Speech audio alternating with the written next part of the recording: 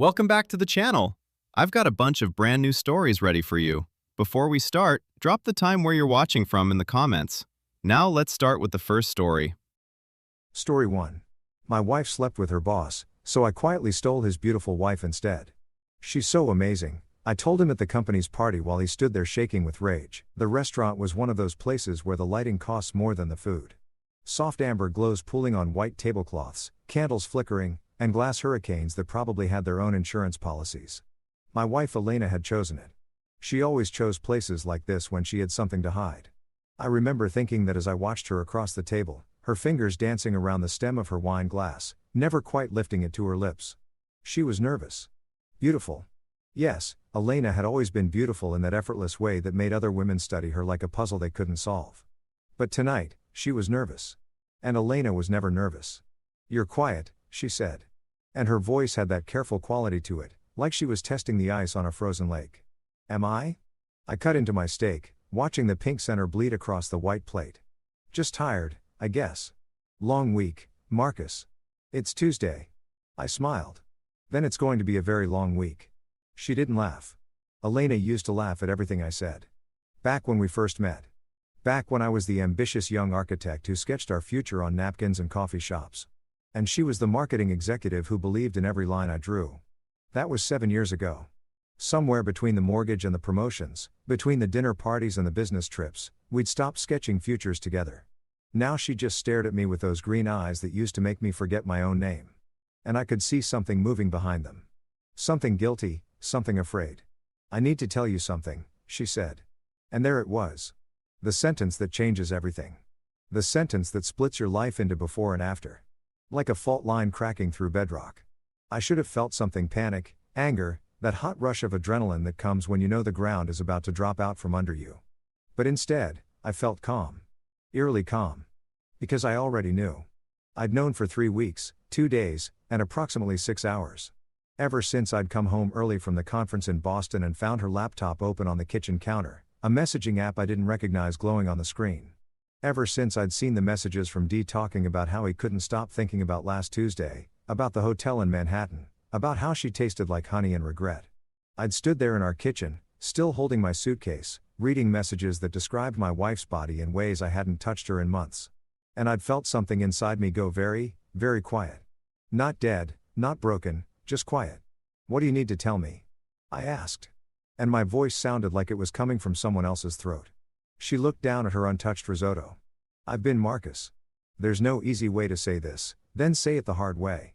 Her eyes snapped up to mine, and I saw surprise there.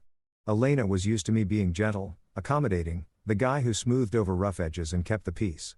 She wasn't used to this version of me, the one who'd spent 3 weeks learning to be stone. "I've been seeing someone," she said, and the words came out in a rush, like she'd been holding her breath underwater. "From work. It's Daniel. Daniel Whitmore, my boss." There it was, the confession I'd been waiting for. Spoken into the expensive air of a restaurant where the waiters glided like ghosts and nobody made scenes. I took a sip of my wine, a Bordeaux that cost more than my first car, and let the silence stretch between us like taffy. "How long?" I asked. "Does it matter?" "Yes," she flinched. 4 months. 4 months. 120 days of coming home and kissing me hello with lips that had been on another man. 120 days of lying next to me in bed and probably thinking of him. 120 days of me being the fool who didn't see, didn't know, didn't suspect. Except I had suspected. I'd known deep down. The way you know when a building's foundation is cracked even before the walls start to show it. The late nights at the office, the new lingerie that never made appearances in our bedroom, the way she'd started going to the gym 5 times a week and coming home smelling like expensive soap I hadn't bought her. Daniel Whitmore, CEO of Whitmore Industries, the tech giant where Elena had worked her way up from junior marketing associate to VP of brand strategy. 45 years old, married to some socialite I'd seen in magazine spreads, owner of a penthouse in Tribeca and a house in the Hamptons. The kind of man who wore success like cologne. "Are you in love with him?" I asked. Elena's face did something complicated. "Marcus, simple question, Elena. Are you in love with him?" "I don't know," she whispered. "I don't know what I feel anymore. I just know that when I'm with him, I feel alive, like I matter, like I'm not just a wife." The words hit like a slap, clean and sharp. I set down my fork with exaggerated care, watching the silver catch the candlelight around us. Other couples laughed and clinked glasses, living in their before moments, not yet knowing their fault lines were forming. "What do you want, Elena?" She looked at me with something that might have been hope or might have been relief. "I want a divorce." And there it was, the nuclear option delivered between the main course and dessert. I should have seen it coming. Hell, part of me had seen it coming, but hearing it spoken out loud was different. It made it real. It made it a thing that was happening, not just a thing I suspected. "Okay," I said. Her eyes widened. "Okay, that's it. Just okay. What do you want me to say, Elena? You've clearly made up your mind.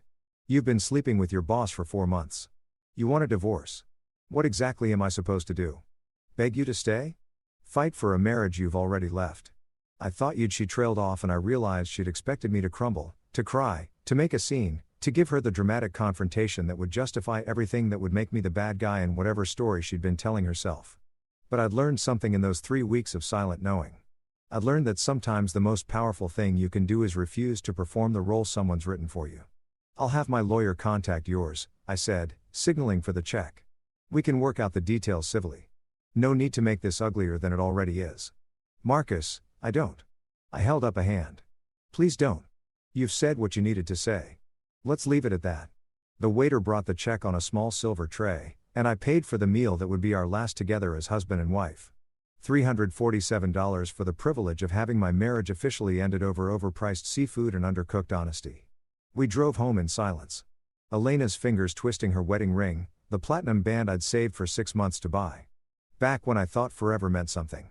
When we pulled into our driveway, she turned to me. "I'll stay at my sister's tonight," she said, "give you some space. That's probably for the best." She got out of the car and I watched her walk to her own vehicle, the Mercedes SUV that Daniel had probably helped her pick out or maybe even bought for her. I wouldn't have known.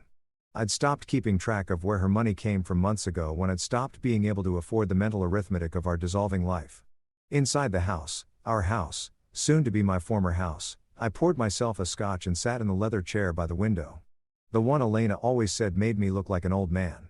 I stared out at the street, at the other houses with their warm lights and their intact families, and I felt that quiet thing inside me start to shift. It wasn't sadness. It wasn't even anger.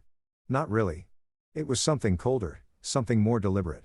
I pulled out my phone and opened the private folder where I'd been collecting information for the past 3 weeks.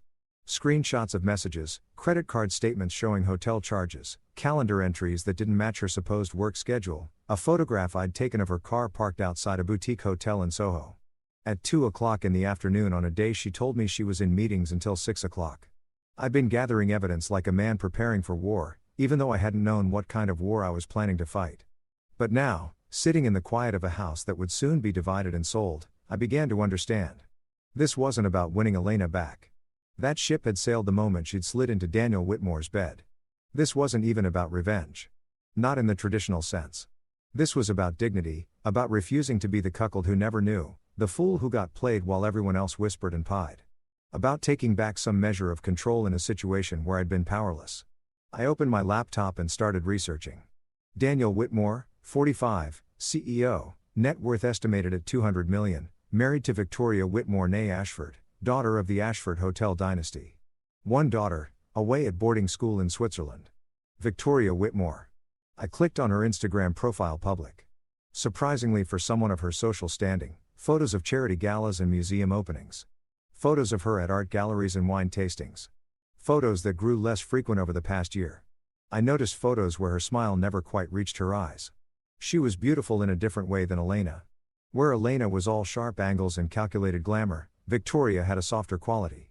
Dark hair that fell in waves past her shoulders, eyes the color of expensive chocolate, a smile that looked like it had forgotten how to be real. In her most recent photo posted 3 weeks ago, she stood alone on a beach somewhere, her hair whipping in the wind, staring out at the ocean with an expression I recognized. It was the look of someone who'd learned to be lonely in a crowded room. I stared at that photo for a long time, and something clicked into place. A plan so audacious, so perfectly balanced between justice and cruelty that I almost laughed. If Daniel Whitmore wanted to take my wife to dismantle my marriage while building his empire and maintaining his perfect public image, then I would return the favor. Not with anger, not with violence, but with something far more elegant. I would take his wife, not seduce her, nothing so crude or predictable. No, I would do something far more dangerous. I would actually see her, know her, understand her in ways her husband clearly didn't. I would offer her what Daniel had offered Elena. The feeling of mattering, of being alive, of being more than just a wife. And when it was done, when the fallout came, I would make sure Daniel Whitmore understood exactly what it felt like to be replaced. I closed my laptop and finished my scotch, feeling something like purpose settle into my bones. Outside, snow had started to fall. The first snow of the season, covering everything in white, clean, fresh, like the world resetting itself. Tomorrow, I would start my research. I would learn everything about Victoria Whitmore, her patterns, her interests, her weaknesses. I would find a way into her orbit that seemed natural, coincidental. I would be patient, meticulous. I would build this carefully, brick by brick, the way I built buildings with intention and precision. But tonight, I sat in the quiet of my ending marriage and let myself feel the cold clarity of someone who'd found their purpose. The snow fell heavier, muffling the sounds of the city, and in that silence, I began to plan my resurrection. The law offices of Morrison and Price occupied the 34th floor of a building I'd helped design 5 years ago. There was a certain poetry in that, conducting the dissolution of my marriage in a structure I'd created, watching my life be divided into assets and liabilities beneath ceilings I'd sketched in rooms where light fell through windows I'd positioned for maximum impact. Jeremy Morrison had been my lawyer since I'd started my firm. He was the kind of attorney who wore expensive suits but kept his sleeves rolled up, who billed by the hour but never made you feel like you were watching the meter run. When I called him the morning after Elena's confession, he'd cleared his schedule immediately. "Marcus," he said now, sliding a folder across his mahogany desk. "I've drawn up a preliminary assessment based on what you've told me. It's not pretty." I opened the folder. Numbers swam across the page. The house, our savings accounts, Elena's stock options, my retirement fund, the vacation property in Vermont we'd bought 3 years ago and visited exactly twice. 7 years of accumulated life reduced to spreadsheets and estimated values. New York is an equitable distribution state, Jeremy continued, steepling his fingers. Which means the court divides marital property fairly, not necessarily equally, given that Elena's income has exceeded yours for the past 2 years, and there's no prenup. I could walk away with less than half potentially, though the affair could work in your favor, depending on how vindictive you want to be. He paused. How vindictive do you want to be? I thought about that. The old Marcus, the one who'd existed 4 weeks ago, would have said he wanted to be fair, civilized, mature about the whole thing. But the old Marcus had also been blind to his wife's infidelity, complicit in his own cuckolding through sheer obliviousness. The new Marcus had different priorities. "I want what I'm entitled to," I said carefully. "Nothing more, nothing less. I'm not interested in destroying her financially. I just want out clean and clear." Jeremy studied me with the expression of a man who'd seen too many divorces to believe in clean and clear. "Most people in your position want blood." "I'm not most people." "No," he said slowly. "I don't suppose you are, though I have to ask Marcus, and feel free to tell me it's none of my business, but you seem remarkably calm about all this. Your wife of 7 years just told you she's been sleeping with her boss and wants a divorce. Most men would be falling apart." I was going to say visibly angry. I smiled and it felt like a foreign expression on my face. Something borrowed from a stranger. "Anger is expensive, Jeremy. It clouds judgment. Makes you do stupid things. I learned a long time ago that the best revenge is architecture." He raised an eyebrow. "Architecture? Building something better than what you had before. Creating something that lasts longer than the pain that inspired it." I stood, buttoning my coat. "How long until we can file? If you're serious about keeping this civil, I can have preliminary papers ready by next week, though. I'd recommend waiting until next week is fine. Send me the documents when they're ready." I left his office and stepped into the cold November air, watching people rush past on their lunch breaks, all of them carrying their own invisible burdens. Somewhere in this city, Elena was probably at her desk, pretending to work while texting Daniel. Somewhere, Daniel Whitmore was in a corner office running his empire and my wife simultaneously, believing he'd won some kind of prize. They had no idea what was coming. I pulled out my phone and opened the research document I'd been building. Over the past week, I'd learned more about Victoria Whitmore than most people knew about their own spouses. She wasn't just the trophy wife of a tech CEO. She was a former curator at the Museum of Modern Art, forced to give up her career when Daniel's company went public and required a full-time society wife. She sat on the boards of 3 charities, volunteered at a literacy program in Brooklyn, and had a master's in art history from Columbia. She also, according to a carefully worded profile in Manhattan Magazine from 6 months ago, felt deeply fulfilled by her philanthropic work, even if it meant setting aside her curatorial ambitions. The language of polite surrender. I recognized it because I'd used similar phrases myself when people asked how I felt about Elena's meteoric rise, while my own firm stayed comfortably small and sustainable. I'm happy for her success. I'd say someone has to keep the home fires burning. Both of us, it seemed, had become experts at lying about our own eraser. Victoria's Instagram showed a woman who attended the right events, wore the right clothes, smiled the right smiles, but there were cracks if you knew where to look. Photos of art exhibitions she attended alone. Check-ins at museums on weekday afternoons when most society wives were at lunch. A quote she'd shared 2 months ago from Virginia Woolf. Lock up your libraries if you like, but there is no gate, no lock, no bolt that you can set upon the freedom of my mind. A woman feeling caged. A woman hungry for something her gilded life couldn't provide. Perfect. My phone buzzed. A text from Elena. I've moved most of my things out. Left your grandmother's china set in the photo albums. Thought you'd want those. My lawyer will contact yours next week. No apology, no second thoughts, just logistics and the division of memory. I deleted the message without responding. Instead, I opened a different app, one I downloaded 3 days ago after extensive research into Victoria's patterns. It was called Art Connect, a social platform for art enthusiasts to discuss exhibitions, share recommendations, and organize viewing groups for gallery openings. Victoria Whitmore was an active member under the username Victoria A. Mama. She posted thoughtful critiques of new exhibitions, engaged in discussions about contemporary installation art, and occasionally organized small viewing groups for lesser-known galleries in Chelsea and the Lower East Side. Her most recent post from yesterday. Anyone interested in the new Rothko retrospective at Pace? Thinking of going Thursday evening? Always better to experience color field painting with others who appreciate the emotional architecture of it. Emotional architecture. The phrase struck me both for its pretension and its accuracy. Rothko had built cathedrals out of color, spaces designed to make you feel rather than think. I'd always admired that. The idea that you could construct emotion the way you constructed buildings with intention and precision. I created an account. Username Marcus Architect. Profile picture. A photo of me at a building site. Thoughtful and professional. Nothing try hard about it. Bio. Architect by trade. Student of space and light. Believer in the emotional geometry of well-designed environments. Then I commented on her post. Rothko understood that architecture isn't just about physical space. It's about creating environments for contemplation. Would love to join if there's room. Always fascinating to see his work with people who understand the structural component of his compositions. I hit send and felt something like electricity run through me. Not guilt.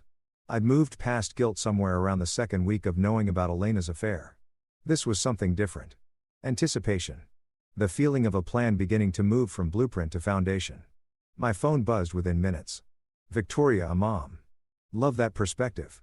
Most people focus purely on the emotional without recognizing the architectural precision of his color blocks. Absolutely. Join us planning to meet at the gallery entrance at 6 p.m. Thursday. Fair warning, I tend to spend at least an hour in front of each major piece. Patience required. I smiled. Marcus, architect. Patience is the foundation of appreciation. See you Thursday. 3 days. 3 days to prepare, to research, to ensure that when we met, I would be exactly what she needed me to be. Not a seducer, not a player, just a man who saw her, really saw her in ways her husband had stopped seeing her years ago. I spent those 3 days becoming an expert on Rothko. I read critical essays and artist biographies. I visited the MoMA to stand in front of his work and understand what drew Victoria to these massive canvases of color. I learned about his suicide, his depression, his belief that his paintings were dramas meant to evoke profound human emotions. I also learned everything I could about Victoria herself. Not just the public information, but the traces she left across the internet like breadcrumbs. A blog she'd abandoned 3 years ago, where she'd written eloquently about the intersection of art and memory. A YouTube channel with only 2 videos, both from 4 years ago, where she'd given tours of MoMA exhibitions with the kind of passion that made you understand why she'd chosen this career. In one video, she stood in front of a Pollock drip painting, and her whole face transformed. People think this is chaos, she said, gesturing at the canvas. But look closer. There's intention in every splatter, structure, and the apparent randomness. Pollock didn't just throw paint. He built these pieces like symphonies. Each gesture deliberate. It's not chaos. It's controlled passion. I watched that video 5 times. Studying not the art, but her. The way her hands moved when she talked, like she was conducting music only she could hear. The way her voice softened when she described technique grew stronger when she defended the artist's vision. The way she looked at the painting like it was a person she loved. This was not a woman who'd given up her career willingly. This was a woman who'd been convinced to trade her passion for security. Her voice for a social position. And now she was spending her days at charity luncheons and her nights at her husband's business dinners, slowly disappearing behind the role of Mrs. Daniel Whitmore. I understood that disappearance. I'd been vanishing myself for years, becoming smaller and quieter as Elena's star rose. The understanding husband, the supportive partner, the man who didn't mind that his wife was her boss because, hey, at least someone found her exciting. Thursday arrived cold and clear. I dressed carefully, dark jeans, a cashmere sweater, a wool coat that looked expensive without being ostentatious. The goal was to appear successful but not showy, cultured but not pretentious. I wanted to look like someone who belonged in her world without trying too hard to impress. The Pace Gallery stood in Chelsea, all glass and white walls, the kind of space designed to make art the only thing that mattered. I arrived 15 minutes early and bought the exhibition catalog, studying it in the lobby like I was preparing for an exam. At 5:58 p.m., she walked in. Victoria Whitmore was more striking in person than in photographs. She wore a charcoal dress that probably cost more than my monthly mortgage, paired with a burgundy coat and simple jewelry.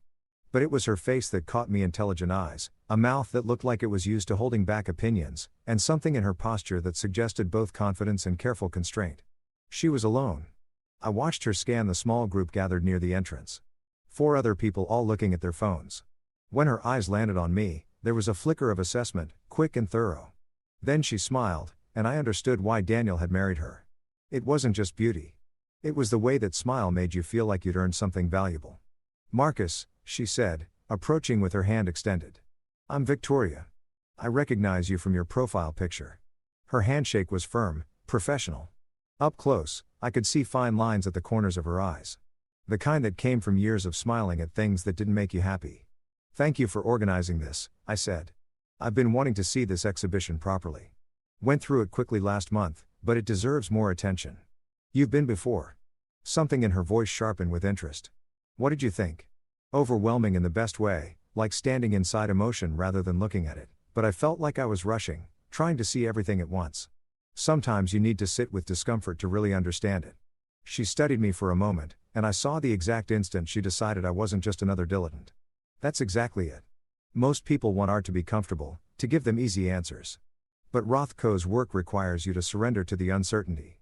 The other members of her group approached 2 women in their 50s who looked like they collected art for investment purposes, and a young man who immediately started talking about color theory in a way that suggested he'd just discovered it. Victoria listened politely, but I could see her attention fragmenting. We moved into the exhibition space as a group, but within 20 minutes, the natural separation occurred. The investors moved quickly through the rooms, checking off paintings like items on a shopping list. The young man got absorbed in taking photos for Instagram, and Victoria and I found ourselves standing in front of a massive canvas of deep reds and blacks alone in a room designed for solitude. "No, 1960, she said softly. "One of his last major works before his death. You can feel it the way the darkness is consuming the red." He knew he was drowning. Or maybe he was learning to breathe underwater. I said, "Sometimes what looks like drowning is just a different way of existing." She turned to look at me. "Really, look at me." And I felt the weight of her attention. That's an optimistic reading. Is it? I think Rothko knew exactly what he was doing. He was building spaces for people to bring their own meaning. If we see drowning, maybe that says more about us than about him. A small smile played at her lips. "You sound like you've spent time thinking about this." I spent a lot of time thinking about how space affects emotion. Occupational hazard of being an architect. What kind of architecture? Residential, mostly custom homes, some commercial projects. I like the intimate scale, designing spaces where people actually live, not just work or visit. There's something about creating the container for someone's daily life that feels significant.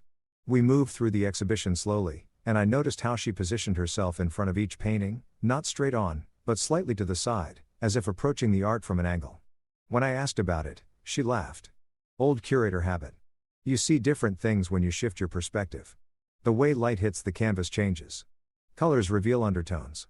Most people plant themselves dead center and think they're seeing everything, but they're only getting one version of the truth. And you prefer multiple versions. I prefer acknowledging that there are multiple versions. Truth is positional.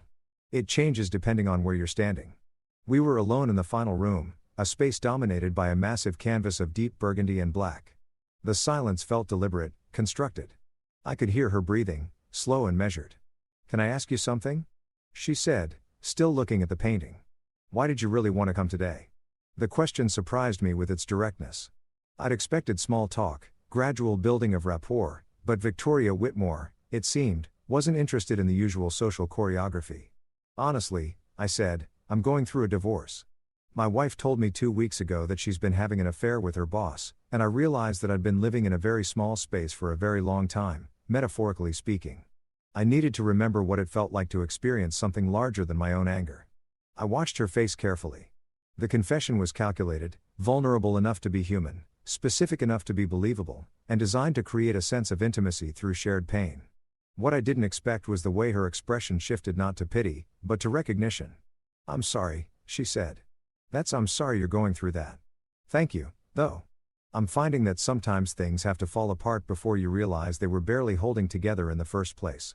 She nodded slowly and I saw her hand move unconsciously to her wedding ring. Twisting it the way Elena used to twist hers, a gesture of discomfort, of doubt. "My husband is having an affair, too," she said quietly. And the words fell into the space between us like stones into still water. "I don't have proof, but I know. You always know, don't you? Even when you pretend you don't." And there it was. The crack in the perfect facade. The truth she'd been carrying alone, probably for months, with no one to tell because admitting it would mean admitting that her carefully constructed life was a performance. I turned to face her fully. "Yes," I said. "You always know." We stood there in the silence of Rothko's final room. Two people who'd been betrayed. Two people who understood what it meant to be erased by someone else's desire. Around us, the deep red walls seemed to pulse with a heartbeat that wasn't our own. "Would you like to get coffee?" I asked. "I feel like we've both earned something stronger than gallery wine." She smiled, a real smile this time. One that reached her eyes. "Yes, God. Yes. I know a place nearby that stays open late. They have excellent bourbon." As we left the gallery together, stepping out into the cold November evening, I felt the foundation of my plan settling into place. Not through seduction, not through manipulation, but through something far more dangerous. Genuine connection. Victoria Whitmore was lonely. She was brilliant. She was trapped in a marriage to a man who was at this very moment probably in bed with my wife. And I was going to show her exactly what it felt like to be seen again. The bar Victoria chose was the kind of place you'd walk past 100 times without noticing a narrow door between a vintage bookshop and a closed dry cleaner. No sign, just a brass number plate that read 237. Inside, it opened into a space that felt like a secret. Exposed brick walls lined with leather-bound books, Edison bulbs casting warm pools of light, and a bar made from reclaimed wood that looked like it had stories embedded in every grain. "I come here when I need to think," Victoria said, leading me to a corner booth half hidden behind a bookshelf. "Daniel doesn't know about it. It's not the kind of place he'd appreciate." The way she said his name, Daniel, not my husband, told me everything I needed to know about the distance between them. A waitress appeared, young and efficient, with the kind of face that suggested she was between graduate programs and using this job to fund her real passion. Victoria ordered a bourbon. "Neat." I did the same. "So," Victoria said once the waitress had disappeared. "Tell me about your wife." The directness was becoming familiar. Victoria Whitmore. I was learning. Didn't waste time on pleasantries when real conversation was available. It was refreshing and dangerous in equal measure. "What do you want to know? Why did you marry her?"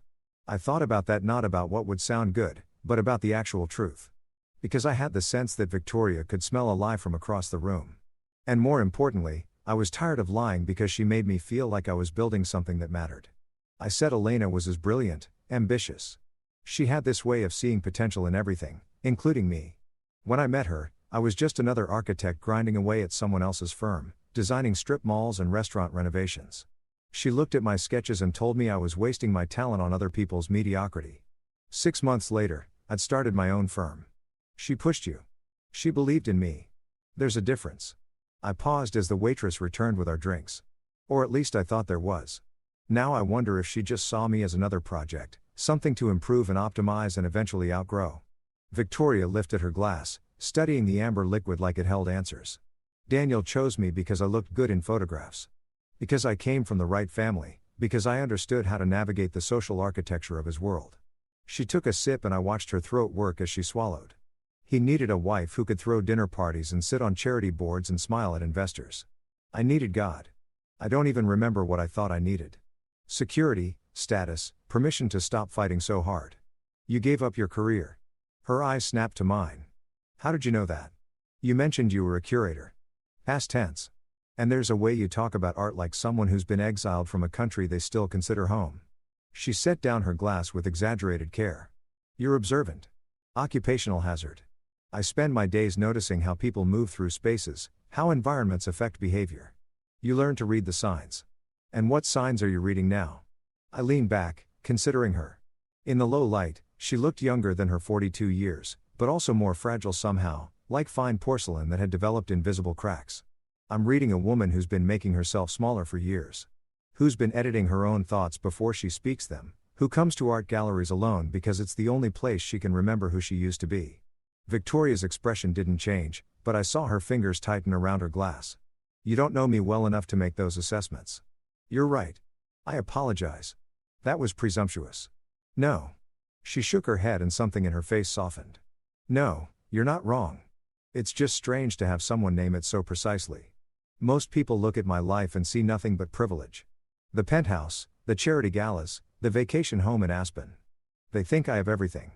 But you gave up the thing that mattered most. Yes. The word came out like a confession. I was good at it. You know, curation. I had an eye for emerging artists. I could walk into a studio and know immediately if the work would resonate. I could build exhibitions that told stories that created dialogues between pieces that had never been in conversation before. It was like conducting an orchestra except with visual language instead of music. The passion in her voice was raw, unguarded. This was the Victoria from those YouTube videos. The one who spoke about art like it was oxygen. What happened? I asked, though I thought I knew. Daniel's company went public. Suddenly, we were worth $200 million on paper. And I was married to a CEO who needed a specific kind of wife. Not a working curator who spent her weekends in Brooklyn studios and came home with paint on her clothes. He needed someone who could host dinners for investors, who could make small talk with board members' wives, who could be photographed for magazine spreads about successful couples. So, you quit. So, I was strongly encouraged to redirect my energies toward philanthropic endeavors. Her voice had taken on a mimicking quality, like she was quoting someone. Probably Daniel. He made it sound so reasonable. Why work 60-hour weeks at the museum when I could be on the board of 3 different charities? Why exhaust myself building exhibitions when I could be funding emerging artists through our foundation? But it's not the same. It's not even close. She finished her bourbon and signaled for another. Writing checks isn't creating. Attending fundraisers isn't building something with your own hands. I sit in meetings and approve grants and smile for photographs, and every day I feel myself disappearing a little more. The rawness of it struck me. This wasn't the careful social performance of a society wife. This was a woman who'd been holding this inside for years. And suddenly, the dam had broken. When did you know he was having an affair? I asked. Victoria's second bourbon arrived. She took a long sip before answering. 6 months ago. We were at a company dinner. One of those interminable things where everyone drinks too much and pretends to enjoy each other's company. I went to find Daniel because the CFO's wife wanted to discuss some charity event. And I found him in his office with his VP of brand strategy. She paused. Elena, right? That's your wife's name. The confirmation hit me like a punch, even though I'd known. Hearing it spoken aloud, having the affair verified by the other betrayed spouse made it viscerally real in a new way. Yes, I said. Elena, they weren't having sex. Not then, at least. But I saw the way he looked at her, the way she laughed at something, he said, touching his arm, and I knew. You can tell the difference between normal flirtation and something that's already crossed a line. It's in the body language, the casual intimacy. Did you confront him? No. She laughed, but there was no humor in it. I went back to the dinner party and smiled and made small talk about fundraising strategies. I went home and slept next to him and pretended I hadn't seen anything. I've been pretending for 6 months. Why? The question hung between us heavy with implications. Why do any of us stay in marriages that have died? Why do we perform normally when everything underneath is rotting? Because leaving would mean admitting I made a mistake. Victoria said quietly. Admitting that I gave up my career, my identity, my entire sense of self for a man who can't even be bothered to hide his affairs competently. It would mean that my mother was right when she told me not to marry him, that my friends were right when they said I was throwing my life away, That I wasted the last 12 years building something that was hollow from the beginning. I understood that the sunk cost fallacy of failed marriages. We stay because leaving means admitting the investment was worthless, that all those years were a mistake. It's easier to pretend the foundation is solid than to acknowledge you've been living in a house of cards. What about you? Victoria asked, turning the question back. Why haven't you confronted your wife? You said she told you 2 weeks ago. But you seem very controlled about it. Most men would be destroying her car, screaming in public, making dramatic gestures that would only make me look pathetic. I shook my head. I spent the first week after I found out wanting to burn everything down. But anger is expensive. It costs you your dignity, your clarity, your ability to think strategically. So, you're thinking strategically. It wasn't a question. I'm thinking about what I want my life to look like on the other side of this. And I realized that getting revenge in obvious ways, slashing tires, sending angry emails, making scenes that just makes me the villain in her story, the jealous husband who couldn't handle her success. I don't want to be that character. Victoria studied me over the rim of her glass. So, what character do you want to be? The one who builds something better. The one who doesn't just survive, but actually lives. The one who proves that her leaving was the best thing that ever happened to me. By coming to art galleries and drinking bourbon with strangers. By remembering what it feels like to have a conversation about something that matters. By expanding my world instead of shrinking into my anger. By refusing to let her betrayal define my next chapter. She smiled, and this time it reached her eyes. That's admirably philosophical. It's admirably full of, I said. And she laughed, a real laugh, surprised and genuine. I'm angry as hell. I'm hurt and humiliated. And some days I wake up wanting to destroy everything they've built together. But I also know that giving into that anger would only destroy me. So I'm channeling it into something more productive.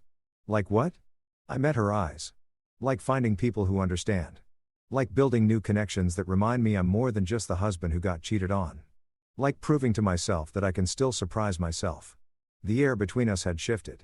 We'd moved past small talk, past the careful social dance of strangers. We were in the territory of real conversation now. The kind that only happens when two people recognize something broken in each other. Can I tell you something? Victoria said. Something I've never told anyone.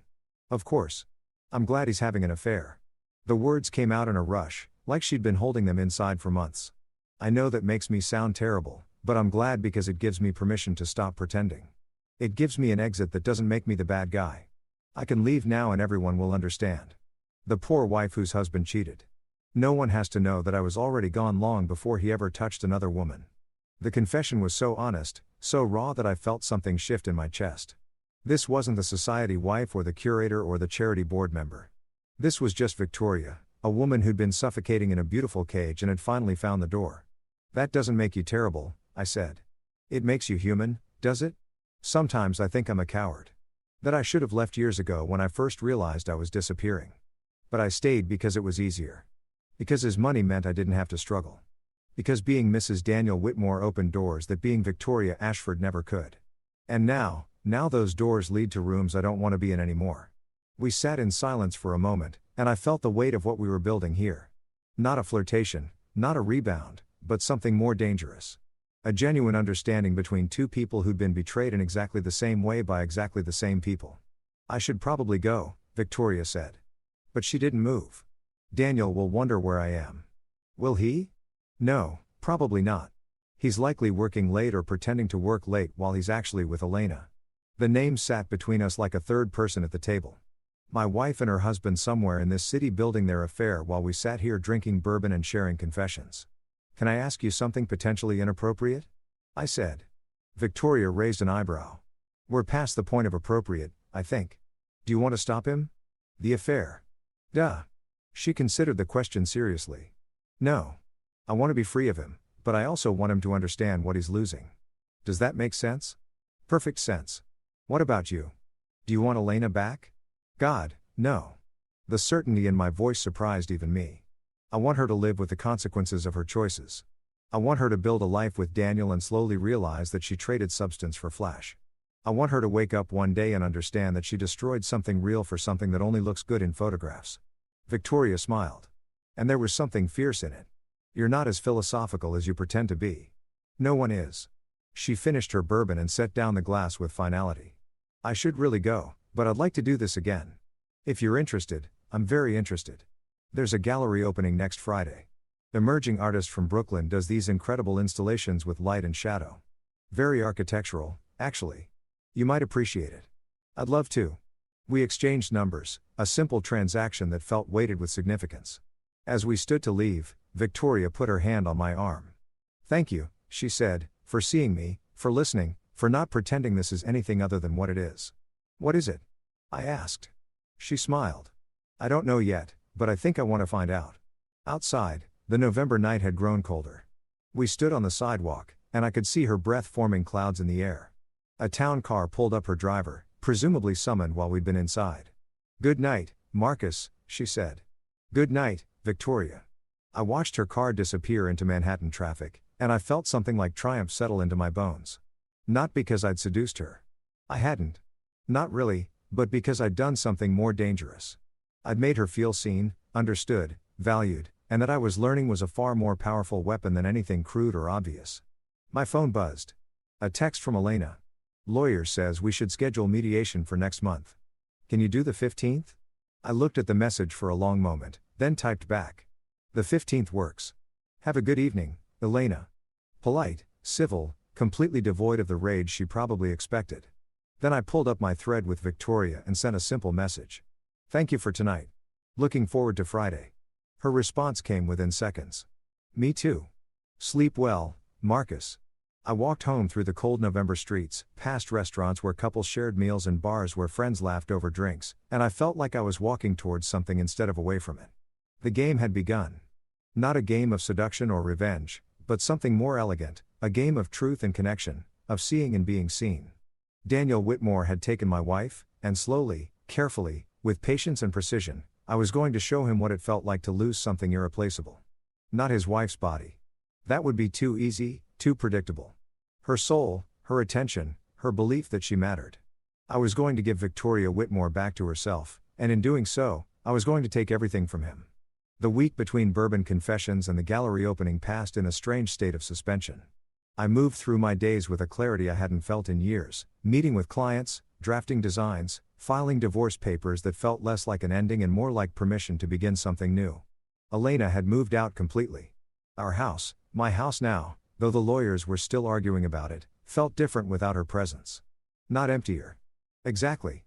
Cleaner, like removing clutter you didn't realize was weighing you down until it was gone. She'd taken her expensive coffee maker and her designer clothes, her collection of marketing books, and her framed magazine covers. She'd left the art we'd bought together, pieces I'd chosen that she'd never really liked, and the furniture for my grandmother. The division felt appropriate. She got the symbols of her success. I got the things with actual history. I spent the evenings researching. Not Victoria this time, but the artist whose opening we'd be attending. Sophia Chen, 32, MFA from Yale, known for installation pieces that played with light and architectural space. Her work had been described as hauntingly intimate and aggressively beautiful. The kind of contradictory praise that meant she was doing something interesting. I also researched Daniel Whitmore more thoroughly. Not just the public information, the Forbes profiles, and the TechCrunch articles, but the cracks in his perfect facade. A lawsuit from 3 years ago, settled quietly involving allegations of hostile work environment. An interview where he'd said his wife understood the sacrifices necessary for success. A photograph from a charity gala where Victoria stood 2 feet away from him, smiling at the camera while looking completely alone. The more I learned, the more I understood that Daniel Whitmore was a man who collected things, companies, status symbols, people. Elena was just his latest acquisition, younger, ambitious, hungry for the power he could provide. And Victoria had been the first acquisition, chosen for her pedigree and her ability to play the role he needed. Both women reduced to their utility. Both of us, their spouses, reduced to obstacles or footnotes. On Friday evening, I dressed with the same care I'd taken the previous week. Charcoal slacks, a navy sweater, a coat that looked expensive without screaming it. I studied myself in the mirror and saw a man who'd lost 20 pounds in the past month without trying, whose eyes had developed a sharpness they'd lacked before. Grief had carved something leaner out of me, something harder. The gallery was in Bushwick, occupying a converted warehouse that still had the bones of its industrial past. Inside, white walls soared 20 feet high, and Sophia Chen's installations filled the space with geometric patterns of light and shadow. Projectors cast moving images onto translucent screens suspended from the ceiling, creating layers of illumination that shifted as you walked through them. It was beautiful. It was also deeply unsettling the way the light never stayed still, the way you could never be certain what you were seeing was real or reflected. Victoria was already there when I arrived. She stood in front of a piece called Memory Palace, a maze of gauze screens onto which were projected images of empty rooms, doorways that led nowhere, windows that showed only more windows. She wore black, a simple dress that probably cost more than my car, but elegant in its restraint. Her hair was pulled back, exposing the line of her neck, and she'd foregone her wedding ring. I noticed that immediately, the absence of gold on her left hand. "Marcus," she said, turning as I approached. Her smile was genuine, reaching her eyes in a way that suggested she'd been looking forward to this. "You made it. I wouldn't miss it. This is extraordinary, isn't it?" She gestured at the installation. "Sophia's exploring the architecture of memory, how we build internal spaces to house our past, and how those spaces are never stable, always shifting, always being rewritten." We walked through the maze of screens together and I noticed how the other gallery goers gave Victoria space. Not because they didn't recognize her, several did. I saw the double takes, but because she projected an aura that suggested she was here for the art, not for networking. "How was your week?" she asked as we emerged from Memory Palace into a room where light fractured through suspended prisms, creating rainbow patterns on the floor. "Productive. Signed my divorce papers. Met with 3 new clients. Started designing a house for a couple in Connecticut who actually seemed to like each other." She laughed. "Setting the bar high, I see. After what we've been through, mutual affection feels aspirational." I paused in front of a piece called Fault Lines, a floor installation of broken mirrors arranged to create the illusion of depth. "What about you?" "I hired a private investigator." The words came out casually, but I could hear the tension underneath to document Daniel's affair. "I thought if I'm going to do this actually leave, I should have evidence. Even though New York is no fault, it helps in the court of public opinion. And then it turns out he's been having multiple affairs, not just with Elena. There's also a junior associate at his firm, a consultant he hired 6 months ago, and apparently a recurring thing with someone he met at a conference in Singapore." She said it calmly, but I could see her jaw tighten. 12 years of marriage, and I was naive enough to think it was just one woman.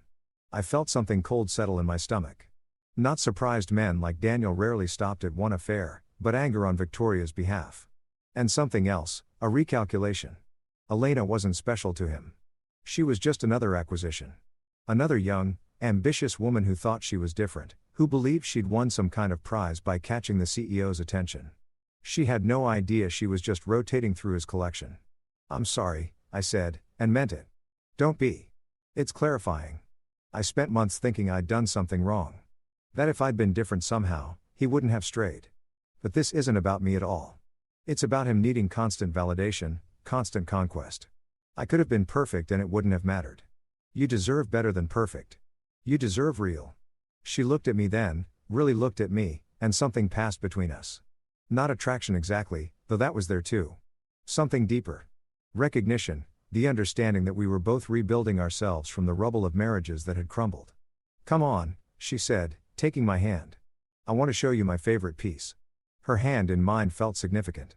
Not romantic, not yet, but intimate in a way that acknowledged we'd moved past strangers. We were becoming something else. Allies, confidants, 2 people constructing a new reality from the broken pieces of the old one. She led me to a smaller room at the back of the gallery. Inside, a single installation dominated the space. The weight of light, hundreds of glass orbs hung from nearly invisible wires, each containing a small LED that pulsed at different rhythms. The effect was mesmerizing, like standing inside a constellation surrounded by manufactured stars. "It's about how even beautiful things have weight," Victoria said softly. "How light itself exerts pressure. Nothing is ever truly weightless, even when it appears to be." We stood there in the dim room, surrounded by pulsing light, and I felt the truth of what she was saying. The beautiful facade of her marriage had weight. My relationship with Elena had had weight. Even this, whatever this was becoming between us, had weight. "I've been thinking," Victoria said, still holding my hand, "about what you said last week, about building something better, about refusing to let betrayal define your next chapter. And I want to do that, too. But I don't know how. I've spent so long being Mrs. Daniel Whitmore that I'm not sure who Victoria is anymore.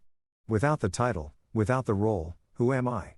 The vulnerability in her voice made me turn to face her fully. In the pulsing light of the orbs, her face looked younger, more uncertain. This was the woman underneath the perfect exterior, the one who'd been erased over 12 years of playing a part. You're a woman who understands art well enough to stand in a room like this and explain why it matters. I said, you're someone who chose bourbon over champagne, truth over performance. You're whoever you decide to be, Victoria. The question is, who do you want to become? She didn't answer immediately. Instead, she looked up at the suspended orbs, watching their asynchronous pulsing. And I saw something shift in her expression. Decision, resolution.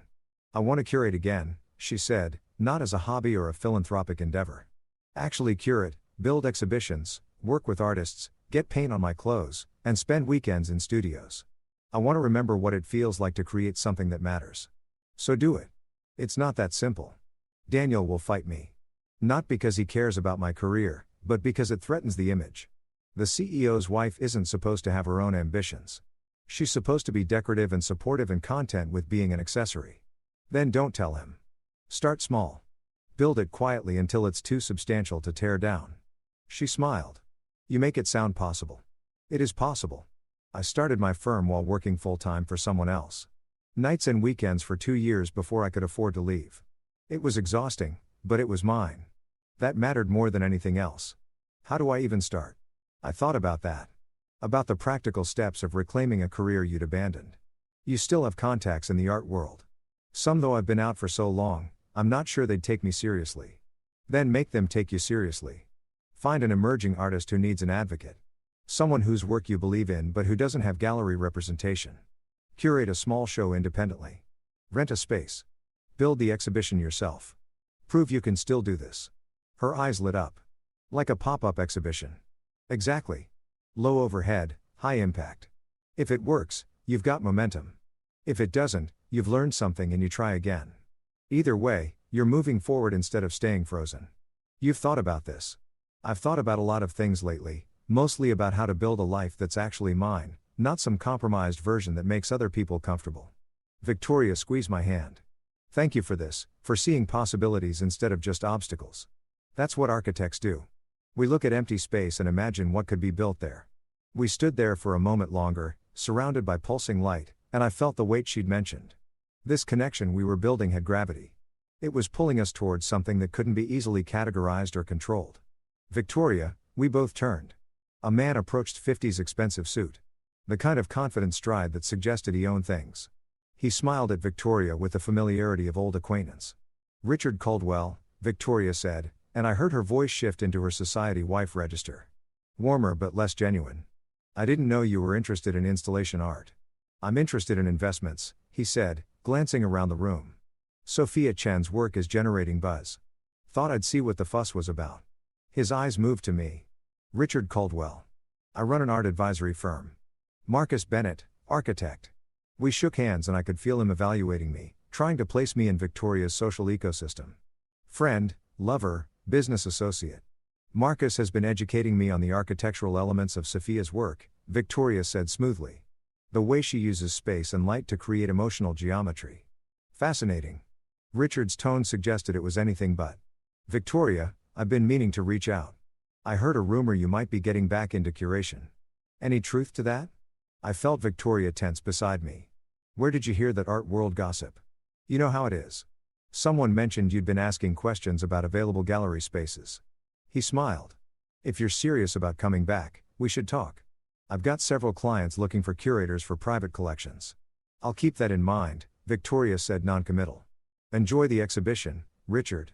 It was a dismissal, politely delivered, but unmistakable. Richard took the hint, nodded at both of us, and drifted toward another installation. Private collections, Victoria said once he was out of earshot. Curating for rich people who want someone to tell them what art they should buy to impress their friends. That's not what I want. What do you want? To build something that matters. To work with artists who are creating because they have to, not because it's profitable. To curate exhibitions that change how people see the world, even if it's just for an hour. She turned to me. Is that naive? Am I too old to still believe in that kind of idealism? You're asking the wrong person.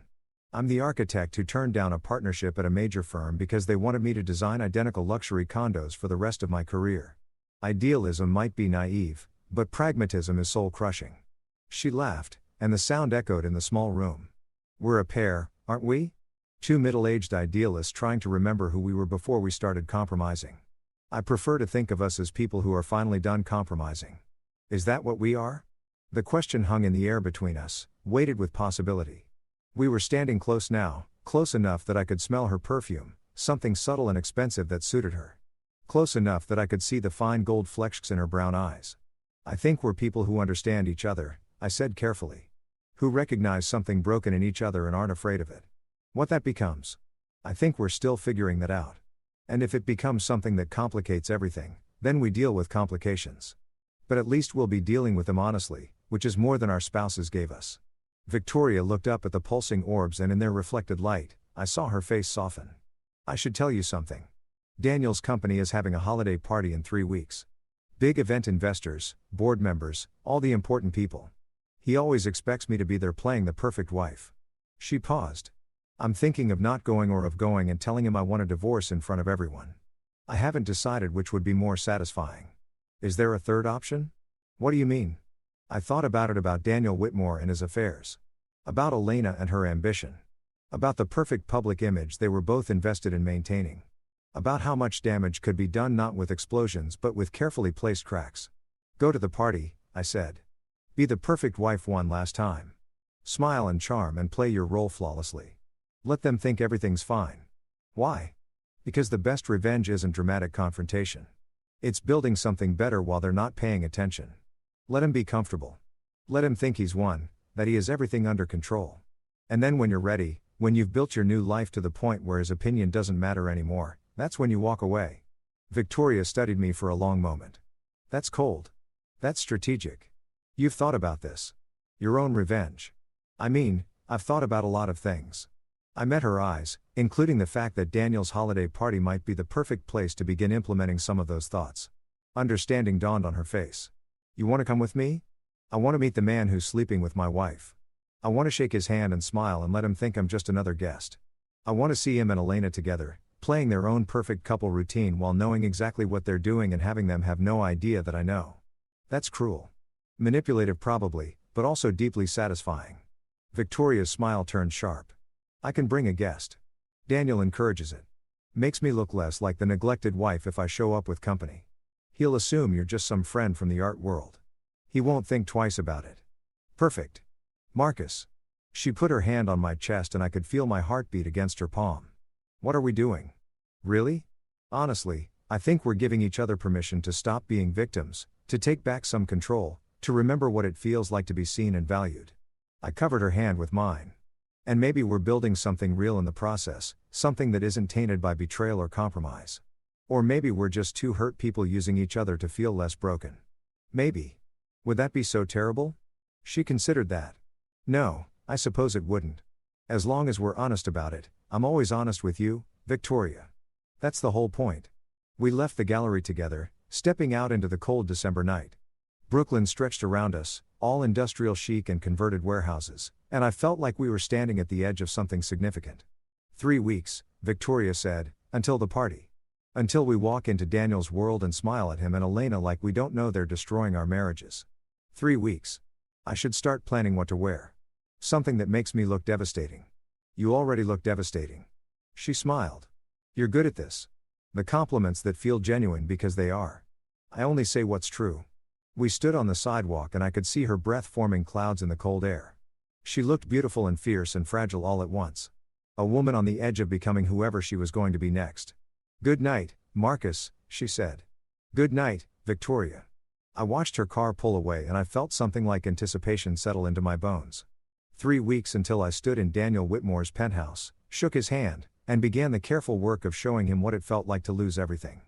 3 weeks to plan, to prepare, to sharpen myself into exactly the weapon this situation required.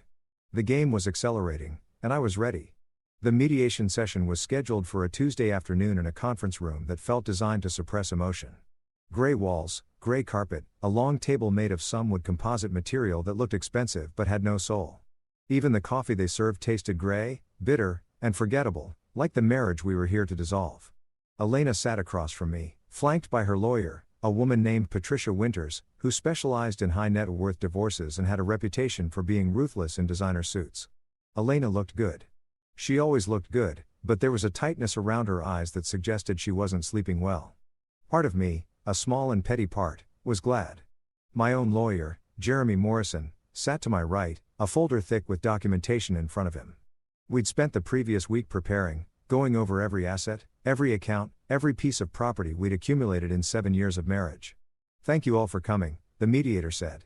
Her name was Susan Chen, and she had the calm, measured tone of someone who'd witnessed hundreds of marriages end in rooms exactly like this one. "I know this is difficult, but the goal today is to reach an equitable agreement that both parties can accept. Shall we begin with the primary residence?" What followed was 3 hours of the most civilized dismemberment I'd ever witnessed. We divided our lives with spreadsheets and calculators, reducing years of shared history to dollar amounts and percentage splits. The house would be sold. Proceeds divided 60-40 in Elena's favor because she'd contributed more to the down payment. The vacation property in Vermont would go to her entirely. I had no interest in keeping a place we'd barely used, and she claimed to have emotional attachment to it, though I suspected it was more about the property value. My retirement accounts would be split according to some formula I didn't fully understand, but Jeremy assured me was fair. Elena's stock options from Whitmore Industries, the company where she worked, where she'd met her lover, were considered marital property, but would stay with her, balanced against other assets I'd receive. The whole process felt like watching surgeons divide a corpse. Clinical, precise, bloodless. "What about the art collection?" Patricia asked, consulting her notes. "I'd like to keep most of it," I said. Elena never cared for any of the pieces except the abstract we bought in Miami. And that was more about the artist's reputation than the actual work. Elena's jaw tightened. "That's not fair, Marcus. I appreciate art. You appreciate what art signals about your taste. There's a difference." I kept my voice even. "Matter of fact, take the Miami piece. I'll keep the rest." She looked like she wanted to argue, but Patricia put a hand on her arm. They had a brief whispered conversation, and I watched Elena's face cycle through emotions, anger, frustration, something that might have been hurt before settling back into careful neutrality.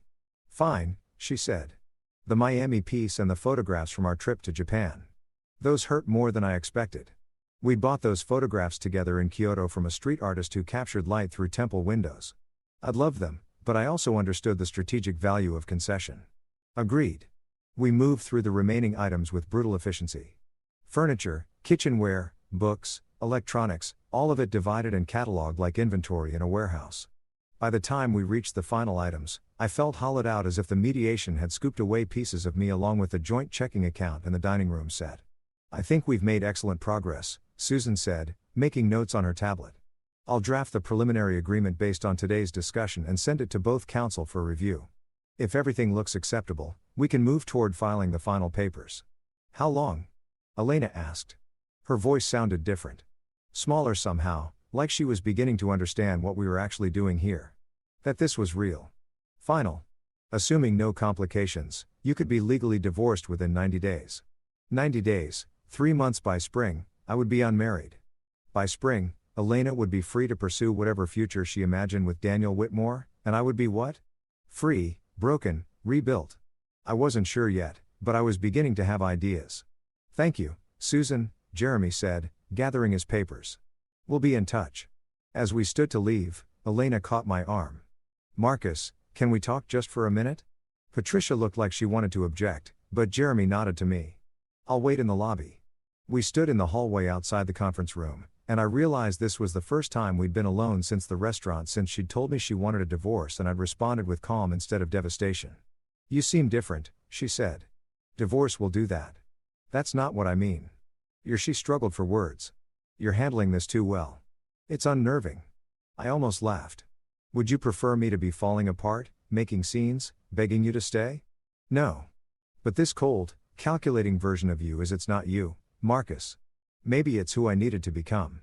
Maybe the version of me you married was too accommodating, too willing to make myself smaller so you could shine brighter." She flinched. "That's not fair." "None of this is fair, Elena. Fair would have been you telling me you were unhappy before you started sleeping with your boss. Fair would have been you having the courage to end our marriage before starting a new relationship. Fair would have been a lot of things that didn't happen. I know you're right. I handled this terribly." She looked down at her hands, manicured, perfect. No longer wearing her wedding ring, "But I need you to understand that this wasn't about you. You didn't do anything wrong. I'm aware this was about you wanting something I couldn't give you. Power, excitement, whatever Daniel Whitmore represents. It's not like that, isn't it?" I leaned against the wall, studying her. Tell me something, Elena. When you're with him, do you feel like you matter? Like you're special? Or do you ever wonder if you're just another acquisition for a man who collects beautiful things? Her eyes flashed with anger. You don't know anything about my relationship with Daniel. I know he's married. I know he's 45 years old and you're 32. I know he has a pattern of affairs with younger women who work for him. I know his wife is a former museum curator who gave up her career to support his. And now he's trading her in for a newer model. How do you? She stopped. Realization dawning. You've been researching him. I've been educating myself about the man my wife left me for. It seemed prudent. I pushed off the wall. Enjoy the holiday party at his company next week. I hear it's quite the event. I started to walk away, but her voice stopped me. Marcus, wait. How did you know about the party? I turned back and I let myself smile. I pay attention, Elena. I always have. You just never noticed. I left her standing in the hallway and I could feel her eyes on my back as I walked toward the elevator. Jeremy was waiting in the lobby checking his phone. How'd it go? He asked. She's starting to realize I'm not the man she married. Is that a good thing? I think so. The man she married would have let her walk all over him.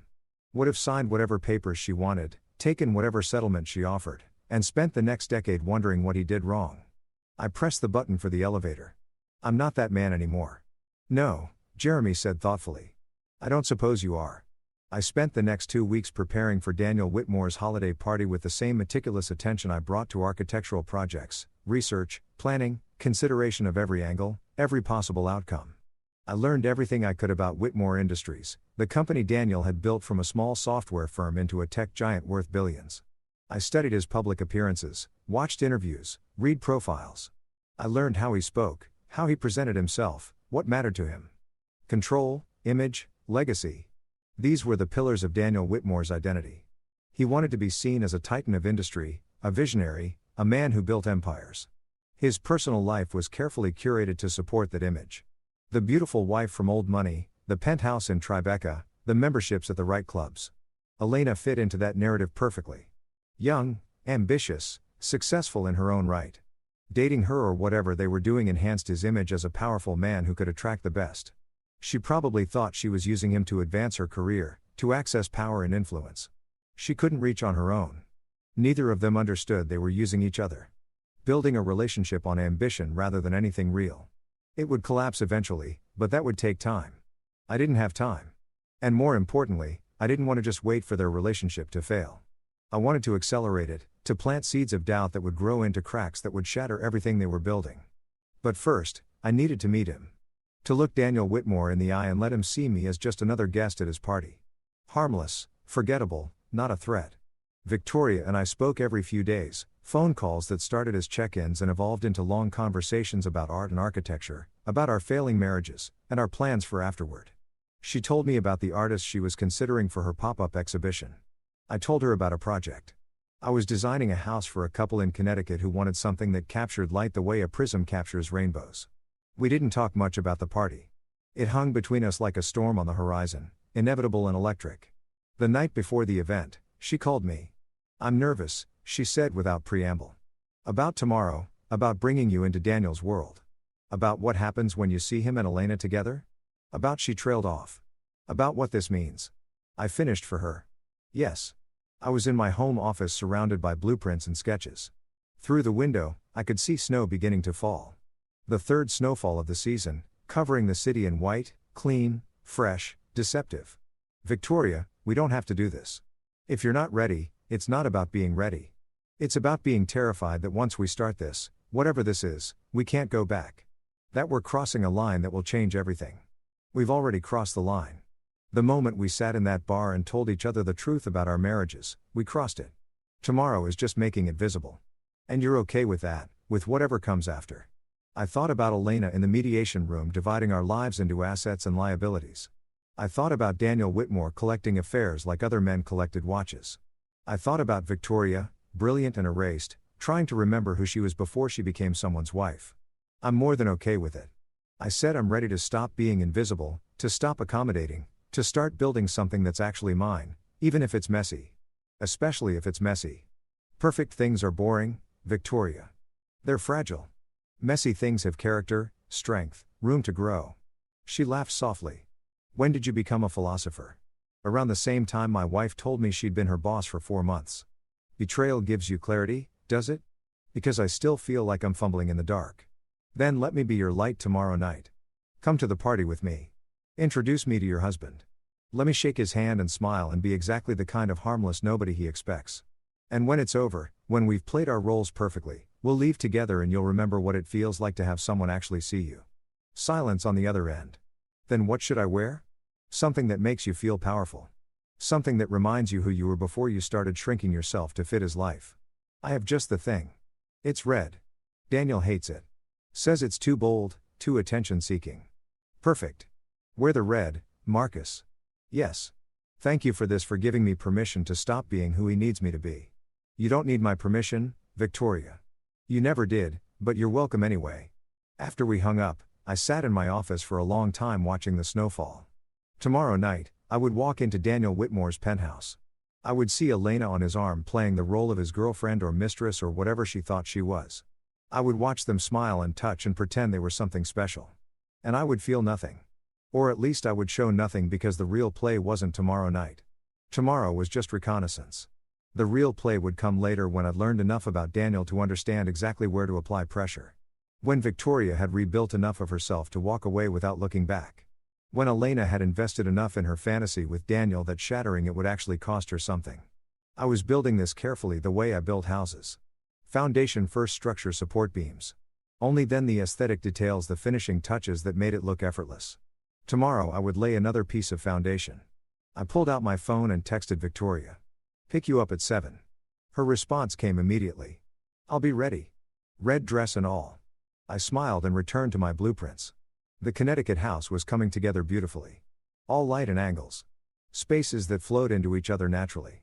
A house for people who actually loved each other, who wanted to build a life together. I wouldn't have that. My marriage was ending in mediation rooms and divided assets. But I could build something else, something that mattered. I could build the kind of revenge that looked like resurrection. The next evening, I stood in front of my mirror and adjusted my tie charcoal gray silk that Elena had bought me 2 Christmases ago. I'd almost thrown it out in a fit of symbolic purging, but then decided against it. Wearing something she'd given me to the party where I'd meet her lover felt appropriately ironic. My phone buzzed. Victoria, driver's downstairs. Ready when you are. I took one last look at myself. The man in the mirror looked different than the one who'd sat in that restaurant a month ago, hearing his wife ask for a divorce. Leaner, sharper, harder somehow, but in a way that felt earned rather than bitter. This was the new Marcus, the one who planned instead of reacted, who built instead of crumbled. I grabbed my coat and headed down. Victoria was waiting in the car, a black sedan with a driver who knew how to be invisible. She looked stunning.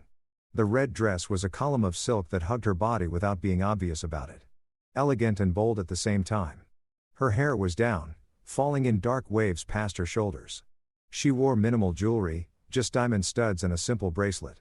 She looked like someone who'd remembered how to be powerful. You wore the red, I said, sliding in beside her. I wore the red. She smiled, but I could see nervousness in her eyes. Last chance to back out. Not a chance. The driver pulled into traffic, heading toward Tribeca, toward Daniel Whitmore's penthouse, toward whatever came next. Victoria took my hand, and we sat in silence as the city slid past the windows. 2 people heading into a party where our spouses would be playing couple with each other. 2 people about to smile and pretend and lay the groundwork for something that would eventually shatter everything. Marcus, Victoria said quietly. Yes. Whatever happens tonight, promise me we'll be honest with each other. No games between us. Save the performance for them. I promise. No games, just truth. She squeezed my hand. Then let's go meet my husband. The car pulled up to a glass tower in Tribeca. All modern angles and expensive views. A doorman opened Victoria's door and we stepped out into the cold December night. Above us, I could see lights blazing from the penthouse floor. The party was already in full swing. I offered Victoria my arm and she took it. Together, we walked into Daniel Whitmore's world. The game had begun. The elevator was all mirrors and brushed steel, rising so smoothly, you couldn't feel the movement. Just the numbers climbing 45, 46, 47, and our reflection multiplying into infinity. Victoria and I side by side, dressed for battle, disguised as celebration. He'll be in the center of everything, Victoria said, watching the numbers climb. Daniel always positions himself where he can see everyone, where everyone has to pass by him at some point. It's strategic, makes people come to him. Control through architecture, I said. I understand that, the elevator chimed. 48th floor. The doors slid open onto a private foyer. More marble, more mirrors, a massive flower arrangement that probably cost more than most people's monthly rent. Through double doors ahead, I could hear the party, conversation and laughter, the clink of glasses, music carefully selected to be sophisticated without being intrusive. A server appeared with a tray of champagne. Victoria took a glass but didn't drink. I did the same. Props for the performance. Ready? She asked. Absolutely. We walked through the doors together and I got my first look at Daniel Whitmore's world. The penthouse was exactly what I expected. Floor-to-ceiling windows offering views of Manhattan that probably added $10 million to the property value. Minimalist furniture that looked uncomfortable but photogenic. Art on the walls chosen by advisors rather than passion. Everything was designed to impress. Nothing designed to comfort. There were perhaps 70 people scattered throughout the main room. All of them dressed in variations of expensive tech executives and their partners, board members, investors, the kind of people who measured success in zeros and thought influence was something you could buy. And there, exactly where Victoria said he'd be, standing in the center of it all like a sun around which everyone else orbited, Daniel Whitmore. He was tall, 6'2", maybe 6'3", with the kind of silver fox aesthetic that required expensive hair products and personal trainers, tailored suit, no tie that studied casualness that actually took more effort than formal dress. Handsome in a generic way, like he'd been designed by committee to appeal to the widest demographic. And on his arm, laughing at something he just said, looking radiant and young and utterly comfortable in this world. Elena, my wife, almost ex-wife, the woman who'd shared my bed for 7 years and was now draped on another man like an accessory. She wore emerald green, her signature color, the one that made her eyes look more striking.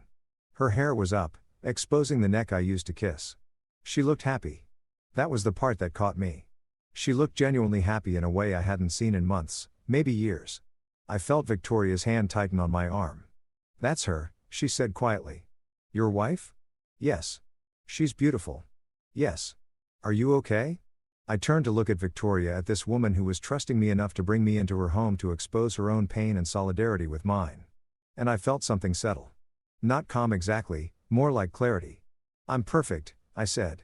Let's go meet your husband. We moved through the crowd and I watched how people reacted to Victoria. Some nodded with recognition. Others looked curious about her companion. The women evaluated my suit, my watch, trying to place me in their hierarchy. The men assessed me as potential competition or potential irrelevance. Let them wonder. As we approached, Daniel noticed Victoria. His expression shifted surprise, then something calculating, then a smile that didn't quite reach his eyes. Victoria, he said, and his voice was exactly what I expected.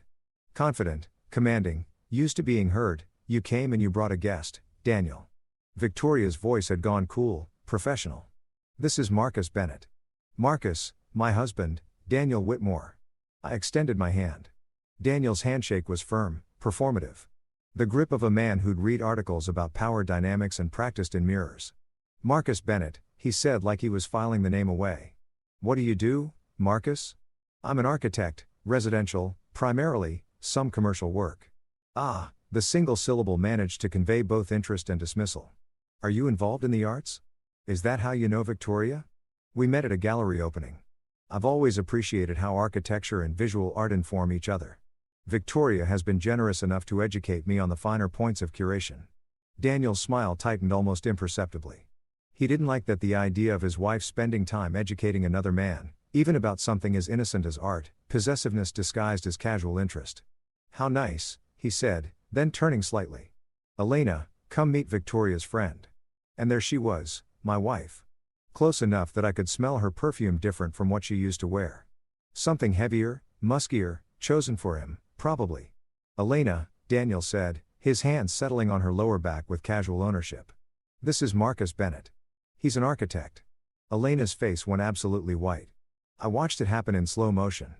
Recognition, shock, fear, and then a desperate attempt to smooth her features back into neutrality, but it was too late. Daniel had seen the reaction, even if he didn't understand it yet. Marcus, she said, and her voice came out strained. What a surprise. I smiled. Easy, friendly. Like we were old acquaintances running into each other at a party. Elena, small world. Daniel's eyes narrowed. You two know each other. We've met, I said vaguely, enjoying watching Elena try to calculate the safest response. Professional circles. You know how it is in New York. Everyone's connected somehow. Victoria, bless her, played it perfectly. What a coincidence, though. I suppose in the architecture and design world, paths must cross frequently.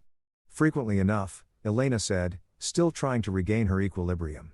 Her eyes were doing complicated mathematics, trying to figure out what I was doing here. How much I knew what I was planning. I let her wonder. Well, Daniel said, already losing interest now that the moment of surprise had passed. Enjoy the party, Marcus. Victoria, we should talk later about the Grayson Foundation Gala. They want you to co-chair again. Of course, Victoria said smoothly. Later, we moved away, drifting into the crowd, and I could feel Elena's eyes following us. Victoria steered us toward the windows, away from the center of the room. That was, she started enlightening. I finished. Did you see her face? I saw both their faces. Daniel knows something's off, even if he doesn't know what. And Elena looked terrified. Good. Victoria studied me. You're enjoying this, shouldn't I be? For the first time in months, I'm not the one off balance. I'm not the one caught in a lie. I walked into my wife's lover's home, shook his hand, smiled at him, and he has no idea who I am or what I know. I took a sip of champagne. Yes, Victoria, I'm enjoying this very much. Just remember, the goal isn't just to make them uncomfortable. It's to take back our lives. I know, but that doesn't mean I can't enjoy watching them squirm along the way. We spent the next hour circulating. Victoria introduced me to people from her world, museum directors and gallery owners, collectors and artists. I was charming and interested and completely forgettable. Just another +1 at a party full of important people. But I was also watching, studying. I watched how Daniel worked the room, how he touched Elena possessive little gestures, his hand on her back, her shoulder, her waist, marking territory. I watched how Elena responded, leaning into him, laughing at his jokes, playing the role of the adoring younger woman who'd won the heart of a powerful man. I watched how Victoria navigated her own party like a stranger in her home. People greeted her politely but briefly, more interested in getting closer to Daniel. She was the CEO's wife, decorative but functionally invisible. And I watched how no one noticed the way Daniel's eyes lingered on a young woman from his marketing department. Or how he took a call and disappeared into his study for 15 minutes. Or how when he returned, Elena looked slightly less confident than before. Cracks, small ones, but visible if you knew where to look. Marcus. I turned to find a man in his 60s. Expensive suit. The kind of weathered handsomeness that suggested yacht clubs and golf courses. He extended his hand. Robert Ashford, Victoria's father. Ah, the Hotel Dynasty patriarch. Victoria had mentioned him in passing. Old money, old values. Deeply disappointed that his daughter had given up her career. Marcus Bennett, sir, pleasure to meet you. You're the architect Victoria's been spending time with. It wasn't a question. We've been to a few gallery openings together. Yes. Robert studied me with shrewd eyes that suggested he'd built his fortune by being underestimated. My daughter seems happier lately. More like herself. I don't suppose you have anything to do with that? I hope so, sir. She's been generous enough to share her knowledge of the art world. It's been illuminating. Has it? He glanced across the room to where Victoria was talking with a museum director. She was brilliant, you know, as a curator. Had a real eye. Could have been one of the greats if she'd stayed with it. She still could be perhaps. He turned back to me. Daniel's having an affair with someone here tonight. Probably multiple someones. I assume you know that. The directness surprised me. I had suspected. And you're still here at his party shaking his hand and drinking his champagne. I believe in understanding the terrain before making any moves. Rushing and angry would be satisfying for about 5 minutes, but building something strategic, something that lasts, that requires patience. Robert smiled. You know, I think I like you, Marcus. My daughter could use someone who thinks strategically. He glanced at his watch. I'm too old for these things. Tell Victoria I said goodbye and that I'd like to have dinner with both of you next week. I want to hear more about these gallery openings you've been attending. He left before I could respond, and I watched him make his way to the elevator. An ally potentially, or at least someone who wouldn't stand in the way if Victoria decided to blow up her marriage. Making friends. I turned to find Victoria beside me. 2 fresh glasses of champagne in her hands. She offered me one. Your father is interesting. He's direct. Think subtlety is for people who aren't confident in their positions. She sipped her champagne. What did he say? That he wants to have dinner with us next week. And that you were brilliant as a curator. Her expression softened. He never wanted me to marry Daniel. Told me I was trading my future for financial security. I thought he was being old-fashioned, that he didn't understand modern relationships. She laughed, but there was no humor in it. Turns out he understood perfectly. It's not too late, you know, to go back to curation, isn't it? I've been out of the field for 12 years. The art world moves fast. I'm probably obsolete. Or you're experienced, mature, you have connections and knowledge that younger curators don't. You just need to remember how to use them. Before she could respond, a commotion near the center of the room drew our attention. Daniel's voice raised slightly above the conversational hum. Absolutely not. I've told you before that project isn't happening. We moved closer. Daniel stood facing Elena, his jaw tight with barely controlled anger. Around them, other guests had gone quiet, pretending not to listen while straining to hear every word. I'm just saying, Elena said, her voice measured but with an edge underneath, that the market research supports expansion into Southeast Asia. If we wait another quarter, I don't pay you to question my decisions, Elena. I pay you to execute them. Daniel's smile was sharp. Or have you forgotten what your actual role is? The condescension in his voice was breathtaking. This was how he spoke to her. Not as a partner, not even as a valued employee, but as someone whose primary function was to agree with him and look good doing it. Elena's face flushed around them. I could see people exchanging glances. This wasn't professional disagreement. This was something more personal, meaner. Of course, Elena said finally, her voice tight. I apologize for overstepping. Good. Daniel's hand went to her waist, possessive and dismissive at the same time. Now smile. People are watching. She smiled. It didn't reach her eyes. Victoria and I exchanged a look. This was the man Elena had destroyed our marriage for. This was the relationship she thought was worth blowing up 7 years of shared history. I need air, Victoria said quietly. Come with me.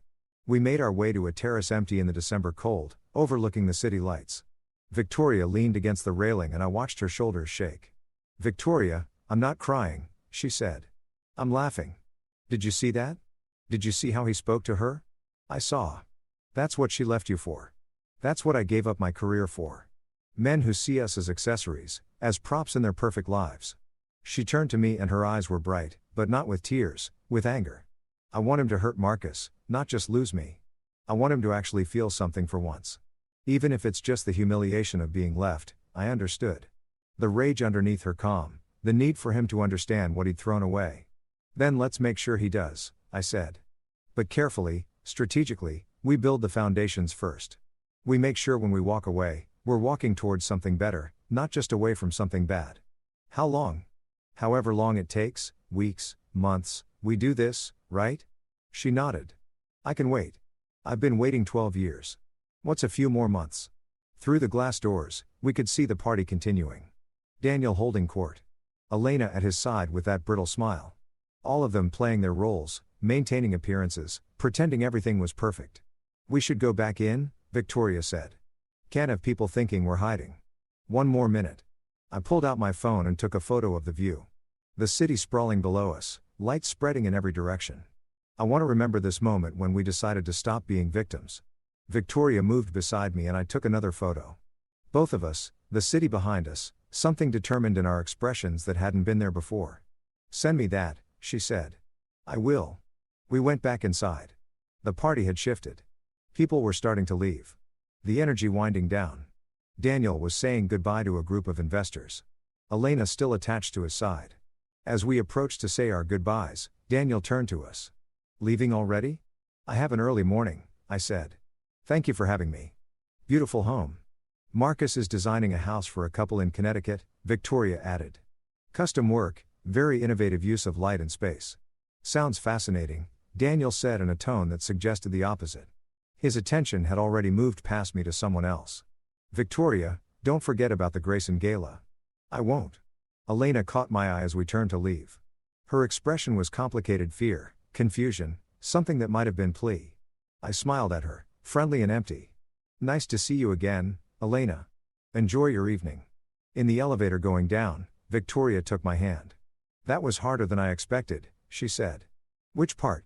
All of it. Seeing him with her, watching him be cruel to her, and knowing I used to make excuses for that behavior, pretending everything was fine when I wanted to scream. But you didn't scream. You were perfect, controlled, exactly what we needed. What happens now? Now we build.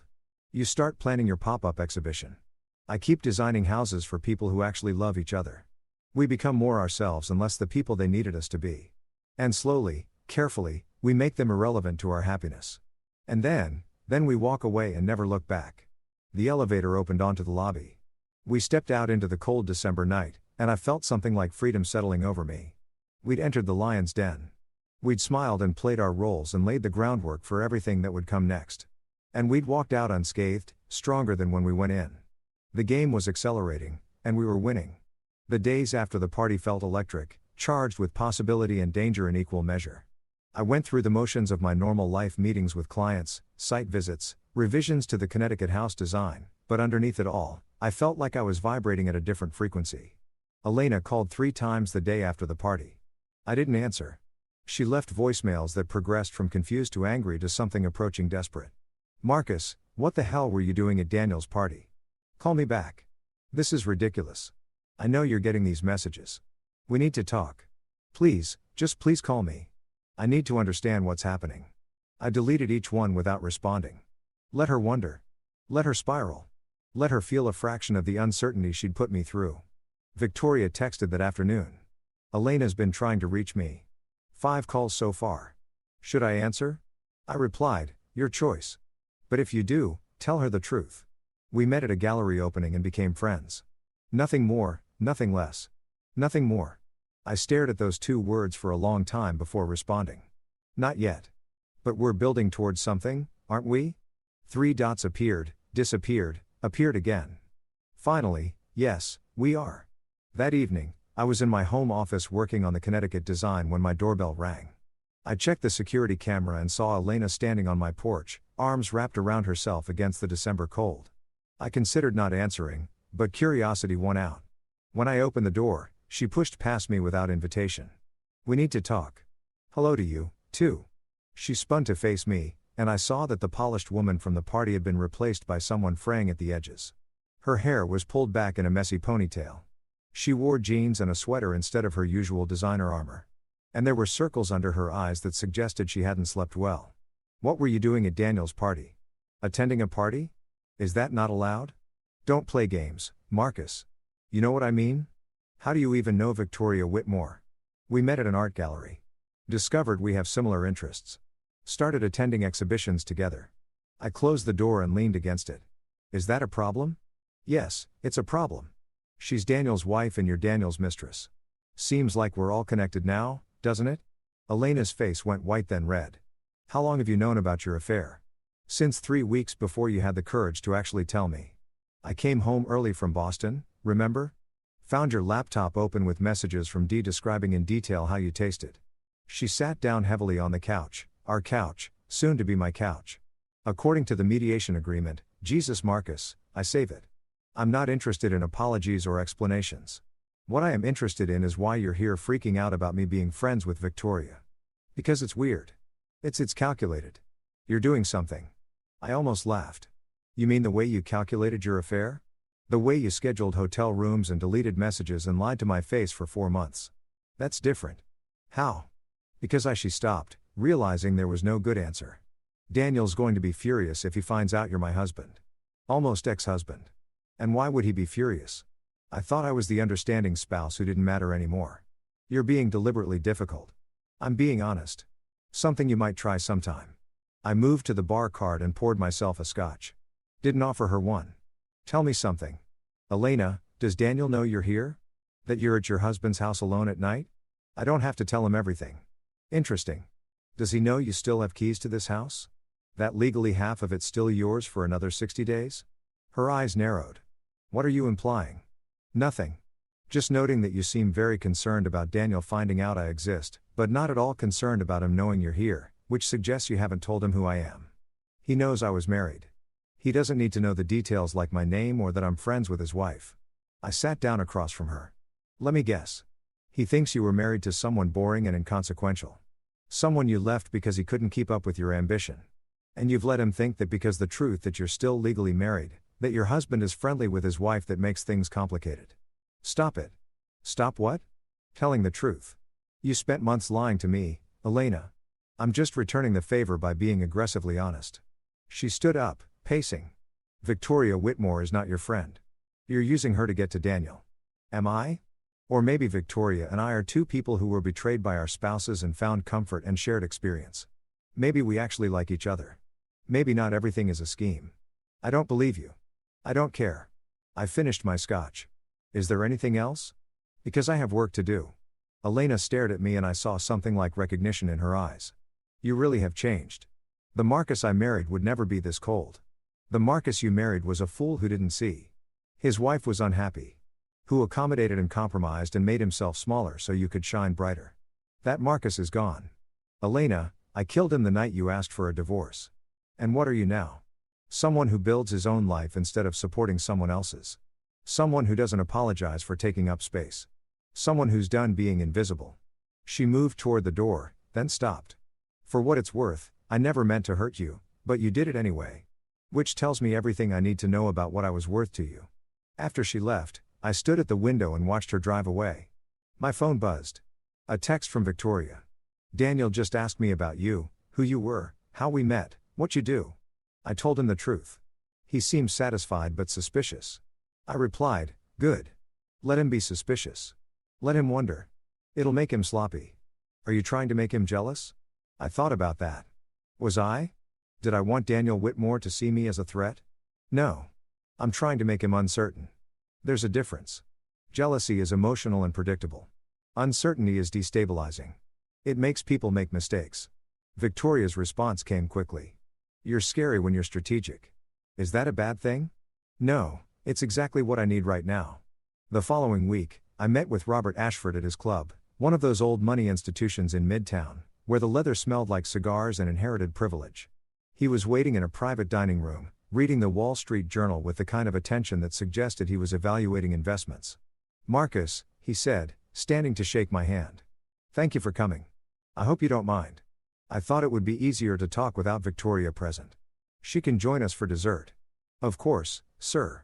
We ordered him the filt, me the salmon, and for the first few minutes, we made small talk about architecture and real estate. The kind of conversation men like Robert used to assess whether you knew what you were talking about.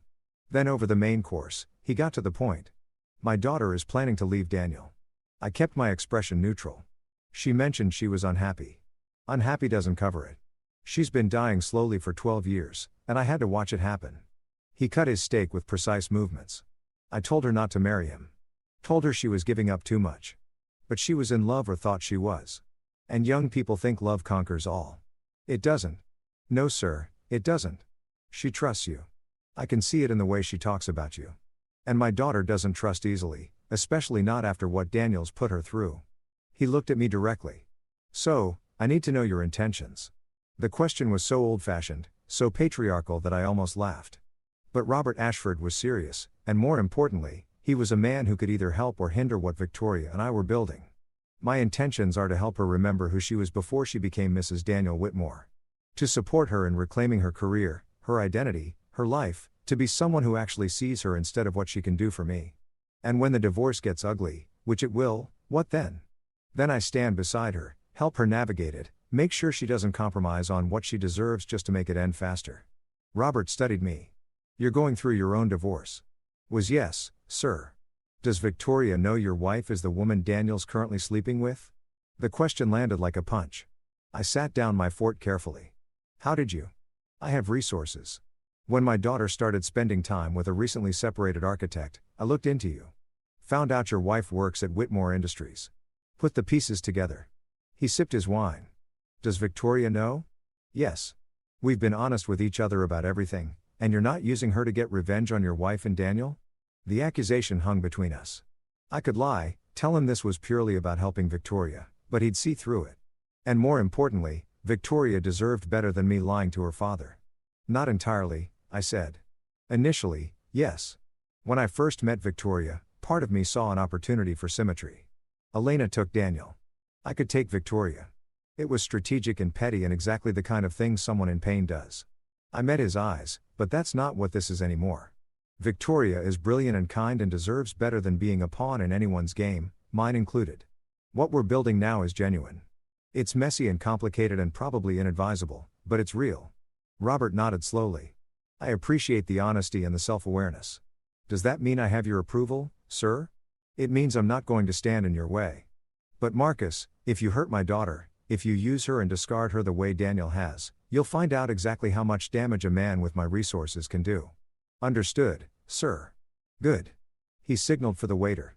Now, tell me about this pop-up exhibition she's planning. She won't give me details, says she wants to surprise me. I spent the next hour telling Robert about Victoria's plans, the artist she was considering, a young woman from the Bronx who did mixed media installations, exploring themes of displacement and memory, the space she'd found, a former gallery in Chelsea that was between tenants. The way her eyes lit up when she talked about it, how she became more herself with every decision she made. She's coming back to life, Robert said quietly. I haven't seen her this animated in years. She's remembering who she is, what she's capable of. Thanks to you, thanks to her. I'm just making space for it to happen. Victoria arrived as we were finishing coffee. She looked between us, trying to read the room. Should I be worried that you two had dinner without me? Your father was just threatening to destroy me if I hurt you. I said, standard father-daughter protocol. Robert laughed. I like him, Vicky. He's honest. Bit too clever for his own good, but honest. We spent another hour together, the three of us, and I watched Victoria interact with her father. The way she softened around him, let her guard down. The way he looked at her with a mixture of pride and regret. Pride in who she was. Regret that she'd wasted so many years on someone who didn't deserve her. When we left the club, Victoria linked her arm through mine. He likes you. He threatened to ruin me. That's how he shows affection. She smiled. What did you two really talk about? You, your exhibition, whether my intentions are honorable. Are they? I stopped walking and turned to face her. We were standing on a sidewalk in Midtown, people streaming around us. The city alive with its usual chaos. My intentions are to see where this goes without lying about what it is. To build something real with you, while also acknowledging that we're both still healing from what our spouses did to us. To be honest about the fact that revenge and connection are tangled up together. And maybe that's okay. Victoria's eyes searched mine. That's a very careful answer. It's an honest one. Good. She stood on her toes and kissed my cheek. Honesty is all I need. My phone buzzed. A text from an unknown number. This is Daniel Whitmore. We should talk. Tomorrow, 2 p.m. my office. Come alone. I showed it to Victoria. Her face went pale. He knows. He suspects there's a difference. What are you going to do? I stared at the message, feeling something like anticipation settle in my chest. I'm going to go talk to him. See what he wants. Find out what he thinks he knows. Marcus, that's dangerous. If he knows about us, there is no us to know about. We're friends. We attend art galleries together. That's not a crime. He'll try to intimidate you. That's what he does. He'll use his power, his resources. Let him try. I put my phone away. I'm done being intimidated. Victoria, by anyone. She looked at me for a long moment, then nodded. Okay, but call me afterward and be careful always. That night, I couldn't sleep. I lay in bed, in my house, in my life that was slowly becoming mine again, and thought about Daniel Whitmore, about what he might know, what he might want, how he might try to use this meeting to reassert control. He thought I was a threat. That much was clear. But a threat to what? His marriage, his affair with Elena, his carefully constructed image, or maybe he just didn't like the idea of his wife having her own life, her own interests, her own friend who wasn't vetted and approved by him. Either way, tomorrow I would walk into his office, his territory, his domain, and I would smile and be perfectly reasonable and show him that I wasn't afraid because I wasn't. Not anymore. Elena had taken my trust and shattered it. Daniel had taken my wife and turned her into his accessory. They both thought I would crumble, that I would be the victim in their story of self-actualization and forbidden romance. But I'd rebuilt myself, found Victoria in the wreckage, started constructing something new from the broken pieces. And tomorrow, I would look Daniel Whitmore in the eye and let him see exactly who he was dealing with. Not a victim. Not someone who could be intimidated or controlled. Someone who'd learned to build with the rubble of what had been destroyed. Someone who was done playing by their rules. I fell asleep with that thought and I dreamed of buildings rising from foundations made of truth and consequence. Tomorrow the architecture of revenge would take its next form. And I was ready. Whitmore Industries occupied 15 floors in a glass tower in Hudson Yards. The kind of building that looked like it was designed by someone who'd never met a hard angle they didn't want to make harder. All steel and glass and aggressive modernity. A monument to the future as imagined by people who'd gotten very rich betting on it. I arrived at 1:55 p.m. dressed in my best suit, charcoal gray, Italian wool, expensive, but not ostentatious. The kind of thing that said I belonged in rooms like this without trying to compete with people who had more zeros in their bank accounts. The lobby was minimalist to the point of hostility. White marble, chrome fixtures, a reception desk that looked like a spaceship's command center. A young woman with perfect posture and a tablet smiled at me with practiced efficiency. Marcus Bennett for Daniel Whitmore. She tapped her screen. Of course, Mr. Bennett, please take the elevator to the 14th floor. Someone will meet you there. The elevator was all mirrors like Daniel's penthouse elevator. And I wondered if this was intentional, making visitors look at themselves, evaluate themselves, feel small before they even reached his office. I looked at my reflection and saw someone who'd lost weight, gained edges, developed a kind of hardness around the eyes that hadn't been there 6 weeks ago. Grief and anger had carved something leaner out of me. Something that looked like it could survive what was coming. The 14th floor opened onto a reception area that screamed wealth and power. More glass, more chrome. Panoramic views of the Hudson River. A different assistant, this one male, maybe 25, stood waiting. Mr. Bennett, please follow me. We walked down a hallway lined with photographs of Daniel shaking hands with tech luminaries and politicians, accepting awards, speaking at conferences. A shrine to his own importance. The assistant opened a door at the end of the hall. Mr. Whitmore, we'll be right with you. I stepped into an office that was less a workspace and more a statement of dominance. Corner office, Florida to ceiling windows on 2 walls. A desk the size of a small car made from some exotic wood I couldn't identify. Behind it, Manhattan spread out like a kingdom Daniel owned. I didn't sit in either of the chairs positioned in front of the desk. The lower chairs I noticed designed to make visitors look up at whoever sat behind the desk. Instead, I stood at the windows looking out at the city and waited. 5 minutes passed. Then 10. A power play, making me wait, establishing that this was his territory, his time, his control. At 15 minutes, the door opened. Daniel Whitmore entered like a man who owned not just the room, but the air in it. He'd changed from the party. Now he wore a suit that probably cost more than my car, no tie, that studied casualness, that actually required more thought than formality. He looked like every magazine spread about successful CEOs right down to the watch that could fund a small country's GDP. Marcus, he said, not apologizing for being late. Thank you for coming. I was curious about what you wanted to discuss. He moved behind his desk, but didn't sit. Another power play standing while I stood, but from behind the fortress of his workspace. I'll be direct. What's your relationship with my wife? We're friends. Friends? He said it like the word tasted wrong. How did you meet? At a gallery opening, we discovered shared interests in art and architecture. Started attending exhibitions together. And that's all. What else would it be? Daniel's eyes narrowed. I did some research on you after the party. Found out you're an architect, like you said. Small firm, residential work. Nothing particularly notable. Also found out you're going through a divorce. That's hardly a secret. Divorce records are public. What's interesting is that your wife works for me. Elena Martinez, VP of Brand Strategy. He watched my face carefully. Small world, isn't it? I kept my expression neutral. Interested but not defensive. Is it? There are thousands of people in New York. Coincidences happen. Do they? Because from where I'm standing, it looks like you befriended my wife to get back at yours. Some kind of petty revenge scheme. That's an interesting theory. Requires me to have known Victoria before I knew about Elena's affair, which I didn't. Also requires me to have somehow engineered meeting her at a random gallery opening, which would be impossible without supernatural foresight. I moved away from the window closer to his desk. Or maybe Victoria and I are just two people who were both betrayed and found common ground. Maybe not everything is a conspiracy. I don't believe in coincidences. Then you must live in a very paranoid world. His jaw tightened. Point to me. I want you to stop seeing her. Excuse me, Victoria. I want you to stop attending gallery openings with her. Stop these little coffee dates or whatever you're doing. And the friendship. I almost laughed. You're asking me to stop being friends with your wife? I'm not asking. No. What are you doing then? Threatening because I'm curious what leverage you think you have over me, Mr. Whitmore. I don't work for you. I don't need anything from you. And last I checked, your wife is an adult woman capable of choosing her own friends. Everyone needs something, Marcus. Everyone has pressure points. He opened a folder on his desk. You have a firm, small, like I said, but it's yours. You've got 3 projects in development right now. One's with a developer who happens to use my company's software for project management. Another's with a couple whose husband works in finance. I know people in that world. Word gets around about architects who are difficult to work with, who miss deadlines, who create problems. Are you threatening my business? I'm pointing out that New York is a small town in a lot of ways.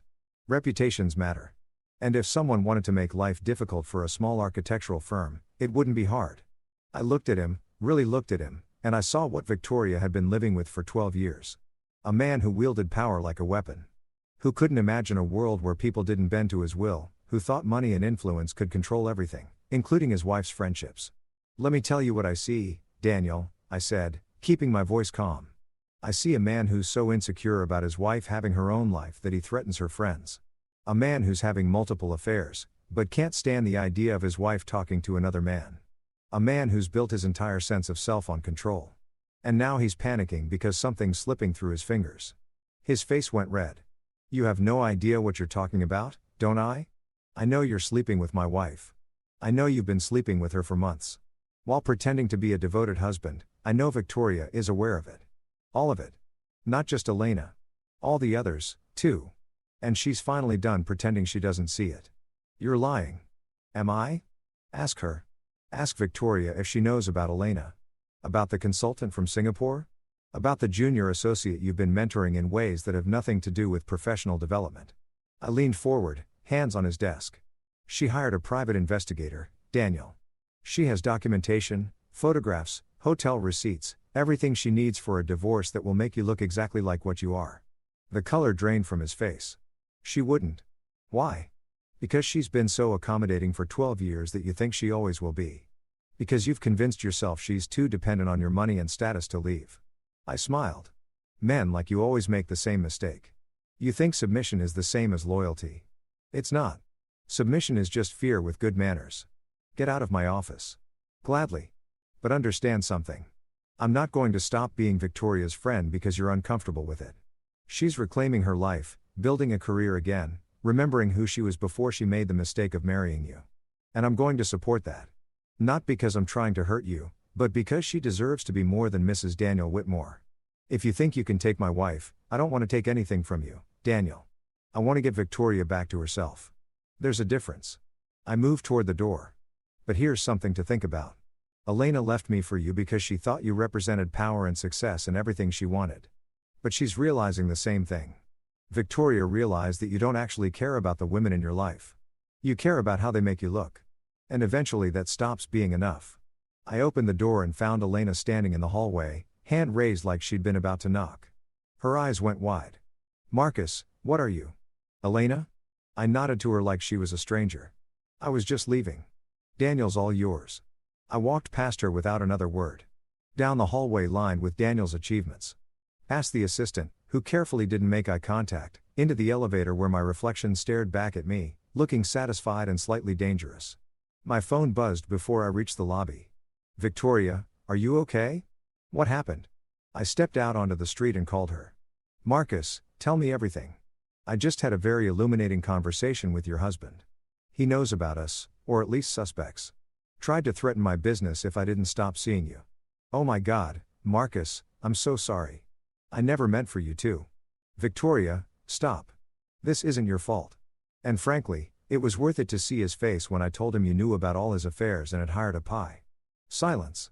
Then you told him that. Was I not supposed to? No, I hadn't planned to tell him I knew.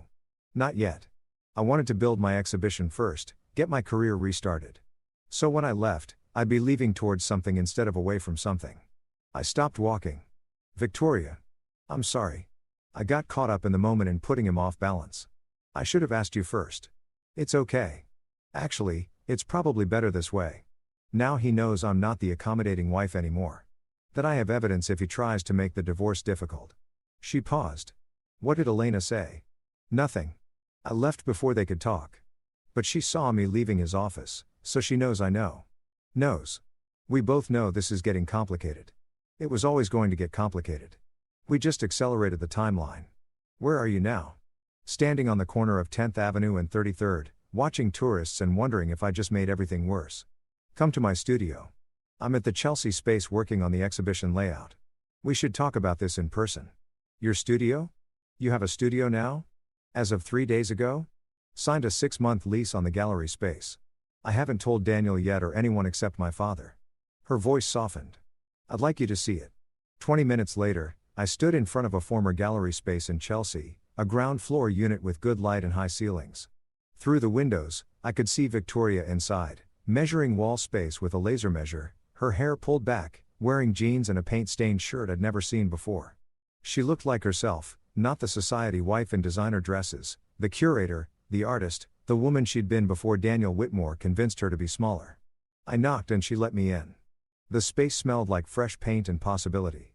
What do you think? She asked, gesturing around. The gallery was maybe 1,500 square feet, all white walls and blonde wood floors, track lighting that could be adjusted for different installations. Empty now, but I could see what it would become. It's perfect. When's the opening? 6 weeks. February 14th, actually. I thought there was something poetic about opening an exhibition about displacement and memory on Valentine's Day. Very poetic and very you. She walked to the center of the space, turning slowly. I forgot how good this feels, having a project that's mine, building something instead of just funding other people's visions. Tell me about the artist. For the next hour, Victoria talked and I listened. She showed me sketches of the installation pieces, explained the themes, walked me through her vision for how viewers would move through the space. She was animated, passionate, completely alive. This was the woman Daniel had tried to bury, the one Elena and I had inadvertently helped resurrect. I'm going to tell him tonight, Victoria said finally. About the studio, about the exhibition, about wanting a divorce. Are you sure? You don't have to accelerate because of what I said. It's not because of you. It's because I'm done waiting for the perfect moment. There is no perfect moment. There's just now and I'm ready. What do you need from me? Be available tonight. In case I need to talk after or in case it goes badly and I need somewhere to go. Of course. Whatever you need. She moved closer and I could smell turpentine and perfume. Work and elegance mixed together. Thank you for this, for seeing me, for giving me permission to be myself again. You never needed my permission. Victoria, maybe not, but it helped having someone believe I could do it. We stood there in her empty gallery, and I felt the weight of what we were building. Not just a friendship, not just revenge, something more complicated and honest than either of those things. My phone rang. Jeremy Morrison, I should take this, I said. Go ahead. I need to finish measurements anyway. I answered. Jeremy, Marcus, we have a problem. Elena's lawyer just filed an emergency motion claiming you're harassing her client and demanding supervised mediation. What? That's insane. I haven't contacted Elena at all. According to the motion, you showed up at her workplace today and had a confrontational interaction that left her feeling threatened. I closed my eyes. Daniel's office. Elena in the hallway. This was Daniel's doing. Using Elena's lawyers to create leverage to punish me for not backing down. Jeremy, I was there to meet with her boss about an unrelated matter. I barely spoke to her. Can you prove that?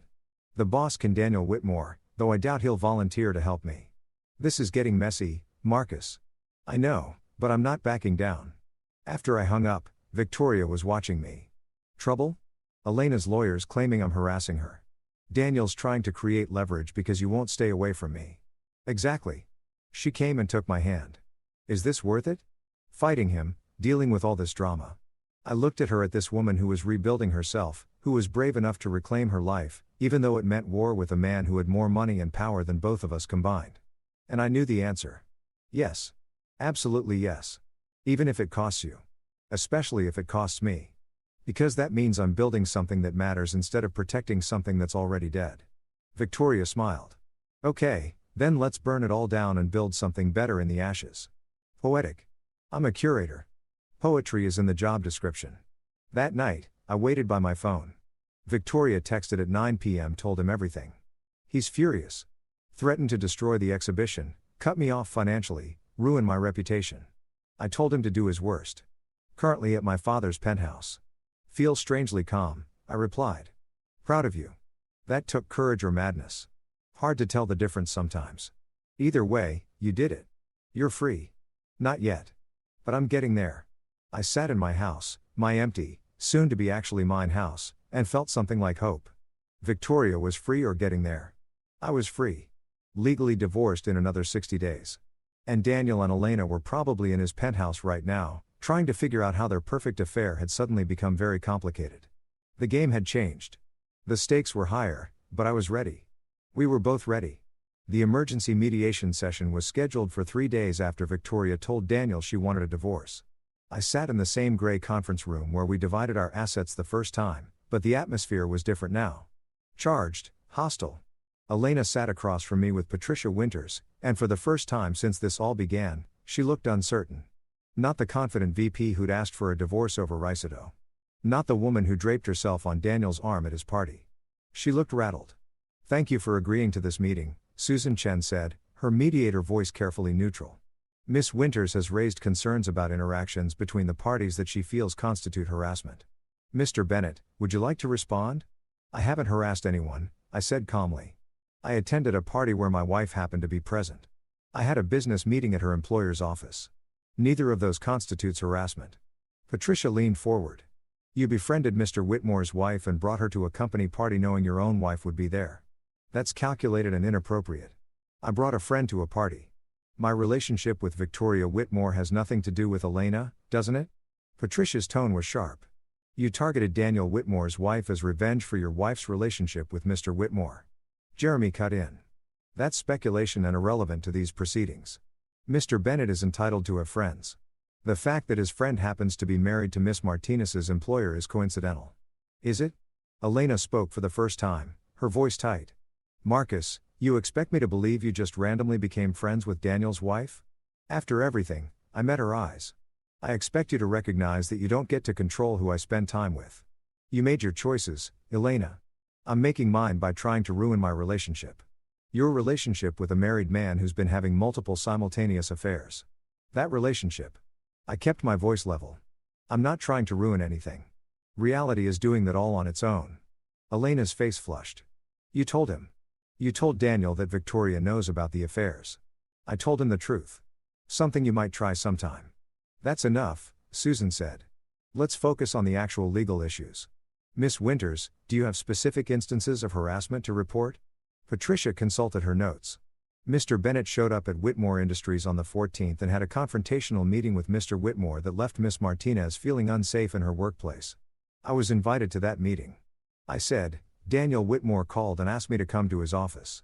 I didn't initiate contact and I didn't speak to Elena except to say hello when I left." "Is this true?" Susan asked. Patricia looked to Elena, who shifted uncomfortably. "Daniel said he wanted to talk to Marcus about his relationship with Victoria. So, Mr. Bennett was invited to this meeting by Mr. Whitmore, not harassing anyone." Susan made a note. "What else?"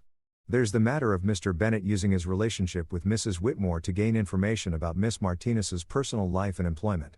Jeremy almost laughed.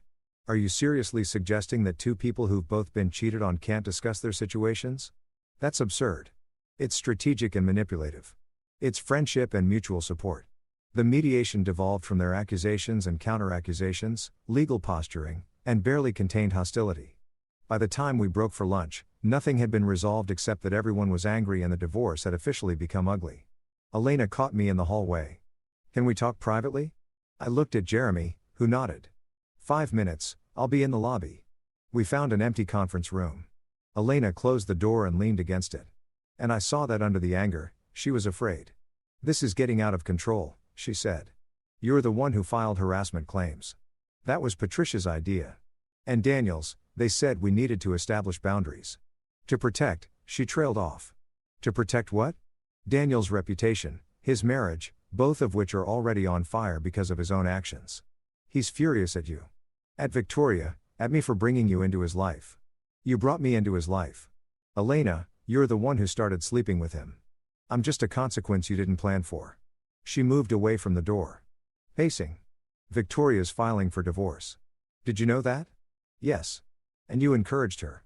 "I supported her decision to stop living a lie." "There's a difference. Daniel says she's trying to ruin him. That she timed this to cause maximum damage to his reputation. That she's going to take half of everything and destroy the company." I almost laughed. "Daniel has $200 million. She's entitled to half of what they built together over 12 years. That's not ruining him. That's basic contract law. He's talking about contesting the prenup. Says she violated the fidelity clause by being friends with me. Good luck proving that." Elena stopped pacing and looked at me directly. Are you sleeping with her? That's none of your business. So you are. I didn't say that. I said it's none of your business. You gave up the right to know about my personal life when you started your boss. She flinched. I know you're angry. I'm not angry, Elena. I'm done. There's a difference. Anger requires me to still care about what you do, who you're with, whether you're happy. I don't. You're just the woman I used to be married to, who made choices that ended our relationship. That's all. Then why are you doing this? Why befriend Victoria? Why show up at Daniel's party? Why any of it if you don't care? Because I deserve to build a life that's mine. Because Victoria deserves to remember who she is. Because your affair doesn't get to define my next chapter. I do. I move toward the door. And because maybe, just maybe, you and Daniel need to understand that actions have consequences. That you can't just take what you want and expect everyone else to accommodate it. Marcus, wait. Her voice cracked. I never wanted to hurt you, but you did it anyway. Which tells me everything I need to know about what I meant to you. I left her in the conference room and found Jeremy in the lobby. We're done here. Tell Susan we'll review whatever agreement they propose, but I'm not sitting through any more accusations. Agreed. Though, Marcus, this is going to get uglier before it gets better. If Daniel Whitmore is involved, let it get ugly. I'm not backing down. That evening, I met Victoria at a wine bar in the West Village, somewhere dark and anonymous, where we could talk without being seen. She was already there when I arrived, halfway through a glass of red that looked like it cost more than the bottle. Rough day? I asked, sliding into the booth across from her. Daniel's lawyer sent a letter to the gallery owner, suggested that my exhibition might be funded with marital assets and therefore should be postponed until the divorce is settled. She took a drink. My father's lawyers responded within an hour, pointing out that the gallery lease is in my name, funded by my trust fund that predates the marriage, but it rattled the owner. She's nervous about being caught in the middle. Will she back out? No. My father made some calls, reminded her who my family is, what connections we have. She's committed. Victoria smiled without humor. Nothing like threatening someone's livelihood to secure their loyalty. That's not like you. Maybe that's the problem. Maybe I've been too nice, too accommodating. Maybe it's time to use the resources I have instead of pretending I don't come from money. I studied her. She looked tired. The kind of exhaustion that came from constant vigilance rather than lack of sleep. Are you okay? Really? I don't know. I thought I'd feel liberated, free. Instead, I just feel exposed. Like I've been living in a gilded cage for so long that now that the door's open, I don't remember how to fly. You're remembering the exhibition, the studio, standing up to Daniel. That's all you're remembering. Is it? Or am I just trading one form of dependence for another? She looked at me. Be honest, Marcus. Am I using this whatever this is between us as a crutch to make leaving Daniel easier? The question landed heavy between us. I thought about it seriously because Victoria deserves serious answers. Maybe, I said, but I'm probably using you, too. Using our friendship as proof that I can build something new, that I'm more than just the husband Elena left. We're both broken people finding pieces of ourselves in each other. Is that using? Or is that just what connection looks like when you're healing? I don't know. Neither do I, but I know it feels real. And I know I care about you. Genuinely care in a way that has nothing to do with Daniel or Elena or revenge. Victoria reached across the table and took my hand. I care about you, too. That's what scares me. What if we're building something on a foundation of pain? What if when the divorce is over and the anger fades, we look at each other and realize we were just trauma bonding? Then we deal with that when it happens. But Victoria, I don't think that's what this is. I think we're two people who understand each other because we've been through the same betrayal. Yes, but we're also two people who genuinely like each other, who have real conversations, who support each other's growth. That sounds very healthy and mature. Are you disappointed? She laughed. No, just surprised. I expected revenge to feel more dramatic, more cinematic. Instead, it feels like therapy with better wine. My phone buzzed. A text from an unknown number. This is Victoria's number. Daniel has my phone. He's reading our messages. Be careful what you say. The best. I showed it to Victoria. Her eyes widened. He took my phone. When? Probably when you were asleep or in the shower sometime. He had access that manipulative. She stopped, took a breath. He's looking for evidence. Something to use against me in the divorce. Will he find anything in our texts? No. We've been careful. Friends discussing art and life. Nothing inappropriate. She paused. Though the subtext might be obvious to someone looking for it. Let him look. We haven't done anything wrong, haven't we, Marcus? We're planning to destroy our spouse's relationship. We're supporting each other through divorces that are at least partially motivated by revenge. That's not exactly innocent. It's not illegal either, and it's definitely not inappropriate compared to what they've been doing. Victoria pulled out a laptop from her bag. I hadn't noticed she'd brought it. I need to show you something. The PI I hired sent me the full report yesterday. She opened a folder of photographs, Daniel at hotels with different women, credit card receipts, calendar entries that didn't match his claimed locations. But what caught my attention was a series of emails between Daniel and Elena. Read this one, Victoria said, pointing to a message dated 3 weeks ago from Daniel Whitmore. 2. Elena Martinez. Subject: Re concerns. Elena Victoria suspects nothing. She's too absorbed in her charity work to notice I'm barely home. As for your husband, he's a non-issue small-time architect with no connections, no leverage. Even if he knew, what's he going to do? Stop worrying. Everything is under control. D. I read it twice, feeling something cold settle in my chest. Not hurt, I was past hurt, but anger. Not the hot, reactive kind. The cold, calculated kind that built plans. Non-issue, I said. Good to know what he thinks of me. There's more. Victoria clicked to another email from Elena Martinez to Daniel Whitmore. Subject: Re concerns. I know you're right. It's just hard sometimes pretending. Marcus is being so reasonable about everything. And I feel guilty, like I should tell him the truth about us being serious, not just an affair. But you're right. Better to wait until my divorce is final.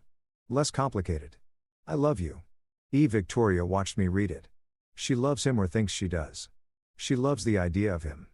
The power, the status, the upgrade from her boring architect husband. I closed the laptop. But Daniel doesn't love her. Look at how he talks about her. She's a concern to be managed, not a partner. They're using each other. Exactly. Elena thinks she's won some prize. Daniel thinks he's acquired a younger model. Neither of them sees the truth, which is that they're both fundamentally selfish people who mistake attraction for connection. They'll implode eventually. We don't even have to do anything. Victoria poured herself more wine. Then why does it still hurt? Why do I still care that my husband of 12 years refers to me as too absorbed in charity work to notice his affairs? Like I'm stupid, oblivious. Because you loved him once or loved who you thought he was. And it hurts to realize you were wrong about someone you trusted with your life. Did you love Elena? Really love her? I thought about it. I loved who she was when we met. Ambitious, brilliant, hungry for more than what she had. I loved being the person who supported that hunger. But did I love who she became? The woman who scheduled affairs in her calendar and deleted messages? I don't think so. I think I love the idea of our marriage more than I love the actual person she was. That's sad. It's honest. And maybe that's why this us, whatever this is, feels different. We're not in love with ideas. We're in love with truth. Victoria's hand tightened on mine. Are we in love? The question hung there. Dangerous and electric. Were we? Was this love or was it need? Healing or harm? Connection or convenient? I don't know. I said, but I know I care about you. I know I think about you constantly. I know I want you to succeed, to be happy, to remember who you are. If that's love, then yes. If it's something else, I'm okay with that, too. Marcus, my phone rang. Jeremy Morrison. I should take this. Go ahead, I answered. Jeremy, the divorce is final. Judge signed off this afternoon. You're legally unmarried as of 4:00 p.m. today. I looked at Victoria and something shifted in my chest. I'm divorced. Congratulations or condolences, whichever feels more appropriate. Jeremy paused.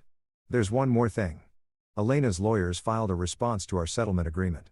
She's contesting the division of the Vermont property. Says she has stronger emotional attachment than initially claimed.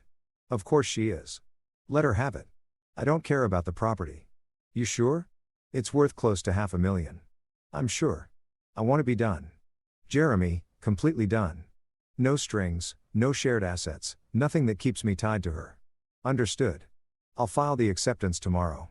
After I hung up, Victoria was watching me. You're free legally? Yes. How does it feel? Like standing at the edge of something. I could fall or I could fly. Not sure which yet. Victoria stood up and held out her hand. Let's find out. Where are we going? My studio. I want to show you the final layout for the exhibition. And I want to kiss you without wondering if we're crossing some line. My heart kicked. Victoria, we're both single now. Both free. Both building new lives. If we want to see where this goes, we can. No guilt, no betrayal, just us. I took her hand and stood. Just us. We left the wine bar and walked through the West Village. Two people who'd been broken by the same betrayal, finding each other in the wreckage. The night was cold, but I barely felt it. We were free, both of us. And whatever came next, love or healing, revenge or resurrection, we'd face it together. 3 months later, I stood in front of my mirror adjusting the same charcoal tie Elena had bought me, preparing for the moment I'd been building toward since that first bourbon with Victoria. Whitmore Industries Spring Gala, the company's biggest event of the year, and I was attending as Victoria Ashford's date, not Victoria Whitmore anymore. The divorce had been finalized 2 weeks ago, brutal and public, with Daniel forced to write a check for $85 million and watch his carefully constructed image crumble in the business press. Victoria's exhibition had been a triumph. Critics called it a resurrection of curatorial vision and the return of a major voice in contemporary art. She'd been offered positions at 3 museums. She'd turned them all down to start her own independent curatorial practice. She was in every sense herself again. My phone buzzed. Victoria, ready? Almost. You wearing the red dress? Daniel hates it. I smiled. Perfect. We arrived together and I watched heads turn as we entered. Victoria in red, stunning and confident. Me in my suit. No longer invisible. No longer the accommodating husband who made himself small. Daniel stood in his usual spot, center of the room. But something had shifted. People weren't orbiting him the way they used to. The divorce had damaged him, not financially. He had money to spare, but reputationally. The affairs had gone public. The business press had questions about his judgment. And on his arm, looking less radiant than she had 3 months ago. Elena, she saw us first. I watched the recognition, the fear, the complicated mathematics of seeing your ex-husband with your ex-lover's ex-wife. Then Daniel turned. Our eyes met across the room. I took Victoria's hand and walked straight toward them. Daniel, Victoria said, her voice pleasant and cold. Elena, what a surprise, Victoria. Daniel's voice was tight. Marcus, congratulations on the gala, I said. Beautiful event. Elena looked between us, trying to find safe ground.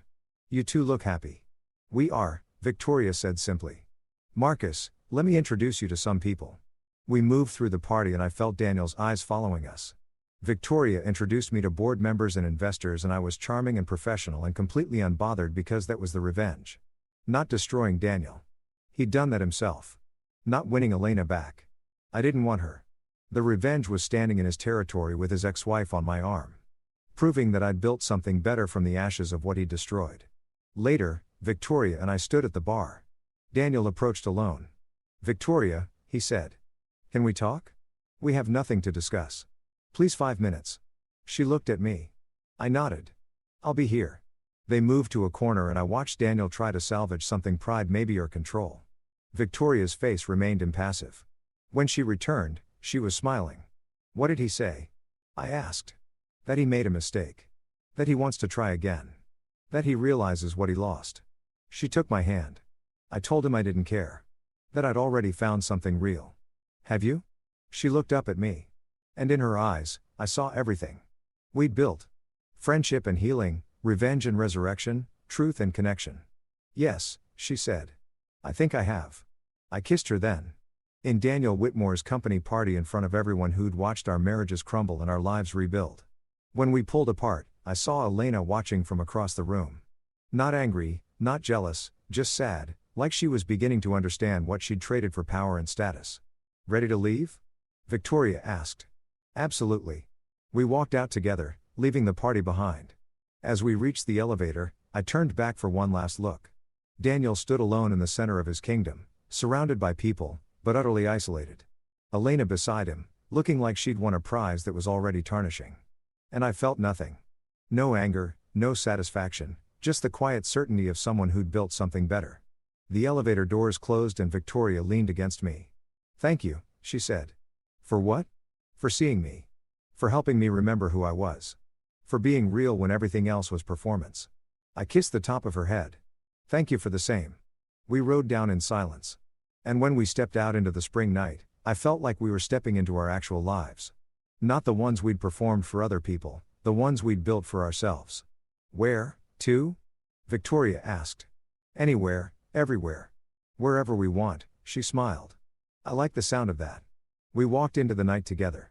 Two people who'd been broken by betrayal and rebuilt by truth. Leaving the past behind and stepping into whatever came next. Not revenge, not anymore. Just life. Real messy, honest life. And it was beautiful. Story 2. On our anniversary trip in Bali, my wife asked the tour guide to put sunscreen on her back. I was sitting 2 feet away. When I raised an eyebrow, she said loud enough for the whole beach to hear, "Relax, Mason. If you're jealous, go home." So I did. Look, I'm not saying I expected my marriage to implode on a beach in Bali, but if I'm being honest, there were signs. Red flags, really. The kind you ignore, because you're too busy pretending everything's fine while your soul slowly dies inside. But that particular Tuesday afternoon, yeah, that was the moment I realized I'd been married to a walking reality show for 3 years, and I'd somehow become the unpaid extra nobody bothered to tell about the script changes. The beach was perfect. I'll give it that. White sand that looked like it had been photoshopped into existence. Water so blue it made you question if God had a thing for tropical screensavers, and palm trees swaying like they were auditioning for a Corona commercial.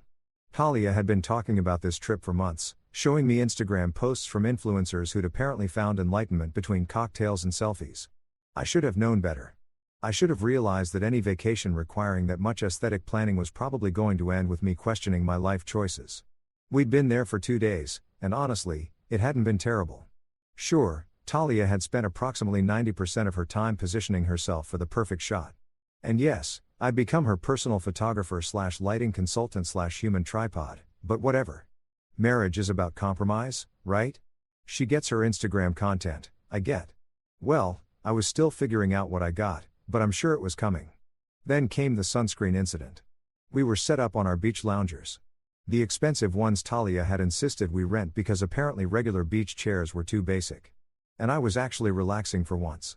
I had a beer that was still cold, a book I was pretending to read, and the sun doing that thing where it makes you feel like maybe life isn't so bad after all. That's when Talia sat up, did that hair flip thing she does when she's about to make a decision that will definitely affect me, and looked around like she was shopping for something. "Mason," she said in that tone that immediately activated my fight-or-flight response. "I need someone to put sunscreen on my back." Now, I know what you're thinking. You're thinking, "Mason, you idiot. That's your job. You're the husband. That's literally husband duties 101. And you'd be right. Except here's the thing. I was literally sitting 2 feet away from her. 2 feet. I could have reached over and done it without even putting down my beer.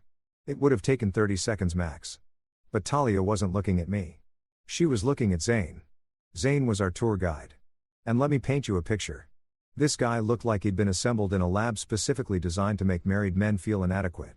He was 6'2", had abs you could grate cheese on, and somehow his skin had achieved a level of tan that suggested he was possibly part golden retriever. He wore board shorts that hung off his hips like they were afraid of commitment. And I'm pretty sure his hair had its own sponsorship deal with some organic coconut oil company.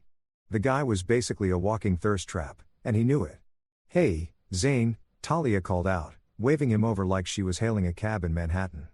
"Could you do me a huge favor?" I watched this happen in real time, folks. I watched my wife, the woman I'd pledged my life to in front of 200 people in an open bar, completely bypass me to ask Captain Protein Shake to rub lotion on her back. And Zane, bless his clueless, chiseled heart, jogged over with a smile that belonged on a toothpaste commercial. "Sure thing," he said. All sunshine and good vibes, and probably zero awareness that he was about to become a supporting character in my marital breakdown.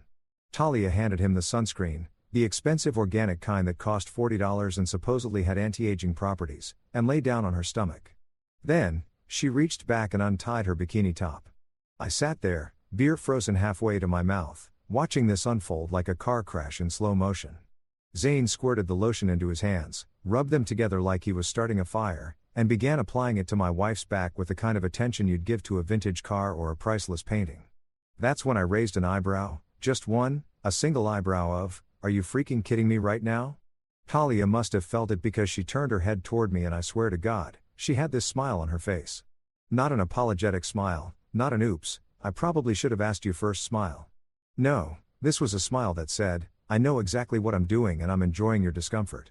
Then she said it loud enough that not only did I hear it, but so did the couple from Minnesota 3 loungers down, the group of Australian backpackers playing volleyball, and probably a few dolphins out in the bay.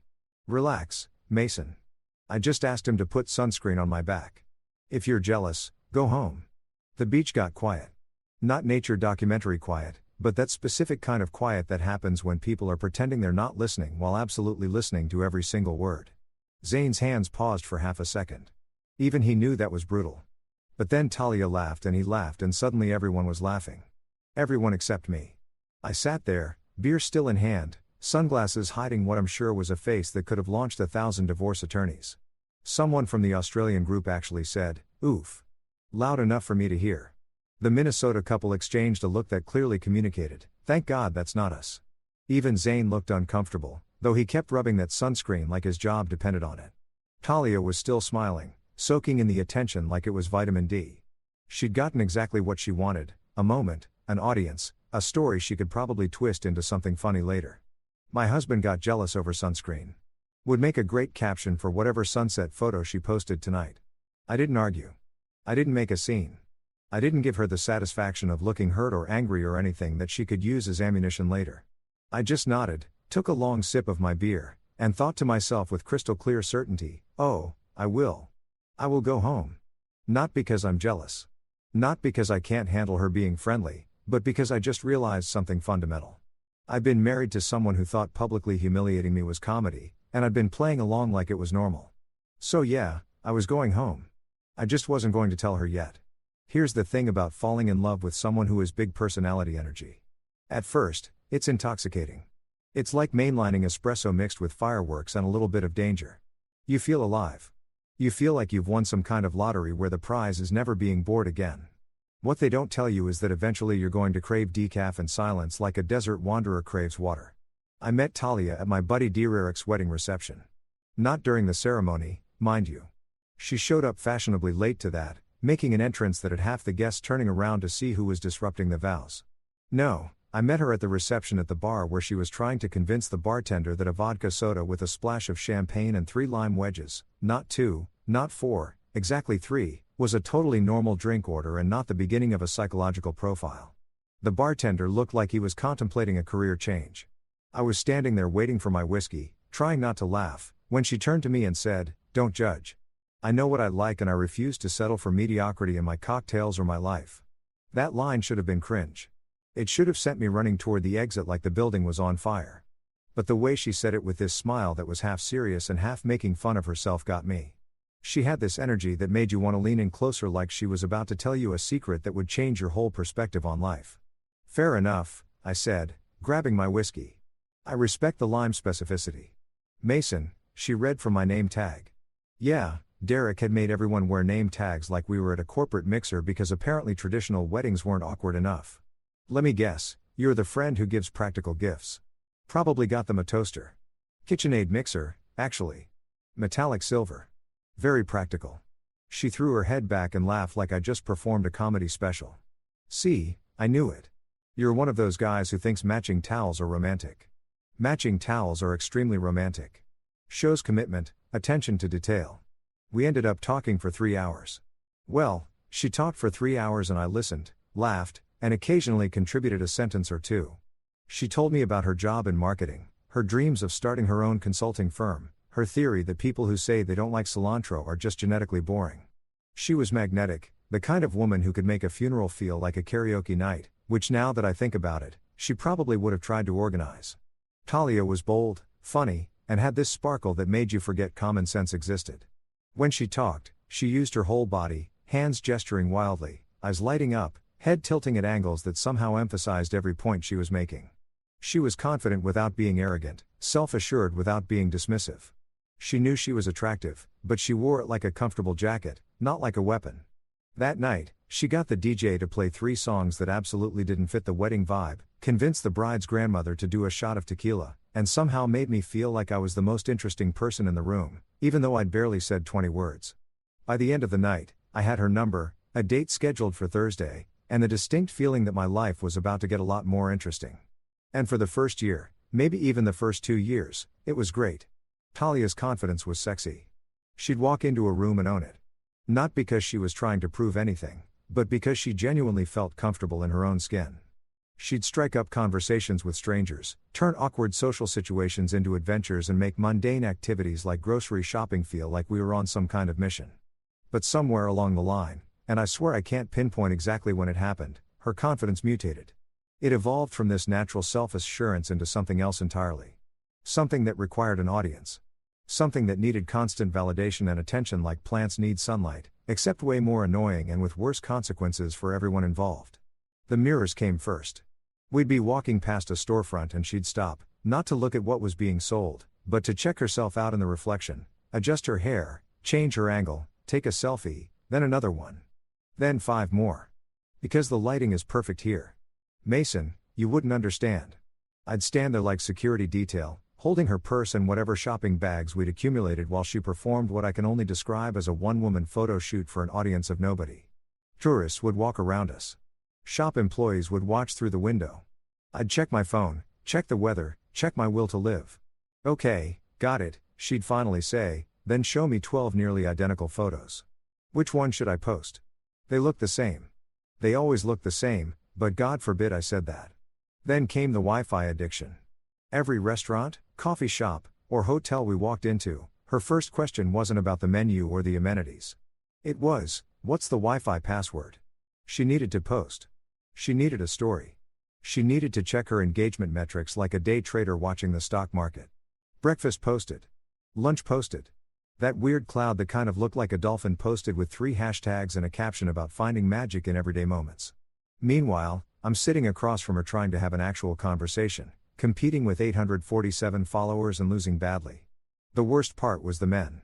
And look, I'm not some insecure dude who loses it every time another guy exists in my wife's vicinity. I have eyes. I know Talia is attractive. I know men are going to look. That's fine. That's normal. What's not normal is when your wife treats every male interaction like an audition for a role in a romantic comedy where I'm not even a supporting character. We'd be at a bar and the bartender would ask what she wanted to drink. Simple transaction, right? Not for Talia. She'd lean forward, make intense eye contact, laugh at absolutely nothing funny, and somehow turn "I'll have a glass of rose" into a 15-minute conversation about his journey in the beverage industry.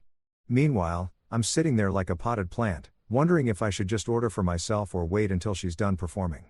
At parties, she'd work the room like a politician on election night. Every group needed her commentary. Every guy needed her attention. And if someone didn't immediately respond to her energy, she'd try harder, laugh louder, touch their arm more, stand closer. It was exhausting to watch and even more exhausting to be married to. "I'm just being friendly," she'd say whenever I brought it up. "You're being jealous and insecure." There it was. The defense that made me the villain for noticing that my wife treated every social situation like a performance where she was both the star and the director. I wasn't jealous. I was tired. There's a difference. She loved attention like I love silence. Passionately, excessively, and usually at the wrong time. And maybe that should have been my sign. Maybe I should have realized that someone who needs constant external validation is eventually going to run out of ways to get it from just one person. Maybe I should have understood that confidence that needs an audience isn't really confidence at all. But hindsight's 20/20 and I was too busy being the supporting character in her never-ending show to see that I'd stopped being a husband and started being a prop. The problem with Talia's friend group wasn't that they were bad people. They weren't evil or malicious or plotting world domination from a secret lair. The problem was that they were exactly like her. Attention-seeking chaos coordinators who thought influencer was a personality type and that documenting every single moment of their existence was somehow a public service. There was Sophia, the loud one. And I don't mean loud like speaks up in meetings loud. I mean loud like has never had an inside thought in her entire life. Loud. The kind of person who laughs at maximum volume regardless of whether something is actually funny. Who tells stories that require her to stand up and act out all the parts. Who treats every conversation like she's performing for an invisible audience that's definitely going to give her a standing ovation. She had opinions about everything. Your outfit, your drink choice, your zodiac sign, your childhood trauma, and she shared them with the enthusiasm of someone who genuinely believed the world was waiting for her take on literally anything. Then there was Luke, the wannabe DJ. Luke owned 3 different MIDI controllers, had a SoundCloud with 47 followers, mostly bots, and introduced himself at parties by saying, "Yeah, I'm kind of a music producer," with the confidence of someone who'd won a Grammy instead of someone who made beats in his mom's basement. He wore festival wristbands from events that happened 3 years ago, had strong opinions about the scene, and constantly tried to get everyone to listen to his new track, which always sounded exactly like his old track, but with different laser noises. And finally, there was Mia, the unofficial gossip channel. If TMZ was a person, it would be Mia, except TMZ probably has better fact-checking. This woman knew everything about everyone, and if she didn't know it, she'd make an educated guess and present it as confirmed intelligence. She spoke exclusively in dramatic whispers, even when sharing completely mundane information. "Did you hear?" she'd say, leaning in conspiratorially. "Jennifer from accounting is getting Thai food for lunch." Thai food, Mason, what do you think that means? I never knew what it meant. I don't think she knew what it meant, but she sure acted like it was Watergate-level scandal. When Talia told me these three were joining us in Bali, I should have faked a work emergency.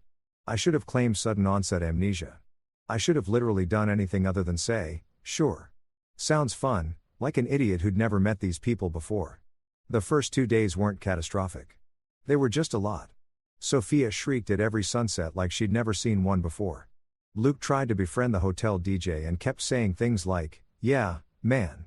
I could totally see myself playing a set out here." Mia found drama and everything.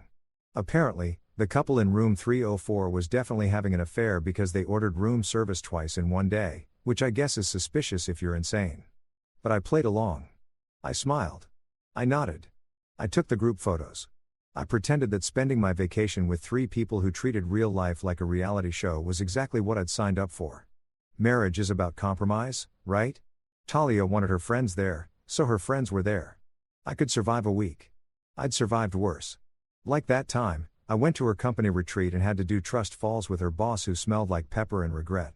Then Zane entered the picture and suddenly my vacation became a front row seat to my own humiliation, directed by my wife and produced by her Greek chorus of enablers. Zane was the tour guide the resort assigned to our group. The first time I saw him, he was standing on the beach at sunrise doing yoga or tai chi or some kind of slow-motion interpretive dance with the ocean. The guy was shirtless, obviously, because I'm pretty sure he was contractually obligated to be shirtless at all times. He was tan in that way that suggested he'd never been indoors. Had tattoos that probably meant something deep in a language he didn't speak, and moved with the kind of easy confidence that comes from knowing you're exactly what every romance novel describes when they say chiseled. His hair was that perfectly messy style that takes either 0 effort or 2 hours and $75 worth of product. I genuinely couldn't tell which. He had one of those smiles that belonged in a teeth-whitening commercial. And he spoke with this Australian-adjacent accent that made everything sound like an adventure, even when he was explaining the buffet hours. "Hey everyone," he said, approaching our breakfast table like he was hosting a morning show. "I'm Zay. I'll be your guide for the week. We've got some amazing experiences lined up. Snorkeling, temple visits, a sunset cruise. Going to be legendary." Sophia practically vibrated out of her chair. "Oh my god. Hi, I'm Sophia. This is Mia. That's Luke. And that's Talia and Mason." I got a casual head nod. Everyone else got the full wattage smile. "Beautiful," Zane said. And I swear he was looking at Talia when he said it. "Love the energy already. This is going to be a great week." That's when I should have known. That's when the universe was sending me a clear signal that said, "Mason, buddy, maybe fake that work emergency now before this gets worse." But no, I sat there drinking my coffee, thinking everything would be fine. It was not fine. Over the next few days, I watched my wife transform into a version of herself I'd never seen before. Or maybe I had seen it, and I'd just been too dumb to notice.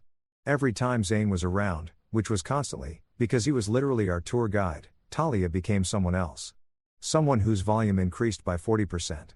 Whose laugh became this weird giggle I'd never heard in 3 years of marriage, and whose entire body language changed like she'd been replaced by an alien who'd studied human flirting from a WikiHow article. At the temple tour, Zane explained the history of some ancient statue. Talia stood next to him, nodding like she was absorbing groundbreaking information, touching his arm every time she asked a question. "Oh my god, that's so interesting. Tell me more about the architecture thing you just said." During the snorkeling trip, she needed help putting on her fins. Zane obliged, kneeling in front of her like he was proposing while she giggled and said, "I'm so bad at this stuff."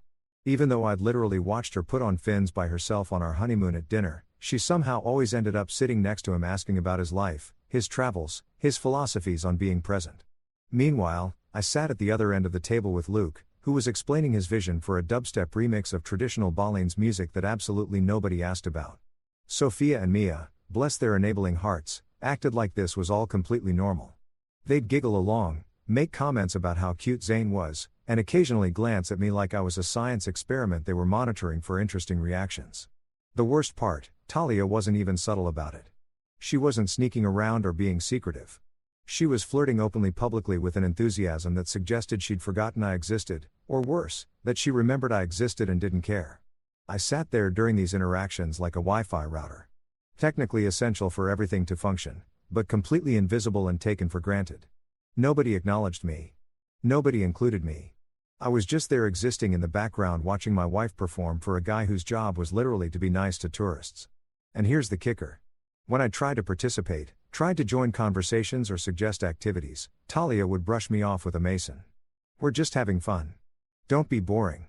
Or can you go get me another drink? I became the errand boy in my own vacation, fetching cocktails and taking photos while my wife and her friends treated Zane like he was the second coming of Crisworth. By day 4, I was seriously considering just booking myself a separate hotel room and calling it a solo retreat. At least then I could stop pretending I was enjoying watching my wife laugh, toss her hair, and touch another man's bicep while explaining how strong he must be from all that paddle boarding. Yeah, I really wished I'd booked a solo vacation. Or better yet, no vacation at all. You know what nobody tells you about reaching your breaking point? It's not dramatic. There's no explosion, no throwing things, no big confrontation where you deliver a monologue that makes everyone realize they've wronged you. That's movie stuff. Real breaking points are quiet. They're the moment you're sitting on a beach watching your wife publicly humiliate you. And instead of feeling angry, you just feel done. Done like a steak that's been on the grill too long. Done like a phone call you've been trying to end for 20 minutes. Done like a person who's finally realized that some problems can't be fixed with communication or compromise or couples therapy led by someone named Drive Sunshine who keeps talking about finding your shared truth. After the sunscreen incident, I sat on that beach for another hour. I didn't storm off. I didn't make a scene. I just sat there, finished my beer, and watched the waves do their thing while my brain processed what had just happened and what I was going to do about it. Talia and her crew had moved on to playing volleyball with Zane and some other tourists, shrieking and laughing like they were filming a commercial for tequila or poor life choices. Sophia kept yelling, "Get it, girl." Every time Talia made contact with the ball, Mia was taking photos from every angle like she was documenting a National Geographic special. Luke was trying to explain the physics of the perfect serve to anyone who'd listen. And Zane was just being Zane, effortlessly athletic, probably thinking about protein shakes and his next shirtless Instagram post. I watched all of this from my lounger. And I felt nothing. Not jealousy, not anger, not even disappointment, just this weird calm clarity that felt like someone had finally turned off a noise I'd been hearing for so long I'd forgotten it wasn't supposed to be there. That's when I stood up, grabbed my towel, and walked back to the hotel. Our room was on the 4th floor with a view of the ocean that Talia had insisted was essential for the aesthetic. It cost an extra $200 a night for that view. Worth it, apparently, for the 3 photos she'd taken from the balcony before never looking at it again. I stood in the doorway for a second, looking at the mess. Her stuff was everywhere. Makeup scattered across the bathroom counter like a Sephora had exploded. Clothes draped over every available surface. Charging cables tangled in ways that defied physics. My stuff was neatly packed in one corner because I was apparently the only person in this marriage who understood that hotel rooms aren't storage units. Then I grabbed my suitcase and started packing. Not angry packing, not throwing things around packing. Calm, methodical, almost meditative packing. I folded each shirt like I was preparing for emotional war. Creases lined up perfectly. Colors organized, pants folded in thirds, socks paired and rolled. My toiletries went into their designated bag. Nothing forgotten, nothing left behind. There's something powerful about packing quietly. It's a level of cold that yelling can never achieve. Yelling is hot anger. It burns fast and people can dismiss it as you losing control or being dramatic. But quiet packing, that's calculated. That's a decision. That's the sound of someone who's thought it through and isn't changing their mind. I zipped up my suitcase and pulled out my phone. American Airlines had a flight leaving Bali at 11 tomorrow morning. It had a layover in Tokyo and another in Los Angeles, which meant I'd be traveling for approximately 1,000 years, but I didn't care. I booked it business class because screw it. I was already having a terrible week and I might as well have leg room while processing my marital breakdown. Confirmation email received. Boarding pass downloaded. Hotel checkout scheduled for 9 a.m. My phone buzz. A text from Talia. "Where'd you go?" "We're getting drinks at the beach bar." I stared at that message for a solid minute. She didn't ask if I was okay. Didn't apologize for the sunscreen thing. Didn't even acknowledge that maybe possibly she'd crossed a line. Just wanted to know where I was so I could presumably rejoin the audience for her performance. I typed back. Heading to bed early. Have fun. Polite, neutral, giving away absolutely nothing. Okay, lol. Don't be boring. Don't be boring. Right? Because the real problem here was that I wasn't entertaining enough while watching my wife flirt with the tour guide. I looked around the room one more time, making sure I hadn't forgotten anything important. Then I grabbed my suitcase and walked down to the front desk. The receptionist was a young guy named Audi, who'd checked us in 4 days ago. He'd complimented Talia's dress, asked about our plans, and seemed genuinely excited that we were there to celebrate our anniversary. Now, he looked at me standing there with a packed suitcase at 7 p.m., and I could see him trying to figure out if he should ask questions or just process whatever I needed. I need to check out tomorrow morning at 9 o'clock, I said. Just me. My wife is staying for the rest of the week. He nodded slowly, typing something into his computer. Of course, Mr. Hartley. I'll prepare your bill. Will you need transportation to the airport? Yes, please. Flight leaves at 11 o'clock. More typing. All set. Is there anything else I can help you with? I almost laughed. What could he possibly help me with? Did they have a service for your wife humiliated you in public and you're fleeing the country? Was there a spa treatment for that? No, that's it. Thanks. I went back upstairs and sat on the balcony with a beer from the mini bar that cost $12 and tasted like regret. The ocean looked the same as it had this morning. Beautiful, peaceful, completely indifferent to human drama. The sun was setting, painting everything in those golden hour colors that Instagram influencers lose their minds over. My phone buzzed again. Another text from Talia. Zane's taking us to this amazing restaurant. You should come. I sipped my $12 beer and didn't respond. An hour later, hello. You're being weird. Still didn't respond. Another hour. Fine, be childish. We're having fun without you anyway. I turned off my phone. Here's what I learned about arguments over 3 years of marriage. The person who talks more loses. The person who gets emotional loses. The person who tries to explain their feelings loses because the other person will twist it, gaslight it, make you feel crazy for caring. They'll tell you you're overreacting, being sensitive, can't take a joke. But silence is undefable. You can't argue with silence. You can't gaslight nothing. You can't make someone feel crazy for saying absolutely nothing at all. Around 11 o'clock, I heard voices in the hallway. Talia and her friends, loud and definitely drunk, laughing about something that was probably only funny to people who'd had 6 cocktails. I heard her key card beep, the door open, then her footsteps stopping when she saw my packed suitcase by the door. Mason. She sounded confused, not concerned. Why is your stuff packed? I was lying in bed, eyes closed, pretending to be asleep. Method acting at its finest. Mason louder now with an edge of annoyance. Are you seriously asleep at 11 o'clock? We just got back. I didn't move. Didn't respond. Just kept breathing slowly and evenly like I was the most peacefully sleeping person in the history of sleep. I heard her huff, mumble something about me being no fun, then stumble into the bathroom. The sink ran more stumbling. Then she climbed into bed and within 5 minutes she was snoring lightly, probably dreaming about her Instagram engagement or Zane's abs or whatever occupied the mind of someone who thought humiliating their spouse was peak comedy. I lay there for another hour, eyes wide open, staring at the ceiling fan going in slow circles. Tomorrow morning at 9 o'clock, I'd walk out of this hotel. I'd get in that car to the airport. I'd fly home. And the best part, she had no idea it was coming. Silence, I discovered, wasn't just golden. It was cheaper than therapy, more effective than yelling, and way more satisfying than any argument I could have possibly won. My alarm went off at 7:30 a.m., which in Bali vacation time is basically the middle of the night. Talia was still passed out next to me, one arm flung over her face, mouth slightly open, looking like she'd gone 10 rounds with a bottle of coconut rum and lost, which based on the smell coming from her side of the bed, wasn't far from the truth. I got up quietly, showered, dressed, and did one final check of the room to make sure I hadn't left anything behind. Wallet, passport, phone, chargers, dignity, all accounted for.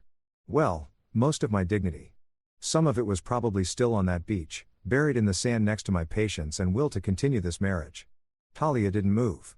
The woman could sleep through a natural disaster, which was convenient because she was about to wake up to a personal one. I grabbed my suitcase, took one last look at her sleeping peacefully without a care in the world, and left. Didn't leave a note. Didn't wake her up to say goodbye. Just closed the door behind me with a soft click that felt like the period at the end of a very long, very exhausting sentence. Audi was at the front desk again, looking significantly more awake than anyone had a right to be at this hour. He smiled when he saw me. That professional hospitality smile that probably hit 1,000 stories about terrible tourists and weird requests. "Good morning, Mr. Hartley. Your car is waiting outside. I have your bill here." He slid the paper across the counter and I glanced at it. 4 nights, ocean view room, mini bar charges, room service, spa services that I definitely didn't use, but Talia definitely did. The total made my eye twitch slightly, but whatever. I handed him my credit card. "Actually," I said as he was processing the payment, "my wife is staying for the rest of the week. Could you please remove my card from the room and just leave hers on file?" Something flickered in his eyes. Understanding maybe or recognition of a situation he'd definitely seen before. "Of course, sir. I'll make that change right away." He processed my checkout, removed my card from their system, and confirmed that only Talia's card would be charged for the remaining nights and any additional expenses. "Perfect. Absolutely perfect. Thank you for staying with us," Audi said, handing me my receipt. "I hope you had a pleasant visit." I almost laughed. Pleasant wasn't the word I'd use, but it was definitely memorable. "Yeah," I said. "Educational for sure." The car ride to the airport was peaceful. Just me, my suitcase, and a driver who didn't feel the need to fill the silence with small talk. We drove through the early morning streets of Bali, past temples and rice paddies, and locals starting their day. And I felt this weird sense of lightness, like I'd been carrying something heavy for so long that I'd forgotten what it felt like to not be weighed down. Security was easy. The flight was on time. I boarded, found my business class seat, accepted the pre-flight champagne like I was celebrating something, which in a way I was, and settled in for the longest travel day of my life. That's when my phone started going off. I turned it back on after boarding and immediately the notifications started rolling in like a tsunami of regret and confusion. Text after text, call after call. Voicemails piling up, all from Talia. The first few texts were from around 9:30 a.m., right about when she probably woke up and realized I wasn't in the room. "Where are you, Mason? Seriously, where did you go? Your stuff is gone. Are you kidding me right now?" Then came the calls. 7 missed calls in the span of 15 minutes. I didn't answer any of them. Just watched them pop up on my screen like a very angry game of whack-a-mole. Then the voicemail started and oh boy, those were entertaining. The first one was confused. "Mason, what the hell? Where are you? Your suitcase is gone. Did you leave? Call me back right now." The second one was angry. "I cannot believe you would just leave without saying anything. This is so immature. You're seriously acting like a child right now. We need to talk about this." The third one was a masterpiece. "Okay, I get it. You're mad about yesterday, but you're overreacting. It was just sunscreen. You told me to go home if I was jealous, and you actually left. Who does that? You embarrassed me in front of everyone." I sat there in my business class seat, champagne in hand, listening to my wife tell me that I had embarrassed her.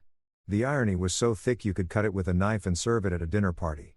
But wait, it got better. Around 11 a.m. Bali time, right about when she probably went down to the lobby to look for me, the text changed tone dramatically. "The hotel says, your card declined. Mason, they're saying, your card isn't on file anymore. My card isn't working either. Can you call them and fix this? Mason, this isn't funny." I had to put my phone down because I was laughing so hard that the flight attendant asked if I was okay. My card didn't decline. I removed it from the account entirely and her card wasn't working because, well, Talia had a spending problem and maxed out her credit card approximately every other month. I usually just paid it off because it was easier than dealing with the drama, but I guess she'd forgotten about that little detail. The next voicemail was pure panic. "Mason, please. I'm at the front desk and they're saying I need to pay for the rest of the week up front and my card isn't going through and your card is gone and I don't understand what's happening. Can you please just call me back, please?" Then came my personal favorite text message. "I had to call my mom for money. Do you know how humiliating that was?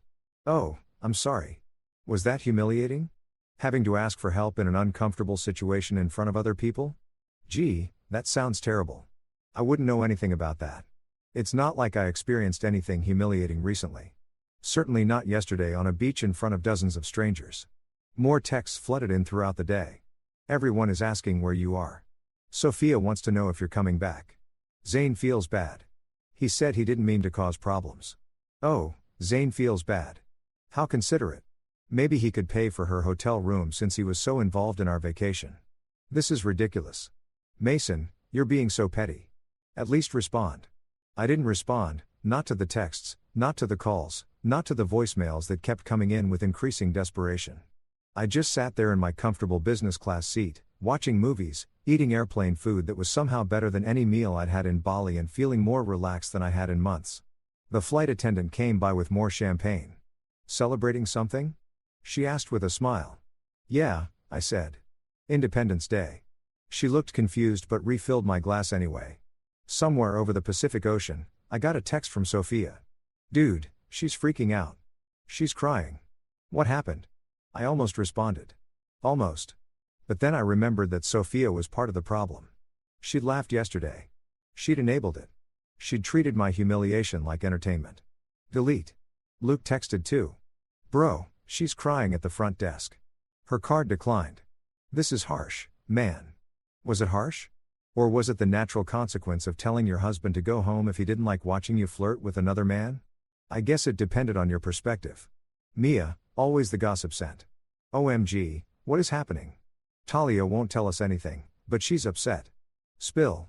Yeah, I wasn't spilling anything to someone who'd probably turn it into a group chat soap opera within 10 minutes. By the time we landed in Tokyo for the layover, I had 47 unread messages and 13 missed calls. I read through them while waiting for my connecting flight. Sipping terrible airport coffee that somehow tasted like victory. The most recent text from Talia was different from the others. Less angry, more desperate. Please just tell me you're safe. I'm worried. Now she was worried. Not yesterday when she was making a fool of me in public. Not last night when she came back drunk and didn't even check if I was okay. But now when she needed something, suddenly she was concerned about my well-being. I finished my coffee and boarded the next flight. Still didn't respond. Because here's the thing about silence that I was really starting to appreciate. Every hour I didn't respond was another hour she had to sit with what she'd done. Every ignored call was a reminder that actions have consequences. Every unanswered text was a moment of reflection she couldn't avoid. I wasn't being cruel. I was just following instructions. She told me to go home. So, I went home. The beautiful thing about group chats is that nobody can keep a secret ever. It's like trying to contain water with a calendar. Theoretically possible if you're delusional, but in reality, everything's leaking everywhere and making a mess. I landed in Los Angeles around 6 p.m. Pacific time, which meant it was sometime tomorrow in Bali. Honestly, I'd lost track of time zones and stopped caring. My body felt like it had been folded into a suitcase and thrown down a flight of stairs. But my spirit was doing great, thriving even. I grabbed an Uber home, tipped the driver extra because he didn't try to make conversation, and walked into my apartment that I'd left 5 days ago thinking I was going on a romantic anniversary trip. The place looked exactly the same, clean, quiet, peaceful, and completely devoid of Talia's chaos. It was perfect. I dropped my suitcase, ordered a pizza, and was about to take the longest shower of my life when my phone buzzed with a notification that made me pause. It was a screenshot from a number I didn't recognize, but the content was gold. Someone had sent me a screenshot of what appeared to be Talia's friend group chat, the one they'd named Bali Babes Palm Tree Sparkles because apparently every group chat needs an emoji and zero self-awareness. The messages were from earlier today and they were spectacular. Sophia, guys, where is Mason? Talia won't tell us anything. Mia, I saw him leave this morning with his suitcase eyes. Luke, wait. What? Sophia, he left. Left. Mia, girl, yes. I was coming back from my run and saw him getting into a car. Airport car. Luke, bro, that's crazy. Over sunscreen. Sophia. Okay, but like maybe we should have said something yesterday. Mia said what? That Talia was being extra. Sophia, I mean, yeah, kind of. Luke, she literally told him to go home if he was jealous. Mia. And he did skull.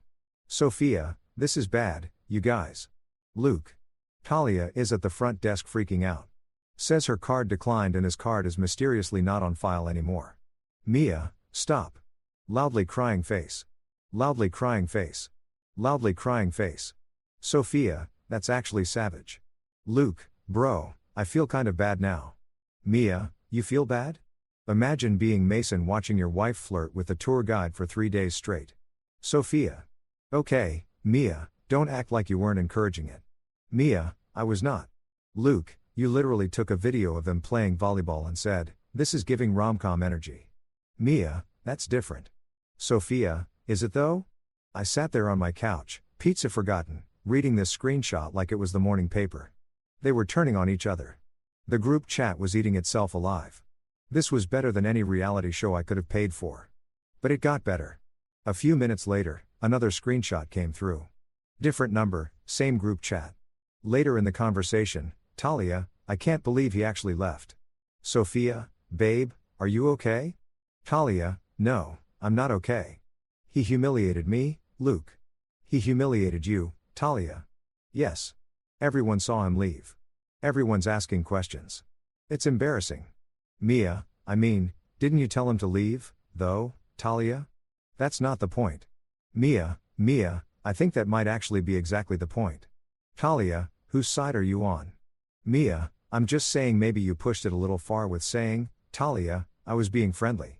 Luke Tal, you asked him to put sunscreen on your back in front of Mason.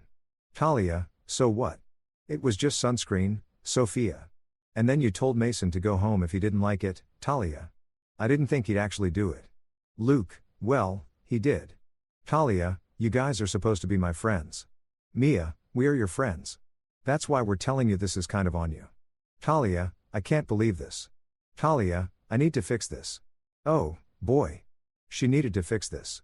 I could only imagine what fixing this looked like in Talia's world. I found out about 30 minutes later when my phone exploded with Instagram notifications. Talia had posted. Of course, she had, because when you're in the middle of a personal crisis, the logical thing to do is definitely to post a thirst trap on social media and hope the validation from strangers will somehow repair your imploding marriage. The photo was from yesterday, a beach selfie she must have taken right after the sunscreen incident. She was wearing her white bikini, hair perfectly tousled by the wind, sunglasses pushed up on her head, giving the camera that sultry look that probably took 47 attempts to get right. The ocean sparkled behind her. The lighting was perfect. She looked objectively amazing. The caption though, oh man, the caption, some people can't handle strong women. Sparkles flexed biceps, living my best life and not apologizing for it. If you can't keep up, that's a you problem. Palm tree sun hashtag boss babe hash no apologies hash strong women hash living my truth hashtag Bailevi vibes. I stared at my phone, genuinely impressed by the audacity. She'd really looked at the situation.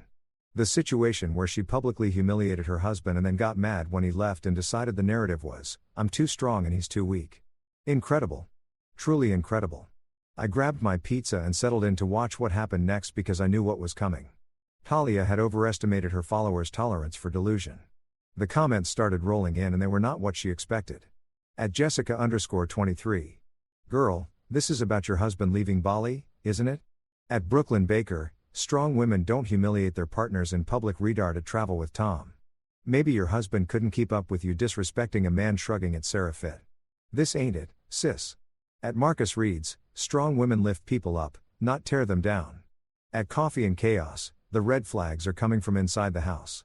At Alexa Place POV, you're learning consequences exist.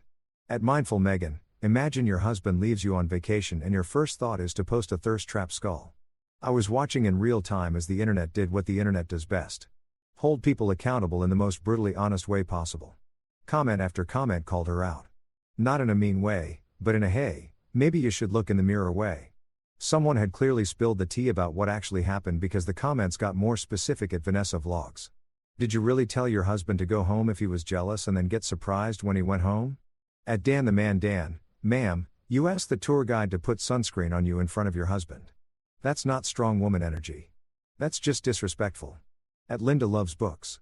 Strong women don't humiliate their husbands in public and then play victim when there are consequences.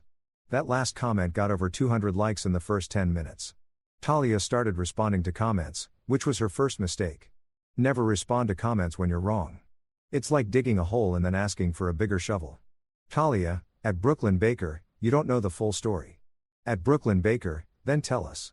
Why did your husband leave? Talia, he was being insecure and jealous. At Brooklyn Baker over what? And then Talia made her second mistake. She told them, Talia, I asked our tour guide to put sunscreen on my back and he freaked out. The comments exploded at Mikey_87. You asked another man to put sunscreen on you when your husband was right there and you're confused why he left. Face with tears of joy at Read with Rachel. Girl, I'm a feminist and even I know that's out of pocket. At Fitness Fiona, my husband would have left me too and I wouldn't have blamed him. At Tech with Terry, the mental gymnastics to make yourself the victim here is Olympic level. I was eating my pizza, scrolling through the comments, feeling like I was watching the most satisfying episode of a reality show ever made. The internet court was in session, and Talia was losing badly. More screenshots started coming through from anonymous numbers.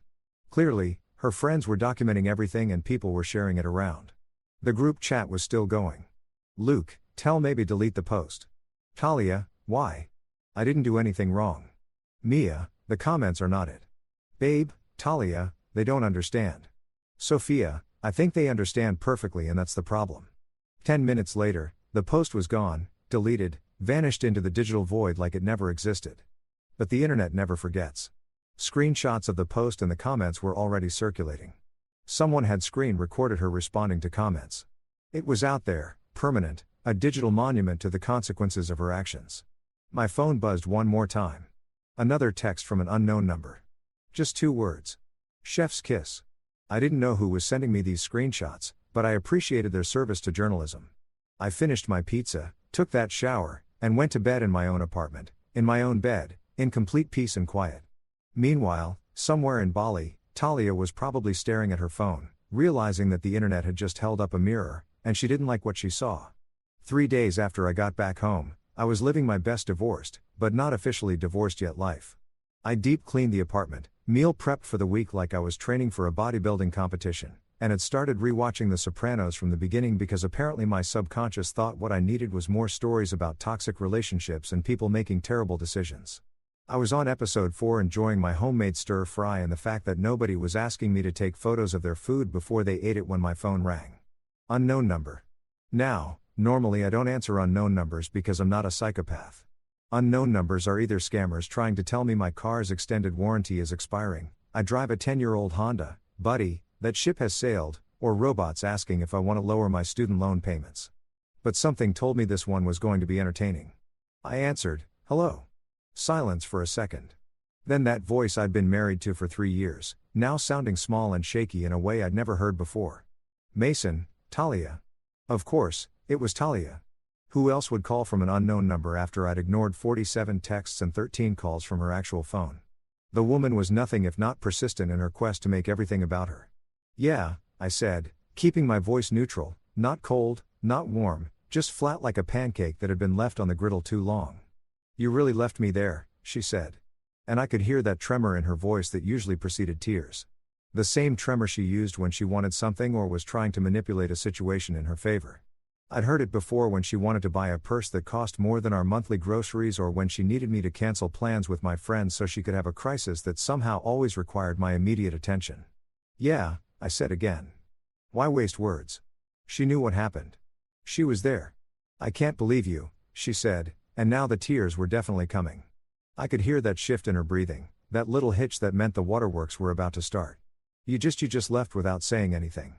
Without even talking to me, I took a bite of my stir fry, chewed, swallowed.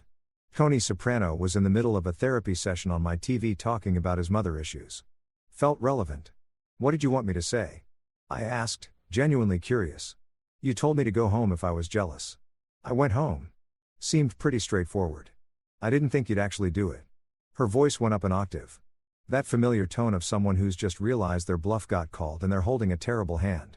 It was a joke, Mason. You know how I am. I was just being dramatic. Yes, the classic, it was just a joke defense. The refuge of people who say hurtful things and then act shocked when there are consequences. I'd heard this one before, too. Usually after she'd made some comment about my job not being as exciting as her marketing career or about how I dressed like a dad even though I was 32. And that's not even that old. Cool, I said. Well, I took you seriously. My bad. You're bad. She was getting angry now. The tears evaporating into rage like water on hot pavement. You embarrassed me, Mason. Everyone saw you leave. Everyone was asking questions. Do you know how humiliating that was? I had to put my fork down for this one. Had to really appreciate the absolute audacity of what I just heard. Let me get this straight, I said slowly, like I was explaining algebra to a golden retriever. You're upset that I embarrassed you. Yes. By leaving after you publicly told me to leave. That's not your twisting it. I'm really not. I said you said, and I quote, "If you're jealous, go home." Then you got mad when I went home. I'm trying to understand the logic here, but it's not clicking. You know what I meant? Do I? Because it seems like you said exactly what you meant. You wanted me gone so you could keep flirting with Zane without your boring husband watching. So, I left. Problem solved. She made this sound that was half gasp, half sob, like I just revealed some devastating truth she wasn't ready to face. Which, to be fair, I probably had. I wasn't flirting, she insisted, but even she didn't sound convinced. I was being friendly. There's a difference, right? I said, just like there's a difference between asking your husband to put sunscreen on your back and asking the shirtless tour guide to do it instead. Super friendly. Very normal behavior. Oh my God, you're still on that? It was sunscreen, Talia, I said. And I kept my voice calm because I'd learned that staying calm drove her crazy way more than yelling ever could. If it was just about sunscreen, you would have asked me. I was sitting 2 feet away from you.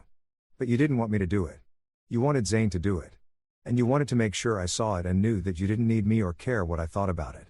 Silence on the other end. The kind of silence that meant I'd hit the target dead center and she was scrambling for a comeback. You're being ridiculous, she finally said, but there was no conviction behind it. Maybe, I agreed. Or maybe I'm just tired of being treated like a prop in your one-woman show. That's not fair. You told me to go home in front of a beach full of people because I raised an eyebrow. One eyebrow, Talia. That's all I did. I didn't yell. I didn't make a scene. I just looked surprised that my wife was having another man rub lotion on her back and you responded by humiliating me publicly. So yeah, I went home and somehow I'm the villain here. More silence then. Quieter now. I had to call my mom for money. Ah, there it was. The real reason for this call. Not an apology, not reflection on her actions, not, hey, maybe I treated you like garbage and I should think about why my husband would rather fly 20 hours home than spend another day watching me disrespect him. No, she was mad about the money. I'm aware, I said. You texted me about it several times. Do you know how humiliating that was? She asked, and I almost laughed. Almost.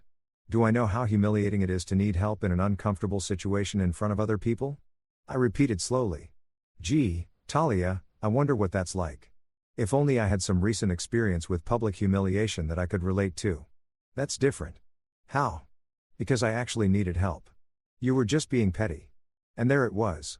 The fundamental disconnect in her mind. Her needs were always valid and mine were always petty. Her feelings were always justified and mine were always overreactions. She was the main character and I was just supposed to read my lines and be grateful for the role. I followed your instructions, I said simply. You told me what to do if I was jealous. I did it. That's not petty. That's just listening. You could have just talked to me like an adult instead of running away. I tried talking to you for 3 years, I said, and I was surprised by how tired I sounded. Not angry, just exhausted. Every time you crossed a line, I talked to you. Every time you made me feel small, I talked to you. Every time you chose getting attention from other men over respecting me, I talked to you. And every single time you told me I was being insecure, jealous, or controlling. So, I stopped talking and I started listening instead. Listening to what? To what you were actually telling me. Not your words, but your actions. And your actions told me pretty clearly that you didn't respect me, didn't value me, and didn't think my feelings mattered. So, I left. She was crying for real now. Those big gulping sobs that might have worked on me a year ago, but I'd spent 3 days in peace and quiet, sleeping in my own bed, eating food I actually wanted to eat, watching TV shows I wanted to watch, and not once having to worry about being someone's emotional support audience. And I'd realized something important. I was happier alone than I'd been in years of being with her. Mason, please. She said through the tears. We can fix this. We can go to therapy. We can work on it. I'll be better. I promise. You said that before. I reminded her. After your company Christmas party when you spent 2 hours flirting with your boss while I stood in a corner holding your purse. After your friend's wedding when you dirty danced with the best man and told me to loosen up when I said something. After that concert where you gave your number to the bartender as a joke.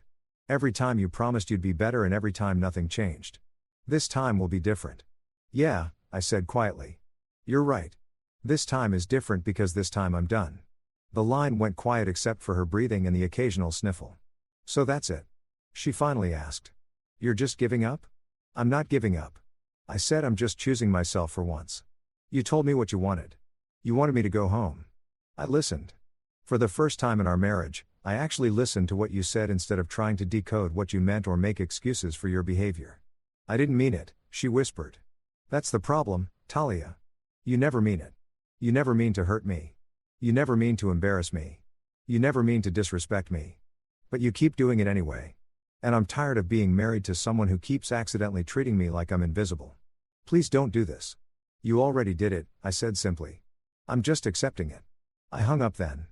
Didn't wait for her response. Didn't give her a chance to make more promises or shed more tears or try to guilt me into giving her another chance. I just hung up and went back to my stir-fry and Tony Soprano. And I felt lighter than I had in years. After that phone call, something weird happened. Or rather, something weird didn't happen. I didn't block Talia's number. I didn't delete her contact. I didn't go through her Instagram like some kind of digital archaeologist looking for evidence of her latest crisis or public meltdown. I didn't even hate her, which was probably the most surprising part of all. I just unplugged. It was like someone had finally found the off switch to a machine that had been running nonstop for 3 years, making this constant humming noise that I'd gotten so used to, I'd forgotten what quiet sounded like. And now that it was off, man, the silence was deafening in the best possible way. My buddy Chris called me on day 4 of my newly peaceful existence. Chris was my college roommate, the guy who'd been best man at my wedding, even though he'd had some serious reservations about Talia that he'd kept mostly to himself because that's what good friends do. They let you make your own mistakes and then help you clean up the mess after without saying I told you so more than 3 or 4 times. Dude, he said when I answered, I saw Talia's Instagram story. I was at the gym actually working out for the first time in months instead of just paying for a membership I never used. Felt good, felt productive, felt like I was investing in myself instead of managing someone else's emotional stock portfolio. Yeah, I said, not really caring, but curious what new chapter of the Talia drama saga had unfolded.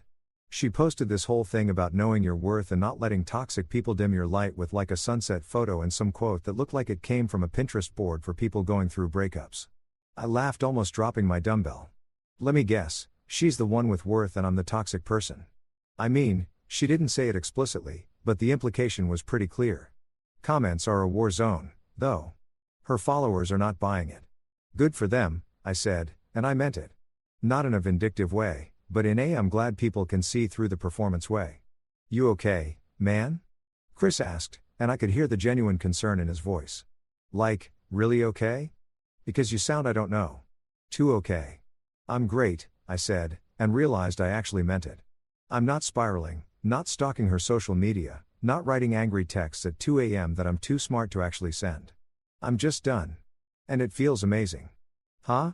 Chris said like he was processing this. That's very mature of you, right?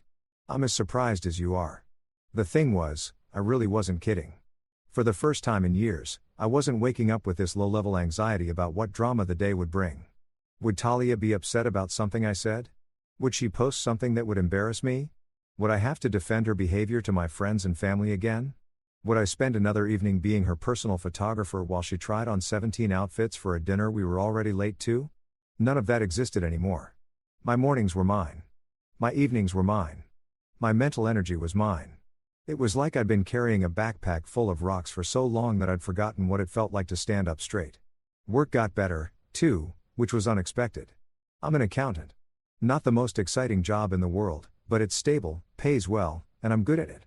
Talia used to make comments about how boring my job was, how she could never sit at a desk all day doing math stuff, how her marketing career was so much more creative and dynamic. I'd internalized that for a while. Felt kind of apologetic about having a normal job that didn't involve influencer events or brand partnerships or whatever the hell she did that required that many selfies. But now I showed up, did my work, helped my coworkers with their tax questions, and left feeling competent and useful. My boss, Patricia, a no-nonsense woman in her 50s who'd been doing this for 30 years, stopped by my desk one afternoon with her coffee mug that said, "I'm not arguing. I'm just explaining why I'm right." "Mason," she said, peering at me over her glasses. "You seem different lately." "Different how?" I asked, hoping this wasn't leading to a conversation about my productivity or something. "Lighter," she said, less stressed. "Did you finally tell that wife of yours to knock it off with the surprise lunch visits?" Talia used to show up at my office unannounced, which sounds romantic until you realize she only did it when she wanted something or needed me to solve a problem she'd created. Patricia had witnessed more than one of these surprise visits that ended with me having to leave early or skip lunch to deal with whatever crisis Talia had manufactured. "We're separated," I said simply. "I left her in Bali and came home." Patricia's eyebrows shot up. Then slowly, she smiled. "Good for you." "Yeah, Mason, I've been married for 32 years. I know what a healthy relationship looks like, and whatever you had going on was not it. You've been walking around here for months looking like a man who's constantly waiting for the other shoe to drop. It's nice to see you relaxed." That conversation stuck with me. Other people had noticed. My stress had been so visible that my boss, who barely knew me outside of quarterly reviews and the occasional conversation about Excel formulas, had picked up on it. My mom called on day 6. I'd been avoiding telling her about the separation because my mom loved Talia. Or rather, my mom loved the idea of me being married and potentially giving her grandchildren. And Talia knew how to perform for parents. She'd show up to family dinners with homemade desserts, store-bought, but she'd transfer them to a nice dish, compliment my mom's cooking, ask about my dad's golf game. She was great at the 2-hour performance. It was the other 8,758 hours of the year that were the problem. "Honey," my mom said in that tone that meant she'd heard something from someone and was fishing for confirmation. "Debbie Henderson told me she saw Talia's Instagram post about toxic people. Is everything okay?" Debbie Henderson was my mom's friend from book club who apparently followed Talia on social media for reasons I'd never understood. "We separated." "Mom," I said, ripping off the band-aid. "I left her in Bali and came home. We're probably getting divorced." Silence. "Then what happened?" I gave her the abbreviated version: the sunscreen, the public humiliation, the "go home if you're jealous" comment. My decision to actually go home. More silence. Then my mom said something that genuinely shocked me. Good. Mason, I'm your mother. I love you, and I've been watching you shrink yourself for 3 years to make room for that girl's ego. You stopped coming to family dinners. You stopped calling. Every time we talked, you sounded exhausted. I thought marriage was supposed to make you happy, not turn you into someone I barely recognized. You never said anything," I said quietly. "Because you seemed committed to making it work. And I respect that. But sweetie, there's a difference between working on a marriage and working yourself to death trying to fix someone who doesn't think they're broken. I'm glad you finally chose yourself. I didn't expect to get choked up, but I did." Hearing my mom, who'd been married to my dad for 37 years and took the for better or worse thing seriously, tell me she was proud of me for leaving felt like permission I didn't know I needed. My dad got on the phone after. "Your mother's crying happy tears, by the way. She's very proud. Also, I never liked Talia. She ate all the good cookies at Christmas and didn't say thank you." Classic dad. Cutting right to what mattered. The days turned into a week, then 2 weeks. Talia kept trying different numbers, probably using her friends' phones or those free texting apps. I'd see the messages pop up, read them without opening them. "Thank you," preview function, and then just move on with my day. "We need to talk about us. I've been thinking about what you said. Can we at least discuss this like adults? I deserve a conversation." That last one almost made me respond. Almost. Because the audacity of thinking she deserved a conversation after 3 years of not listening to anything I said was truly something. But I didn't take the bait. Every time I felt tempted, I'd remember the beach, the sunscreen, the laughter from strangers, the way she'd smiled like my pain was entertainment. And I'd put my phone down and go do literally anything else. I started cooking actual meals instead of eating takeout every night. Tried new recipes, burned some things, made some things that were actually good. Didn't have to photograph any of it or wait while someone found the perfect angle and lighting. I read books, finished a whole novel in 3 days without interruption. I went to a movie by myself on a Wednesday afternoon and it was glorious. Nobody asked me to explain the plot in real time or complain that they were bored. I called old friends I'd lost touch with because Talia thought they were boring or bad influences. Translation: they didn't worship her. I existed. Just existed without drama, without damage control, without pretending that disrespect was a joke I should learn to laugh at. Silence, I discovered, wasn't just the absence of noise. It was a luxury brand I couldn't afford when I was married. Now I was living in it, wrapped in it like the world's most comfortable blanket. And I had zero intention of giving it up.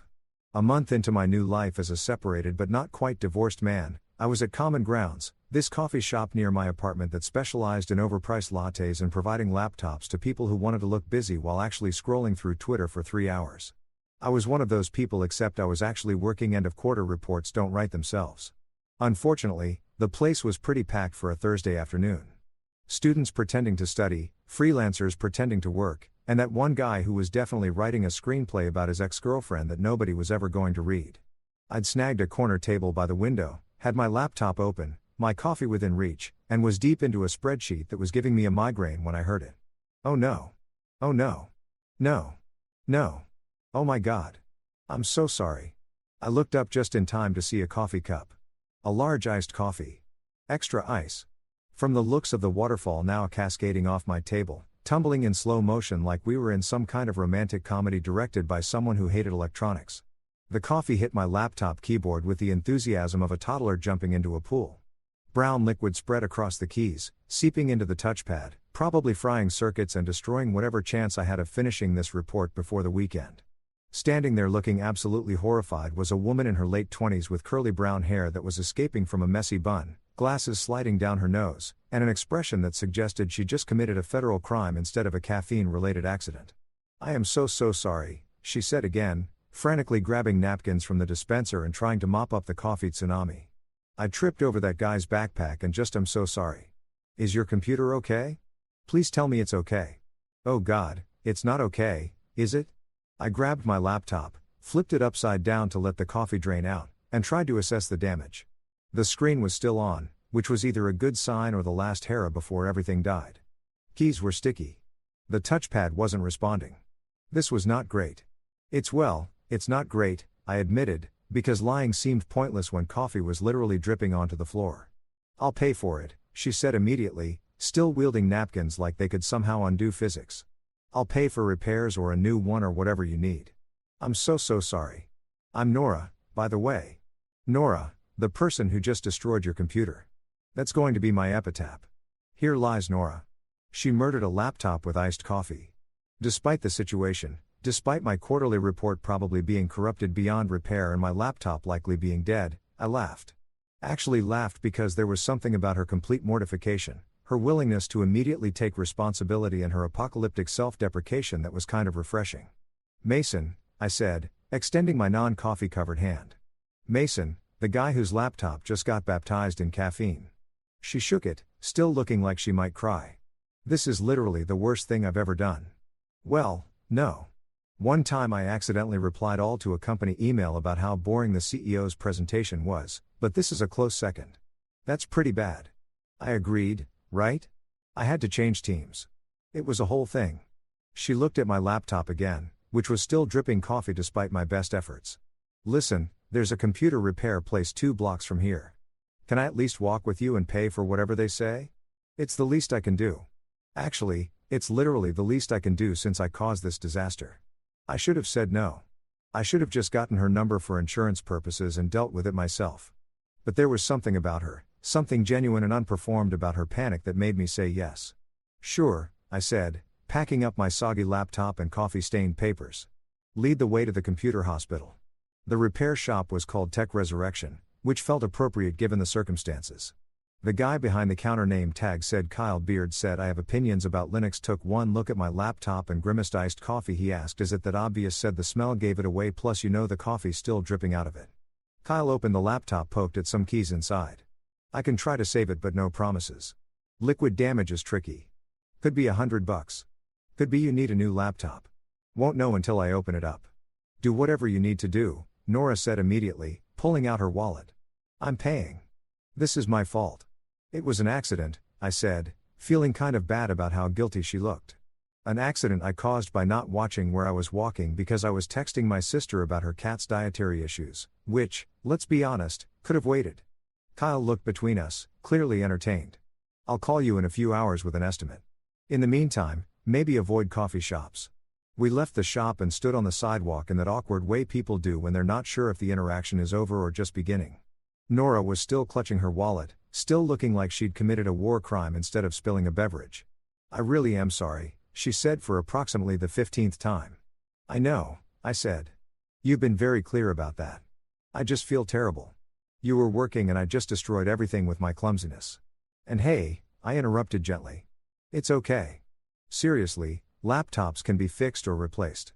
It's not like you killed my dog. Do you have a dog?" "No." "Good. Because I'd feel even worse if I had to worry about being a dog murderer on top of being a laptop murderer. I laughed again twice in 10 minutes. That had to be some kind of record for conversations that started with property damage. Look, she said, taking a breath like she was about to make a decision. Can I at least buy you a coffee? A new coffee from a different shop where I promised to keep both hands firmly on the cup at all times.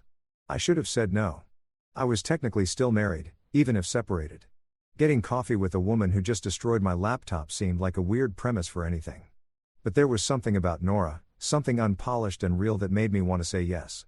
Sure, I said. But maybe we skipped the iced drinks. We ended up at a different coffee shop 3 blocks away. A quieter place that looked like someone's grandmother had decorated it with lace doilies and inspirational quotes about friendship. Nora got a hot tea because I can't be trusted with cold beverages apparently. And I got a regular coffee. We sat at a table by the window and that's when I realized something strange. The silence wasn't awkward. With Talia, silence had always needed to be filled. She'd get anxious if nobody was talking, would start telling stories or showing me something on her phone or creating drama just to have something happening. But Nora, she just sipped her tea and looked comfortable existing without narrating every moment. So, she finally said, "What do you do when you're not having your laptop murdered by clumsy strangers?" "I'm an accountant," I said, waiting for the usual response. Some joke about how boring that must be or a comment about tax season or the glazed over look people get when you mention spreadsheets. "Oh, nice," she said instead.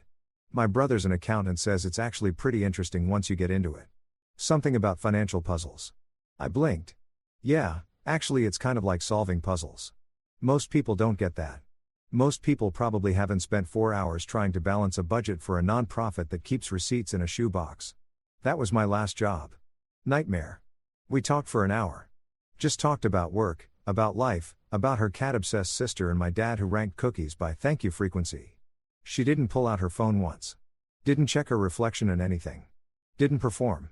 She just existed peacefully like a regular human having a regular conversation. When she laughed, it was because something was actually funny, not because she had an audience to impress. When she told stories, she included the embarrassing parts about herself instead of turning everything into a highlight reel. She asked questions and actually listened to the answers instead of waiting for her turn to talk. It felt strange at first. Calm is addictive once you taste it, but it's also kind of alarming when you're used to chaos. "I should probably go," she said eventually, checking her watch. "I have a thing tonight, but thank you for being so nice about the whole laptop massacre. Most people would have been way angrier. Most people probably haven't had worse things happen to them recently," I said without thinking.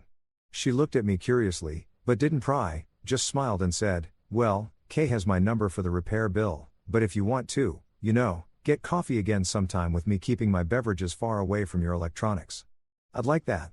I realized I would like that, too. A lot actually. "Yeah," I said. "I'd like that." She left and I sat there for another few minutes finishing my coffee and thinking about how different that interaction had been from anything I'd experienced in the last 3 years. No drama, no performance, no competing for space in my own story. Just a conversation with someone who seemed content being herself instead of auditioning for a role. It was weird. It was peaceful and I wanted more of it. 3 weeks after the coffee shop incident, my laptop was fixed. $200. Nora insisted on paying every cent. I'd had 4 more coffee dates with Nora, all without beverage-related casualties, and I'd officially filed for divorce. That last one was surprisingly easy. Turned out that when you have a clear-cut case of spouse publicly humiliated me and told me to leave, so I left. The paperwork practically fills itself out. My lawyer, a sharp woman named Rebecca, who'd seen everything and was impressed by nothing, looked over the timeline of events and actually smiled. "This is the most straightforward case I've had all year. She literally told you to go home. You went home. She can't really argue with that." "She'll try," I said, because I knew Talia. She'd try to spin it, reframe it, make it about my jealousy or insecurity or inability to handle her free spirit. "Let her try," Rebecca said, closing the file. "We've got screenshots of her Instagram post, witness statements from other tourists, and the hotel records showing you removed yourself from the room charges while she was still there. Plus, her own text messages saying, 'Go home if you're jealous.' This is what we call an airtight case of getting exactly what you asked for." I left her office feeling lighter than I had in years. The divorce would take a few months to finalize. Bureaucracy moves slower than a DMV line on a Monday. But the hard part was done. I'd made the decision. I'd filed the papers. I was officially legally moving on. My phone buzzed while I was walking to my car. Text from an unknown number, which meant it was probably Talia using yet another friend's phone or app. She'd been doing that for weeks, trying different approaches like I'd be testing her way back into my life. But this time, it wasn't Talia. Unknown number. Hey man, it's Luke. Got your number from the wedding list. Hope that's cool. Luke, the wannabe DJ from Bali. The one who'd sent me those group chat screenshots that I'd enjoyed way too much. Me, hey, what's up, Luke? Just wanted to let you know Talia is back home. Got back last week. Of course, she was.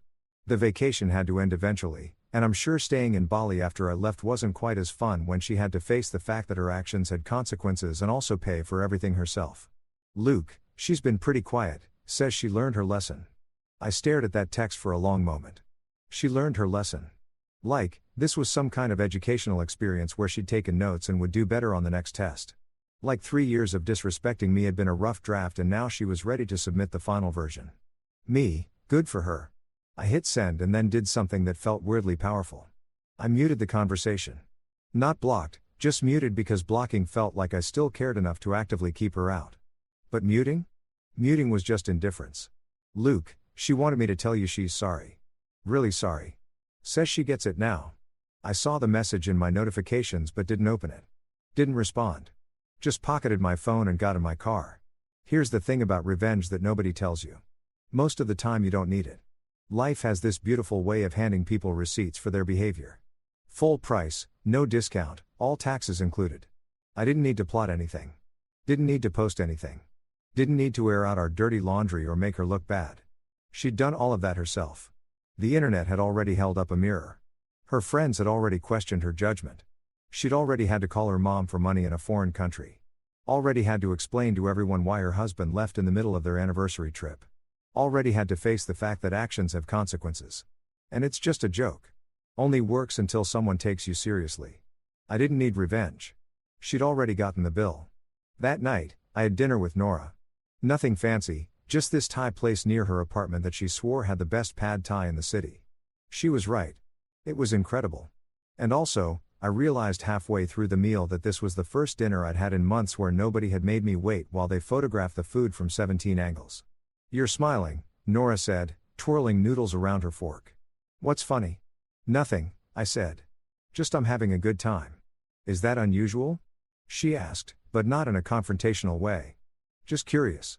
It used to be, I admitted, my ex. Well, almost ex. The divorce is processing. She made everything complicated. Even dinner was a performance. Had to get the lighting right, the angle right, the caption right. By the time we actually ate, the food was cold, and I'd lost my appetite. Nora made a face. That sounds exhausting. It really was. Well, she said, raising her water glass like it was champagne. Here's to hot food and low expectations. I clinkied my glass against hers. I'll drink to that. We didn't have some big dramatic moment where I declared my feelings or she became my rebound or whatever movie script people think happens after a breakup. We just enjoyed each other's company, talked about normal things, made plans to see a movie next weekend, exchanged memes about accounting. Yes, accounting memes exist. And yes, they're hilarious if you're a specific type of nerd. It was simple. It was easy. It was peaceful. And peace, I discovered, was underrated. The next morning, I woke up in my apartment. My space decorated how I wanted it, organized in a way that made sense to me. And the first thing I noticed was the quiet. Not the heavy, anxious quiet of waiting for something bad to happen. Not the tense quiet of tiptoeing around someone's mood. Just quiet, peaceful, comfortable, quiet. I made my own coffee. Not some complicated order that required specific measurements and organic ingredients and a certain type of oat milk. Just coffee, black, simple, perfect. I opened the curtains and let the morning light in. Something Talia never liked because it wasn't flattering for morning selfies. The sun felt good, warm, real. I sat on my couch with my coffee and my book and thought about how different my life looked now compared to a month ago. How I wasn't walking on eggshells. Wasn't managing someone else's emotions. Wasn't pretending that disrespect was love or that public humiliation was just her being playful. My phone buzzed. Text from my mom. Mom, coming over for dinner Sunday. Your father is making his famous ribs. Also, Debbie Henderson told me Talia is back in town and devastated. I told Debbie that sounds like a personal problem. Was I rude? I laughed out loud. Me. Not rude. Accurate. I'll be there Sunday. Can I bring someone? Mom. The coffee shop girl. Me. Her name is Nora. Mom. Mom. Can't wait to meet Nora. Tell her your father will interrogate her about her cookie preferences. It's his love language.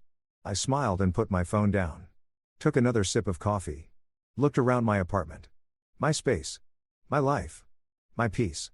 Talia had told me to go home if I was jealous. And yeah, maybe I did go home.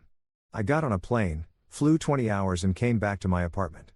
But somewhere between leaving Bali and filing for divorce and meeting Nora and reclaiming my own life, something shifted. This place, this quiet, peaceful, drama-free space stopped being just where I lived. It became home. Not because of the furniture or the location or the rent I paid every month, but because for the first time in 3 years, I felt like I could breathe. I could exist without performance. I could just be myself without apologizing for taking up space or having feelings or expecting basic respect from the person I'd married. I'd spent 3 years being a supporting character in someone else's show.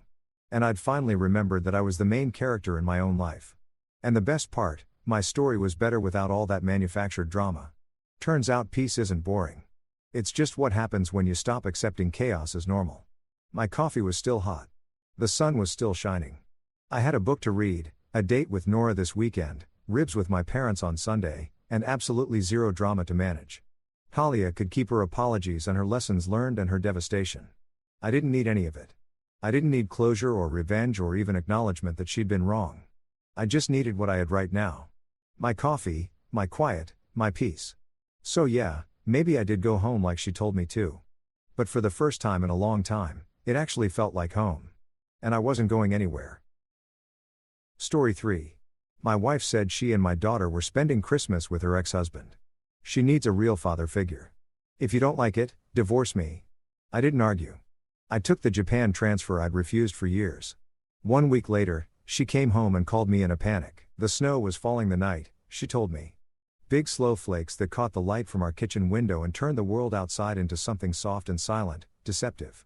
I remember thinking how beautiful it looked, how peaceful. While my wife sat across from me at the table we'd picked out together 7 years ago and told me our daughter would be spending Christmas with another man.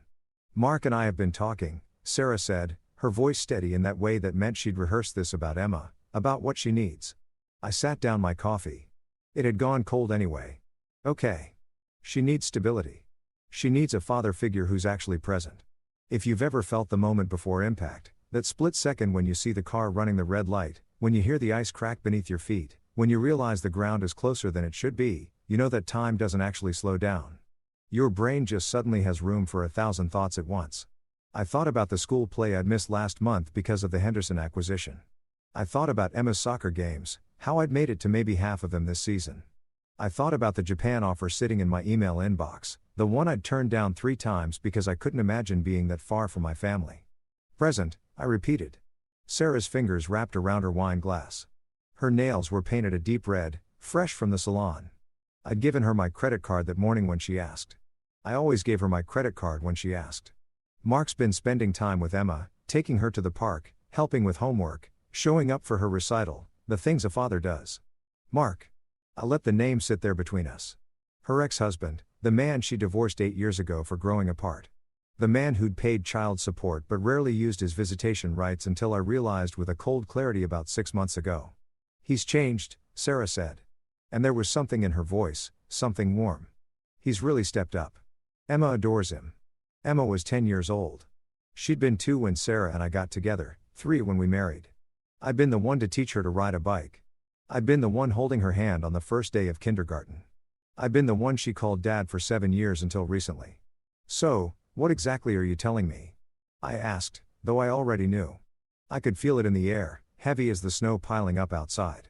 Sarah took a long sip of wine. Emma's spending Christmas with Mark. I'm going too. She needs both of us there. And honestly, David, you work through every holiday anyway. I don't work through every. Last Christmas, you took 3 conference calls on Christmas morning. The Tokyo markets don't close for American holidays. Exactly. She leaned forward and I saw something in her eyes I hadn't seen in months. Certainty, decision. The look she got when she'd made up her mind and nothing I said would change it. That's exactly the problem. Emma needs a father who puts her first. Mark is offering to do that. The rational part of my brain, the part that had made me one of the youngest senior analysts at Mercer and Klein, was already running calculations. Sarah's increased spending over the past 6 months, the new highlights in her hair, the gym membership she'd suddenly taken an interest in, the way she'd started dressing nicer for coffee with friends, the subtle shift in how she looked at me, or rather how she'd stopped looking at me at all. The other part of my brain, the part that still remembered our wedding day, the part that still loved her despite everything, was trying to find the words that would fix this. "Sarah," I said carefully. "We can talk about this if you feel like I'm not present enough. I can make changes. I'm not asking for permission, David." Her voice cut through the kitchen like a blade. "I'm telling you how it's going to be. Emma and I are spending Christmas at Mark's cabin in Aspen. 2 weeks. We leave on the 23rd, 2 weeks, Christmas, and New Year's. The holidays I'd specifically kept clear this year, the time I'd fought to protect from work obligations because last year had been so fragmented. And if I say no," I asked quietly. Sarah's laugh was short and cold. "Emma's my daughter. Legally, I mean, you never adopted her. We agreed it wasn't necessary since Mark was still in the picture. So, legally, you don't have a say." There it was. The truth beneath the truth. The ground falling away. "But beyond that," she continued, her voice taking on a harder edge. "If you have a problem with this, David, we can make it simple. Divorce me." The word hung in the air between us like a challenge, like a dare. She stood up, smoothing her designer sweater, the one I'd bought her for her birthday. "I'm going to bed. Early morning tomorrow. Mark and I are taking Emma to look at private schools." I sat there in the kitchen for a long time after she left, watching the snowfall, listening to the silence of our house. A house I'd bought with a signing bonus I'd earned by working 100-hour weeks. A house Sarah had decorated with furniture and art and things that cost more than most people made in a month. A house that had somehow somewhere along the way stopped feeling like home. My phone buzzed. An email. I almost ignored it. It was past 11 and nothing good came from checking work email after 11 o'clock. But maybe that was the problem. Maybe that was exactly what Sarah meant when she said I chose work over family. I opened it anyway. Subject: Tokyo transfer final offer. "David, I know we've discussed this 3 times now, and each time you've declined. I respect your commitment to your family. However, this is the last time I can extend this offer. The Tokyo office needs a senior analyst who understands both the American and Asian markets. You're our first choice. The package is comprehensive. 40% salary increase, executive housing in Shibuya, full relocation assistance, and most importantly, a 4-day work week with protected weekends. The Japanese office culture we've built values balance in ways our New York office hasn't mastered yet. This offer expires on December 15th. If we don't hear from you by then, we'll be offering the position to another candidate. Best, Richard Chen, Managing Director, Mercer and Klein Tokyo." I read it twice, then 3 times. 40% increase. 4-day work week. Protected weekends.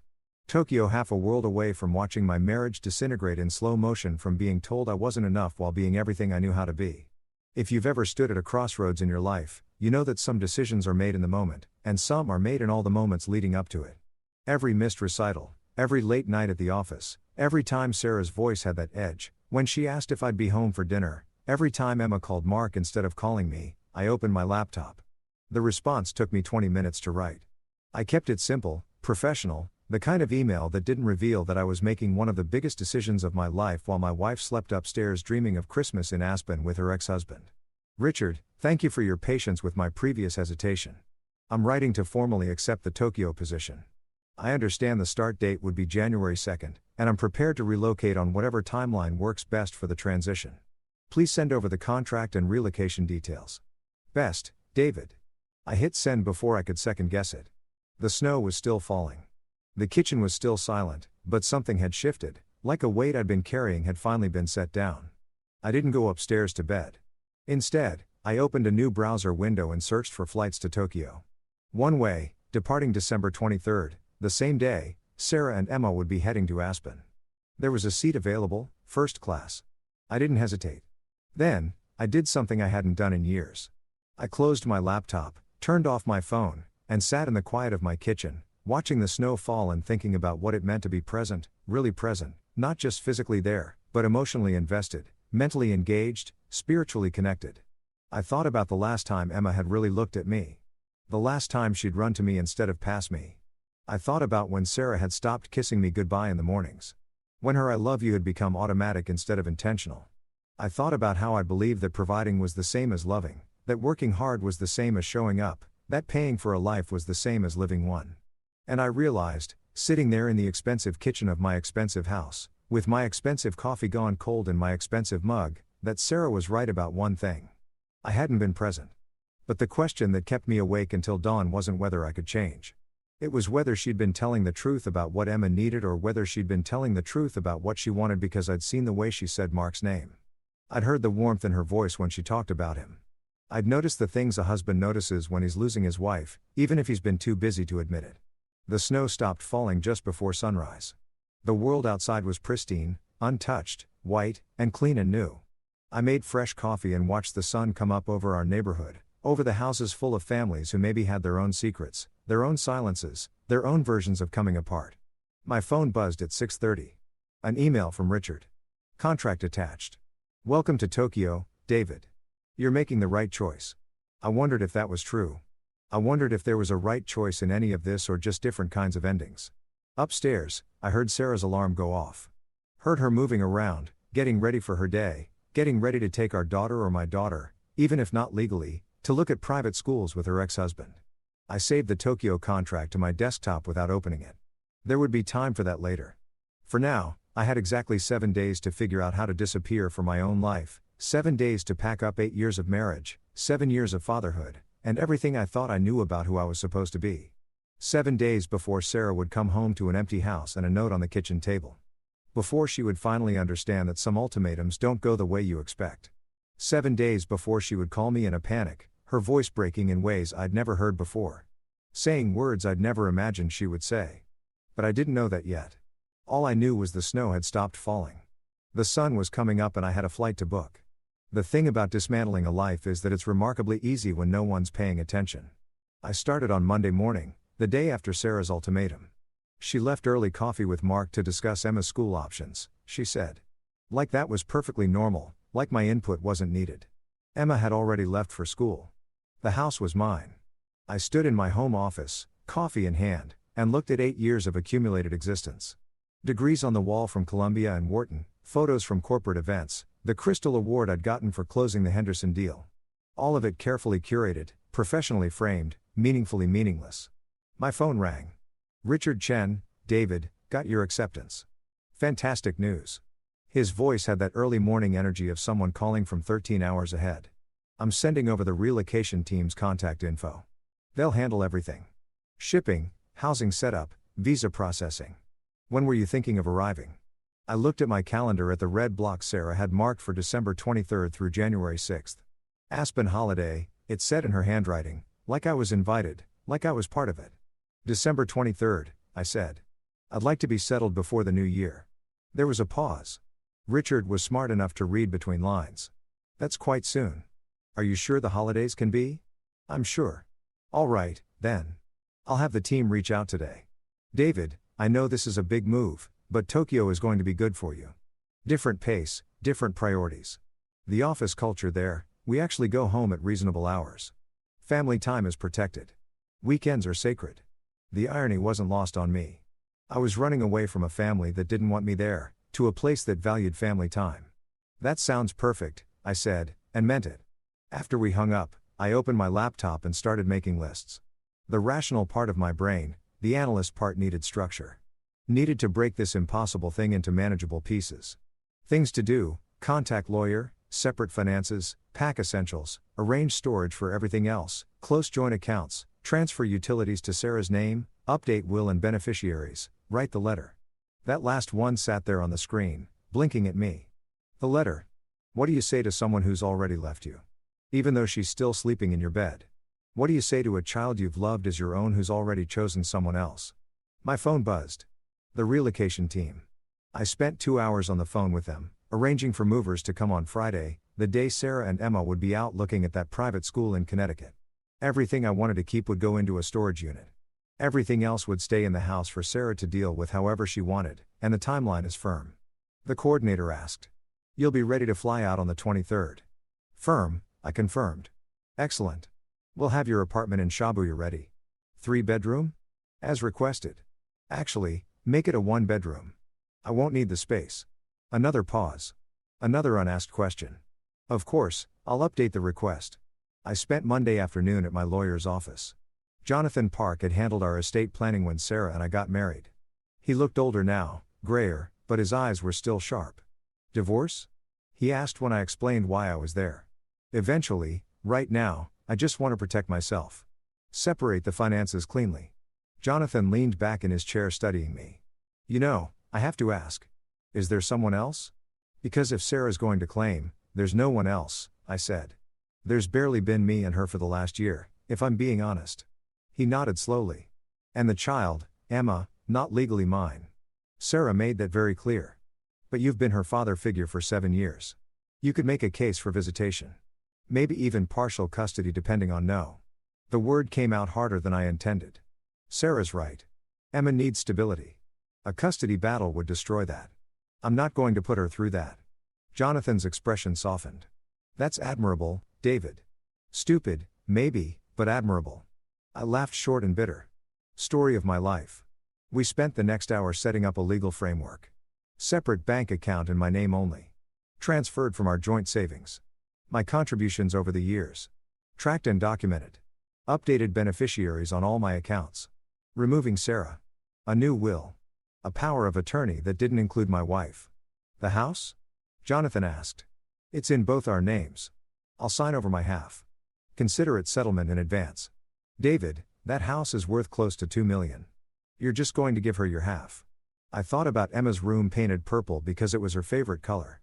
I thought about the backyard where I'd taught her to ride a bike. The kitchen where we'd made pancakes on Saturday mornings before I started working Saturdays, too. Yes, I said. I'm just going to give her my half. Jonathan made notes, his pen scratching across legal pads. What about alimony? You've been the primary earner. She could let her try. I've kept records of every deposit into our joint account, every bill I've paid, every expense I've covered. If she wants to go that route, we can talk about how much of my income went to funding her lifestyle while she rekindled things with her ex. That got his attention. You have proof of an affair. I have proof of patterns, unexplained absences, increased spending on appearance, a sudden interest in activities that align with Mark's interests, text messages on the phone bill. Nothing explicit, but frequent. Very frequent. Jonathan was quiet for a moment. You know, if you wanted to fight this, I don't want to fight. I want to leave cleanly. I want her to wake up one day and realize what she threw away. And I want to be too far away for her to reach me when she does. He studied me with something like respect. Tokyo, you said. Tokyo. Well then. He gathered his papers. Let's make sure you leave with everything you're entitled to. I left his office with a folder full of documents and a strange sense of clarity. The kind of clarity that comes from accepting the inevitable. From stop fighting against the current and just letting it carry you wherever it's going to go. Tuesday, I worked from home. Sarah barely noticed. She was busy with her own preparations, packing for Aspen, texting constantly with someone who made her smile in ways I couldn't remember her smiling at me.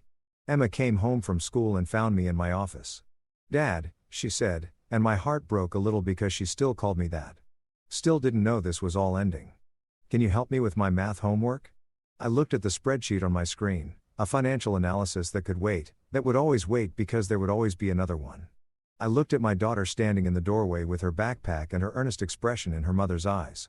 Of course, I said, and closed my laptop. We sat at the kitchen table, working through word problems about trains leaving stations and fractions of pizzas. She was smart, quick with numbers, and I felt a surge of pride that I had no right to feel because I wasn't really her father, was I? I was just the man who'd been there, the man who'd been convenient, the man who was about to disappear. Emma, I said carefully when we finished the last problem. You know I love you, right? She looked up at me with those serious 10-year-old eyes. I know, and you know that sometimes adults have to make difficult choices, but that doesn't mean the love goes away. Something flickered across her face. Uncertainty, maybe even fear. Are you and Mom getting divorced? The question hit me like a physical blow. Kids always know. They always sense when the ground is shifting beneath them. I don't know, I said honestly. Maybe. But whatever happens, I want you to know that these years with you have been the best years of my life. She was quiet for a long moment. Then Mom says Mark is my real dad. Mark is your biological father. That's true, but you're my dad, too, aren't you? I pulled her into a hug. This child who I'd loved and raised and failed in ways I was only beginning to understand. I'll always be your dad, sweetheart, no matter what. She hugged me back tight and fierce. And I wondered if she knew somehow that this was goodbye. If some part of her understood that when she came back from Aspen, I'd be gone. Sarah found us like that when she came home carrying shopping bags from Nordstrom. Her expression went cold. Emma, go do your homework in your room. Emma pulled away from me reluctantly, gathering her books. She looked back once before heading upstairs, and I tried to memorize that look, that moment, because I didn't know when I'd see it again. Don't, Sarah said when Emma was gone. Don't what? Don't confuse her. Don't make this harder than it needs to be. I stood up slowly, carefully, keeping my voice level. I was helping her with math homework. Is that not allowed now? You know what I mean? Don't try to guilt her about Aspen. Don't make her feel bad about wanting to spend time with Mark. I would never do that, wouldn't you? Sarah set her bags on the counter. Thousands of dollars worth of new ski clothes charged to our joint credit card. You're so good at the quiet martyr act, David, the long-suffering provider. But we both know the truth. You chose this. You chose work over us over and over again. If you've ever wanted to scream at someone to unleash years of frustration and hurt and anger, you know how it feels to swallow all of that down and stay calm. Stay rational. Stay controlled. You're right, I said quietly. I did choose work. I chose to build a career that could give us this life, this house, those clothes, that car in the driveway. I chose to provide because I thought that's what a husband does. What a father does. A father shows up, David. And what does a wife do, Sarah? Does she honor her commitments? Does she communicate when she's unhappy? Or does she reconnect with her ex-husband? Spend months laying groundwork and then issue an ultimatum on a Sunday night over cold coffee, her face flushed. This isn't about Mark, isn't it? This is about you never being here. About Emma, needing more than a bank account and a distracted nod when she tries to talk to you. You're right, I said again, and watched her blink in surprise. You're absolutely right. I wasn't present enough. I prioritized wrong. I made mistakes. She opened her mouth, closed it. She'd been ready for a fight and I wasn't giving her one. So that's it. She said finally. You're just admitting it. What would you like me to do, Sarah? Beg you not to go to Aspen? Forbid you from seeing Mark? Issue an ultimatum of my own? I picked up my coffee cup, rinsed it in the sink. You said if I didn't like it, I should divorce you. You made your position very clear. And what's your position? I dried my hands on the dish towel, taking my time, choosing my words carefully. My position is that I hope you and Emma have a wonderful Christmas. That I hope you find what you're looking for in Aspen. That's it. She sounded almost disappointed, like she'd wanted the fight, wanted the drama, wanted me to give her a reason to justify what she was doing. That's it. I walked past her, heading toward my office. She caught my arm. David, she stopped, searching for words. I didn't want it to be like this. I looked at her hand on my arm at the rings. She still wore the engagement ring with the 2-carat diamond I'd saved for months to buy the wedding band we'd chosen together. I looked at her face, still beautiful, still familiar, still the face of a stranger who happened to share my last name. How did you want it to be? I asked softly. She let go of my arm. I don't know. Different. Me too, I said, and meant it. That night, I slept in the guest room. Sarah didn't comment on it. Maybe she was relieved. Wednesday, the movers came to give an estimate. I showed them what would go to storage, my clothes, my books, my personal items. Not much, really. For 8 years of marriage, everything else could stay. You're not taking the furniture? The foreman asked, looking around my office. No, just what's mine and the art? Some of these pieces look valuable. I glanced at the walls. An abstract piece Sarah had bought at a gallery opening. A landscape from our honeymoon in Tuscany. None of it meant anything to me anymore. Leave it all. Thursday, I went into the office to tie up loose ends. My team was surprised when I announced I was transferring to Tokyo. Effective immediately. But the Henderson follow-up, Janet said, her face falling. We were supposed to present in February. You'll present in February. You've done most of the work anyway. I've just been, I paused, searching for the word. Overshadowing you. This is your chance to step up. She looked uncertain but pleased. When do you leave? Monday. The shock rippled through the conference room. Monday. 5 days. Impossible. Except it wasn't impossible. It was just decisive. I spent Thursday afternoon writing transition memos, delegating responsibilities, ensuring nothing I'd been working on would fall through the cracks. The work that had consumed so much of my life, that had cost me so much, turned out to be remarkably transferable, replaceable, just like me. Friday morning, Sarah and Emma left early for their Connecticut school tour. Sarah barely said goodbye. Emma hugged me tight. "See you Sunday, Dad." She said, "See you Sunday, sweetheart." It was a lie. By Sunday, I'd be 30,000 feet over the Pacific.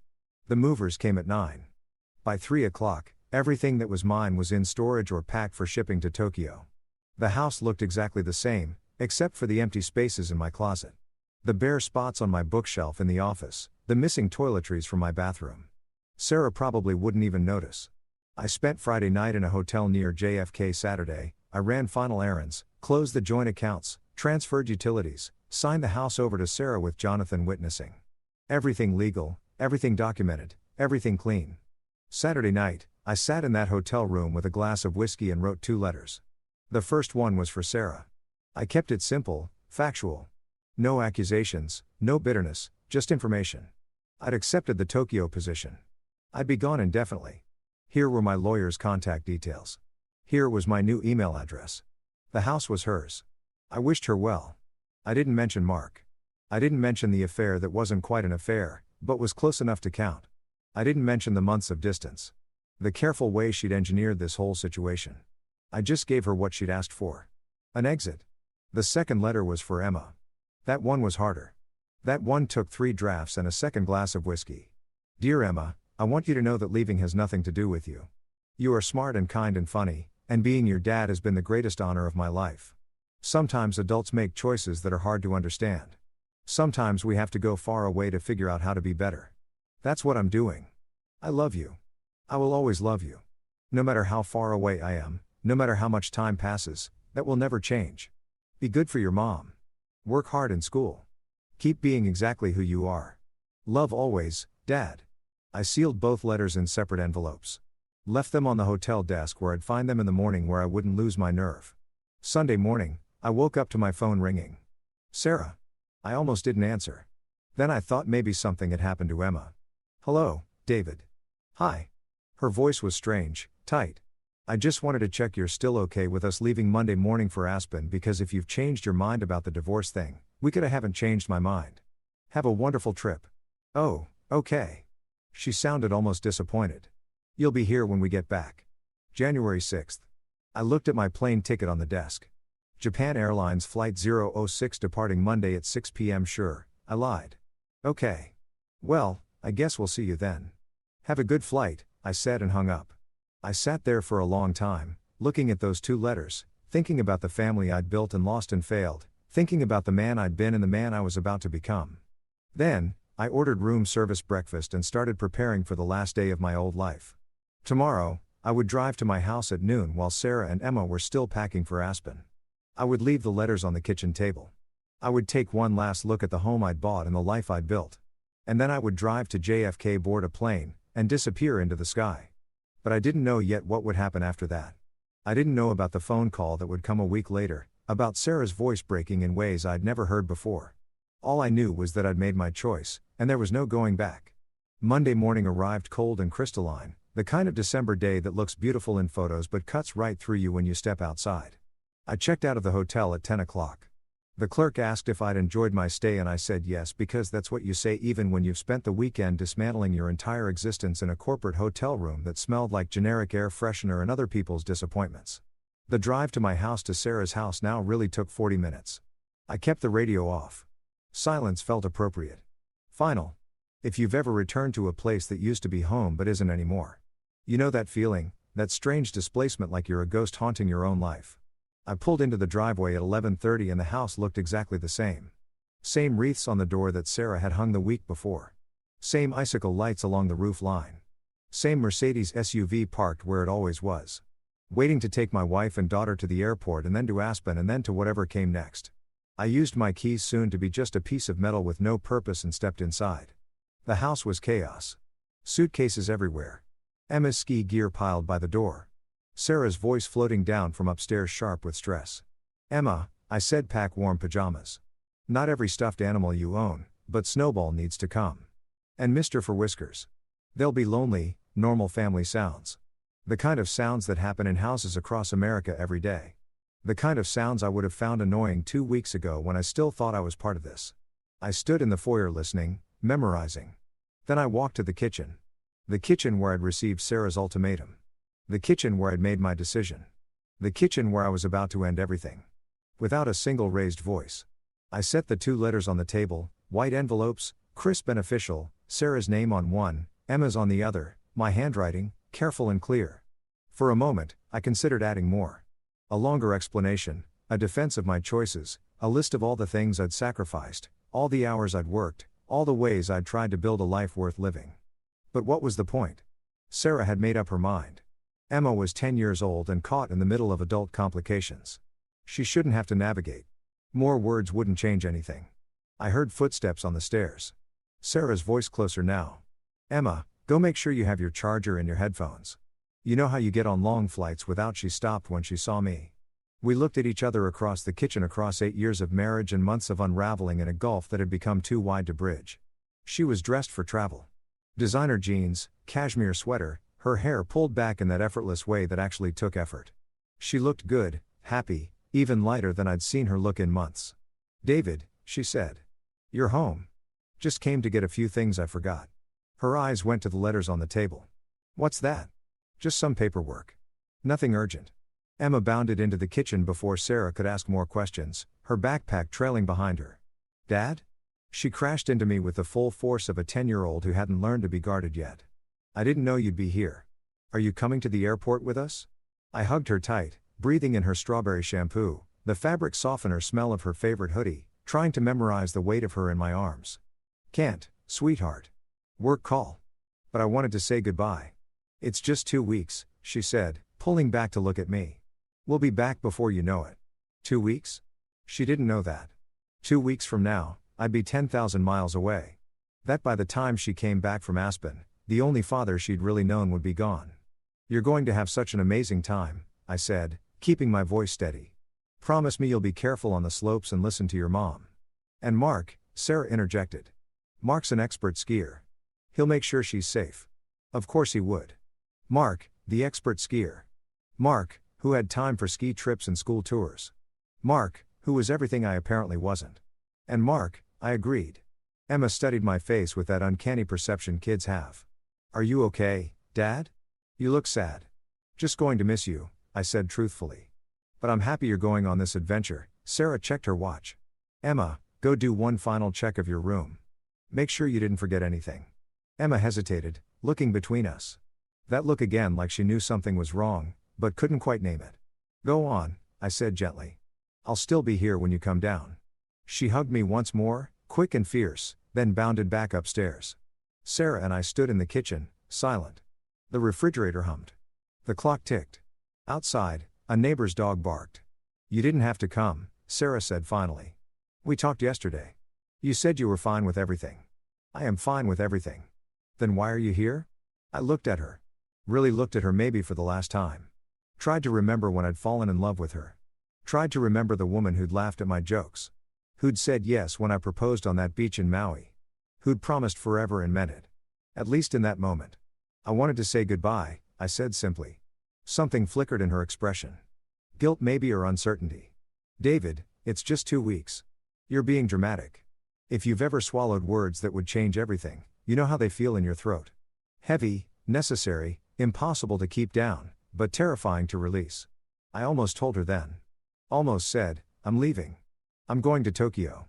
By the time you land in Aspen, I'll be gone. Those letters on the table will explain everything. But Emma was upstairs. Emma would hear. Emma would be hurt in ways I couldn't predict or prevent. So instead, I said, you're right. Just 2 weeks. Sarah's phone buzzed. She glanced at it and her whole face changed, softened.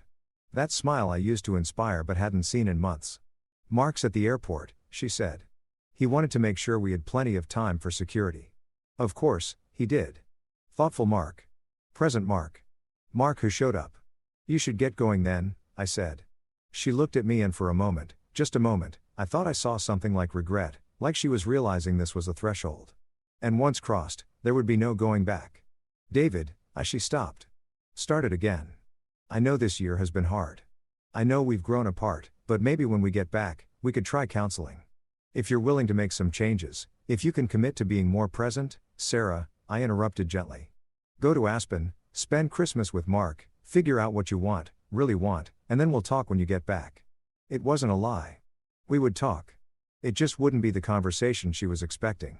Emma came thundering back down the stairs, dragging her suitcase. Ready? Sarah looked at me for another long moment, then nodded.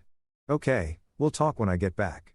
I helped them load the car, made small talk about flight times and weather in Aspen and whether Emma had her motion sickness medicine. Normal things, dad things, last things. When everything was packed, Emma hugged me one more time. Love you, Dad, she said into my chest. Love you too, sweetheart, so much. Sarah got in the driver's seat, started the engine. I stood in the driveway watching them back out, watching Emma wave from the window, her smile wide and excited and unknowing. I waved back until they turned the corner and disappeared. Then I stood there in the December cold in the driveway of a house that wasn't mine anymore and felt the finality of it settle over me like snow. I went back inside, walked through the rooms one last time, the living room where we'd hosted dinner parties, the office where I'd spent so many late nights working, the guest room where I'd been sleeping for the past week, Emma's room, purple walls and posters of pop stars, and a shelf full of books we'd read together. I didn't take anything. Everything I needed was already in storage or on its way to Tokyo. Everything else was just things expensive, meaningless things that had somehow become substitutes for actual connection.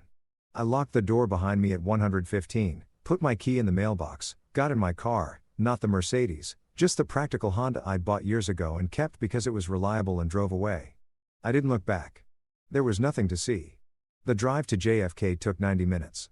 I checked in at 3:30 for my 600 p.m. flight. The agent looked at my single carry-on bag with surprise. Just the one bag for Tokyo? She asked. I travel light, I said.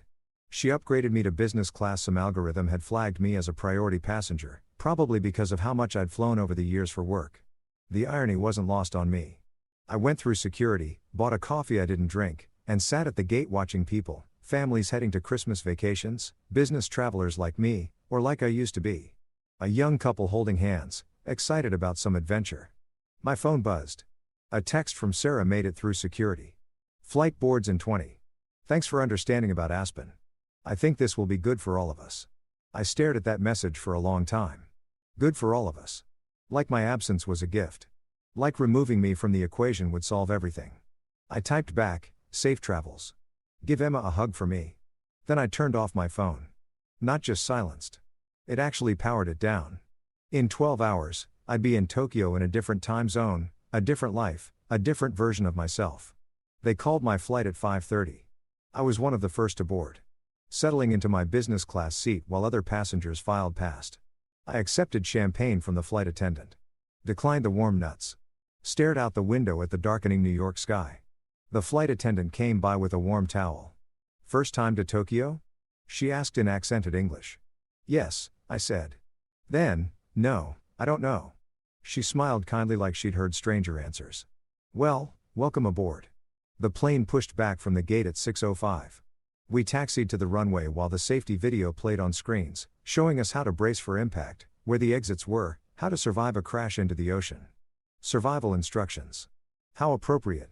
If you've ever left everything behind, not just a place, but a whole identity, a whole understanding of who you were supposed to be, you know that moment when the wheels leave the ground.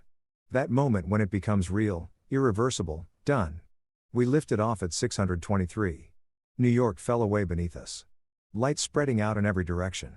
Millions of people living their lives, having their own quiet dramas and loud disasters and everything in between. Sarah and Emma would be in the air too by now, flying west to Aspen while I flew east to Tokyo. Both of us leaving, neither of us knowing we were moving in opposite directions in more ways than one. I pulled out my laptop once we reached cruising altitude, opened the folder with the Tokyo contract, read through it properly for the first time, seeing the details I'd been too numb to process before. The salary was absurd. The benefits were generous. The apartment in Shibuya was fully furnished. I'd have a corporate car service, a relocation specialist to help me navigate Japanese bureaucracy, language lessons, cultural training, everything I needed to start over, everything except a reason why. A message popped up in my inbox. Richard Chen, even though it was morning in Tokyo and he should have been in the office, David saw you're en route. Welcome. Kenji from our team will meet you at Haneda. He'll get you settled. Take a few days to adjust to the time difference before coming in. Looking forward to working with you, I typed back. Thank you. See you soon. The flight attendant brought dinner. Some gourmet thing with too many components. I pushed it around my plate, ate a few bites, gave up, accepted more champagne, even though I shouldn't. The bubbles felt appropriate, celebratory, even though there was nothing to celebrate. Or maybe there was. Maybe freedom was worth celebrating even when it felt like failure. Around hour 3 of the flight, somewhere over Alaska, I pulled out the leather notebook I bought at the airport, opened to a blank page, stared at it. What do you write when your whole life has just ended? What wisdom do you record? What lessons have you learned? I wrote day 1. Then I stopped because what did that even mean? Day 1 of what? Day 1 of running away? Day 1 of Tokyo? Day 1 of figuring out who David Chen was when he wasn't someone's husband or someone's father or someone's employee. I closed the notebook, looked out the window at the darkness, at the wing, cutting through the night at the tiny lights below that might have been cities or stars or just reflections in the glass. My seatmate, a Japanese businessman who'd been working on his laptop, glanced over. First trip to Japan? He asked in perfect English. Yes, I said. Business or pleasure? I considered the question. Escape, I said finally. He laughed, thinking I was joking. Ah, yes. Tokyo is good for that. Very easy to disappear there. 13 million people. You can be anyone. Anyone. The word hung in the air between us. That's exactly what I'm hoping for, I said. He nodded sagely like he understood, though he couldn't possibly. Then he went back to his laptop and I went back to staring out the window. The flight passed in that strange timeless way long flights do. I slept in fits and starts, waking to see other passengers sleeping or watching movies or reading. Anonymous people on an anonymous flight. All of us suspended between places, between versions of ourselves. They served breakfast somewhere over the Pacific. Miso soup and rice and grilled fish. It was good. Better than the dinner. Or maybe I was just hungry enough to appreciate it. The pilot announced our descent into Tokyo at what my body insisted was the middle of the night, but was actually early morning local time. The sun was rising as we broke through the clouds, painting everything gold and pink and new. Tokyo sprawled below us, massive, dense, overwhelming. A city so big that my problems would be microscopic in it. A place where nobody knew my name or my story or the ways I'd failed. We touched down at 7:15 a.m. Tuesday, December 24th. Christmas Eve in Tokyo. Though Christmas wasn't really celebrated here the way it was in America. Just another day, just another beginning. I cleared customs, collected my bag, and found Kenji waiting with a sign that said, David Chen, Mercer, and Klein. Chen's son, he said, bowing slightly. Welcome to Tokyo. How was your flight? Long, I said, but you must be tired. I'll take you to your apartment. You can rest. Settle in. Tomorrow is Christmas. The office is closed. So, you have time to adjust. Christmas. I'd almost forgotten. Sarah and Emma would be waking up in Aspen tomorrow morning, opening presents under someone else's tree, making memories with Mark, the real father figure, living their best lives without me. And I would be here alone in a Tokyo apartment half a world away. Kenji drove us into the city through morning traffic. Tokyo was overwhelming neon and concrete and crowds even at this early hour. Everything was in Japanese. Everything was foreign. Everything was exactly what I needed. The apartment was in a modern high-rise in Shibuya. 23rd floor, minimalist and clean and empty in the best way. No history, no memories, no ghosts. The fridge is stocked with basics. Kenji said, here's my card. Call if you need anything. Really, anything. That's my job. He left me there in the silence, in the emptiness. In the aftermath of the biggest decision I'd ever made, I stood at the window looking out at Tokyo, spreading in every direction. Millions of lives, millions of stories. Mine just one more. And not even an interesting one. My phone was still off. I'd turned it back on when we landed, just long enough to text Richard that I'd arrived safely, then back off. I didn't want to know if Sarah had texted. Didn't want to see messages asking where I was, why I wasn't answering, what was going on. Let her land in Aspen first. Let her settle in with Mark and Emma. Let her have a few days of her perfect Christmas before reality caught up because it would catch up. She'd call the house and I wouldn't answer. She'd worry. She'd call my cell and it would go to voicemail. She'd drive home early to check on me and she'd find those letters on the kitchen table. But that was days away, maybe a week. For now, I was just tired, jet-lagged and heartsick and free in a way that felt more like falling than flying. I unpacked my single bag, took a shower in the pristine bathroom, Collapsed into the bed that smelled like nothing. In the apartment that held no memories, in the city where no one knew my name, and for the first time in weeks, I slept. I woke up disoriented, my body insisting it was the middle of the night while sunlight streamed through unfamiliar windows. The clock on the nightstand said 2:47 p.m. I'd slept for 6 hours. Outside, Tokyo hummed with afternoon energy traffic. Voices, the constant white noise of a city that never quite stops moving. Christmas Eve, December 24th. I lay there for a long time, staring at the ceiling, waiting to feel something. Regret, guilt, panic, relief, anything. Instead, I felt hollow, like I'd left so much of myself behind that what arrived in Tokyo was just a shell, a placeholder, a man-shaped space waiting to be filled with something new. My phone sat on the nightstand, still powered off. I looked at it like it was a bomb. Schortinger's phone, as long as I didn't turn it on, Sarah both had and hadn't found the letters. Both was and wasn't in Aspen wondering where I'd gone. Both did and didn't know her marriage was over. I left it off. Instead, I got up, showered again.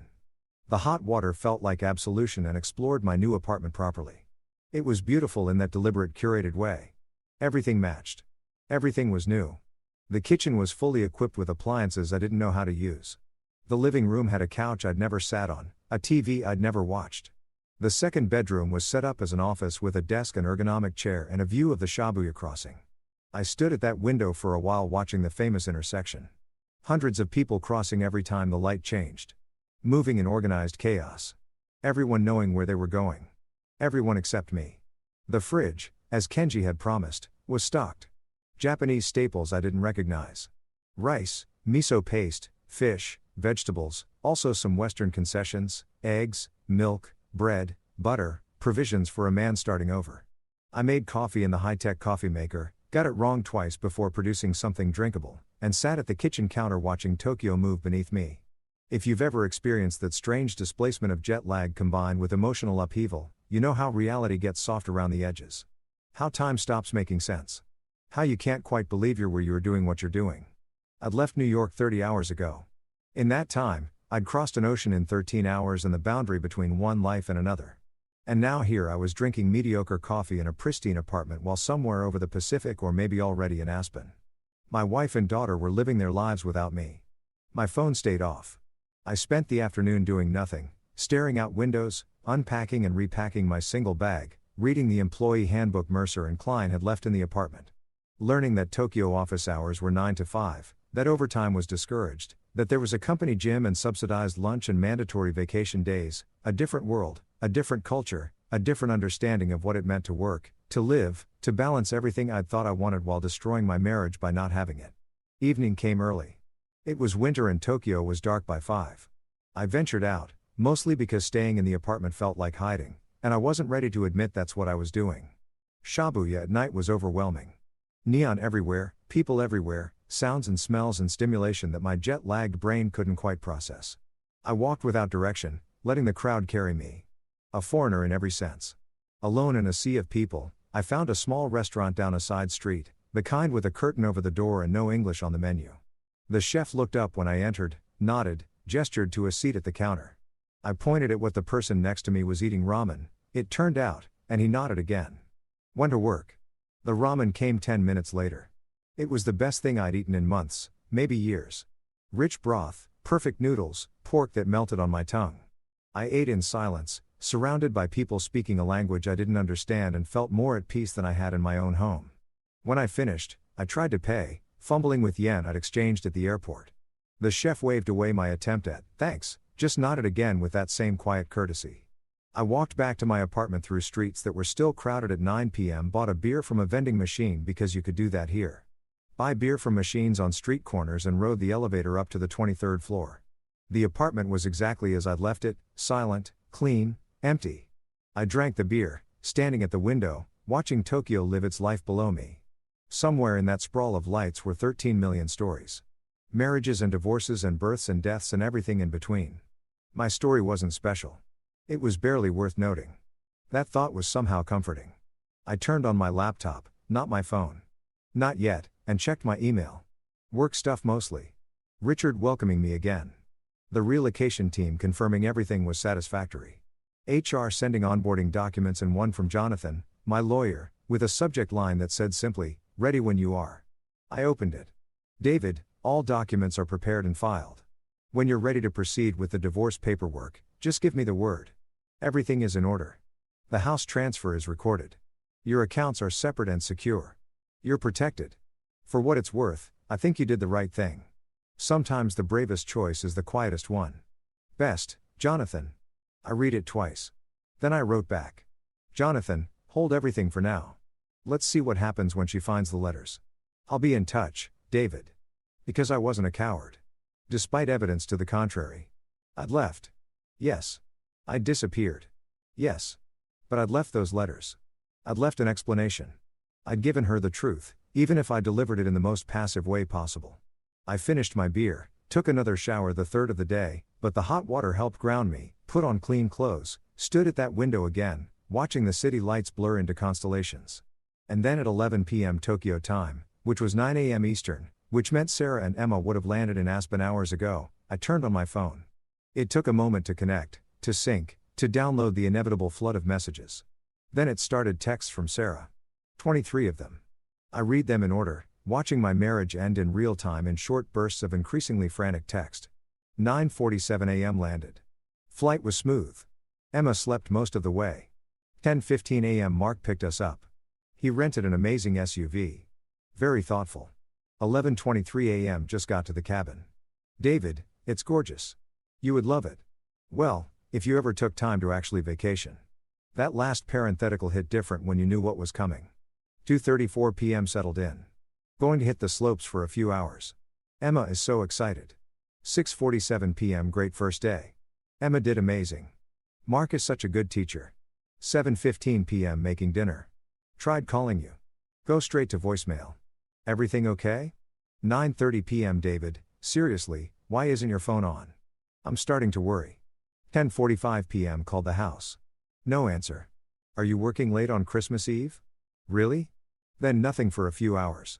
I imagined her going to bed annoyed, but not truly worried. Irritated at my typical behavior. My typical absence. Then this morning, Christmas Day in Aspen. 7:12 a.m. Merry Christmas. Still can't reach you. This isn't funny. 8:33 a.m. David, I'm actually getting worried now. Can you please just text me back? 9:15 a.m. Called your office. They said you took leave. Leave? Since when? 102 a.m. I called Janet. She said, you transferred to Tokyo. Tokyo? What the hell is going on? 10:47 a.m. I'm coming home. Something is wrong.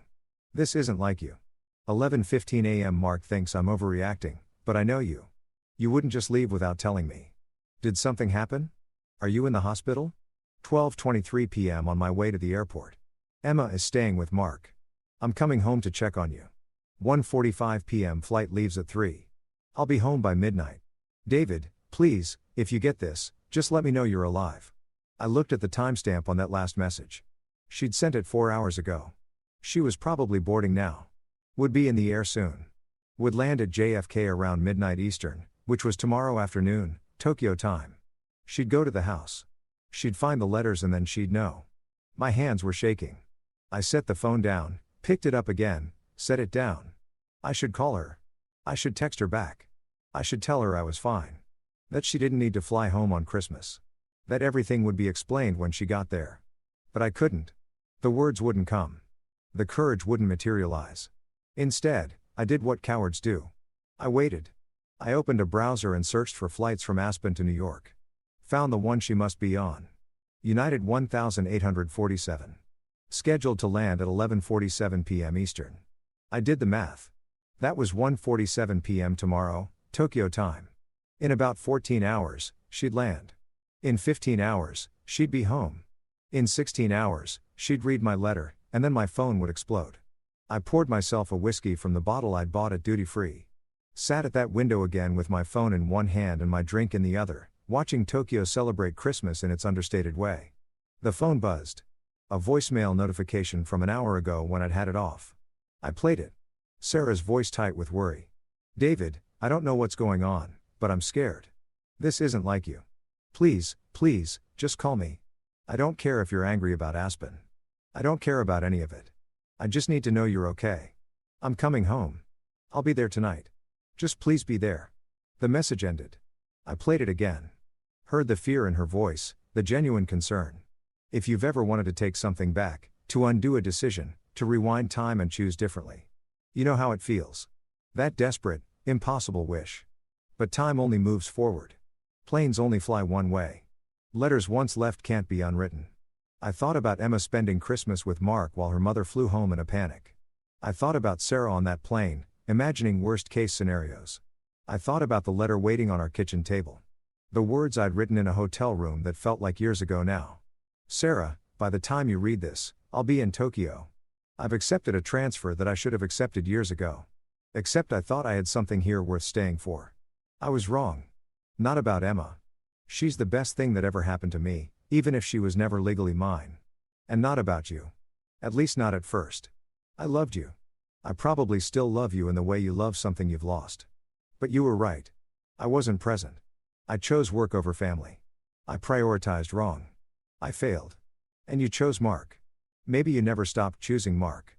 Maybe I was just the convenient option, the stable one, the one who paid the bills while you figured out what you really wanted. I'm giving you what you asked for. A divorce, freedom, the house, everything in it. I've already signed over my half. My lawyer will be in touch with the paperwork. Tell Emma I love her. Tell her this wasn't her fault. Tell her whatever you need to tell her to make this easier. I hope you find what you're looking for in Aspen. I hope Mark is everything I wasn't. David, reading it now from half a world away, it seemed harsh, cold, not at all what I'd meant to convey. But it was too late. The letter was there. Sarah was in the air. The clock was ticking toward a moment I couldn't stop and wasn't sure I wanted to. I finished my whiskey, poured another, watched Tokyo blur into abstract light. My phone buzzed again. A text from Emma. Dad, where are you? Mom left really fast and won't tell me what's wrong. She said you're okay, but she looked really scared. Are you okay? Merry Christmas. I miss you. I stared at that message for a long time. Sweet Emma. Confused Emma. Emma, who'd been looking forward to Christmas in Aspen and now had her mother flying home in a panic and her father, her not legally father, gone silent. I wrote back, I'm okay, sweetheart. I'm sorry your Christmas got complicated. This is between your mom and me. You didn't do anything wrong. I love you. Have fun with Mark. I sent it before I could reconsider.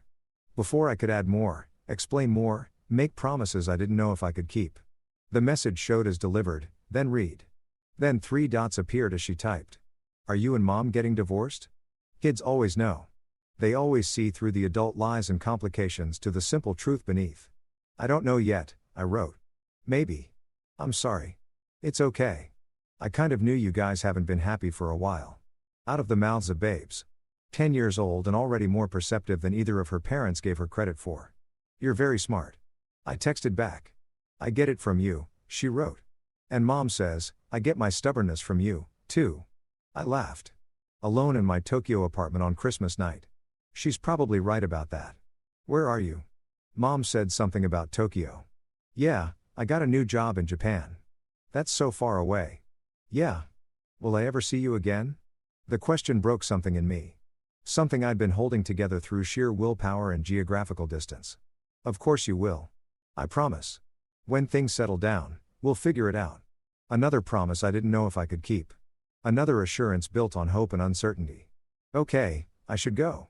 Mark is making hot chocolate. Enjoy it. I love you, Emma. Love you too, Dad. The conversation ended. I sat there with my phone and my whiskey and my view of Tokyo, feeling the weight of what I'd done settle more heavily. I'd left. I'd run. I'd chosen the quiet exit over the loud fight. And now a 10-year-old girl was spending Christmas making hot chocolate with her biological father while her mother flew home in a panic. And her stepfather, former stepfather, drank alone half a world away. If you've ever questioned every choice that led you to a moment, you know how it compounds. Every decision, every priority, every time you chose wrong, stacking up like evidence against you. I should have fought for my marriage.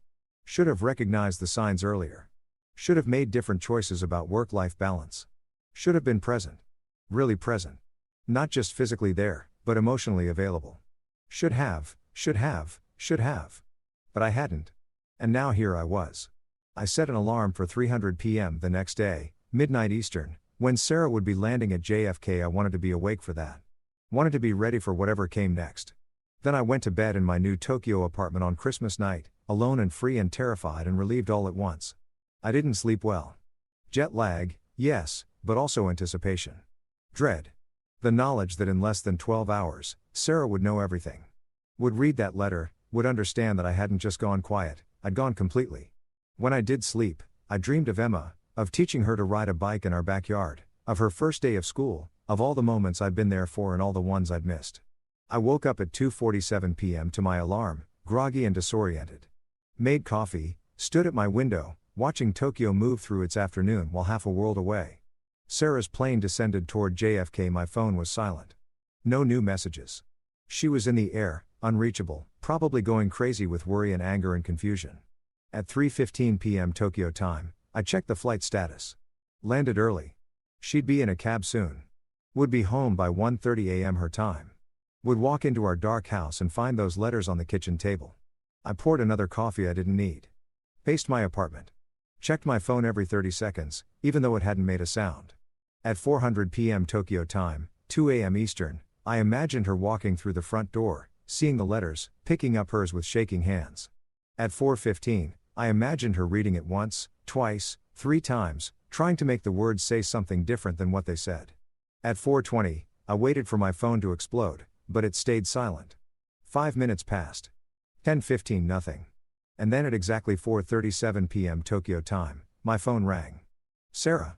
I stared at it, my heart pounding, my mouth dry. Let it ring once, twice, 3 times. Then I answered, hello. And what I heard on the other end changed everything. David. Her voice wasn't what I expected.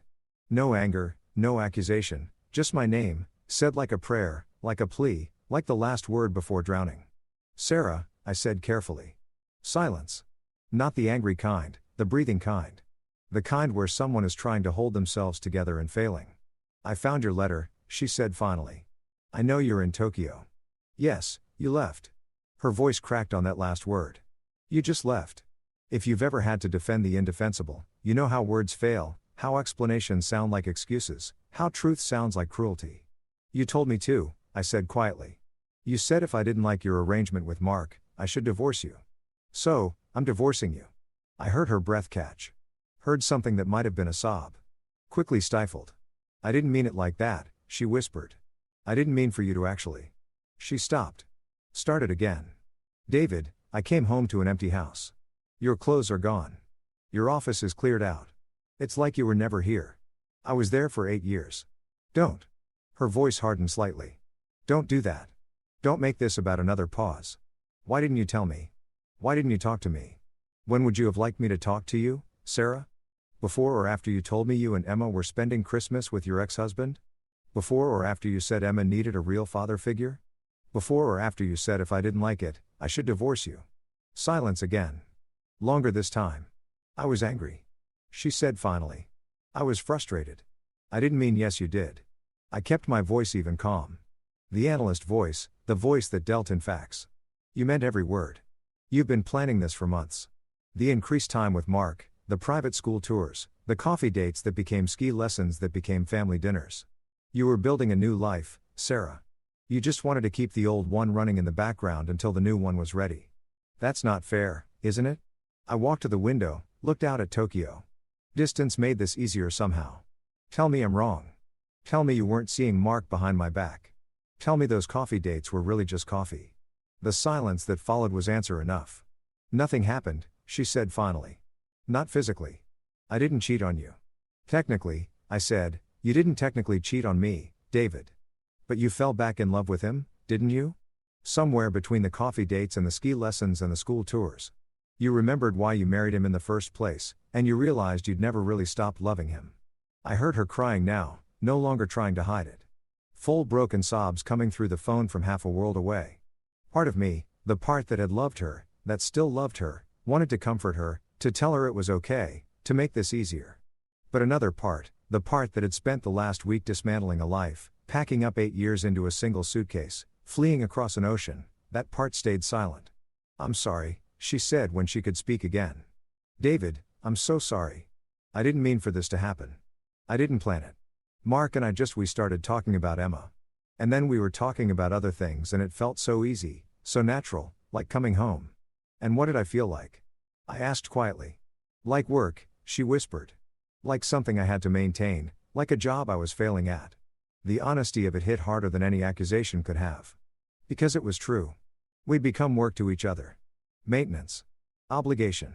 When did it stop being good? I asked. When did we stop being us? She was quiet for a long time. I don't know. Gradually. So gradually I didn't notice until it was already gone. You were working more. I was pulling away. Emma needed things we weren't giving her. And then Mark showed up at her soccer game one day. Just one game, he said. Just to see her. And suddenly there was this other option, this other version of how life could be. So you chose it. I didn't choose anything. I didn't stop it from happening. That's choosing, Sarah. Passive choosing, but still choosing. More crying. I listened to it echoing through the phone, imagining her in our kitchen.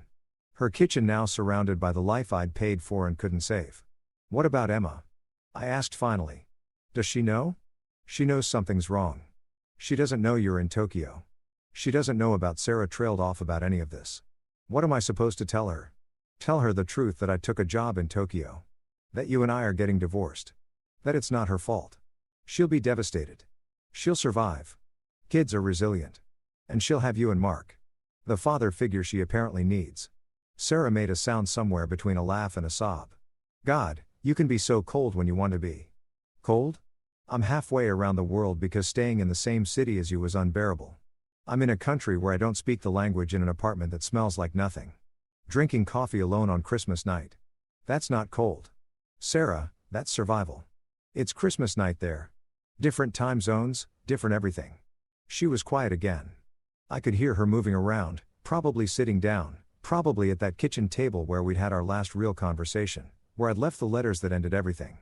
I read Emma's letter, too, she said softly. I'd forgotten about that. The second letter, the one I'd written to my daughter who wasn't legally mine, who I'd loved anyway, who I was losing because I'd failed to be what she needed. And I asked, it was beautiful and heartbreaking. David, she loves you. She doesn't understand why you're not here. She thinks. Sarah's voice broke again. She thinks you left because of her. Because she wanted to spend Christmas with Mark. The guilt hit like a physical blow. That's not I need to talk to her. Can I talk to her? She's in Aspen with Mark. I didn't tell her I was flying home. I just said it was an emergency and that I'd be back soon. So, you're going back? Of course, I'm going back. I can't leave her there alone on Christmas. She's not alone. She's with her father. The word hung between us. Father. Mark was her father. Biologically, legally, now practically. I was just the man who'd been there for 7 years. The consolation prize. The runner-up. You're her father, too, Sarah said quietly. You raised her. You were there for all the important things, except the ones that mattered.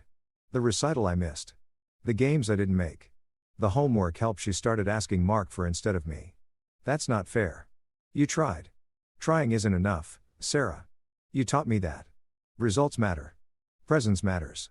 And I failed on both counts. Silence settled between us like snow. Heavy, suffocating final. So what now? Sarah asked finally. You just stay in Tokyo? We never see you again. You become a ghost story, Emma tells her therapist. Someday Jonathan will send you the divorce papers. The house is yours. I already signed it over. I've separated all our finances. You won't have to deal with me for anything practical. Practical? Right. Her laugh was bitter. Always so practical, David. So rational. So controlled. Would you prefer if I screamed? If I raged? If I flew home and made a scene? My voice stayed level, calm, even though inside I was anything but. Would that make you feel better? Would that give you permission to be the wronged party instead of the one who engineered all of this? I didn't engineer.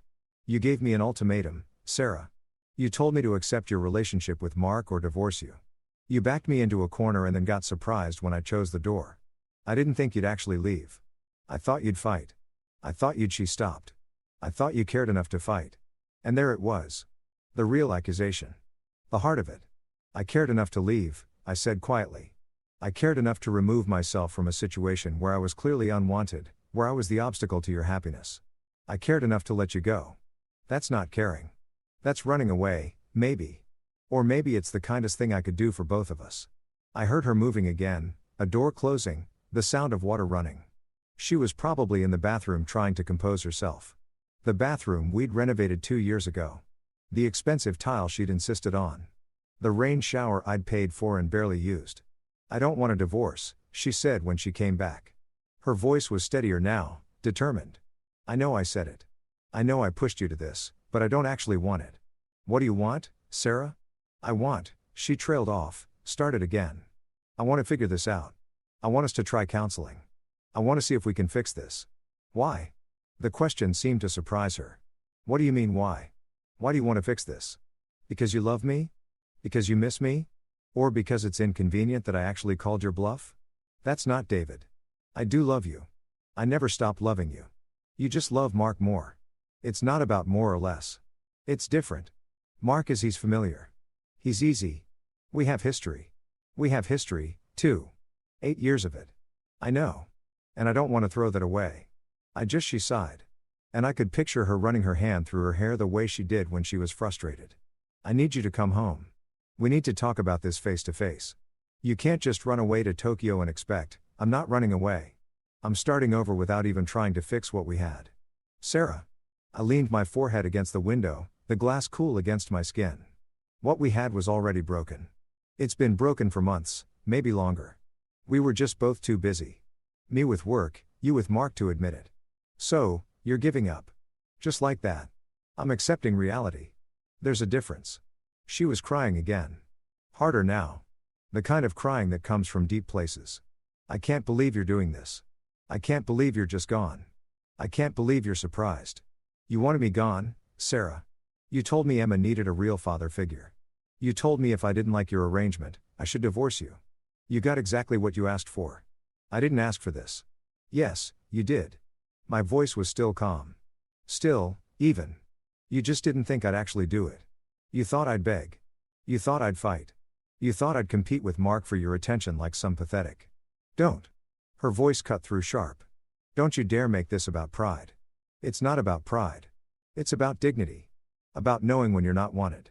About having enough self-respect to walk away before you're completely destroyed." Silence fell again. I could hear her breathing. Could imagine her sitting in her kitchen, trying to process this.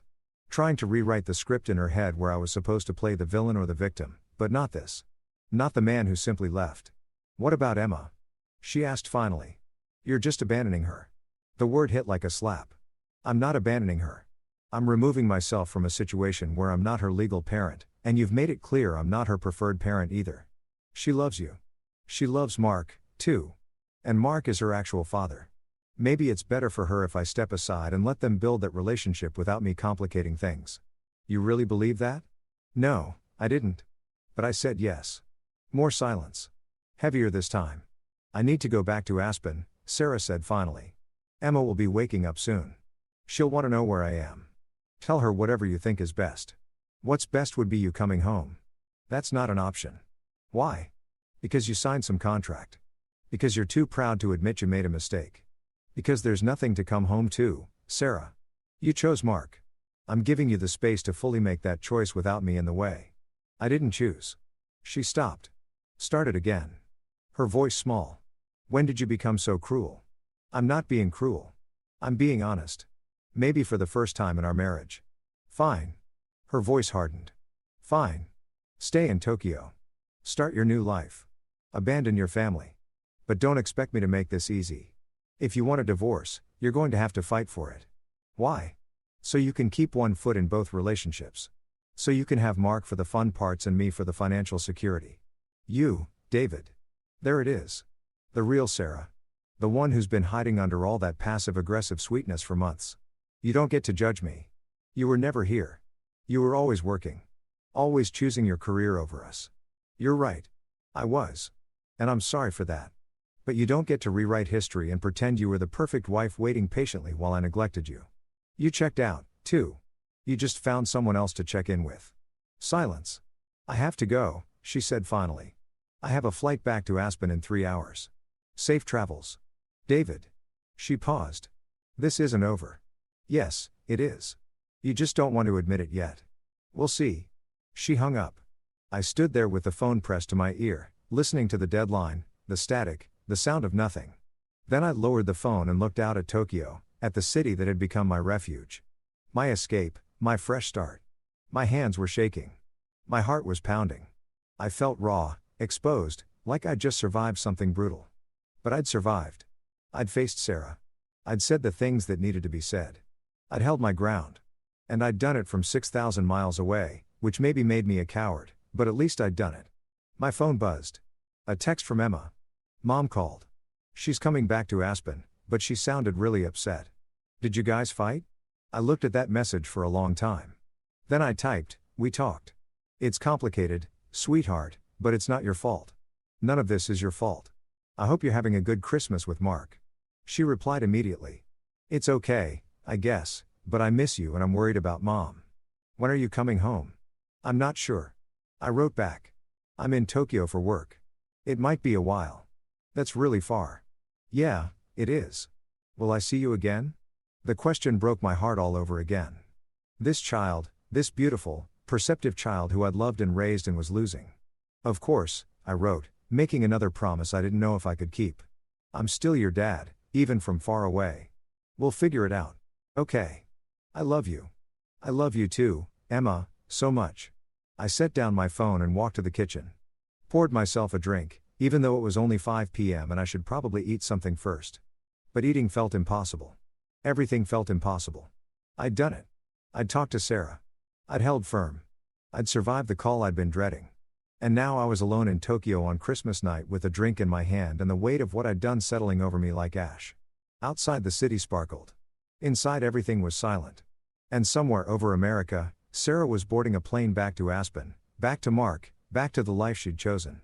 While I stood here in my new apartment, in my new city, in my new life, free, untethered, terrified, I raised my glass to the Tokyo skyline and whispered, Merry Christmas, David. Welcome to the rest of your life. Then I drank and waited for whatever came next. The days after Christmas blurred together in a haze of jet lag and deliberate distraction. I threw myself into work with the same intensity that had destroyed my marriage, except this time there was no one waiting at home to resent me for it. The Tokyo office was everything Richard had promised, efficient, balanced, respectful of boundaries. People arrived at 9 and left at 5. Weekends were sacred. Overtime was discouraged. And yet, I stayed late anyway because going back to my empty apartment felt like admitting something I wasn't ready to admit. Richard noticed. On my third day, David, he said, appearing at my desk at 6:15. It's Wednesday. I looked up from the financial models I'd been building. I'm aware. Everyone else went home an hour ago. I'm just finishing. No. He pulled up a chair, sat down with the casual authority of someone who'd been managing people for decades. You're hiding, and I get it. New city, fresh start, big life changes. But this isn't New York. We don't do the martyr thing here. If you've ever been called out for behavior you thought you were hiding, you know that moment of exposure, that flash of defensiveness. I'm not. You've been here since 7 a.m. It's now past 6 p.m. You've eaten lunch at your desk every day. You haven't spoken to anyone except when absolutely necessary for work. Richard leaned back, studying me. Want to tell me what you're running from? I almost lied. Almost gave him some professional answer about dedication and transition periods and wanting to make a good impression. But something about Richard's directness, about being 6,000 miles from everything I'd known made me tell the truth. My wife, I said quietly. Or ex-wife. Soon to be ex-wife. I left her on Christmas Eve. She found out on Christmas Day. And I'm here because if I stop moving, I'll have to think about what I've done. Richard nodded slowly like this made perfect sense. Kids. Stepdaughter, 10 years old. Not legally mine, but I trailed off. But yours anyway. Yeah. He was quiet for a moment, then stood up. Come on. You're buying dinner, Richard. I appreciate it, but that wasn't a suggestion. You need to eat something that isn't convenience store rice balls, and you need to talk to someone who isn't a spreadsheet. 30 minutes later, we were sitting in a small izakaya in Abasu, the kind of place with wooden tables and paper lanterns and a menu I couldn't read. Richard ordered for both of us in fluent Japanese, then poured a sake. How long have you been in Tokyo? I asked. 12 years. Came here after my own divorce, actually. He smiled wryly. Different circumstances. My ex-wife left me for her personal trainer. Very LA cliché, but same basic escape mechanism. Run far enough away that the hurt can't follow. Does it work? Eventually, but not if you do what you did in New York. Not if you just transplant the same unhealthy patterns to a new location. He sipped his sock. Tokyo can heal you, David. But only if you let it. Only if you actually engage with the life you're building here instead of using work as anesthesia. The food arrived. Skewers of grilled chicken, pickled vegetables, miso soup. I realized I was starving. How long before it stopped hurting? I asked. Richard considered this. The acute pain maybe 6 months. The dull ache a year. The acceptance 2 years. The actual moving on. He smiled. I'll let you know when I get there. 12 years and you're not. I'm joking. Mostly I dated. I had relationships. But I'm 53 years old and I work in finance. The pool of available women willing to date a divorced American workaholic in Tokyo is limited. Despite everything, I laughed. But here's the thing, Richard continued, his expression turning serious. I built a good life here anyway. I have friends. I have hobbies. I travel. I learned Japanese. I discovered I like pottery. Can you imagine me doing pottery? But there's this class in Shibuya. And every Saturday morning, I sit at a wheel and make ugly bowls, and it's the most peaceful I feel all week. Pottery, I repeated. Don't knock it. The point is, you have a chance to become someone different here, someone better. But you have to actually try. You have to do more than just work and sleep and wait for the pain to fade.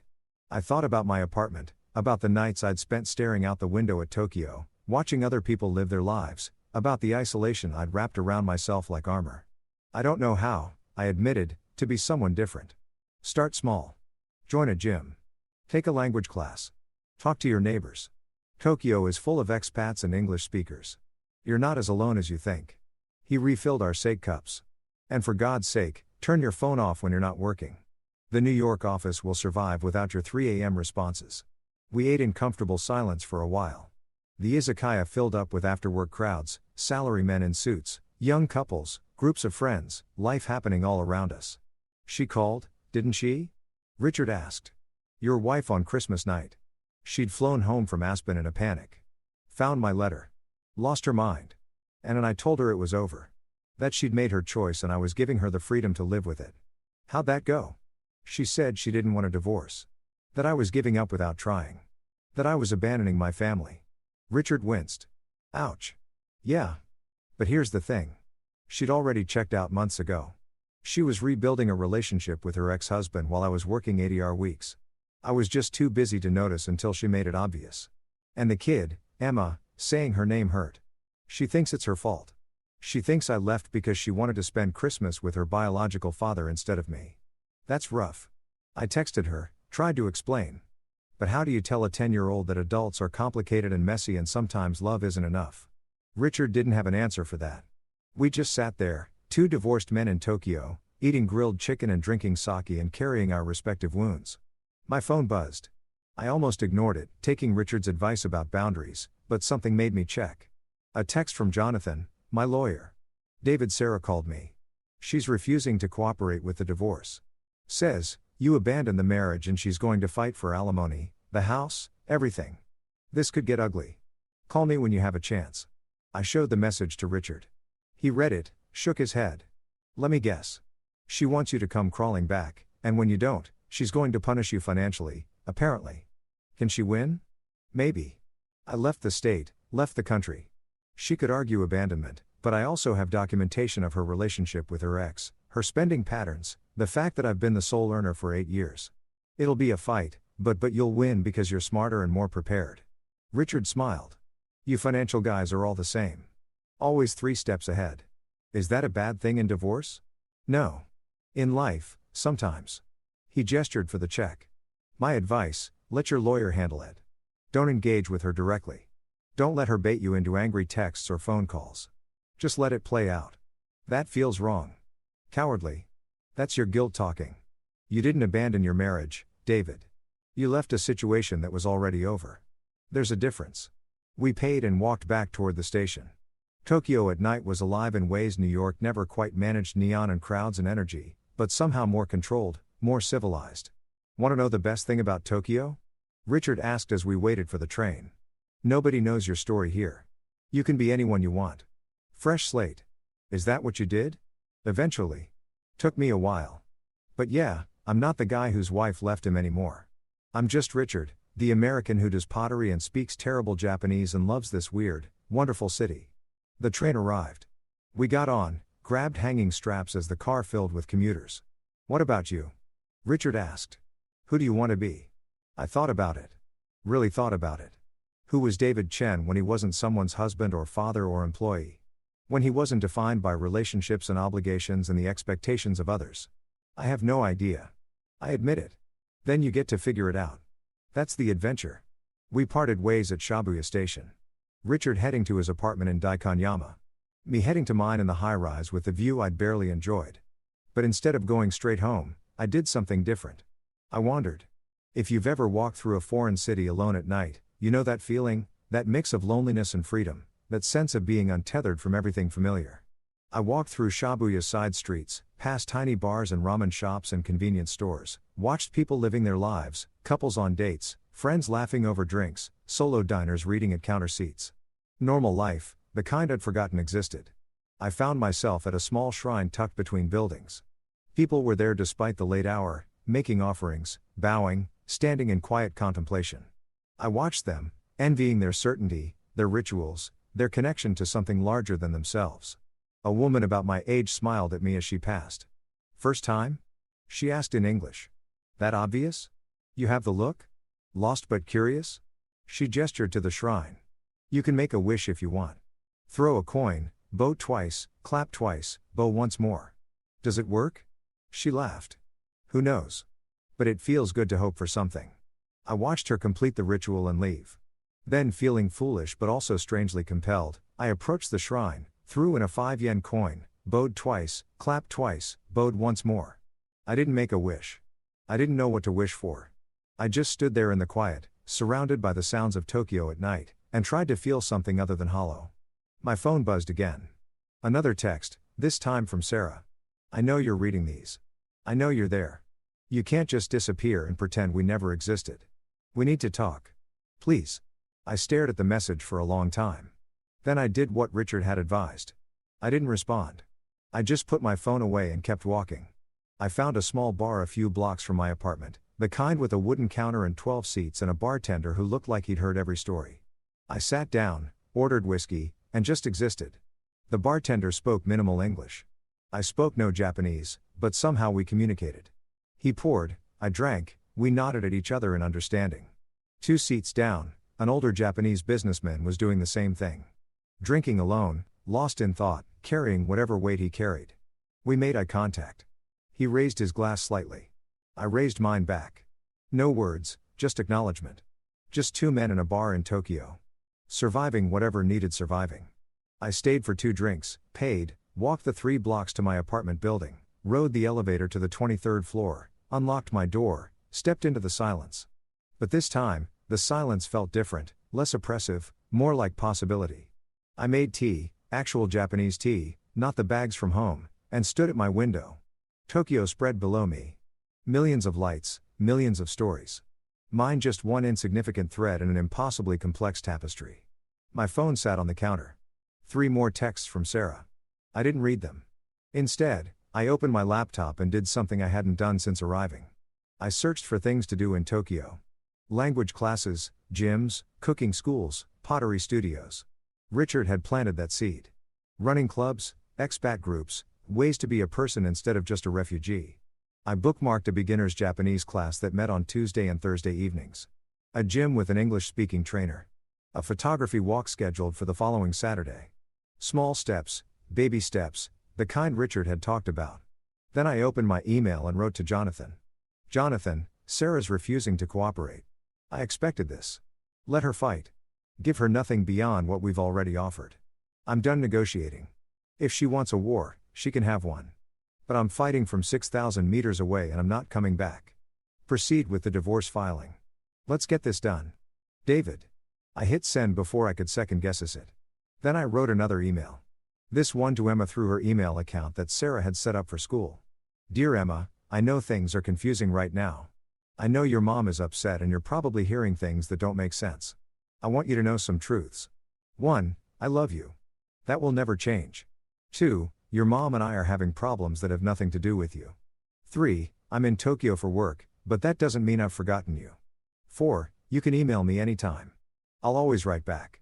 5. When things settle down, we'll figure out how to see each other. I'm sorry I'm not there. I'm sorry Christmas got complicated. I'm sorry for a lot of things, but I'm not sorry I got to be your dad for 7 years. Those were the best years of my life. Love always, Dad. I sent it before I could overthink that one, too. Then I closed my laptop, finished my tea, and went to bed. For the first time since arriving in Tokyo, I didn't dream about Sarah. I didn't dream about Emma. I didn't dream about my old life falling apart. I dreamed about nothing. Just deep, dark, healing sleep. And when I woke up the next morning to my alarm at 7 a.m., Tokyo sunlight streaming through my windows, I felt something I hadn't felt in months. Not happiness, not peace, but something close to both possibility. The sense that maybe, just maybe, I could survive this. That maybe Richard was right. That maybe Tokyo could heal me if I let it. I made coffee. Real coffee, not the instant stuff. I ate breakfast at my table instead of standing at the counter. I looked at my calendar and saw the Japanese class I'd bookmarked. The gym session I'd scheduled, the photography walk I'd committed to. Small steps toward becoming someone new. My phone buzzed. More messages from Sarah, probably. More demands or accusations or attempts to pull me back into the chaos. I didn't check. Instead, I got dressed, grabbed my bag, and headed to the office. Not to hide, not to use work as anesthesia.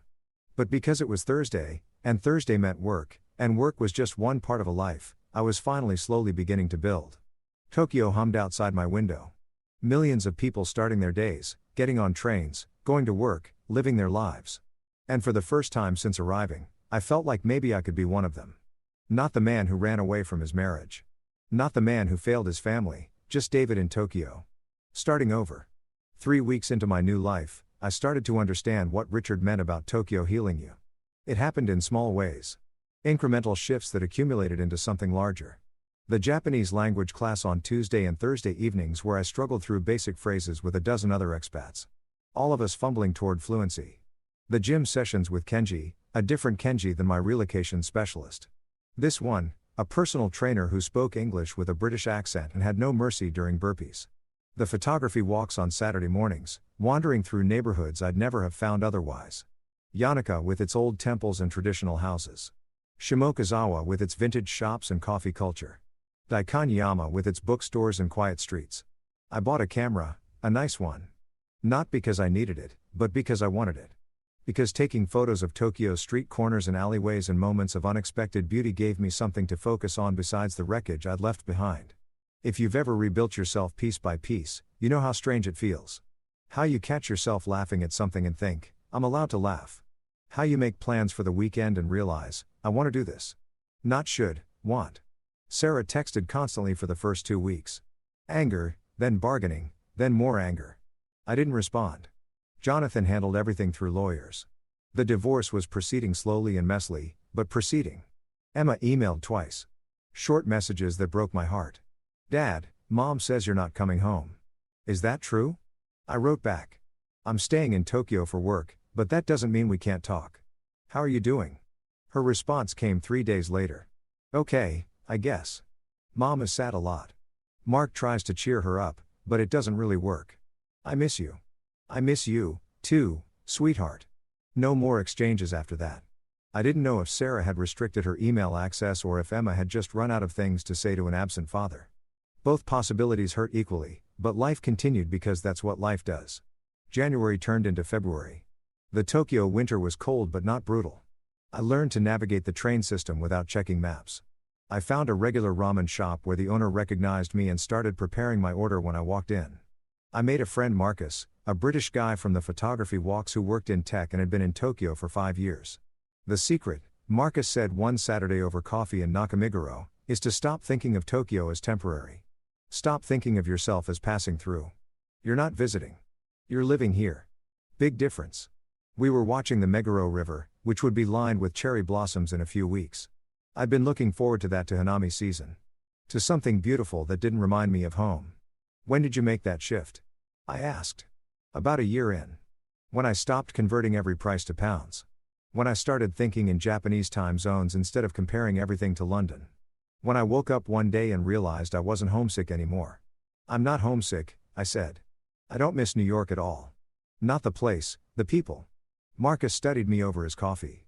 You haven't told me much about why you're here, just that it was a sudden relocation, work opportunity.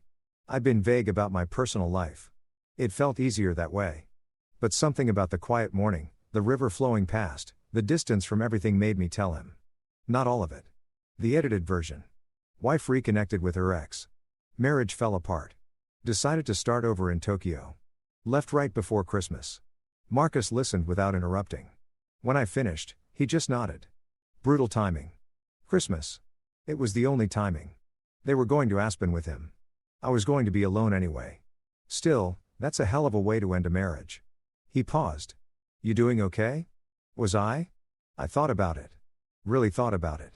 Yeah, I said, surprised to find I meant it. I actually am. Some days are harder than others, but overall, I'm okay. Good. That's good. Marcus finished his coffee. Want to know what helped me when my engagement fell apart? And I know this sounds cheesy as hell, but actually engaging with Tokyo.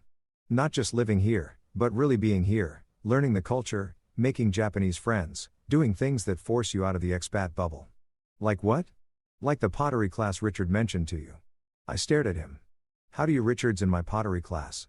He talks about you. Says you're doing better, but still keeping everyone at arm's length. Marcus grinned.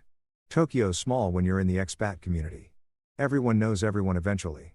The idea of Richard discussing me in pottery class was both mortifying and oddly touching. He's worried about you, Marcus continued. Thinks you need more than just work and weekend photography walks. I have the gym and Japanese class, which are both productive and healthy, but they're also solitary. Even the photography walks, you show up. You're friendly, but you never join us for drinks after. You never suggest meeting up outside of scheduled events. He was right. I'd been building a life, but it was still a careful life, a controlled life, one where I could retreat to my apartment in my silence and my solitude whenever things got too real. Come to pottery, Marcus said. Tomorrow, Sunday afternoon. Richard will be insufferable if I bring you, but it'll be good for you. I don't know anything about pottery. None of us did. That's the point. It's humbling. You sit at a wheel and try to make a bowl and it collapses and you try again. Very zen, very therapeutic. I almost said no. Almost gave some excuse about needing to catch up on work or do errands or any of the 100 ways I'd learned to politely decline human connection. But something stopped me. Maybe it was the morning light on the river. Maybe it was Marcus' directness. Maybe it was the realization that I'd been in Tokyo for 5 weeks and could count my actual friends on one hand. Okay, I said. I'll come to pottery. Marcus's grin widened. Excellent. Fair warning, you'll be terrible at it. Everyone is at first, but that's part of the charm. The next day, I found myself in a small studio in Shibuya, surrounded by wheels and clay and a dozen people who ranged from absolute beginners to moderately competent. Richard was there as promised, looking absurdly pleased with himself. You came, he said, like I'd accomplished something remarkable. Marcus is very persuasive. Marcus is a menace. But he's right. This is good for you. The instructor was a tiny Japanese woman named Yuki who spoke perfect English and had the patience of a saint. She demonstrated the basics, centering the clay, pulling up the walls, shaping the form, making it look effortless. Then we tried. If you've ever done pottery, you know how immediately humbling it is. The clay wobbles. Your hands shake. Everything you make looks vaguely obscene or completely lopsided. I made something that might have been a bowl if you squinted and had low standards. Beautiful, Yuki said, lying kindly. Richard at the wheel next to me was making something equally terrible. See, this is what I mean. Can't be a perfectionist here. Can't control it too much. You have to just let the clay do what it wants. That's terrible advice for pottery, but great advice for life. He grinned, his hands covered in clay slip. How's the divorce going? Ugly. Sarah's fighting everything. Claims I abandoned her once.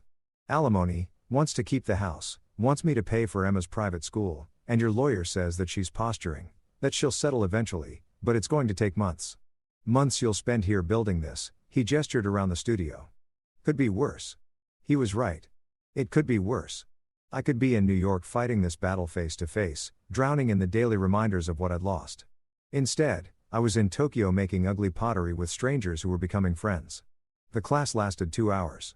By the end, I'd made 3 bowls of varying terribleness and had clay in places clay should never be. Yuki wrapped my pieces carefully. They'll be fired and ready next week, she said. You come back? Yeah, I said, surprising myself. I'll come back. After class, the group went to a nearby izakaya. I almost begged off my default move, but Richard and Marcus basically frog marched me there. No escaping, Marcus said. This is the best part. Food and drinks and gossip. The izakaya was warm and loud and full of Sunday afternoon energy. Our group took over a long table. I found myself between Richard and a woman named Hana, Japanese American, who worked in marketing and had lived in Tokyo for 8 years. First time at pottery? She asked. Is it that obvious? You have the look. Confused but determined. She smiled. Don't worry, it gets easier or you get more accepting of failure.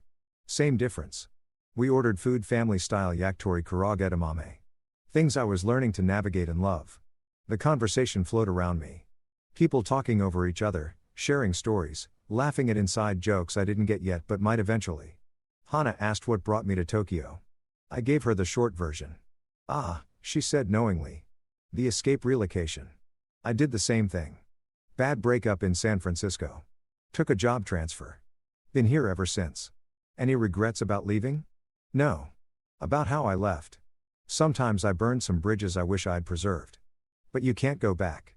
You know, only forward. That's what I keep telling myself. Does it help? Some days more than others. She nodded. That's honest.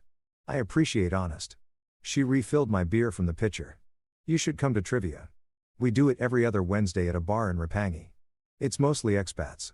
Very casual, very fun. I'm terrible at trivia. Everyone says that. Come anyway. I found myself agreeing. Found myself actually looking forward to it. The afternoon stretched into evening. People came and went. I stayed longer than I'd planned. Talking to Hana about Tokyo neighborhoods, arguing with Marcus about the best ramen shops, listening to Richard tell stories about his early days in Japan when his Japanese was worse and his cultural understanding non-existent. Around 7, my phone buzzed. A text from Emma. Dad, I know you're busy with work, but can we video chat sometime? I want to see where you live. My heart clenched. I excused myself from the table, stepped outside into the cold February night. I called her. Not video chat. I wasn't ready for that. For her to see my face and read everything I was feeling but voice, she answered on the second ring. Dad. Hey, sweetheart. Got your message. How are you? I'm okay. Mom's still sad a lot, but Mark is nice. He took me skiing again last weekend. That sounds fun. It was. But I miss you. Her voice got small. When are you coming home? The question I'd been dreading. The one I didn't have a good answer for. Emma, I don't think I'm coming back to New York. Tokyo is. This is where I am now. Silence. Then forever. I don't know about forever, but for a while, a long while. Because of Mom. She wasn't asking. She was stating fact. 10 years old and seeing through all the adult pretense. It's complicated, I said. That's what Mom says. That it's complicated, but it doesn't seem complicated. You guys don't love each other anymore. So, you got divorced, right? Out of the mouths of babes. Something like that, I said quietly. Are you happier there in Tokyo? Was I? I thought about the pottery class, the photography walks, the Saturday mornings exploring neighborhoods, the feeling of possibility instead of obligation. Yeah, I said. I think I am. Then I'm glad you went. Her voice was steady, mature beyond her years. I'm sad you're not here, but I don't want you to be sad. And you were sad here. I could tell. I felt tears prick my eyes. When did you get so wise? I'm 10. I know things. I could hear the smile in her voice. Can we video chat next time? I want to see your apartment in Tokyo. It looks cool in pictures. Yeah, we can do that. How about next Sunday? Same time. Okay. I love you, Dad. I love you too, Emma, so much. We hung up. I stood outside the izakaya for a moment, breathing in the cold air, letting the emotion wash through me without drowning in it. When I went back inside, Hana looked at me with understanding. You okay? Yeah, just my daughter. She's 10 and somehow more emotionally intelligent than I am. Kids usually are. She slid the beer pitcher toward me. Drink. It helps. We stayed until almost 9. By the time we said our goodbyes, I had 3 new contacts in my phone and plans for trivia on Wednesday and a promise to join Marcus for a hike outside Tokyo the following weekend. Walking home through Shibuya, I felt different. Lighter maybe, or just less alone. My phone buzzed again. This time, Jonathan, Sarah's lawyer, is ready to negotiate. She's dropped the alimony demand. Still wants the house which you already gave her and wants you to contribute to Emma's education. That part's non-negotiable for her. I stopped walking, stood on a street corner in Shibuya, while thousands of people flowed around me. Emma's education, the one thing I'd always wanted to provide for her, the one thing that had nothing to do with the divorce and everything to do with being her father. Legal or not?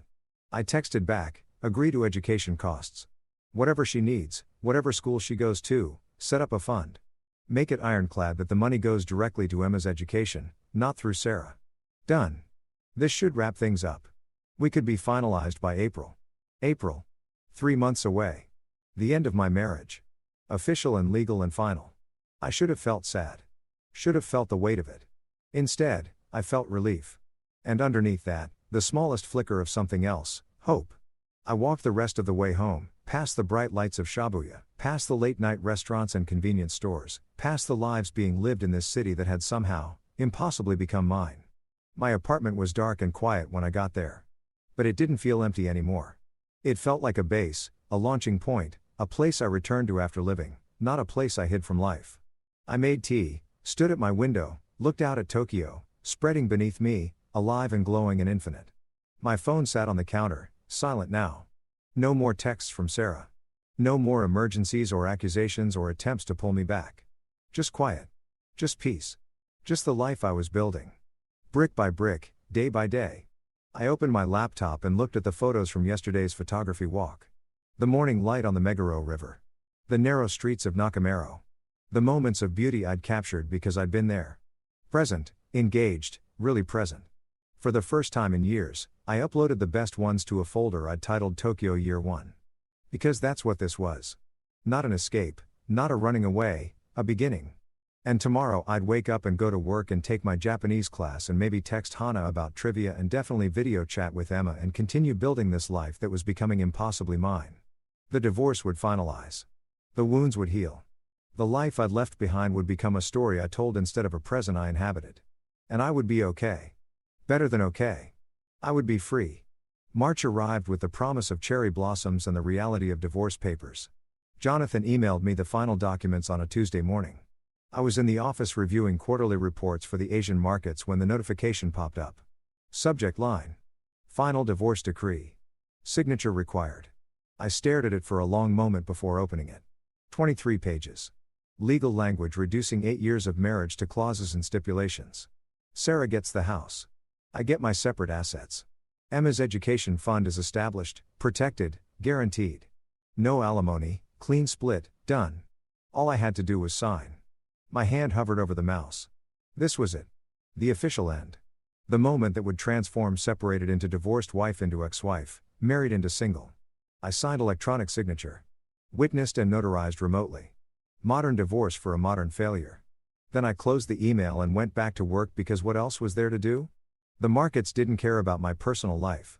The yen-dollar exchange rate remained indifferent to my emotional state.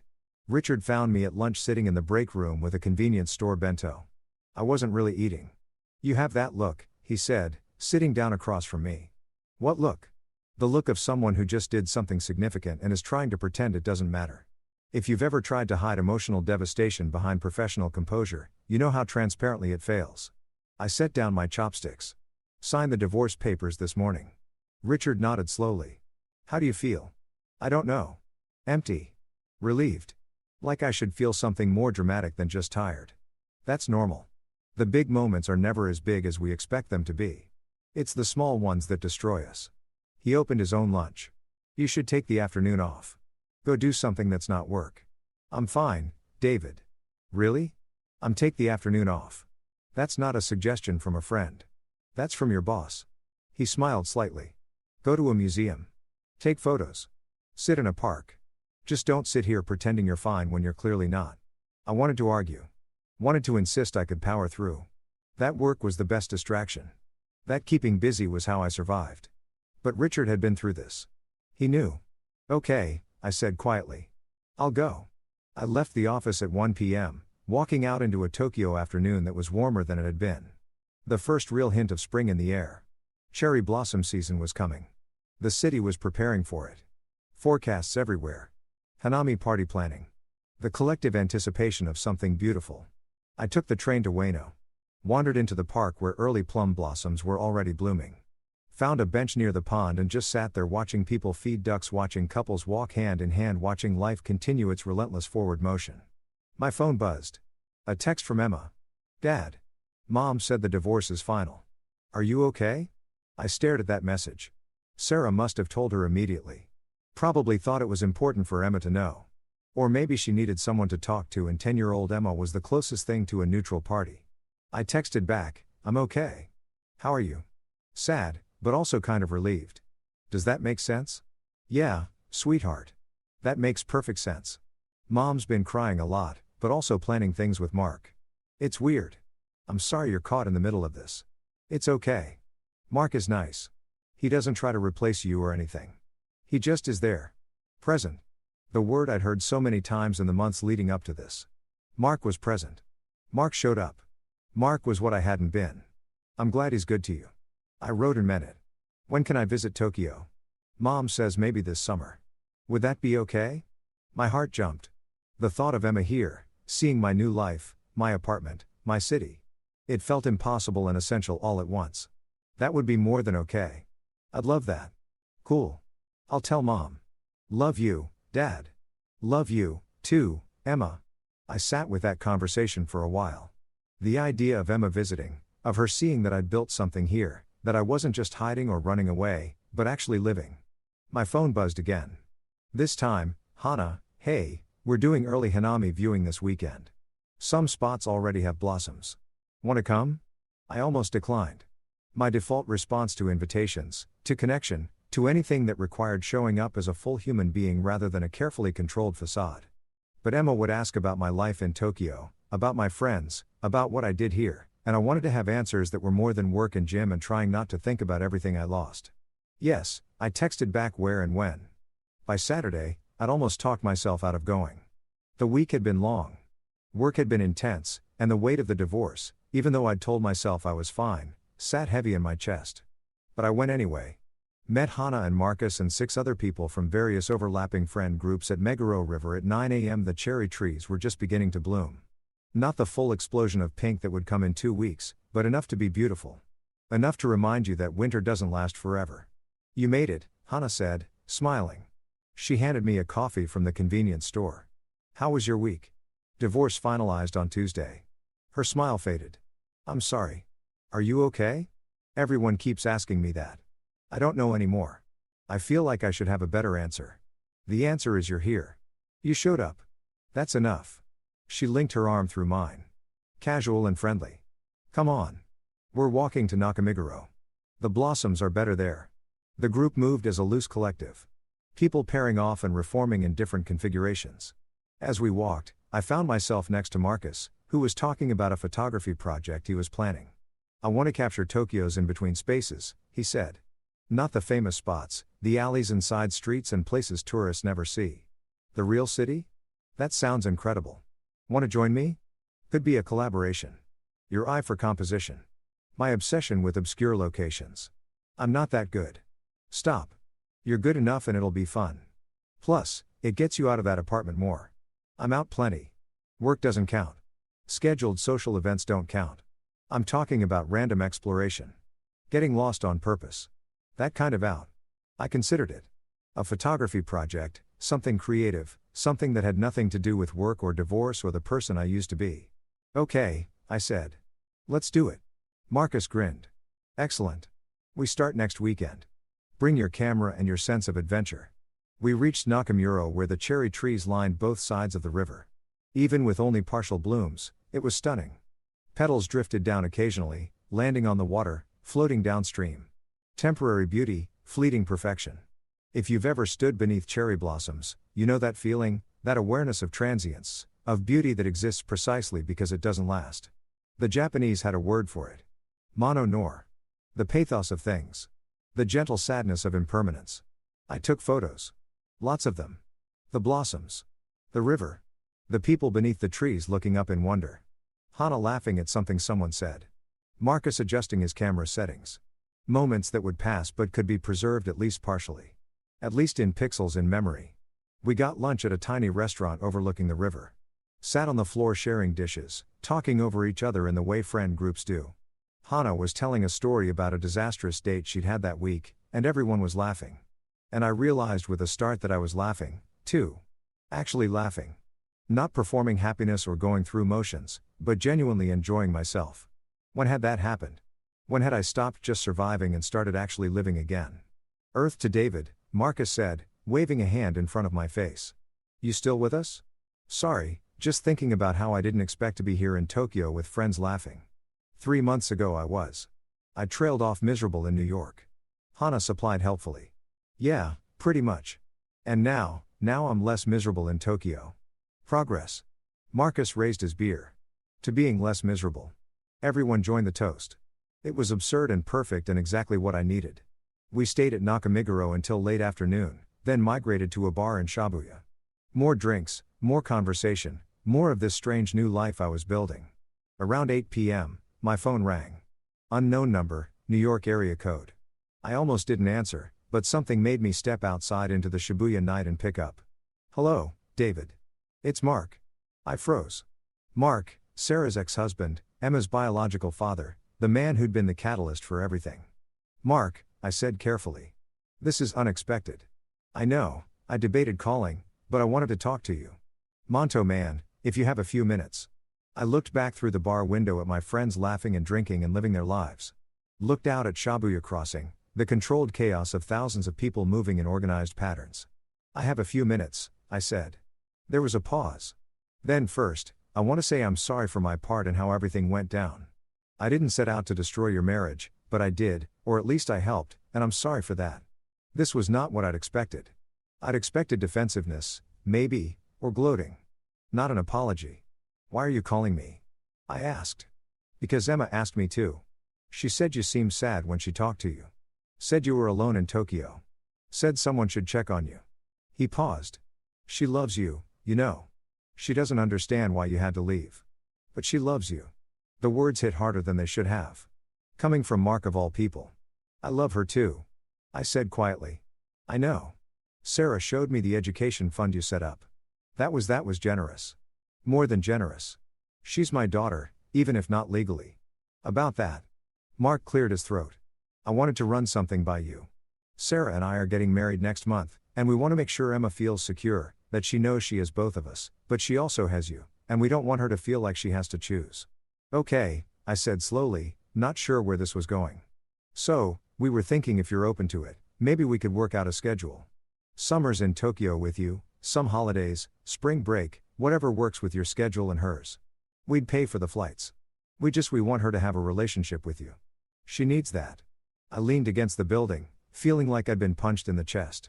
This man, this stranger who wasn't a stranger. This person who'd taken my wife and was now offering me my daughter. Why would you do that? I asked. Why would you make it easier for me to be in her life? Because she asked me to. Because I know what it's like to miss years of your kid's life. I did that. Made that mistake and I don't want her to lose another father, and because he paused, because you're clearly a good guy who got caught in a bad situation.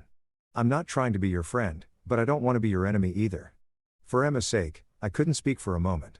Just stood there on a Shibuya street, half a world away from where this conversation should be happening, feeling everything I'd been holding in for months threaten to overflow. That would mean a lot, I said finally. To me, to her. Thank you. Don't thank me. Just be there when she visits. Be the dad you were trying to be. I will. I promise. Good. Another pause. For what it's worth, Sarah feels terrible about how everything happened. She knows she handled it badly. She's been in therapy working through stuff. We both have. Good for her, I said, and didn't mean it sarcastically. I actually meant it. I hope you guys are happy. I hope you build something good. We're trying. And David, you sound better than when you left. Sarah said you sounded destroyed on Christmas. You don't sound destroyed now. I'm not. Not anymore. Good. That's good. He cleared his throat. I'll let you go. I'm sure you have better things to do than talk to me on a Saturday night. Actually, I said, looking back at my friends through the bar window. I'm out with friends. First time I've really had friends in years, probably. Then definitely get back to them. We'll be in touch about Emma's visit. Take care of yourself.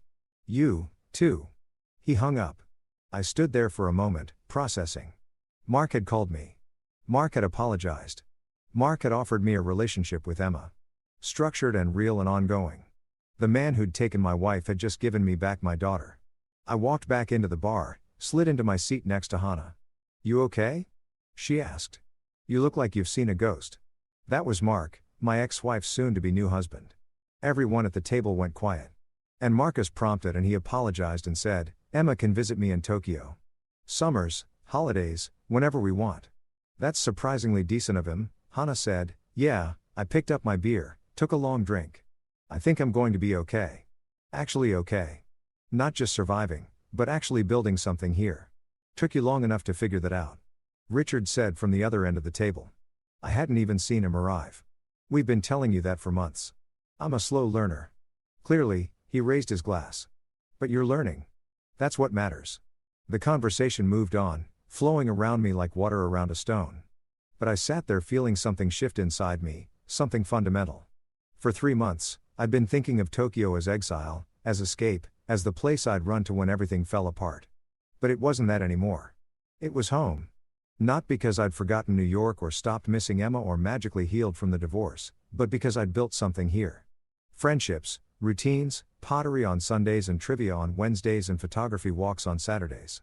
A life that wasn't defined by what I'd lost, but by what I was creating. I pulled out my phone and texted Emma. "Hey, sweetheart. Just talked to Mark.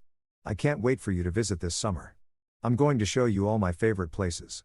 Get ready for the best ramen of your life." Her response came immediately. "Yes. I'm so excited. Can we go to that robot restaurant and the cat cafes and see Mount Fuji? All of it. Whatever you want. Love you. Love you too, Dad. I'm glad you're happy there." I looked at that last message for a long time. I'm glad you're happy there. Was I happy? I looked around the table at Richard arguing with Marcus about the best hiking trails outside Tokyo. At Hannah showing someone photos on her phone. At the easy camaraderie of people who'd chosen each other, who showed up, who made the effort. Yeah, I was happy. Not perfectly happy, not uncomplicated happy, but genuinely, surprisingly happy. The divorce was final. The marriage was over. That chapter of my life had closed. But this chapter, this Tokyo chapter was just beginning. And for the first time since leaving New York, I wasn't afraid of what came next. I was ready for it. April brought cherry blossoms in full force and a phone call I should have expected, but didn't. I was at Yo-Yo Yogi Park with Marcus, photographing the Hanami parties happening beneath the trees, families on picnic blankets, couples holding hands, groups of friends drinking and laughing beneath clouds of pink petals. The sun was setting, turning everything golden, and I was crouched low, trying to capture the way light filtered through the blossoms when my phone rang. Sarah, I hadn't spoken to her directly since Christmas night. Everything had gone through lawyers. The divorce was final. The arrangements for Emma's summer visit were being coordinated through Mark. There was no reason for her to call me, which meant something was wrong. I almost let it go to voicemail. But the thought of Emma made me answer, "Sarah, David." Her voice was different than I remembered, smaller, uncertain. "Do you have a minute?" I looked at Marcus, who'd noticed me freeze. He gestured that he'd keep shooting, giving me space. I walked away from the crowds toward a quieter section of the park. "What's wrong? Is Emma okay?" "Emma's fine. She's at soccer practice." A pause. "I'm calling because I owe you an apology. A real one, not through lawyers or brief emails. An actual conversation. If you've ever had someone pull the rug out from under you twice. First by destroying your marriage, then by acknowledging they destroyed it, you know how disorienting it is." "Okay," I said carefully. "I've been in therapy since January, processing everything that happened. And my therapist asked me a question last week that I haven't been able to stop thinking about." She took a shaky breath. She asked if I'd ever actually told you the truth about why I pushed you away. "You were in love with Mark. That seems pretty straightforward. That's part of it. But not all of it." Another pause, longer this time. "David, do you remember when we first got together? When Emma was 2 and I was drowning as a single mom and you swept in like this knight in shining armor? I remember. You were so put together, so successful. You had your life figured out and I was this mess, divorced, broke, struggling to raise a kid I had no idea how to raise. You made me feel safe. You made me feel like maybe I could build something stable. And then I worked too much and stopped being present. I know this story, Sarah won." "No, you don't. Because I never told you the other part." Her voice cracked. "I never told you that somewhere along the way I started resenting you for being so capable. For having all the answers, for making me feel like I couldn't make a decision without running it past you first. I stopped walking. What? You were so good at everything, David. So successful at work. So good with money. So logical and rational and calm. And I felt like this accessory to your perfect life, like I was supposed to be grateful you'd chosen me, grateful you'd taken on someone else's kid, grateful for the house and the lifestyle and everything you provided. Sarah, I know you never meant it that way, but that's how it felt. Like I was less than, like I'd brought nothing to the table except baggage and bills. The words hit like stones. I'd spent months thinking I knew why my marriage had failed. I'd worked too much. I'd been absent. I'd prioritized wrong. Simple causation. Clear fault. But this was different. This was about things I hadn't even known were happening. When Mark came back around, she continued, he made me feel different. He didn't have his life together. He was still figuring things out. He asked for my opinion on things. He made mistakes and admitted them. He was. She searched for the word human, flawed, equal, and I wasn't. You were perfect. That was the problem. I laughed short and bitter. I wasn't perfect, Sarah. I was drowning. I was working 80-hour weeks trying to provide the life I thought you wanted, trying to be good enough for you. I never asked for that. You didn't have to ask. You married up your words, not mine. You said that at our rehearsal dinner, that you were marrying up, that you couldn't believe someone like me chose someone like you. Silence on the other end. Heavy silence. I said that, she whispered. You did, and I internalized it. I thought providing was how I proved I was worth choosing. That if I could just work hard enough, earn enough, give you the perfect life, then I'd be enough. Oh, God, David, I didn't realize. How could you? I never told you. I just kept working harder, kept trying to be perfect, kept failing at the one thing that actually mattered, being present. We both sat with that for a moment. 8 years of miscommunication distilled into a phone call across 13 time zones. I'm sorry, Sarah said finally. For all of it. For making you feel like you had to be perfect. For not telling you I felt suffocated by that perfection. For running back to Mark instead of talking to you about what was wrong. For the Christmas ultimatum. For everything. I'm sorry, too. For not seeing what was happening. For hiding in work instead of fighting for us. For leaving the way I did. Were we ever going to make it? She asked quietly. If we'd done everything differently, if we'd communicated better, if I'd been honest and you'd been present, would it have worked? I thought about it. Really thought about it. Tried to imagine a version of us that could have survived. I don't know, I said honestly. Maybe. Or maybe we were always going to get here eventually, just maybe with less collateral damage. Emma, Sarah said. Yeah, Emma. She asks about you constantly. What you're doing, if you're happy when she can visit. Sarah's voice softened. She's so excited about this summer. She's already planning everything she wants to do in Tokyo. Me, too. I've been making lists. Mark showed me the education fund you set up. David, that's you didn't have to do that. Yes, I did. She's my daughter, Sarah. Maybe not legally, maybe not biologically, but in every way that matters. I'm not going to stop being her father just because our marriage ended. I heard her crying. Soft, quiet crying, not the dramatic sobs from Christmas night. Just sadness, just grief for what we'd lost and how we'd lost it. You're a good man, David. I wish I'd appreciated that more when I had the chance. And you're a good mother. I wish I'd told you that more often. Are we? She paused. Are we going to be okay? Not together, but as Emma's parents, as people who used to love each other. Yeah, I said and meant it. I think we are eventually.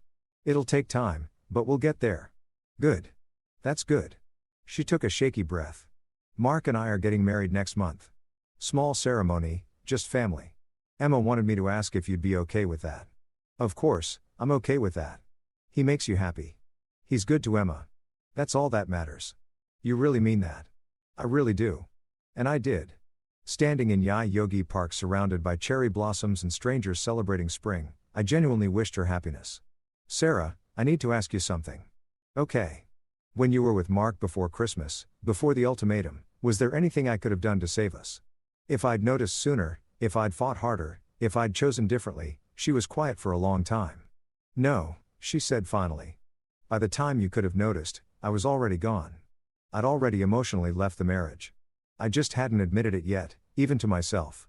The honesty hurt, but it was clean hurt. Clarifying hurt. Thank you for telling me that. I should have told you months ago.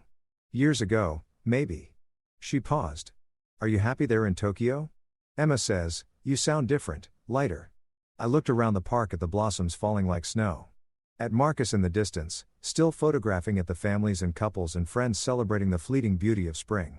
Yeah, I said. I am. It's not what I planned, but it's good. Really good. I'm glad. You deserve that. Another pause. I should go. Emma will be home soon. Sarah, one more thing. Yeah, thank you for calling, for apologizing, for being honest. It helps. I'm glad. Take care of yourself, David. You, too. She hung up. I stood there for a while, phone in hand, processing. 8 years of marriage, months of divorce, and now this closure. Real closure. Not the legal kind from signed papers, but the emotional kind that comes from honesty and accountability and mutual recognition of failure. We'd both gotten it wrong. We'd both made mistakes, and now we were both moving forward separately but with less animosity, less blame. Marcus found me standing there. You okay? He asked. You've been gone for 20 minutes. My ex-wife called. Oh, is everything? She apologized. Actually apologized. Took responsibility for her part in everything. I looked at him. I didn't know I needed that until I got it. Marcus nodded slowly. Closure is weird like that. You think you don't need it, and then when it comes, you realize you've been carrying this weight you didn't even know was there. Yeah, exactly that. We walked back toward the Hanami parties. The sun had set completely now, and the park was lit with lanterns. People were settling in for evening celebrations, eating, drinking, singing, life happening all around us. Want to grab dinner? Marcus asked. Or do you need space? Dinner sounds good. We ended up at a yakitori place in Harajuku, sitting at the counter watching the chef grill skewers over by Notan charcoal. The familiar ritual of it, ordering, eating. The quiet companionship grounded me. Can I ask you something? I said after we'd ordered. Shoot. How long did it take you to stop feeling guilty about your engagement ending? Marcus considered this, absently rotating his beer glass. Honestly, I'm not sure I ever completely stopped. But the guilt changed. At first, it was this crushing thing. Everything was my fault. I destroyed something good. I was a terrible person. But over time, it became more complicated. I could see where I'd messed up, but I could also see where she'd messed up. Where we'd both made choices that led to the ending. And now I just feel sad sometimes. Sad it didn't work out. Sad we couldn't be what each other needed, but not guilty. Not responsible for fixing something that was already broken. He looked at me. Is that where you're at? Getting there. Sarah's call helped, hearing her take responsibility, admitting she'd already left emotionally before I even knew there was a problem. I paused. It makes the leaving feel less like abandonment and more like acceptance. That's growth, my friend. We ate in silence for a while. The chef brought more skewers, chicken, scallions, beef. Simple food perfectly executed. My phone buzzed.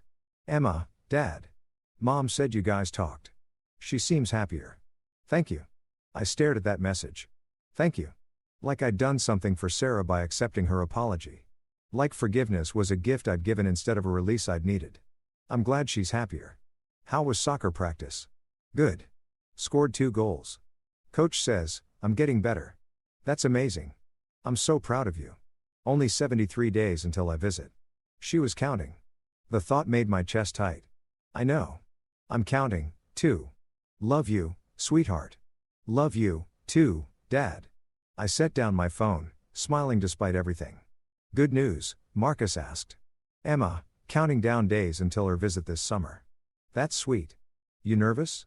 Terrified. What if Tokyo disappoints her? What if I disappoint her? You won't. You're building a whole life here. You have things to show her, places to take her, friends for her to meet. He gestured around. This is real, David. This isn't exile or escape anymore. This is your actual life. He was right. Somewhere over the past 4 months, Tokyo had stopped being the place I'd run to and started being the place I lived, worked, had friends, made pottery, took photos, existed as a complete person instead of a collection of failures and regrets. When did that happen? I wondered aloud. For much, when I tear gradually. Same way healing always happens. You just wake up one day and realize you're not bleeding anymore. We finished dinner, walked back through Harajuku toward the station. The streets were alive with weekend energy, teenagers in elaborate fashion. Tourists taking photos, couples walking hand in hand. At the station, Marcus turned to me. Photography project tomorrow. I found some great spots in Yanesan we should shoot. Yeah, text me the time. Will do. And David, I'm glad your ex called. I'm glad you got that closure. You seem lighter. I feel lighter. We parted ways. Marcus heading to Nakamuro. Me back to Shibuya. The train was crowded but not uncomfortably so. I found a spot near the door and watched Tokyo slide past the windows. My phone buzzed one more time. Richard, heard from Marcus, you had a big call today. Pottery tomorrow. Nothing like throwing clay to process emotions. I smiled. Can't photography project with Marcus, but next week for sure. Good. Proud of you, kid. Building a real life there. I put my phone away and just rode the train, feeling the rhythm of it, the sway and click of rails, the collective journey of strangers going their separate ways. When I got back to my apartment, instead of immediately turning on my laptop or diving into work emails, I did something different. I made tea, put on music jazz, something Miles Davis that felt right for the mood. Stood at my window looking out at Tokyo's nighttime sprawl. Sarah's call had given me something I didn't know I'd been waiting for. Permission, maybe to stop carrying the full weight of our failure. To acknowledge that relationships end for complicated reasons, not simple ones. That two people can both try and still fail. That love isn't always enough. But also, and this felt important, that failure in one thing doesn't mean failure in everything. My marriage had ended, but I wasn't ending. I was here in Tokyo building something new, making friends, finding joy in pottery and photography and ramen shops where the owner knew my order, creating a life that felt authentic instead of performative. Emma would visit in 73 days. We'd eat ramen and visit temples and take 1,000 photos.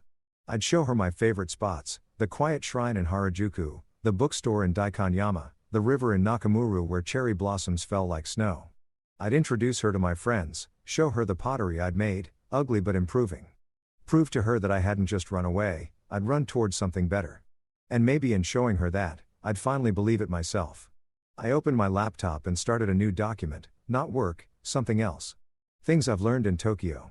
1. Failure isn't permanent unless you let it be. 2. Starting over is terrifying, but possible. 3. Community matters more than I thought. 4. Presence is a practice, not a destination. 5. Sometimes the bravest thing you can do is leave. 6. Sometimes the bravest thing you can do is stay gone. 7. Healing happens gradually, then suddenly. 8. Cherry blossoms are beautiful because they don't last. 9. Neither does pain.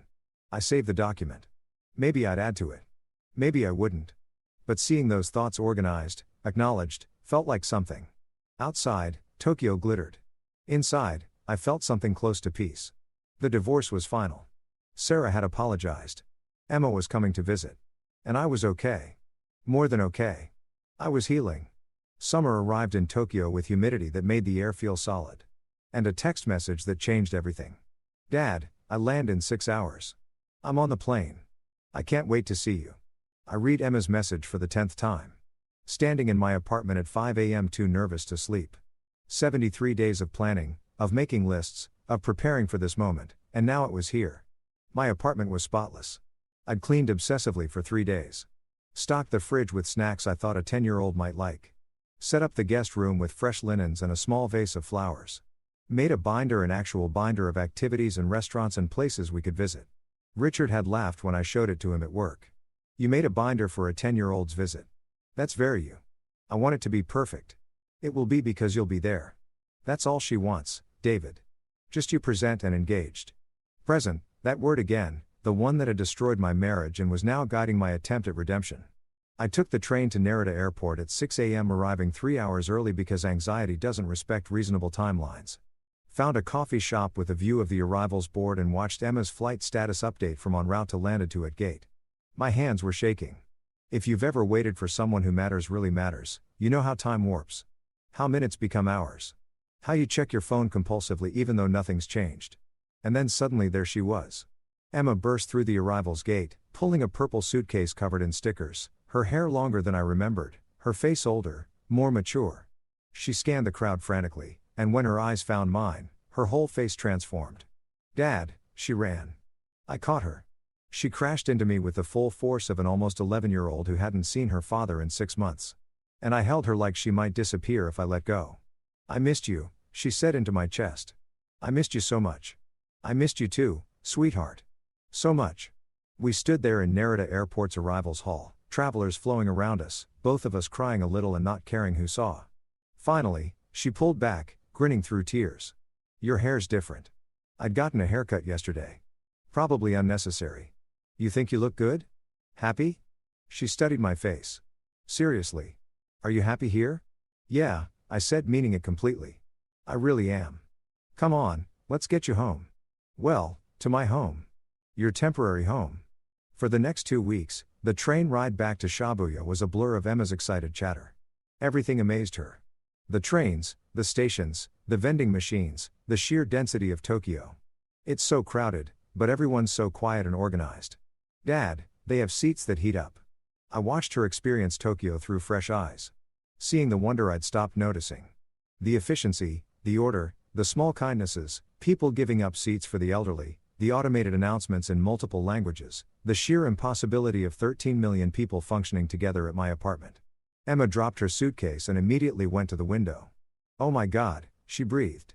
You can see everything, Dad. This is amazing. I stood beside her, looking at the view I'd stared at countless times. The Shibuya crossing, the buildings stacked like children's blocks, the organized chaos of Tokyo life. Pretty cool, right? So cool. She turned to me, serious suddenly. Thank you for letting me visit. I know things are complicated with you and Mom, but I'm really glad I get to be here, to see your life. I'm glad too, sweetheart. I pulled her into another hug. You hungry, jet-lagged, starving, and yes, but I want to stay awake.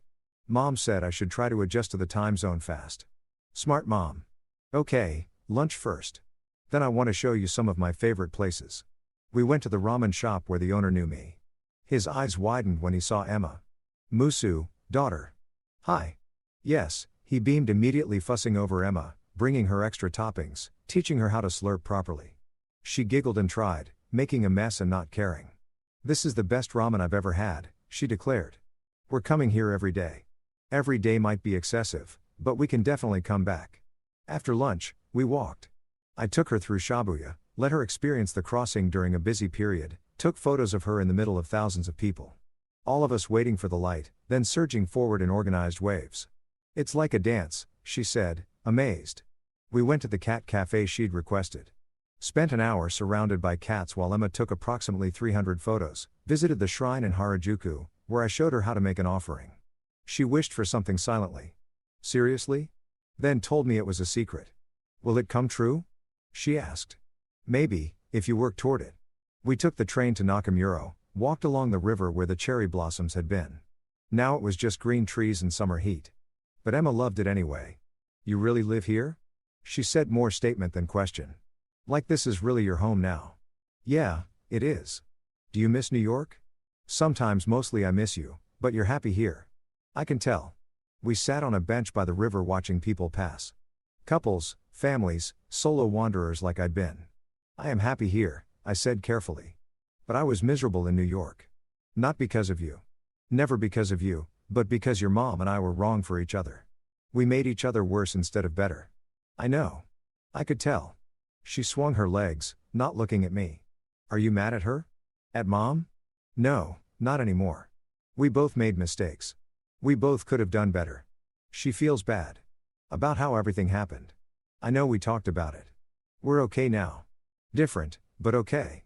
Emma nodded, processing this with that 10-year-old wisdom that shouldn't exist, but does.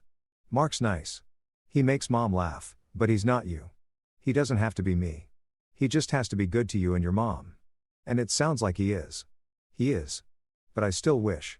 She trailed off. Wish what, sweetheart? I wish you could both be happy. You and Mom like separately, and that I could see both of you without it being weird or sad. I pulled her close. We're working on that. It takes time, but we'll get there. You get to have a mom who's happy with Mark and a dad who's happy in Tokyo. And you get to be part of both worlds. That's not the worst thing, right? No, it's pretty good, actually. She leaned into me. I'm really glad you're happy, Dad. Even if it means you're far away. We sat there for a long time watching Tokyo live its life around us. The next 2 weeks were the best 2 weeks I'd had in years, maybe ever. I took Emma everywhere. The Team Lab Digital Art Museum, where she spent 3 hours wandering through rooms of light and color.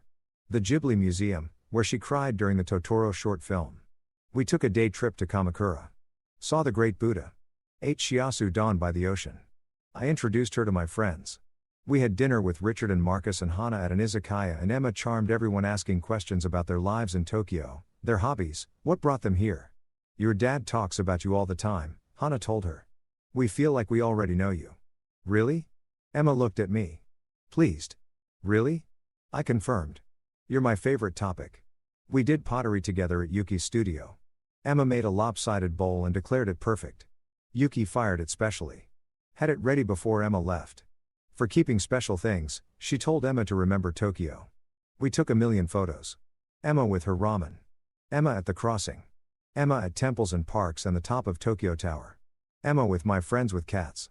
With every vending machine she found interesting. On her last night, we sat at my apartment window watching the sun set over Tokyo. I don't want to leave. She said quietly. I don't want you to leave either, but you'll come back Christmas break maybe or spring and we'll video chat every week. Promise. Promise. She was quiet for a moment. Then, Dad, can I tell you my wish from the shrine? Sure, sweetheart. I wish that you'd keep being happy. That you wouldn't stop building this life just because it's far from me. She looked up at me with serious eyes. You're allowed to be happy even if it means being away. I want you to know that the permission I didn't know I needed from the person whose opinion mattered most. Thank you. I managed that means everything to me, and I'm going to be happy too with Mom and Mark and knowing you're here being happy. She smiled. We can both be happy in different places. That's okay. Yeah, sweetheart. That's more than okay. The next morning, I took her back to Narita. We stood at the security checkpoint, neither wanting to say goodbye. 2 weeks flew by, Emma said. They really did. But I'll be back. And you'll visit New York sometime, right? When you can. Definitely. We'll figure it out. She hugged me one more time. I love you, Dad. Thank you for the best 2 weeks ever. I love you too, Emma, so much.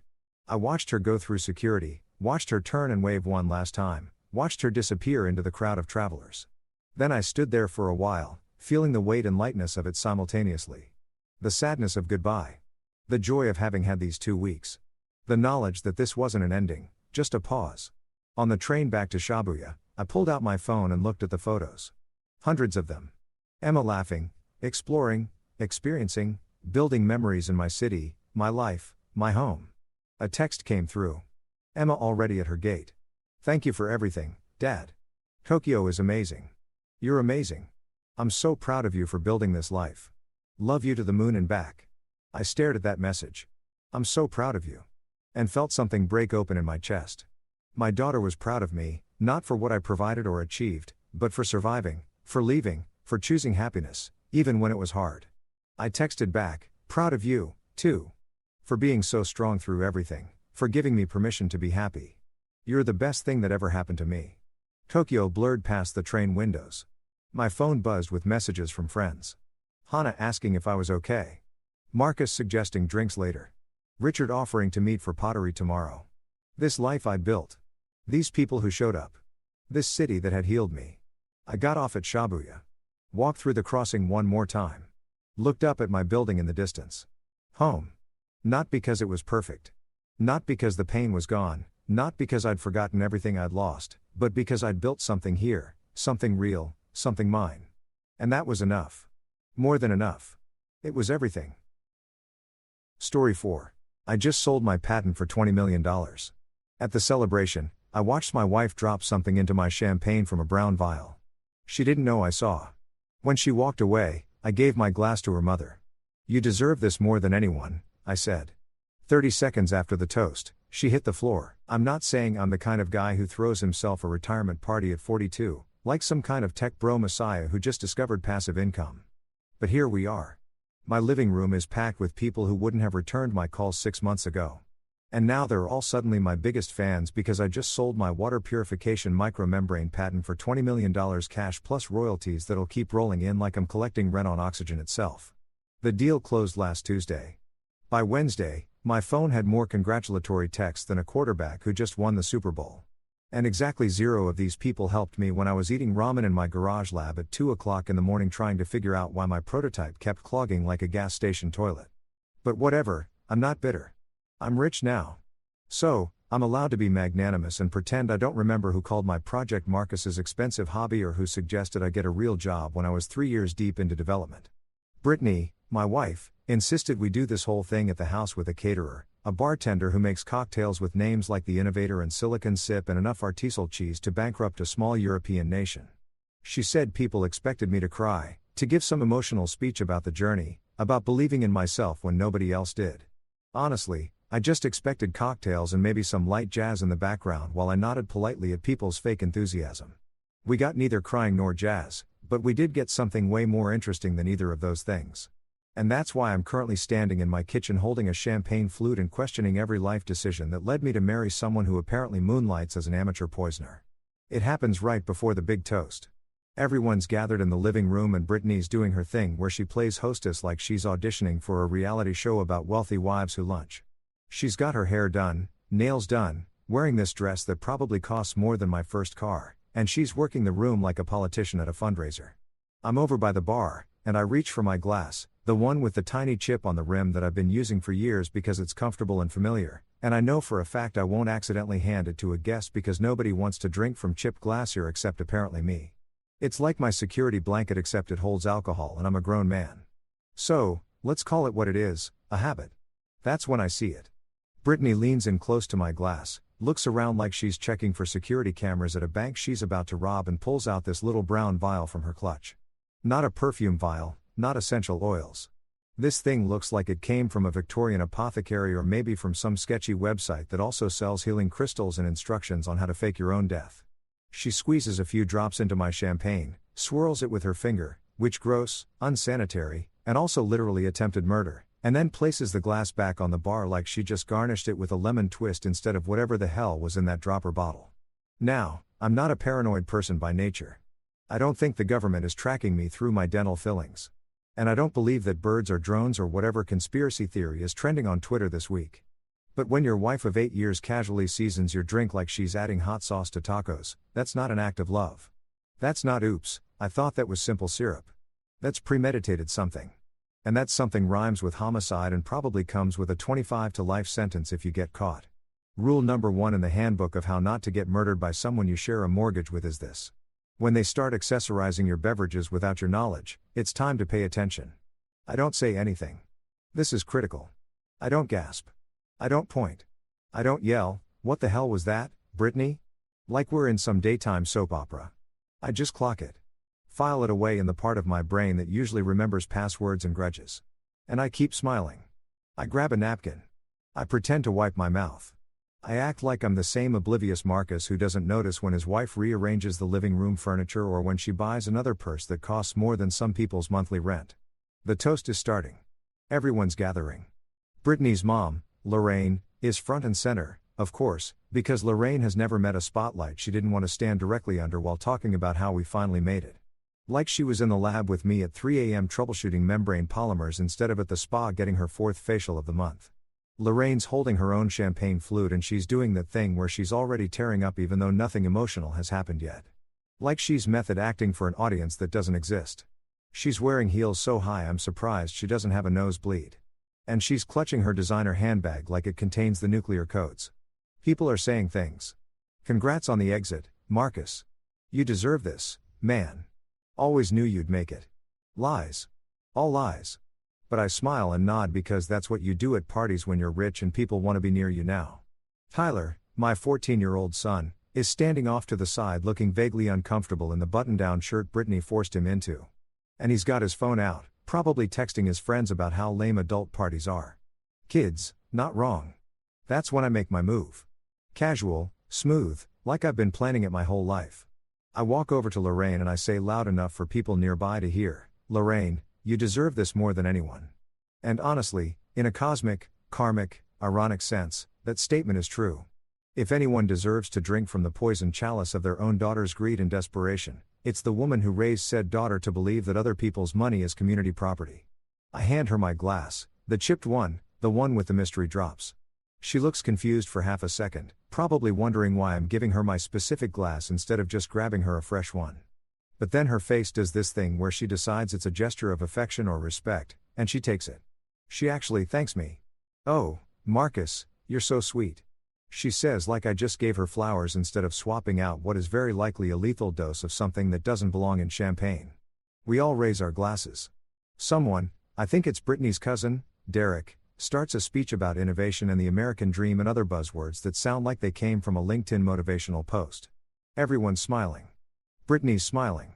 I'm smiling. Lorraine's smiling. We all drink. Well, most of us drink. I take a tiny sip from Lorraine's glass, which tastes like normal champagne. Slightly too sweet, definitely overpriced, but not murderous. Lorraine, on the other hand, takes a big gulp from mine because Lorraine doesn't do anything subtly, including consume beverages or spend money she doesn't have. 30 seconds. That's how long it takes. She's mid-laugh at something dear Eric said, and then her face changes. It's not subtle. It's not like, oh, I feel a little dizzy. It's like someone unplugged her from the wall. Her eyes go wide, her hand goes to her throat, and she makes this sound, this awful choking gasp, and then her knees just give out. She hits my marble floor so hard I hear the impact over the music, and her champagne flute goes flying and shatters against the fireplace like we're in a movie where everything happens in dramatic slow motion. Except this is real time and it's happening in my living room in front of 40 people. Screaming. Immediate screaming. Someone yells, "Call 911." Someone else yells, "Is she choking?" Brittany rushes over doing this full-on performance of shock and horror that would win her an Oscar if the Academy had a category for Best Actress in a failed murder plot. She's on her knees next to her mom, crying, shaking her, yelling, "Mom, Mom." Like she didn't just try to kill someone else entirely about 90 seconds ago. Tyler's frozen by the couch. His phone still in his hand, his face pale. People are pulling out their phones. Someone's already calling 911. Dear Eric's trying to do CPR even though Lorraine's still breathing, just unconscious and twitching slightly, which is somehow worse than not moving at all. And me. I'm standing there still holding Lorraine's champagne flute, a safe one, watching this whole scene unfold like I'm a spectator at a sport I don't understand. I'm calm, too calm, probably. Someone might notice that I'm not panicking, but everyone's too focused on the woman convulsing on my floor to psychoanalyze my reaction time. Internally, I'm thinking one very clear thought. So, we're doing attempted murder before dessert. Cool. This is where we're at. This is the timeline we're in.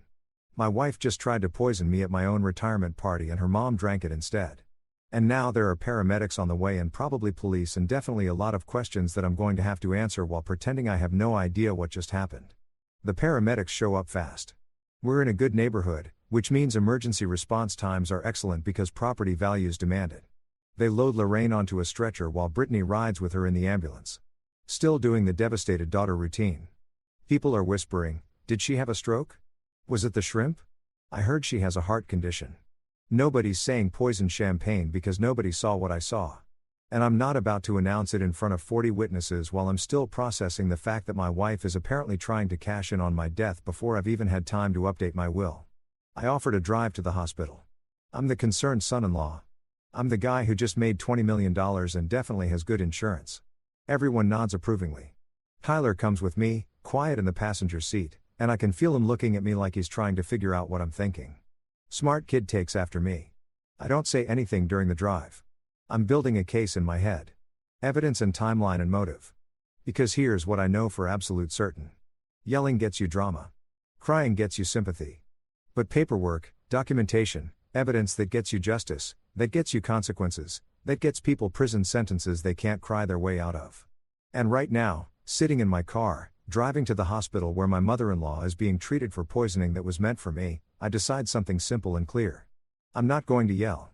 I'm not going to confront. I'm going to smile and document and build a case so airtight that when this all comes out, and it will come out, nobody will be able to say I overreacted or misunderstood or imagined things. They'll just see facts, cold, hard, legally admissible facts because I didn't survive 42 years and build a multi-million-dollar patent by being stupid or impulsive. I survived by being smarter than the people trying to take advantage of me. And Brittany just made the biggest mistake of her life. She thought I wouldn't notice. She thought I'd drink from that glass and collapse and everyone would call it a heart attack or a stroke or bad luck. She thought wrong. And now I'm going to make sure she knows exactly how wrong she was. One documented piece of evidence at a time. Riverside General Hospital smells exactly like every hospital I've ever been in. Which is to say it smells like industrial strength bleach mixed with regret and the broken dreams of people who thought their insurance would actually cover things. The fluorescent lights are doing that flicker thing that makes everyone look either dead or about to be dead. And there's a TV in the corner playing the news on mute because apparently watching silent coverage of traffic accidents is supposed to be calming when you're waiting to find out if your mother-in-law is going to survive drinking the poison that was meant for you. The ER waiting room is packed with the usual cast of characters. A guy holding a bag of ice to his face.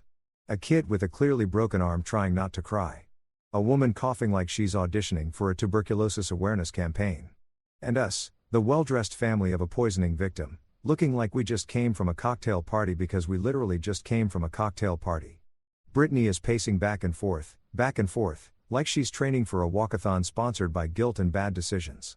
She's got her phone out, texting people updates that I can see from where I'm sitting because she's not even trying to hide the screen. Mom collapsed at the party. Don't know what happened. Pray for us. She's building her narrative in real time, crafting the story of the devoted daughter whose mother mysteriously fell ill at a celebration. And she's doing it with the dedication of someone who knows they're going to need an alibi that holds up under scrutiny. Every few minutes, she dabs at her eyes with a tissue, even though I haven't seen actual tears yet. It's like watching someone perform grief as a one-woman show. And honestly, the acting is decent, but not great. She keeps repeating the same phrases. Oh my God, I just don't know what happened. She says it to the nurse at intake. She says it to the doctor who comes out to give us updates. She says it to the random lady in the waiting room who made the mistake of asking if everything's okay 5 times. I count. When someone repeats themselves that much, it's not shock. It's not processing trauma. It's rehearsal. It's making sure the story stays consistent because they know inconsistency is how you get caught. Tyler is sitting next to me, quiet, his phone in his hands, but the screen dark. He's not texting. He's not playing games. He's just sitting there watching his stepmom pace and perform and then watching me watch her. And I can see the wheels turning in his head. Kid's 14, but he's not stupid. He sees what I see. He just doesn't have the language for it yet. Or maybe he does, and he's just smart enough not to say it out loud in a hospital waiting room where anyone could be listening. I make a mental note, talk to Tyler later, make sure he knows what he saw. Make sure he knows it's okay to trust his instincts when something feels wrong. File that under important parenting moments that shouldn't have to happen because your spouse shouldn't be trying to murder you. A doctor comes out after about 40 minutes.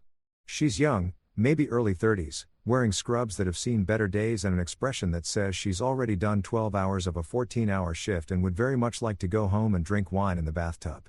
She looks at her clipboard, then at us. Family of Lorraine Hale. Brittany rushes over like she's been shot out of a cannon. Yes, that's my mother. Is she okay? What happened? The doctor does that thing doctors do where they choose their words carefully because they know anything they say might end up in a lawsuit. Your mother is stable. We've started treatment and she's responding. We're still running tests, but preliminary results suggest possible toxic alkaloid ingestion. She pauses, watching our faces. I keep my neutral. Interested, but not surprised. Concerned. Son-in-law mode activated. Brittany's face does this microscopic flicker just for a second where I see panic before she smooths it back into relief. Toxic what? She asks and her voice has this edge to it that's trying to sound confused but lands somewhere closer to defensive. Alkaloid, the doctor repeats. It's a type of compound found in certain plants. Definitely not food poisoning, which was our first thought given the party setting. This was something more specific. We're running a full toxicology panel to identify exactly what we're dealing with, but the reaction time and symptoms are consistent with something like aconite or a similar neurotoxin. She looks at all of us. Did your mother consume anything unusual? Any herbal supplements, teas, something from a non-commercial source? Brittany shakes her head vigorously. No, nothing. She just had champagne. That's it. She's talking too fast. People who are innocent don't talk that fast when answering simple questions. People who are innocent take a second to think, to consider, to make sure they're being accurate. People who are guilty already have their answer ready because they've been rehearsing it since the moment things went wrong. I step in, voice calm, measured, like I'm simply trying to be helpful. She only took 1 sip of the champagne. Doctor, maybe 2. Super fast reaction, right? Like less than a minute. The doctor nods slowly. Yes, that's consistent with acute poisoning from a concentrated source. If it was ingested, it would have been in whatever she drank most recently. I let that sit there. I don't add anything. I just nod like I'm processing information. Brittany freezes for half a beat. Just half a second where her entire body goes rigid and her eyes lock onto me like she's trying to read my mind through my skull. Then she recovers. Champagne? You think it was the champagne? That's crazy. Everyone was drinking champagne. Nobody else got sick. Her voice has gone up half an octave. Defensive. Yeah, I say and I smile at her. Just a small smile. Friendly, supportive husband smile. Crazy. The doctor says Lorraine is being moved to a room and will be staying overnight for observation. They want to monitor her cardiac function and neurological responses. Make sure there's no lasting damage. Complete the full toxicology report. Standard procedure for poisoning cases, she says. And I don't miss the way she says poisoning cases like this is now officially a category of incident and not just a random medical emergency. Brittany does her dramatic relief performance, hand to chest, exhale, thank God, the whole production, and asks if she can see her mother. The doctor says yes, but only for a few minutes because Lorraine needs rest. Brittany rushes off down the hallway following a nurse and I'm left standing there with Tyler and the young doctor who looks at me with an expression I can't quite read. You're her son-in-law? She asks. I nod. And you were at the party? Another nod. Did you notice anything unusual? Anyone who might have had access to the drinks? It's a careful question. She's fishing. I can tell this doctor has seen enough weird stuff in the ER to know that accidents at family parties sometimes aren't accidents. Nothing I can think of, I say, but I'll definitely give it some thought. If I remember anything, who should I talk to? She hands me a card. Not her card. A card for hospital security and a number for the police non-emergency line just in case, she says. With this type of poisoning, we're required to file a report. Someone from the police department might want to ask some follow-up questions. I take the card. I thank her. I act like this is all routine and expected and not at all the beginning of a criminal investigation into my wife's attempt to widow herself before she hits 40. Tyler and I sit back down in the waiting room. He's staring at his shoes. I'm staring at the muted TV where a weatherman is pointing at a map of rain clouds. Finally, Tyler speaks quiet enough that only I can hear. Dad, that was weird, right? The thing she said about the champagne. I look at him. Really look at him. My kid, smart, observant, probably going to need therapy after this whole thing is over, but at least he's paying attention. Yeah, buddy. That was weird. He nods slowly. Are you okay? He asks. And the fact that he's asking me, the adult, the parent, the person who's supposed to have everything under control. If I'm okay tells me exactly how not okay this whole situation feels to him. I'm fine. I tell him, which is a lie, but also the only answer I can give right now. But I need you to do me a favor. I need you to remember everything you saw tonight. Everything. Don't talk about it with Brittany or Lorraine or anyone except me. Can you do that? He looks at me for a long moment and I see the exact second where he stops being a kid and starts being a witness. Yeah, he says. I can do that. Brittany comes back 20 minutes later. Her mascara is smudged now. Actually smudged, which means she's been doing some real crying, or at least some aggressive eye rubbing to make it look like she's been doing real crying. She's awake. Brittany says she's confused, but she's awake. She doesn't remember what happened. Convenient, I think. Out loud, I say. That's good that she's awake. I mean, the memory thing will probably come back. Brittany sits down next to me and here's the thing that's absolutely wild. She puts her hand on my knee like a comfort gesture, like we're a team, like she wasn't trying to kill me 4 hours ago. I'm so glad you're here, she says. And her voice is soft, tired, vulnerable, Oscar-worthy. Truly, I don't know what I'd do without you. And that's when it clicks into place for me. Really clicks in a way that's crystal clear and cold as ice. This woman sitting next to me, touching my knee, looking at me with those big concerned eyes. She's not relieved that her mother survived. She's assessing. She's watching me. She's trying to figure out if I'm dizzy, if I'm showing symptoms, if maybe I drank from that glass after all. And the poison just hasn't kicked in yet. She keeps glancing at my hands to see if they're shaking. She's studying my face for signs of distress. She's waiting for me to collapse because in her mind, in her plan, I was supposed to be the one on that stretcher. I was supposed to be the one in the hospital bed with the 4 and the heart monitor and the toxicology report. And now she's sitting here recalculating, trying to figure out what went wrong, trying to decide if she needs to try again or if this failed attempt means she needs to pivot to plan B. I squeeze her hand. Supportive husband. We'll get through this.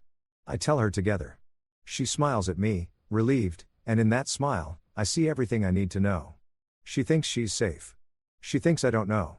She thinks she still has time to fix this, to try again, to find another way to turn my $20 million into her $20 million.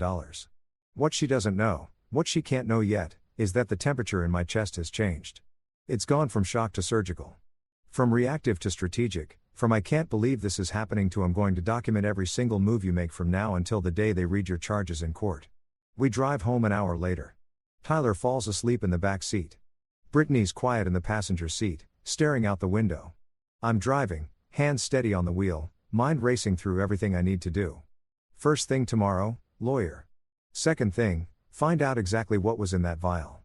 Third thing, figure out how deep this goes because people don't just randomly decide to poison their spouses. There's always a reason. There's always money. And that's when I start doing the math in my head. Brittany's boutique that's bleeding money. Lorraine's multiple mortgages. The designer lifestyle that requires 6 figures minimum just to maintain.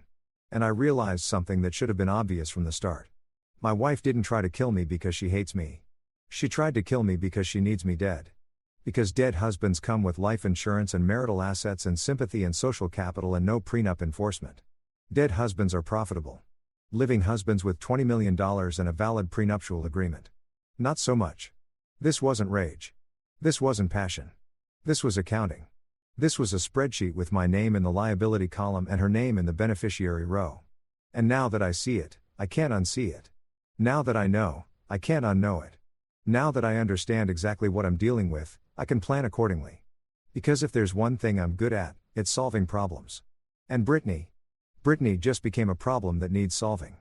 We get home around midnight and the house still smells like the party. Leftover catering, expensive candles, and the faint chemical tang of whatever cleaning product the crew used to mop up my mother-in-law's collapsed site, which is a sentence I never thought I'd have to construct, but here we are. Brittany goes straight upstairs without saying good night, which is fine because I'm not exactly in the mood for pillow talk with someone who recently tried to poison me. Tyler mumbles something about being tired and heads to his room. And I'm left standing in my kitchen surrounded by the aftermath of what was supposed to be a celebration and turned into a crime scene that nobody except me seems to recognize as a crime scene. I go to my office, close the door, lock it. New habit as of tonight, and pull out a bottle of bourbon from the cabinet behind my desk. It's the good stuff, the kind I save for actual celebrations or exceptionally bad days. And I'm pretty sure my wife tried to murder me with botanical poison at my retirement party qualifies as an exceptionally bad day. But here's the thing. I don't just open it and pour. I check the seal first.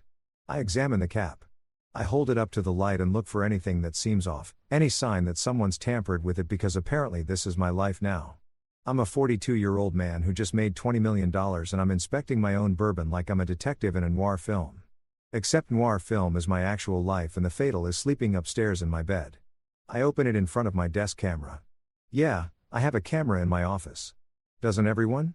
Because if I'm going to drink something, I want video evidence that I opened a sealed bottle myself and nobody spiked it. This is the level of paranoia I've achieved in approximately 6 hours. I pour 2 fingers, sit down at my desk, and start doing what I should have done months ago, actually looking at the finances. Not just my finances, which are straightforward and documented and very much mine, but the whole financial ecosystem of everyone in my immediate orbit who might have a reason to want me dead before I update my estate planning. Let me break this down because once I start pulling threads, the whole thing unravels like a cheap sweater from a store that's definitely going out of business, which coincidentally is a pretty good metaphor for Brittany's boutique. My deal just closed. $20 million in escrow. The money hit my account last Tuesday. I haven't distributed anything yet because I'm not an idiot and I wanted to talk to financial advisors and tax attorneys and people who know what they're doing before I start moving that kind of money around. The patent is mine legally solely completely. I built it. I developed it. I filed it. My name is on every document. Brittany is not on the LLC. She's not on the patent. She's not on anything related to my actual business because we have a prenup signed 8 years ago before we got married because I was already working on the prototype and my lawyer said, protect your intellectual property. And I said, okay, because I'm capable of listening to professional advice. The prenup is pretty clear. What's mine is mine. What's hers is hers. And in the event of divorce, nobody gets to claim they're entitled to the other person's premarital assets or business ventures. It's not romantic, but neither is bankruptcy court. And I was 26% more naive 8 years ago, but still 26% smarter than the average person who gets married without any financial protection. So legally, Brittany has no claim to my patent money. Zero. Zip. Nada. In a divorce scenario, she'd get whatever we've accumulated together during the marriage. The house, which we bought together, some joint savings, which amounts to maybe $60,000, and possibly some kind of spousal support for a limited time because that's how California works. But she doesn't get the patent. She doesn't get the 20 million. She doesn't get the royalties that are going to keep coming in for the next decade at minimum. Unless I'm dead. See, if I'm dead, everything changes. If I'm dead before I update my will, which I haven't done yet because the money just hit and I was planning to deal with it next week, then my current will from 3 years ago is still active. And that will, which I wrote back when I thought my wife actually loved me and wasn't auditioning for the role of Black Widow in a true crime documentary, leaves everything to Brittany. Everything. The house, the money, the patent rights, the royalties, the whole enchilada. Because that's what you do when you're married and you think you're going to grow old together and maybe retire to some place with a beach and good health care. You make your spouse the beneficiary. You trust them. You assume they want you alive more than they want you dead and wealthy. But now I'm looking at Brittany's boutique, Lux Theory. And let me tell you about this business on Instagram. It's thriving. Constant posts about sold out items and exclusive drops. And thank you to our amazing clients. Lots of photos of Brittany in designer outfits standing in front of brick walls looking like she's about to revolutionize the fashion industry. Lots of engagement from accounts that I'm 90% sure are bots because nobody really uses that many flame emojis unironically. But in QuickBooks, and yes, I have access to the business financials because I'm technically a silent partner, which means I gave her startup money 4 years ago and occasionally check to make sure we're not hemorrhaging cash. The real story is very different. The boutique is bleeding money, not like a small cut, like a severed artery. Monthly losses averaging $12,000. Revenue is inconsistent at best. Expenses include rent on a retail space that's way too expensive, inventory that doesn't move, a social media manager who charges $3,000 a month to post pictures, and something called brand development consulting that costs $5,000 monthly, and as far as I can tell, involves a woman named Sage telling Brittany that her energy needs to be more aligned with abundance. The boutique is a vanity project that's become a financial black hole. And every month I've been covering the losses because that's what you do when you're married to someone who has a dream and you have the money to fund it. But the deal was always that once the boutique became profitable, Brittany would pay back the startup money and we'd consider the loan settled. Except it's never become profitable. Not even close. And now I'm looking at 4 years of losses that total somewhere north of $300,000, which is a lot of money to spend on what is essentially an expensive hobby that requires a storefront. Then there's Lorraine. Oh, Lorraine. I pull up what I can find about her financial situation, which isn't everything because she's not my wife and I don't have direct access to her accounts, but I know enough from conversations and things Brittany has mentioned. And that one time Lorraine got drunk at Thanksgiving and started complaining about interest rates. Lorraine has a condo. Sounds nice, right? Except she has 2 mortgages on it. Not a mortgage and a home equity line of credit. 2 full mortgages, which means at some point she refinanced, pulled out cash, spent that cash, and then took out another loan using the same property. The condo is underwater. She owes more than it's worth, and she's making payments on both loans barely, from what I understand. She also has a Mercedes, the S-Class, fully loaded, gorgeous car. Costs about $900 a month for the payment plus insurance plus premium gas because Lorraine doesn't do regular unleaded. And then there are the credit cards, multiple credit cards. I don't know the exact balances, but Brittany mentioned once that her mom was consolidating debt, which is code for transferring balances between cards and hoping nobody notices that the problem is getting worse, not better. And here's my favorite part, spa financing. I didn't even know this was a thing. Apparently, you can finance cosmetic procedures and spa treatments and facials and whatever else wealthy women do to avoid looking like they're aging naturally. Lorraine has a payment plan for her face, for her actual face. This is money borrowed to maintain an appearance that suggests she has money, which she doesn't, which is why she needs to borrow money, which creates this beautiful circular logic that ends with her daughter trying to poison me. And then there's Andre. Andre is Brittany's cousin, sort of second cousin, maybe. The family tree is unclear, and I stopped trying to map it out after the third explanation that involved people I'd never met. Andre describes himself as an entrepreneur and a business consultant. But what Andre actually is, based on my observations and some very careful questions I've asked over the years, is a loan shark with business cards and a LinkedIn profile. He loans money to people in the family when they can't get traditional loans because their credit is destroyed or they're already maxed out everywhere else. He charges interest rates that would make a payday loan company blush.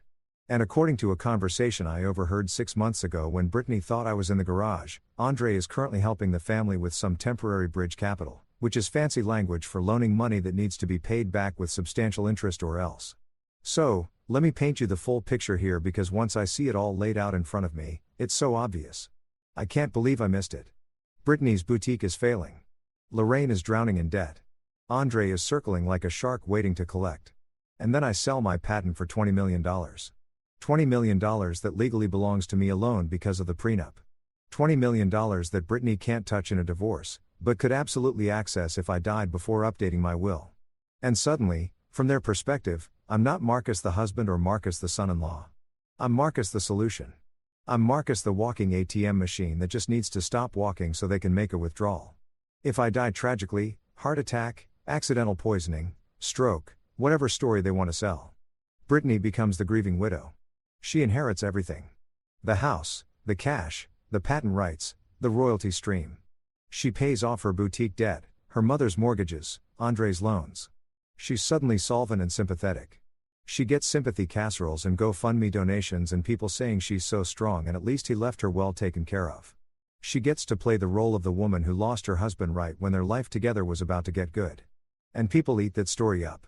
Nobody suspects the widow. Nobody investigates the wife who cries at the funeral and talks about how much she loved him and how unfair life is. This wasn't rage. This wasn't a crime of passion. This wasn't even personal really. This was accounting. This was a spreadsheet analysis that determined I was worth more dead than alive. I was an asset that needed to be liquidated. And the fact that I'm sitting here in my office alive drinking bourbon from a bottle I had to safety check like I'm the president's food taster means that their accounting was wrong. They miscalculated. They didn't factor in the possibility that I'd notice that I'd see that I'd swap the glasses and save my own life while accidentally saving Lorraine's in the process. Which is ironic because I'm pretty sure Lorraine was in on this plan given how fast she's accumulated debt and how convenient my death would be for her financial situation, too. I finish my bourbon. I pour another one still from the sealed bottle, still on camera, and I start making a list, not a revenge list, not an angry list, a strategic list, a documentation list. Because here's what I know about problems. You can't solve them by yelling or crying or confronting people who are desperate enough to kill you. You solve them by being smarter, more prepared, more thorough. You solve them by building a case so solid that when everything comes out, nobody can deny it. Nobody can spin it. Nobody can say it was a misunderstanding or you're being paranoid. I'm going to need my lawyer. I'm going to need financial records. I'm going to need to move my assets into accounts and trusts that Brittany can't touch even if I die tomorrow. I'm going to need security cameras. I'm going to need witness statements. I'm going to need that toxicology report on Lorraine. I'm going to need everything documented and time-stamped and notarized and legally airtight because I'm not just protecting my money. I'm protecting my life. And unlike my wife, I'm not willing to kill for $20 million. But I am absolutely willing to use every legal tool available to make sure the person who tried to kill me for $20 million spends the next 2 decades in a prison cell thinking about how bad their math was. I wake up at 7 a.m. to the sound of the doorbell, which is annoying because I didn't fall asleep until 3 o'clock and I spent most of that time mentally cataloging every financial crime my wife and her family have probably committed in the last decade. I stumbled downstairs in sweatpants and a t-shirt that says, "Trust me, I'm an engineer." Which felt ironic when I bought it 5 years ago and feels darkly prophetic now. I opened the door expecting maybe a package or possibly Jehovah's Witnesses. And instead, I get Brittany and Andre standing on my porch at 9 o'clock in the morning holding a bag from the fancy bakery downtown and wearing expressions that can only be described as, "We're here to help you whether you want help or not." Brittany's got the bag of croissants held out in front of her like a peace offering, which is hilarious because croissants are prop food.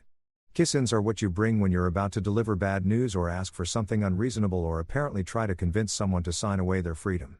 Nobody shows up at 9 a.m. with pastries unless they want something. And the more expensive the pastries, the bigger the ask. These are like $8 croissants. "I'm in trouble, baby," Brittany says. And her voice has that sickly sweet tone that means she's been practicing this conversation. "We need to talk. Can we come in?" I want to say no. I want to close the door and go back to bed and pretend that yesterday didn't happen. And my wife isn't currently standing on my porch with her loan shark cousin plotting whatever fresh hell they've cooked up overnight. But I'm playing the long game here. I'm collecting evidence. So, I smile and step aside and let them in because you can't document someone's insanity if you don't let them perform it. We sit in the kitchen. Brittany puts the croissants on a plate that I immediately decide I'm never eating from because at this point, I don't trust anything that's been within 3 feet of her.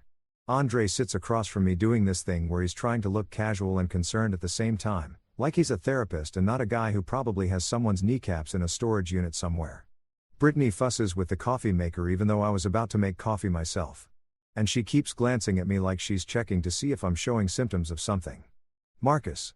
She starts sitting down with her own cup of coffee that I watch her make from start to finish because I'm not drinking anything I didn't personally supervise.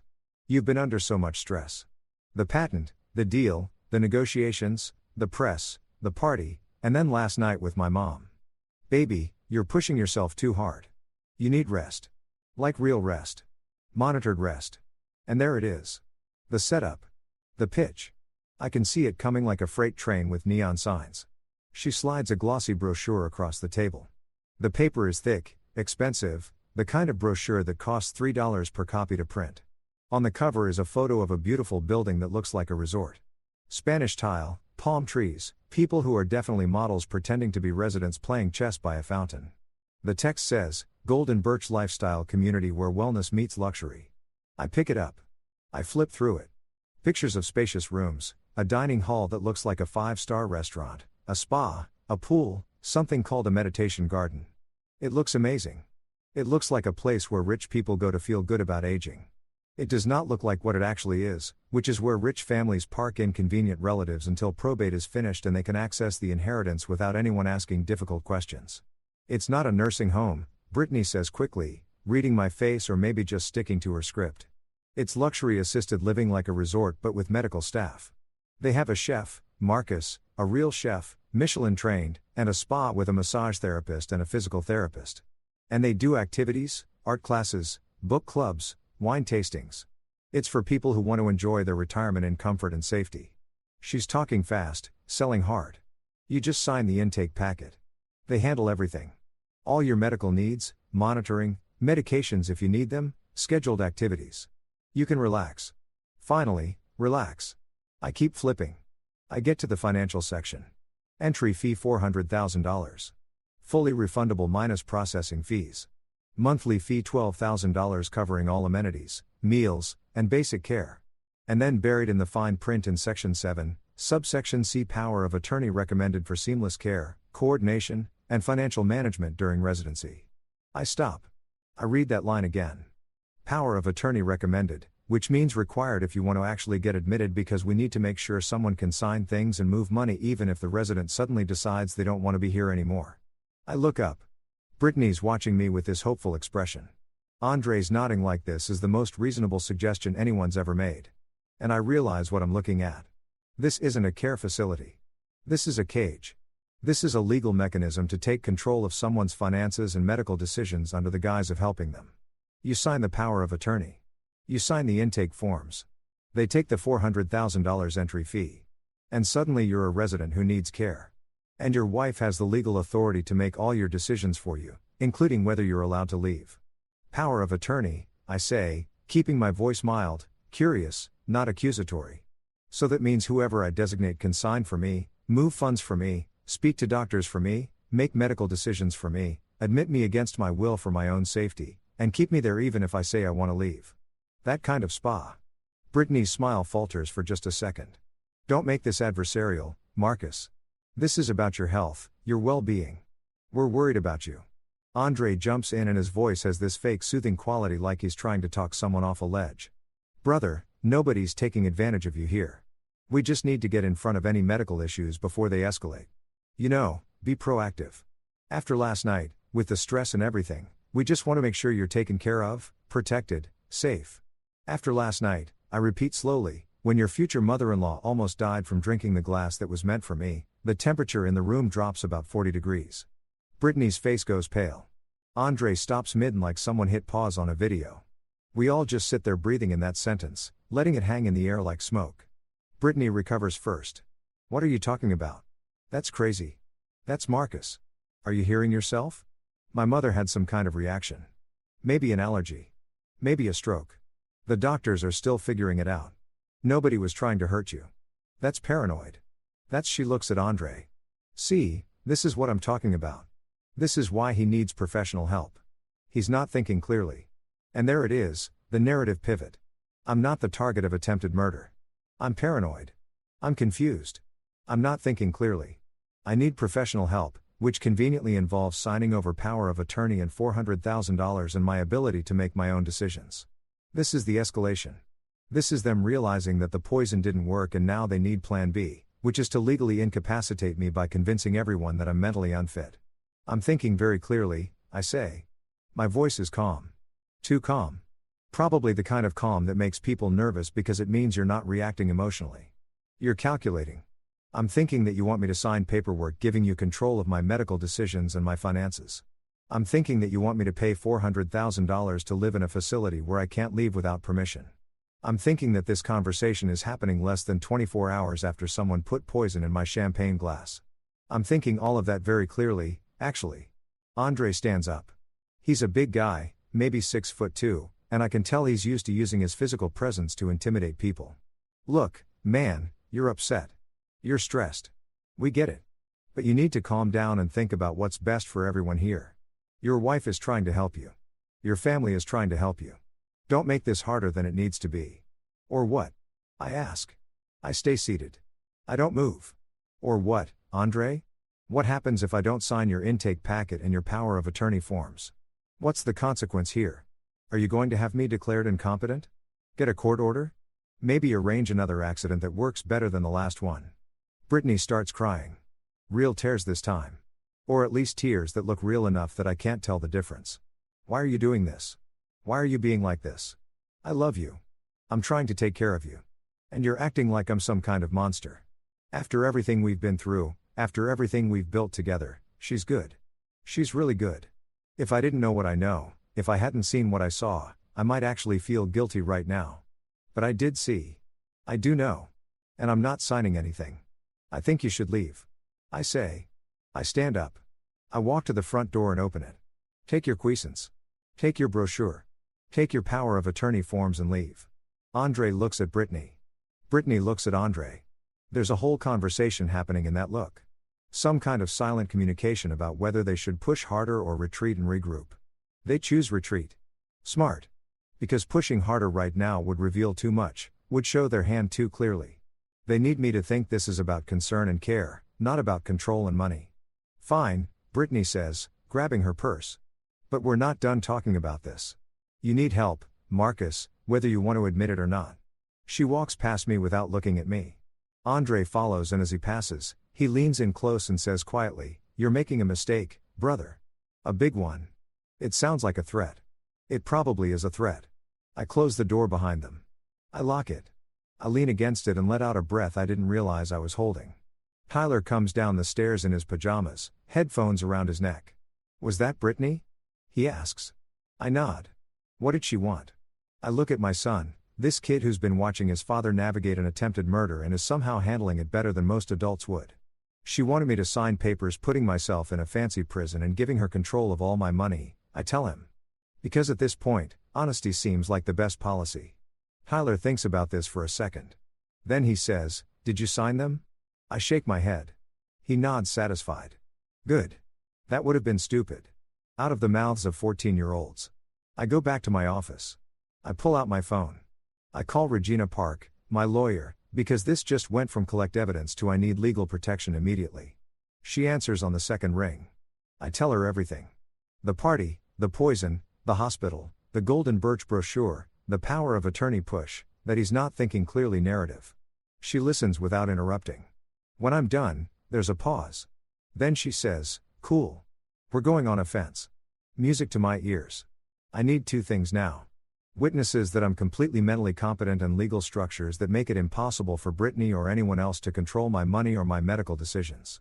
I need documentation that I'm not confused, not declining, not in need of a conservatorship or guardianship or whatever legal mechanism they're planning to use to lock me up in Golden Birch. I need proof stamped and notarized and legally binding that I am a functioning adult who can make my own decisions, and I need it yesterday. How fast can you make this happen? I ask Regina, how fast can you get here? She responds. I check my watch. 30 minutes. Then we start in 30 minutes. She says, bring coffee. This is going to take a while. Regina Park's office is in downtown in one of those buildings that looks like it was designed by someone who watched too many legal dramas and decided that justice should be served in a space with exposed brick and industrial lighting. Her firm is small, just her and two associates. But she's got a reputation for being the lawyer you call when you need someone who doesn't care about being polite, doesn't care about making nice, and absolutely will not let anyone steamroll her clients just because the other side has more money or better connections or a sad story about family loyalty. I found her 3 years ago when I needed someone to handle a contract dispute with a supplier who thought net 30 meant whenever I feel like paying you, maybe never. And she solved that problem so efficiently that the guy paid me within a week and apologized for wasting her time. I walk in at 10 a.m. with 2 large coffees from the place next door, and Regina's already at her desk surrounded by papers and typing on her laptop like she's been working on my case since dawn, which knowing her she probably has been. She's 5'3" on a good day, maybe 110 pounds, with haircut sharp at her shoulders and wearing a black suit that probably costs more than most people's monthly rent. She looks like she could be a corporate lawyer at some massive firm downtown. But she chose this instead. Small practice, hand-picked clients, cases that actually matter to her. When she looks up at me, her expression is all business. "Sit," she says, pointing to the chair across from her desk. I sit. I hand her a coffee. She takes it without breaking eye contact, takes a sip, nods approval, and then gets straight to it. "I've been thinking about this since you called. We've got multiple problems happening simultaneously, which means we need multiple solutions happening simultaneously. Problem 1, your wife tried to poison you. Problem 2, she's now trying to have you declared incompetent so she can control your assets. Problem 3. If she succeeds with either plan, you're either dead or legally dead. And either way, she gets your money. Does that about sum it up?"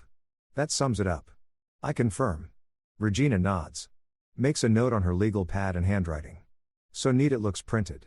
Okay. So here's what we're going to do. And we're going to do all of it today because I don't trust that your wife isn't going to escalate again tonight. Step 1. We get you a full neurocognitive assessment from an independent geriatric psychiatrist. Not your regular doctor, not someone Brittany could claim as biased. An independent board-certified specialist who has no connection to you or your family, and whose only job is to determine whether you are mentally competent to manage your own medical and financial decisions." She pulls up something on her computer, clicks a few times. "I have a guy, Dr. Richard Chun. He's testified in about 50 conservatorship cases. He's never been successfully challenged on his assessments. He's expensive, but he's worth it. And more importantly, his evaluations hold up in court. I've already called him. He can see you at 2 p.m. today. You'll do a battery of cognitive tests. Memory, reasoning, decision-making capacity, all the standard stuff. Takes about 3 hours. At the end, assuming you're not actually losing your mind, which I'm 99% sure you're not, he'll write a report stating that you are fully competent to make your own decisions. We get that report dated, witnessed, signed, and notarized.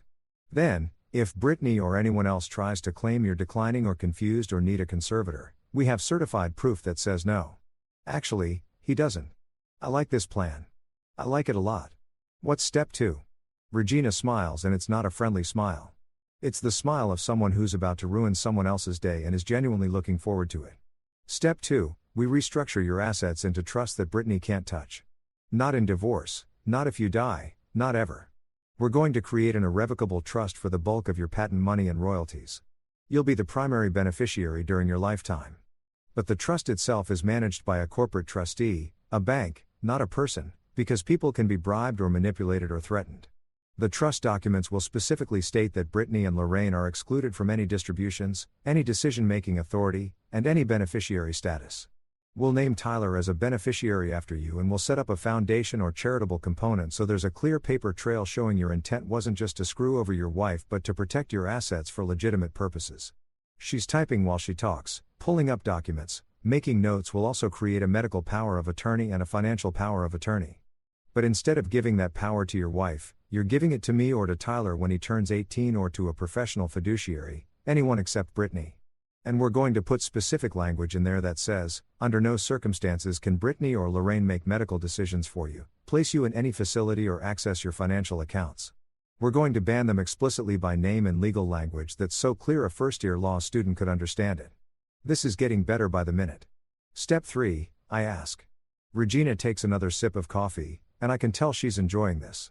Step 3, we put fraud alerts and transaction alerts on every single bank account, brokerage account, and financial institution where you have money. If anyone tries to transfer funds, move assets, or make any changes to your accounts, you get a call immediately. We also send letters to each institution official on my letterhead, very legal looking, explaining that there have been attempted fraudulent transactions and that no changes should be processed without direct verbal confirmation from you, followed by written confirmation from me. We make it so annoying and complicated to access your money that Brittany would need a team of hackers and a small army to get past the security. She pauses, looks at me seriously. And step 4, which is maybe the most important: cameras, audio, and video everywhere. Your house, your office, your car if possible, all legal, all timestamped, all backed up to cloud storage that only you control. Because here's the thing, Marcus. Right now, it's your word against hers. She says you're confused. You say she tried to poison you without evidence. It's he said, she said. And unfortunately, worried wife trying to help declining husband is a more sympathetic narrative than husband accuses wife of murder. But if we have video of her attempting to access your accounts, audio of her trying to coerce you into signing documents, footage of her doing literally anything that supports your version of events, then it stops being a credibility contest and starts being a criminal case. I'm nodding along, mentally checking off each item. This is exactly what I need. Not emotion, not drama, not confrontation, strategy, documentation, legal protection so airtight that Brittany would need to be a significantly better criminal than she actually is to get through it. How long does all this take? I ask. Regina checks her watch. The assessment is at 2. That's 3 hours. So, you're done by 5. I've already started drafting the trust documents. I'll have them ready for review by tomorrow morning. The power of attorney paperwork I can have done today. The fraud alerts we can place right now as soon as you give me account numbers. The cameras you can order online and have installed by tomorrow if you pay for rush service. So realistically 48 hours and you're protected. 72 hours and you're bulletproof. What about the police? I ask because this is the question that's been bothering me since last night. When do we involve law enforcement? Regina leans back in her chair, fingers steepled like she's a movie villain, explaining her master plan. Except in this case, the master plan is keeping me alive and sending my wife to prison. The hospital already filed a report because of the toxicology results. That means there's going to be a police investigation whether we want one or not. What we need to do is make sure that when the detective assigned to the case calls you, you're prepared. You don't volunteer information, but you don't hide anything either. You answer questions truthfully. You provide evidence when asked. You let them build their case. She pulls out a business card, slides it across the desk to me. This is Detective Camilla Reyes. She works financial crimes and elder abuse. I already called her this morning, told her we might have a situation involving attempted murder and financial coercion of a vulnerable adult. I raise my eyebrows. I'm not a vulnerable adult. I'm 42. Regina gives me a look that says I'm being deliberately obtuse. In legal terms, anyone who's being targeted for their money by family members can be classified as vulnerable, especially if there's an attempt to have them declared incompetent. It's not about your actual age or capability. It's about the fact that someone is trying to exploit you. And elder abuse statutes in California apply to anyone over 40 who's being financially exploited by a caretaker or family member. So yeah, technically you qualify, and that's good for us because elder abuse is taken very seriously by the DA's office. They prosecute those cases aggressively. She stands up, walks over to a file cabinet, pulls out a folder that's already labeled with my name, which means she really was working on this since dawn. Detective Reyes is good. She's smart, she's thorough, and she doesn't let people manipulate her with tears and family drama. When she calls, and she will call probably in the next day or two, you tell her everything. The champagne, the swap, the hospital, the golden birch ambush, all of it. You give her copies of everything we're creating, the cognitive assessment, the trust documents, the power of attorney, the fraud alerts. You make her job as easy as possible. Because the easier you make it for her to build a case, the faster Brittany ends up in handcuffs. I leave Regina's office with a folder full of documents to review. A 2 p.m. appointment with Drive Chun. And for the first time since the party, a sense that I'm not just reacting to attacks, but actually building a defense. No, not a defense. An offense. Because defense is what you do when you're trying not to lose. Offense is what you do when you're planning to win. And I'm planning to win so decisively that Brittany won't just lose access to my money. She'll lose her freedom, her reputation, and any chance of ever trying this with someone else.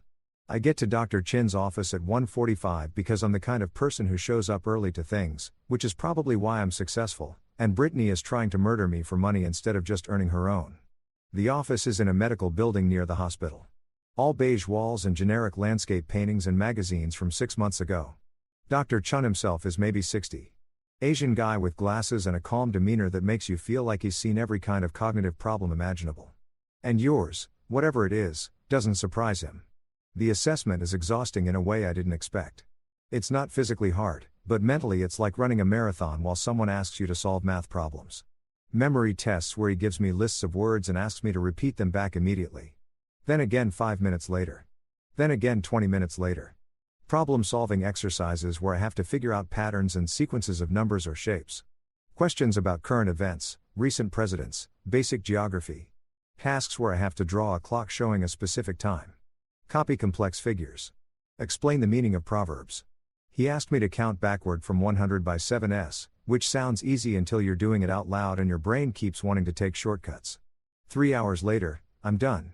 Dr. Chun reviews his notes, types something into his computer, and then looks at me over his glasses. Mr. Hale, I'm going to be very direct with you. Based on this assessment, you show no signs of cognitive impairment, dementia, or any condition that would prevent you from managing your own affairs. Your memory is excellent. Your reasoning is sound. Your decision-making capacity is intact. If someone is trying to have you declared incompetent, they're going to have a very hard time doing that with this evaluation on record. He prints out a report 10 pages long, full of scores and analysis and medical terminology, and signs it with a flourish. I'll have the notarized version sent to your attorney by end of business today. I thank him, shake his hand, and walk out of that office feeling like I just passed the most important test of my life. Because I did. I just proved in legally binding medical terms that I'm not crazy. I'm not confused. I'm not declining. I'm a fully functional adult who's being targeted by people who want my money. And now I have documentation that says exactly that. I text Regina, assessment done. He says, I'm competent. Report coming today. She texts back immediately. Perfect. Come by tomorrow at 9 o'clock. We'll sign the trusts. Then we go to war. I drive home smiling because for the first time since I watched my wife poison my champagne, I feel like I'm not the one in danger anymore. She is. Here's the thing about catching criminals. You can't just wait for them to confess. You have to create situations where they incriminate themselves, where their own greed and desperation lead them directly into a trap they don't see until it's already closed around their ankles. This is basically what phishing is, except instead of using worms, you use fake bank accounts. And instead of catching base, you catch your wife committing felony fraud. Same principle, different application. I'm sitting in my office at 8 a.m. the next morning with Regina on a video call, and she's walking me through what she's calling the honeypot strategy, which sounds like something from a spy movie, but is actually just a very elegant way to get Brittany to commit crimes on camera while thinking she's being clever. We need her to actually attempt to access your money, Regina explains. And she's got that look on her face that lawyers get when they're about to do something technically legal, but definitely morally questionable. Right now, we have suspicion. We have the poisoning, which is good, but that's going to be hard to prove was intentional unless we get a confession or find the vial with her fingerprints. What we need is a clear, documented, undeniable fraud attempt that shows intent to steal your assets. Something where her fingerprints, literal or digital, are all over it. So, here's what we do. I go to a bank I don't normally use, a branch of Pacific Western that's across town, nowhere near my usual Wells Fargo. I walk in, I tell them I want to open a new checking account, and I deposit exactly $100. That's it. $100. The account comes with a debit card, online banking access, the full setup. To anyone looking at the paperwork, it appears to be a legitimate active account. It's just that instead of containing $20 million, it contains enough money to buy a decent dinner for two if you skip dessert. Meanwhile, Regina drafts what she calls a durable power of attorney document. It looks official. It looks comprehensive. It's got all the right legal language, the proper formatting, the stamps and seals and signatures that make it appear like it's giving someone specifically whoever I designate broad authority over my financial affairs. Except here's the beautiful part. It doesn't. The language is very carefully crafted to only give access to this one specific checking account at Pacific Western account number ending in 7734 and nothing else. It specifically forbids any movement of securities, property, patents, royalties, or any other assets.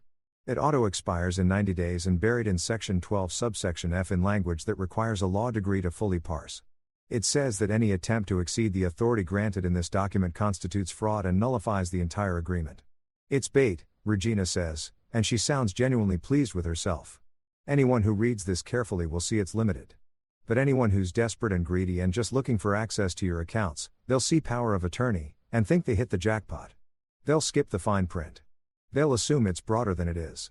And when they try to move money from your actual accounts, the ones not mentioned in this document, we've got them on fraud, clear, documented, prosecutable fraud. We also create a fake consolidated portfolio summary that makes it look like I've got all my accounts listed in one convenient document. Checking accounts, savings accounts, brokerage accounts, all with account numbers and approximate balances, except the numbers are fake. The accounts are mostly fake. The only real one is the $100 checking account. Everything else is either an account that doesn't exist or an account that's already been locked down with fraud alerts so aggressive that even I would have trouble accessing it without going through 3 levels of verification. And then we make a temporary login sheet with usernames and passwords for what appears to be access to my online brokerage portal. Except the portal isn't real. It's a honeypot website that Regina's IT guy built in about 4 hours. Looks exactly like the real brokerage site. Same layout, same logos, but it's actually just logging every login attempt, every IP address, every action someone tries to take. It's a digital trap designed to record evidence. I put all of this in a nice folder, navy blue, the kind you get at Office Depot, that looks professional and important. I label it Estate Planning Confidential in big letters on the front. And then I do something that feels incredibly stupid, but is actually brilliant. I leave it visible in my home office. Not obviously visible like sitting in the middle of my desk with a spotlight on it, but visible enough that someone who's snooping around looking for financial documents would definitely find it. I put it in the open filing cabinet drawer filed under E for estate, exactly where someone would look if they were trying to figure out what I've been doing with my money. Because here's what I know about Brittany. She cannot resist information. She cannot resist access. She cannot resist the opportunity to check on things, to make sure everything's organized, to help with administrative tasks that nobody asked her to help with. It's part of her whole personality. She's the person who reads other people's text messages when they leave their phone on the table. She's the person who goes through your browser history accidentally when borrowing your laptop.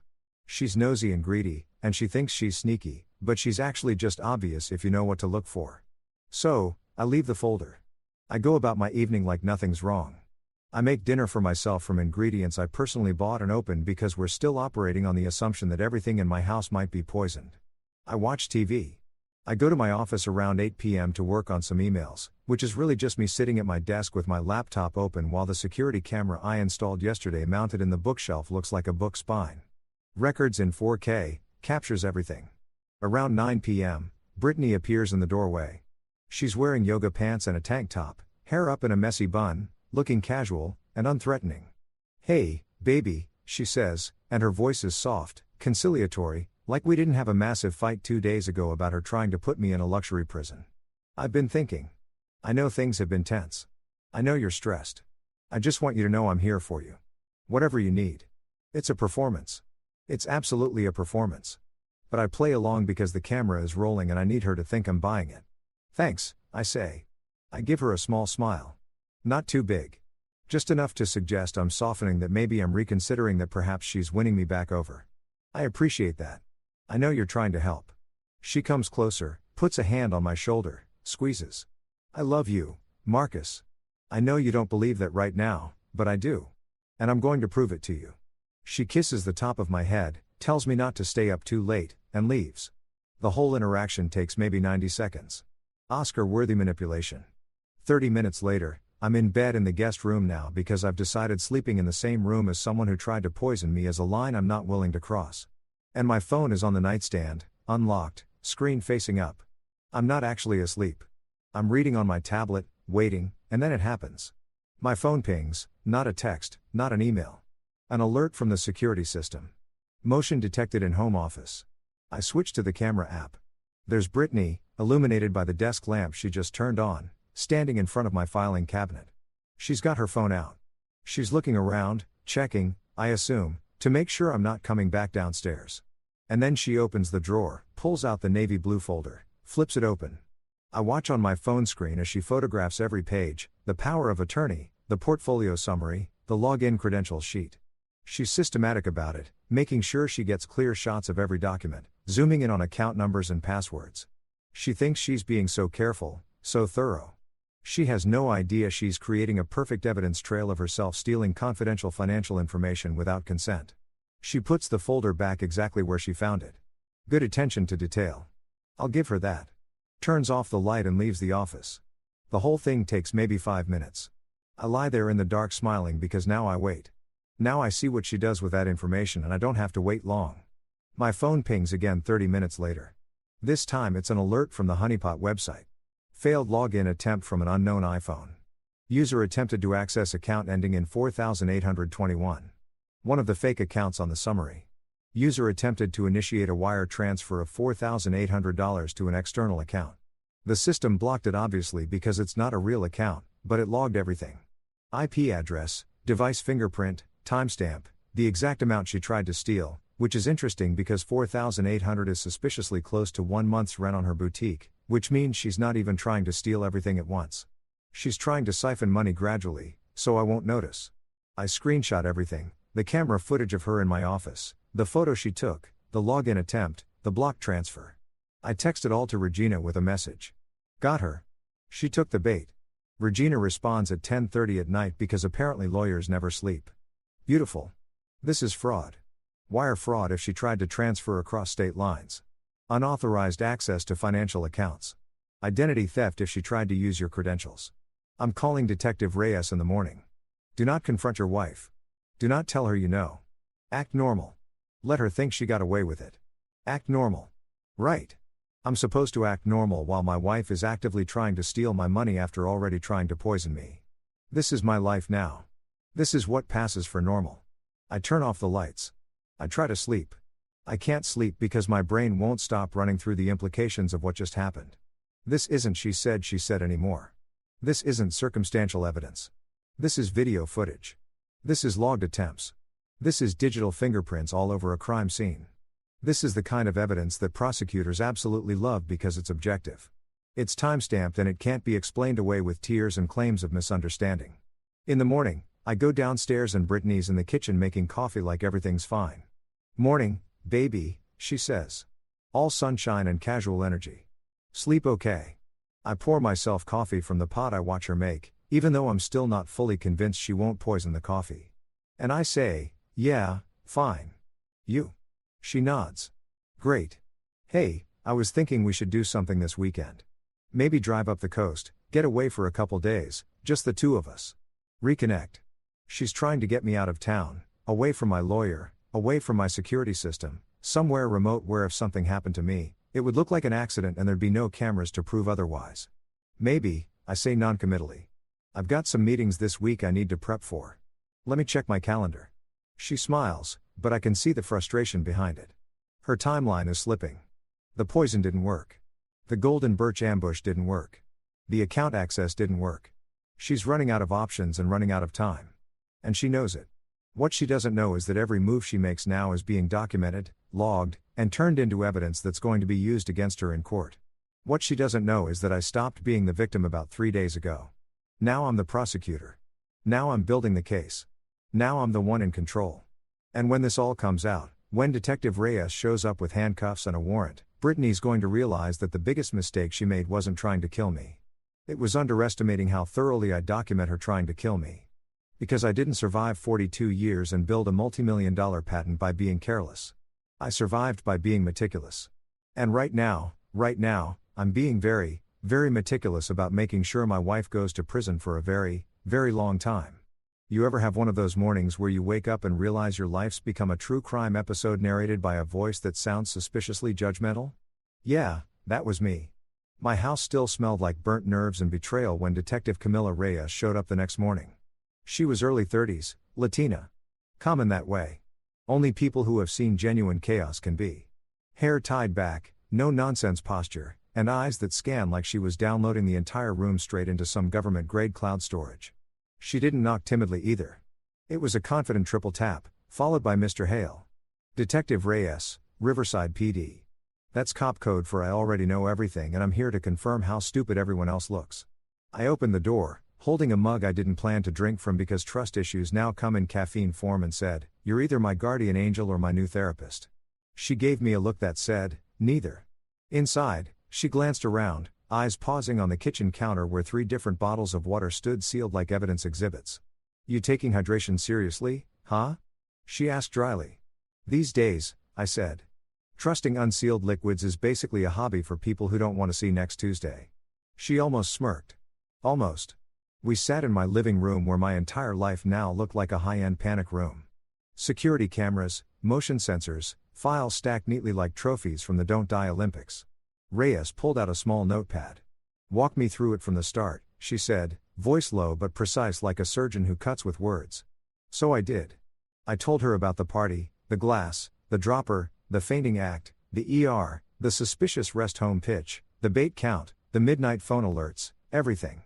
She didn't interrupt, didn't gasp, didn't overreact. She just wrote in shorthand like she was already 3 moves ahead. When I mentioned the chipped glass, her pen paused. "You still have it?" she asked. "Yeah," I said, walking her to the kitchen freezer like a man proudly showing off leftovers that could win a case.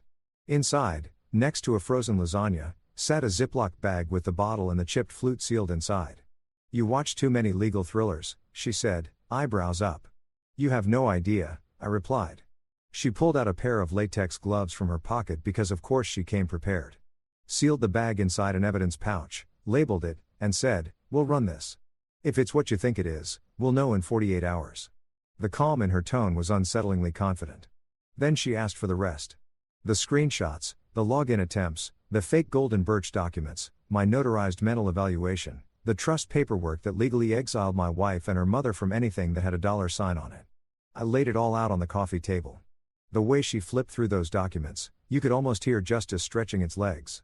When she reached the section titled Asset Protection Trust, Disqualified Beneficiaries, she looked at me and said, "You wrote this yourself. Drafted it." I corrected. "My lawyer, Regina, polished it." She gave a tiny nod of approval. "You're more organized than half the detectives I know." I took that as a compliment and said, "Thanks. It's what happens when your family turns into a business case." Reyes flipped another page and let out a breath. "Okay," she said. "I'm going to be straight with you. From what I'm seeing, you're not paranoid. You're preemptive. And that's the only reason you're alive. Now, when a detective says something like that, you don't laugh. You just let the weight of it sit there, heavy and oddly validating," she went on. "The vial, if it's what I think, could be AITA monkshood used in some herbal poisons. Hard to trace, fast acting. If that's confirmed, this moves from suspicious to straight up attempted murder." "Neat," I said.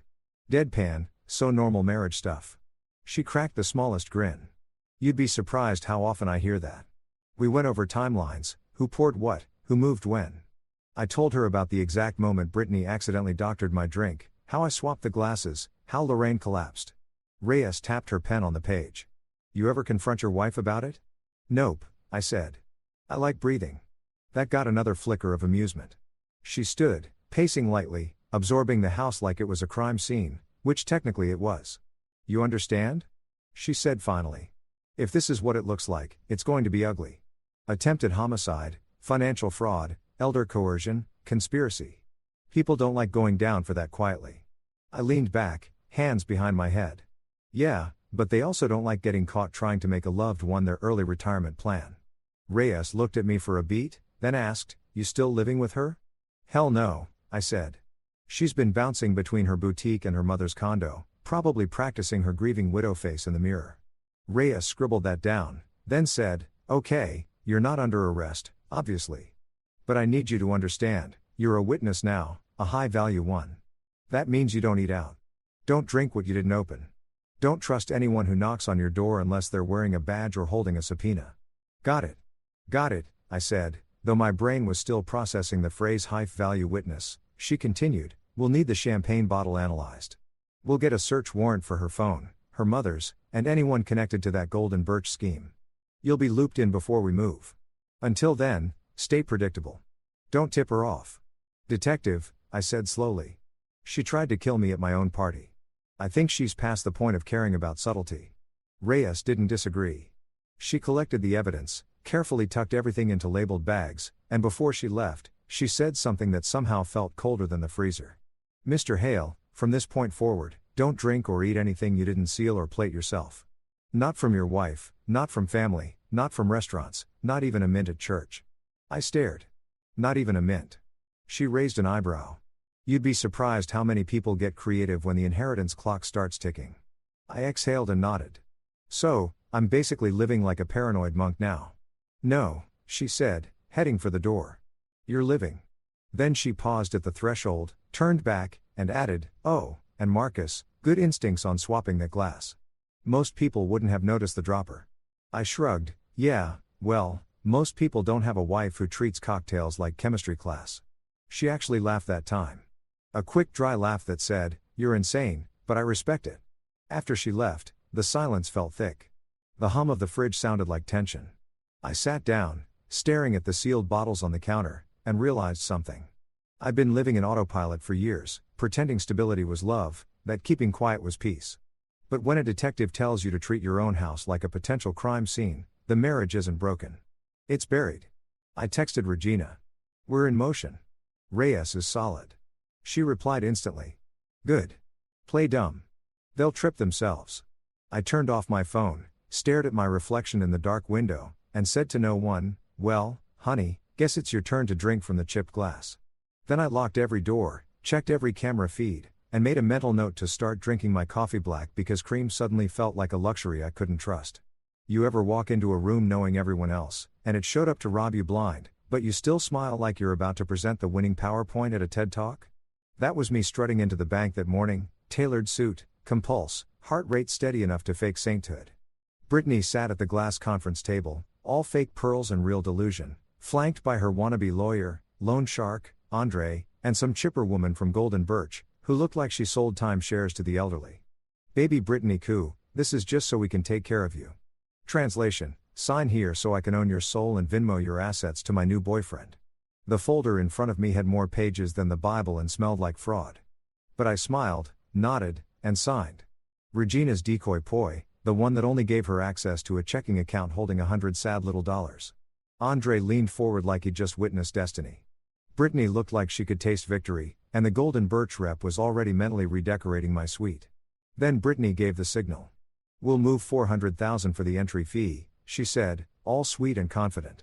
The branch manager, God bless his poker face, typed something, looked at the screen, and chirped, "Perfect. That'll come from account ending in 48-1 balance 100. Even the silence that followed was art. You could hear the sound of Brittany's brain buffering. Her fake smile faltered so hard, I almost felt bad for her. Almost. Then came the tap on the glass door. Detective Reyes, sharp as caffeine, stepping in like a walking verdict. Behind her, the bank's fraud investigator, all clipboard and calm doom. "Mrs. Hale," Reyes said, voice crisp enough to cut marble. "Thank you for demonstrating intent in a recorded financial institution. That saves us so much paperwork." Brittany's lips parted, trembling, her tone cracking. "Wait, this isn't." He's confused. He doesn't understand what he's signing. And right there, I slid the neurocognitive assessment across the table, stamped and dated, the verbal equivalent of an Uno reverse card. "Competent," it read, bold as gospel. Reyes smiled the way predators smile before pouncing. "Brittany Hale, you are under arrest for attempted murder, attempted grand larceny, fraudulent access to a financial account, and elder coercion." Andre's chair squeaked as he leaned back like the walls were melting. The Golden Birch lady looked like she wanted to reincarnate as a house plant. Brittany sputtered, "This is insane, Marcus. Tell them." But her voice cracked right over the sound of the cough snapping shut. I just looked at her calm as summer and said, "Oh, I'm telling them plenty." When they let her out of that bank, I swear the universe exhaled. Because for the first time in months, I didn't feel like prey. I felt like the man who built the trap and watched it close perfectly. You'd think after your wife gets arrested for trying to turn you into a Netflix documentary, life would get quieter. Nope. The universe looked at me and said, "Plot twist, pal." That night, my doorbell rang at 9:42 p.m., the universal time for bad decisions. Outside stood a woman in a lab coat that screamed, "Amazon discount medical cosplay." Flanked by two guys built like failed linebackers. "Mr. Hale," she said, flashing a clipboard. "I'm Dr. Simone. We received a welfare report about your cognitive state. We just need to do a quick evaluation. Translation: open up so we can drag you to a facility and liquidate your assets while you're drooling into a cup." I leaned against the door, smiling like a man who already installed 4K cameras and had a detective on speed dial. "Doc," I said. "You're about 3 IQ points short of believable. You're not my physician, and I already passed a cognitive assessment that would make Einstein jealous." She tried the sympathy angle, tilting her head, soft voice, the fake concern that usually works on people who still trust daytime TV. "We can make this easy, Marcus. You don't want this to escalate." "Oh, but I did." I told her through the door. "Perfect. I'll call Adult Protective Services for you. Her eyes flickered. The split-second panic of a scammer who realizes the mark brought receipts. 30 seconds later, my panic pendant went off, sirens in the distance, and the look on her face turned from smug to lawsuit. When the squad car lights hit my driveway, she tried to smooth things over. "We're just here to help," she muttered. "Lady," I said, "you showed up with 2 bouncers and a fake degree. That's not help. That's kidnapping with extra paperwork." Enter Detective Reyes again, stepping out of her unmarked car like divine intervention in leather boots. "Evening, Doc," she said, flashing her badge. "You got a medical license number I can verify?" Dr. Simone stammered something about confidential evaluation, which is cop. "I'm about to lose my bail." The 2 bodyguards suddenly found the horizon fascinating. 5 minutes later, the cops detained all 3. I watched from the doorway, coffee mug in hand, unpoisoned, sealed, sanctified. Tyler, my son, filmed the entire circus from the hallway, narrating like a YouTuber. "Hi, I'm Tyler Hale, and this is what attempted kidnapping looks like." When Reyes told them APS already had protective orders in my file, including their names, it was poetic. The fake doctor's jaw actually dropped. They got hauled off and Reyes gave me that look again. The one that said, "You were right to be paranoid." I told her, "At this point, I'm not paranoid. I'm professional." Tyler laughed. "Dad, that was savage." I grinned, ruffling his hair. "Nah, son. That was documented." That night, as the house quieted, I realized the war wasn't about money anymore. It was about control, and I'd just taken mine back. If justice had a playlist, mine started with the rhythmic squeak of courtroom chairs and ended with the sound of my ex-wife's freedom getting revoked in high definition. The day Brittany shuffled into court, she was dressed like a sad Pinterest board titled Forgiveness Chic. Soft beige dress, demure pearls, and that tragic face people wear when they're rehearsing sympathy for the camera. Her lawyer did the whole misunderstanding between loving family members routine dripping with insincerity. The prosecutor didn't even blink. They rolled out the receipts like it was Black Friday for karma. Lab results showing AITA champagne. Screenshots of the fake Golden Birch retirement home. The search history that read like a serial killer starter kit. How to disguise poison taste. Aconite lethal dose. Husband's assets after death. The courtroom air turned electric and for once Brittany didn't have a single fake tear left to squeeze out. Then they played the ring cam audio. Her voice clear as a church bell hissing. "Sign it now or we'll just have you evaluated and placed anyway." The silence that followed could have powered a small city. When the judge finally looked up, his expression said, "I've seen villains, but this one's a first ballot inductee." Her lawyer tried to recover with, "Your Honor, my client was under emotional stress," but the judge shut that down like a bouncer at closing time. I stood, buttoned my jacket, and gave my statement. Not dramatic, not tearful, just truth in its cleanest, sharpest form. "I'm not confused," I said. "I'm not declining. I'm just inconvenient to people who treat loyalty like an ATM. I swear." The judge actually nodded. Then came the verdict. Bail revoked. No contact order. Charges upgraded from attempted murder to premeditated with financial intent. I didn't cheer, didn't smirk, just exhaled. Lorraine tried her best act in the hallway, crying about how I humiliated her by letting her drink the wrong glass. "Lorraine," I said, "I literally saved your life." "You're welcome." Even Tyler winced. "Dad," he whispered. "That was cold." "No, son." I told him that was documented. We drove home in silence, the kind that feels like peace after a storm. My neighbor brought banana bread, real care, not the weaponized kind. And for once, I accepted it without scanning the ingredients. That night, I poured a drink from a freshly sealed bottle, cracked it open in front of my kitchen camera like a ritual, and raised my glass to the quiet. To poisoners with bad timing, to paperwork, to survival. I took a long sip, tasted freedom, and smiled because they thought a signature could bury me. But in the end, signatures were exactly what buried them. Story 5. My wife's father invited me to a business dinner with a Japanese client. I kept quiet and pretended I didn't understand Japanese, but then I heard him say something that made me freeze. I couldn't believe what I was hearing. The email arrived on a Tuesday. I remember because Tuesdays were always quiet at the office. That dead zone between Monday's chaos and the midweek momentum that carried you through to Friday. I was halfway through a mediocre turkey sandwich when my phone buzzed. And there it was, a message from Richard Chen, my father-in-law, with a subject line that read simply, "Opportunity." I stared at it for a moment before opening it. Richard and I had what you might call a cordial distance. He was polite at family gatherings, asked surface-level questions about my work as a marketing consultant, nodded thoughtfully when I answered. But there was always something behind his eyes, a calculation, an assessment. Like I was a stock, he was still deciding whether to buy or sell. My wife, Grace, assured me it was just his way. "Dad's like that with everyone," she'd say, squeezing my hand. "He's a businessman. He compartmentalizes." I loved Grace. God, I loved her. We'd been married 3 years together for 5, and she was the kind of person who made you believe in goodness. She taught second grade, came home with glitter in her hair, and stories about kids who couldn't tie their shoes, but could explain the water cycle. She saw the best in people, including her father. The email was brief. "David, I have a business dinner Thursday evening with an important client from Tokyo, Tanaka-san from Hiroshi Industries. He's considering a significant partnership with Chen Dynamics.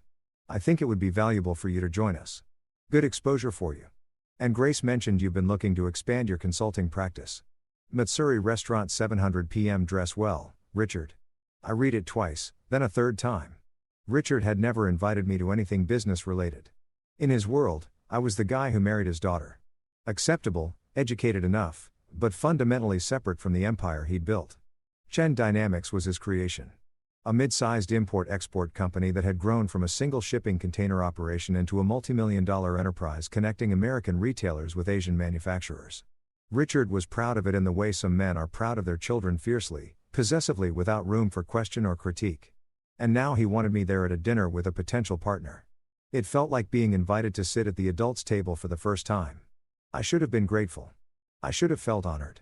Instead, I felt something else, something I couldn't quite name. A whisper of unease. Like the moment before you realize you've forgotten something important. I forwarded the email to Grace with a simple question mark. She responded within minutes, her text message bright with exclamation points. "Oh my God, that's amazing. Dad must really trust you.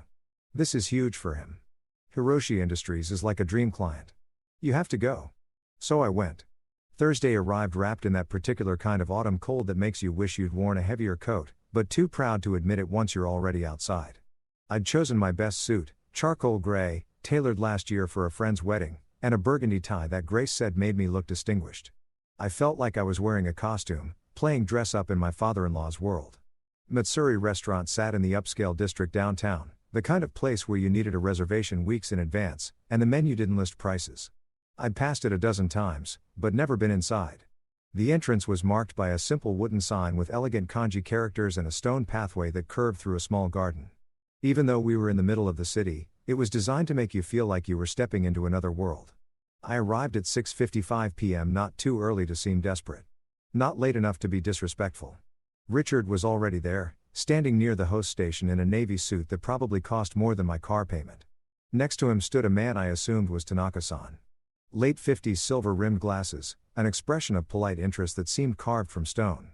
David Richards' handshake was firm, brief. "This is Tanaka Hiroshi, CEO of Hiroshi Industries.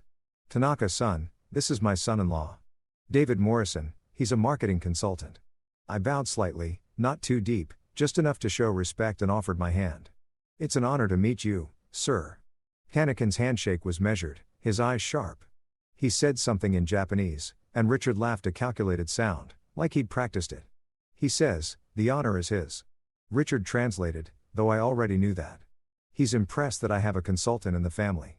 Here's what Richard didn't know. I spoke Japanese fluently. It wasn't something I advertised. I'd spent 2 years in Japan after college, teaching English in a small city outside Osaka. I'd fallen in love with the language, the culture, the way silence could mean more than words. I'd stayed longer than I planned, studying at night, practicing with anyone who would talk to me. By the time I came back to the States, I could navigate business meetings, understand news broadcasts, read novels in their original form. But it never came up with Richard. Why would it? We talked about weather, about Grace, about surface things. He never asked about my time abroad. Never showed interest in anything that didn't directly relate to his world. And Grace knew I spoke some Japanese, but didn't realize the extent. To her, it was a fun party trick. I could order sushi properly, recognize characters on street signs. So, when Tanaka spoke, I kept my face neutral, politely blank. The international expression of someone waiting for translation. Richard gestured toward the private dining room. "Shall we?" The room was beautiful in that austere way that speaks of wealth. Low table, cushioned floor seating, a scroll painting on the wall depicting mountains shrouded in mist, a server in a crisp kimono, poured tea with movements so precise they looked choreographed. We settled in, Richard and Tanaka-san across from each other, me slightly to Richard's left. The positioning felt deliberate. I was close enough to be included, but far enough to be clearly secondary. A supporting character in someone else's scene. The conversation started safe, neutral.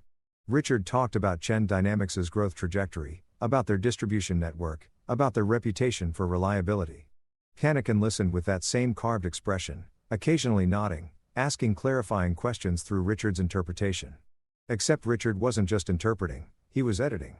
When Tanaka-san asked about labor practices at their partner factories, Richard translated it as a question about production capacity. When Tanaka-san mentioned concerns about supply chain transparency, Richard spun it into a question about logistics efficiency. I kept my face still, sipped my tea, nodded at appropriate moments, but inside something was shifting. A discomfort that started as a pin-prick and began to spread. The food arrived in waves, sushimi arranged like flowers, tempura so light it seemed to float. Miso soup served in lacquered bowls. Richard raised his glass in a toast. To partnership, he said, and Tanaka-san echoed him in Japanese. We drank. The sake was smooth, warm going down. Then Tanaka-san said something that made me set down my cup very carefully. This project involves a significant investment. I only do business with transparent people. Will you show me your company's real financial situation? Richard smiled. Warm, grandfatherly. He responded in English, which I would then need to translate back in my head to understand what Tanakin was hearing. Tanakin wants to confirm our mutual commitment to this partnership. He's expressing his enthusiasm. That wasn't remotely what he said. I felt something cold settle in my stomach. The kind of cold that has nothing to do with temperature and everything to do with recognition. The moment when you realize the ground beneath you isn't solid. Tanakin's eyes narrowed slightly. He wasn't stupid. He could sense the discrepancy. Even if he couldn't pinpoint it, he said something else slower this time, more deliberate. I don't work with liars. Richard laughed again. He says he's excited to see our facility next week. The lie was so blatant, so utterly disconnected from what had actually been said that for a moment I thought I'd misheard. That my Japanese was rustier than I thought. But no, I understood perfectly. And Richard was deliberately, systematically mistranslating every challenging question Tanaka-san asked. I looked at my father-in-law. Really looked at him. He was relaxed, confident, completely at ease. He thought he was in control. He thought he could manipulate this conversation, steer it toward whatever outcome he wanted, and no one would be the wiser because why would they? Who brings someone who speaks Japanese to a business dinner and doesn't mention it? Tanaka-san was speaking again. I want to ask about your son-in-law. Does he speak Japanese? Richard glanced at me. Then back to Tanakin. He's asking what you think of the meal, David. Tell him it's excellent. My mouth was dry. It's excellent, I said. Best I've had. Tanakin studied me for a long moment. Then he switched to English, accented but clear. You enjoy Japanese food, Mr. Morrison? Very much, I said. My voice sounded normal, calm, like I wasn't screaming internally. My wife and I try to visit authentic places when we can. Have you been to Japan? The question hung there. Richard's posture shifted almost imperceptibly. Alert. A long time ago, I said carefully. Right after college. I taught English for a while. Ah. Tanaka-san's expression didn't change. Where? Osaka Prefecture. A small city. You probably wouldn't know it. I see. He returned to his sake, to his food. But I could feel him thinking, processing, calculating. The dinner continued. More dishes arrived. More lies were translated. Richard grew increasingly comfortable, talking about profit margins that sounded inflated, about supplier relationships that seemed too good to be true, about contracts he claimed were already secured, when Tanakin had explicitly said he needed to see documentation first. And I sat there, silent. Complicit by virtue of my silence. Because here's the thing about knowledge. Once you have it, every moment you don't act becomes a choice. Every second I sat there understanding the real conversation while Richard spun his fiction, I became part of the deception. Not actively, I wasn't lying, but I was allowing the lies to continue. I was the silent witness to something that felt increasingly like fraud. When Tanaka's son excused himself to take a phone call, Richard leaned toward me. This is going well, he said quietly. Better than I expected. Tanaka's on board. I can feel it. Are you sure he understands everything you're telling him? I asked carefully. Richard waved a hand. His English is good enough for the important parts. And I've been working with Japanese clients for 20 years, David. I know how to navigate this. You're lying to him. I wanted to say, you're mistranslating every difficult question. You're building a partnership on deception. But I didn't say it. I nodded. I sipped my tea. I became complicit. Tanaka-san returned. The dinner wound down. We exchanged business cards, mine simple and somewhat apologetic next to Richard's embossed perfection and Tanaka-san's minimalist elegance. We bowed. We shook hands. Richard scheduled a follow-up meeting. As we walked out into the cold night air, Richard clapped me on the shoulder. Thanks for coming, David. I know this isn't usually your scene, but it means something that you were here. Family matters in business. It shows stability. I'm glad I could help, I said automatically. He handed his valet ticket to the attendant. Grace mentioned you're looking to expand your consulting practice. I might have some contacts for you, people who could use your services. Let me make some calls. It was an offering, a reward for good behavior, for playing my part, for being the appropriate son-in-law who dressed well and made polite conversation and asked no uncomfortable questions. I should have felt grateful. Instead, I felt dirty, like I'd witnessed a crime and done nothing, like I'd sold something I couldn't name for the promise of professional advancement I wasn't sure I wanted. I drove home in silence. Grace was already asleep when I got there. The apartment dark, except for the small lamp she always left on in the hallway. I stood in the doorway to our bedroom, watching her breathe, peaceful and unaware. My phone buzzed. A text from Richard. Good work tonight. We'll talk soon. I deleted it. Then I sat down at our kitchen table and opened my laptop. I pulled up Chen Dynamics' website, started clicking through pages I'd never bothered to read before. Public filings, press releases, partnership announcements. I was looking for something. I didn't know what yet, but I knew this. Something was deeply wrong. And I was the only person in that room who understood exactly how wrong it was. The question was what I was going to do about it. If you've ever discovered something you weren't supposed to know, you understand the weight of it. How it sits in your chest like a stone. How every conversation afterward feels like navigating a minefield because you're carrying information that changes everything. I sat there until sunrise, reading, researching, beginning to understand the scope of what I'd witnessed. And slowly, very slowly, I began to form a plan. Grace found me at the kitchen table that morning, laptop still open, cold coffee in a mug I didn't remember pouring. Did you even come to bed? Her voice was soft with sleep, concerned. She wore my old college t-shirt, her hair pulled into a messy bun. Beautiful in that unconscious way that made my chest ache. I closed the laptop too quickly.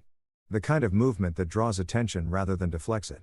Couldn't sleep, I said, which was true. Too wired from the dinner. She smiled, patting over to kiss my forehead. I knew it would go well. Dad wouldn't have invited you if he didn't think you could handle it. She moved to the coffee maker, starting a fresh pot. Tell me everything. Was the client impressed? Did Dad introduce you properly? Oh, God. Was the food amazing? I watched her. My wife, the woman who saw good in everyone, who believed her father's world was built on hard work and integrity because that's what he told her. That's what she needed to believe. The food was incredible, I said. Each word felt calculated. Tanaka-san seemed interested in the partnership. Interested. That's it. She turned, mocked, disappointed. Come on, give me details. What did they talk about? Your father lied repeatedly, systematically to a man who was trying to do honest business. And I sat there and let it happen. Supply chains, I said instead. Distribution networks, pretty technical stuff. I mostly just listened. It wasn't quite a lie, more like a strategic omission. The kind of thing that feels like betrayal even as you're doing it. Grace poured 2 cups of coffee, added cream to mine the way I liked it. Dad texted me this morning. He said you were great, that you really impressed him. She handed me the mug, her eyes bright. David, this could be huge for us if he starts referring clients to you. If he actually brings you into his business circle. She didn't finish the sentence. She didn't need to. We'd been talking about buying a house, about starting a family, about all the things that required money we didn't quite have yet. Richard's world, his connections, his influence could change that. Could change everything. Yeah, I said. It could be. She kissed me again longer this time, then headed to the shower. I heard the water start, heard her humming something cheerful and off-key. I reopened the laptop. Research became my new obsession. I told myself it was due diligence, professional curiosity, the natural instinct of someone who'd stumbled onto information that didn't add up. But really, it was something else, a compulsion. The same way you can't stop pressing on a bruise to see if it still hurts. Chen Dynamics' public information was impressive on the surface. 23 years in business, steady growth, partnerships with major retailers, suppliers across Asia. Richard's biography on the company website painted him as a self-made success story. Immigrant parents, worked his way through college. Built his empire from nothing, but when you looked closer, really looked, things started to blur at the edges. Financial statements that were technically compliant but vague in crucial areas. Partner companies that existed on paper but had minimal online presence. Glowing testimonials from clients whose names, when I searched them, led to dead ends or businesses that had dissolved years ago. And then there were the lawsuits buried deep in public records, settled quietly, sealed under confidentiality agreements.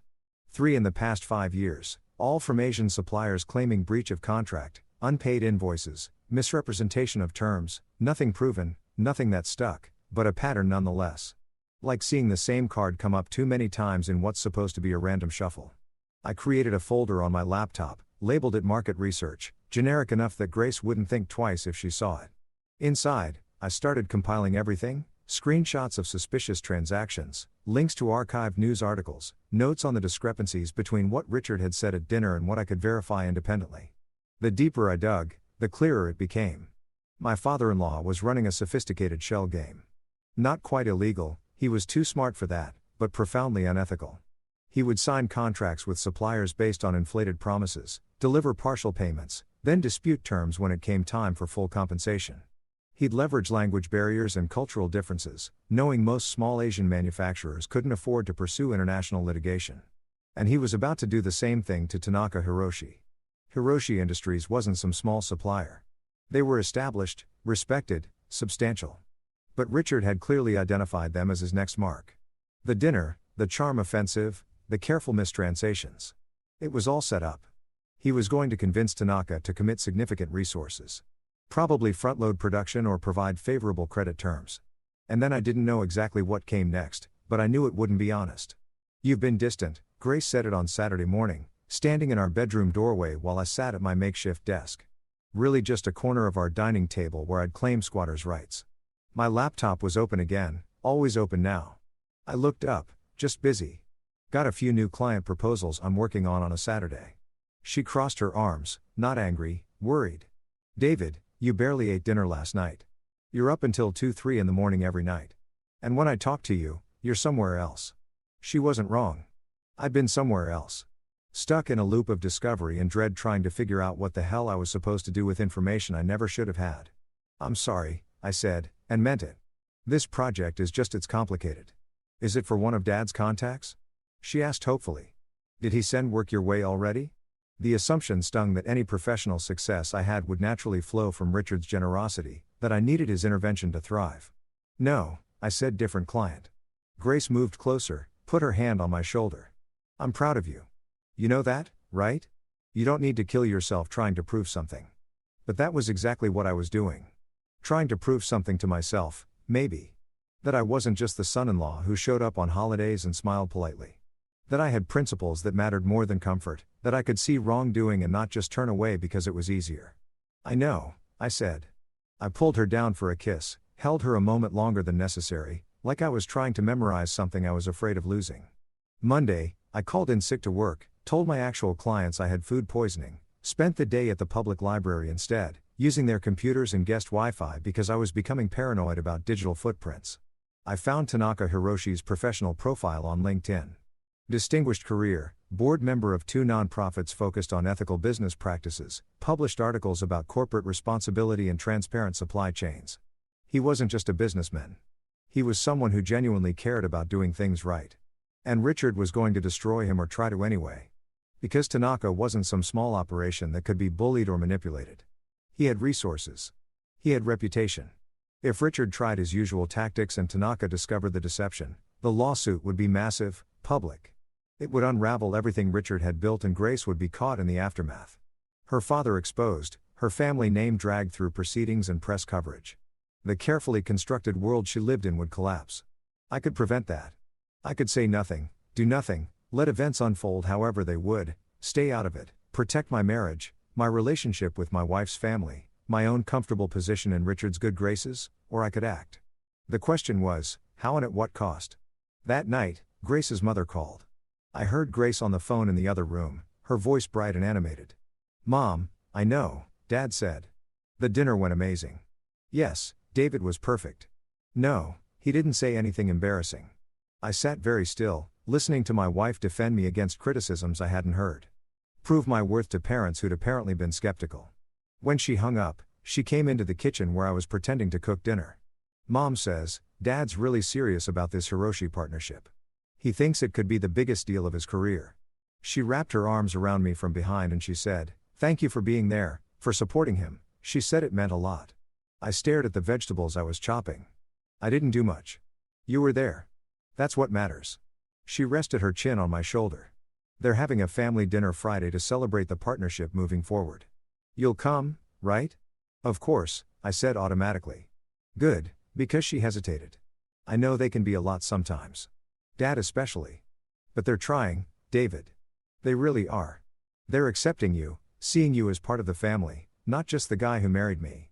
The words hit like physical blows because she meant them kindly, because she thought she was sharing good news. Because she had no idea that her father's acceptance was conditional, transactional, based entirely on my perceived usefulness and continued compliance. "That's great," I managed. "Really great." She squeezed me tighter. "I love you. I love you, too." And I did. God, I did. Which made everything so much harder. Wednesday afternoon, my phone rang. Unknown number. I almost didn't answer. "Mr. Morrison." The voice was accented. Formal. "This is Tanaka Hiroshi. We met last week at Matsuri." My heart stopped. Actually stopped, then started again, too fast, too hard. "Mr. Tanaka," I said carefully. "This is unexpected. I apologize for calling directly. I obtained your number from the business card you provided." A pause. "I wonder if you might have time to meet for coffee perhaps. There are some matters regarding your father-in-law's company that I would like to discuss." Every warning bell in my head started ringing at once. This was it. The moment where staying neutral became impossible, where I had to choose a side. "What kind of matters?" I asked. Another pause. Longer this time. "I believe you understood more of our dinner conversation than you indicated, Mr. Morrison. Am I correct?" My mouth was dry. My hand holding the phone was shaking. "I am not sure what you mean."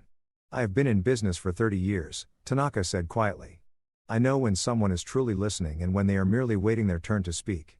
You were listening very carefully. And your face, Mr. Morrison, it showed things. Small things, but things nonetheless." I closed my eyes. "Mr. Tanaka, I am not asking you to betray anyone," he interrupted. "I am simply asking for truth. I am about to commit significant resources to a partnership with Chen Dynamics. If there are reasons I should reconsider, I believe I deserve to know. Don't you agree?" It was a fair question, a reasonable question. The kind of question a person with integrity would answer honestly. "I don't know if I can help you," I said finally. "Cannot or will not." The distinction mattered. Cannot implied impossibility beyond my control. Will not implied choice, implied that I was actively choosing to protect Richard's deception. "It's complicated," I said. "Most important things are." Tanaka's voice remained gentle, patient. "Mr. Morrison, I am staying at the Meridian Hotel downtown. I will be in the lobby restaurant tomorrow morning at 8 o'clock having breakfast. If you choose to join me, I will be grateful for your time. If you do not appear, I will understand and will not contact you again. Mr. Tanaka, I have to think about, of course, think carefully, but please understand. I'm not asking you to lie. I'm asking you not to stay silent while lies continue. There is a difference." He hung up. I sat there holding my dead phone, feeling like I'd been punched, because he was right. There was a difference. And I'd been pretending there wasn't. Telling myself that not actively lying was enough. That silence wasn't complicity. But it was. Every moment I'd sat at that dinner, understanding what was really being said, watching Richard manipulate and deceive, I'd been complicit. I'd been part of it. That night, I barely spoke. Grace noticed. Of course, she noticed, but I blamed it on work stress. She accepted the excuse because she wanted to, because it was easier than pushing. I lay awake next to her, listening to her breathe, watching the shadows move across the ceiling.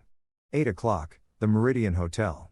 Tomorrow, if I went, if I told Tanaka the truth, I would be betraying my father-in-law, potentially destroying his business, his reputation. Grace would never forgive me. Her family would never forgive me.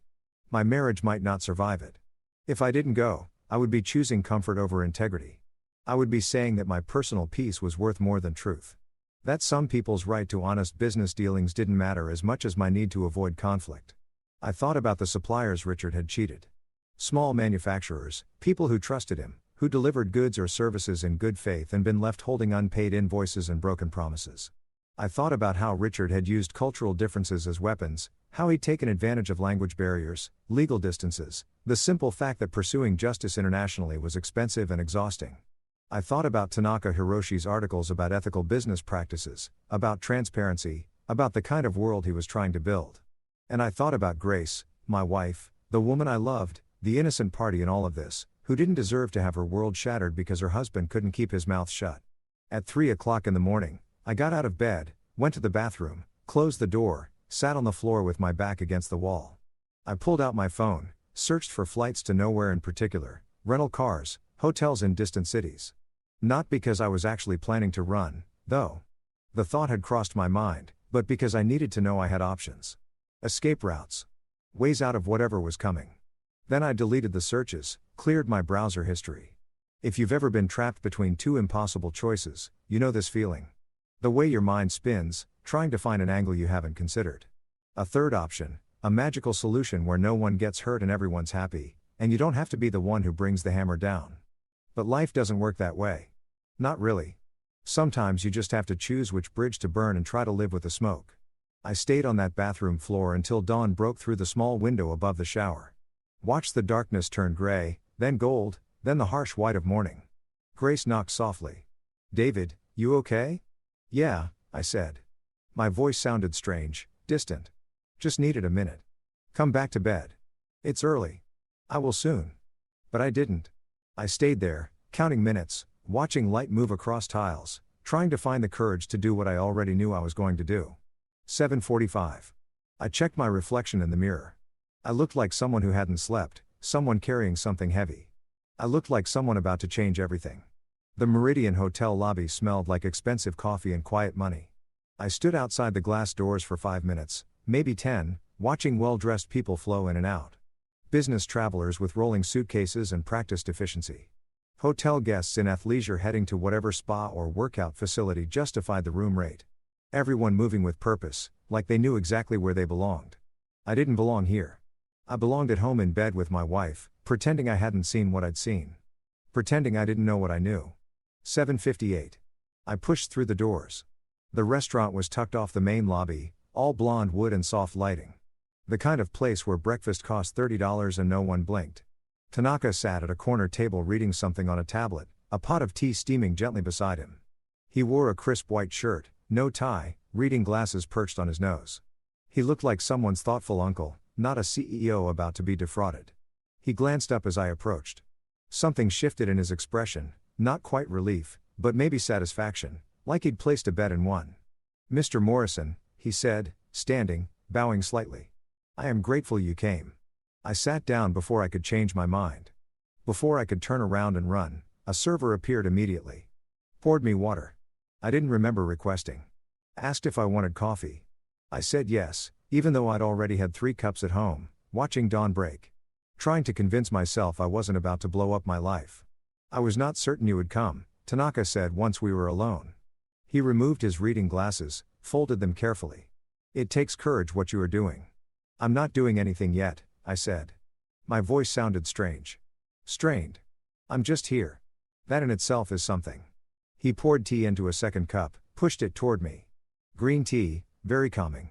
I find it helps with difficult conversations. I wrapped my hands around the cup. The warmth was grounding, real.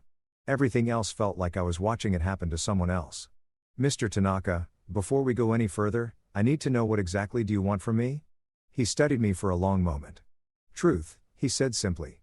"At the dinner last Thursday, your father-in-law was translating my questions, but I do not believe he was translating them accurately. Am I correct?" The moment stretched. This was it. The point of no return. I could still lie. Could say I didn't speak Japanese well enough to be sure that maybe there were just some cultural misunderstandings that I really couldn't help him. But I was so tired of lying. Even the passive lies, the lies of omission, they were eating me from the inside out. "Yes," I said. "You're correct." Tanaka didn't react dramatically. He simply nodded like I'd confirmed something he already knew.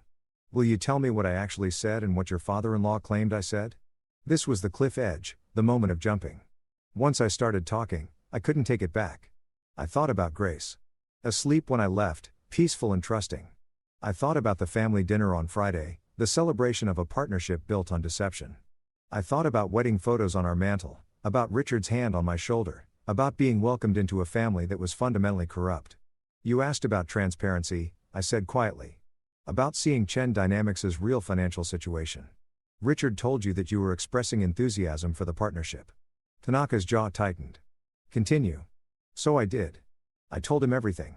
Every mistranslation, every deflection, every lie Richard had carefully constructed.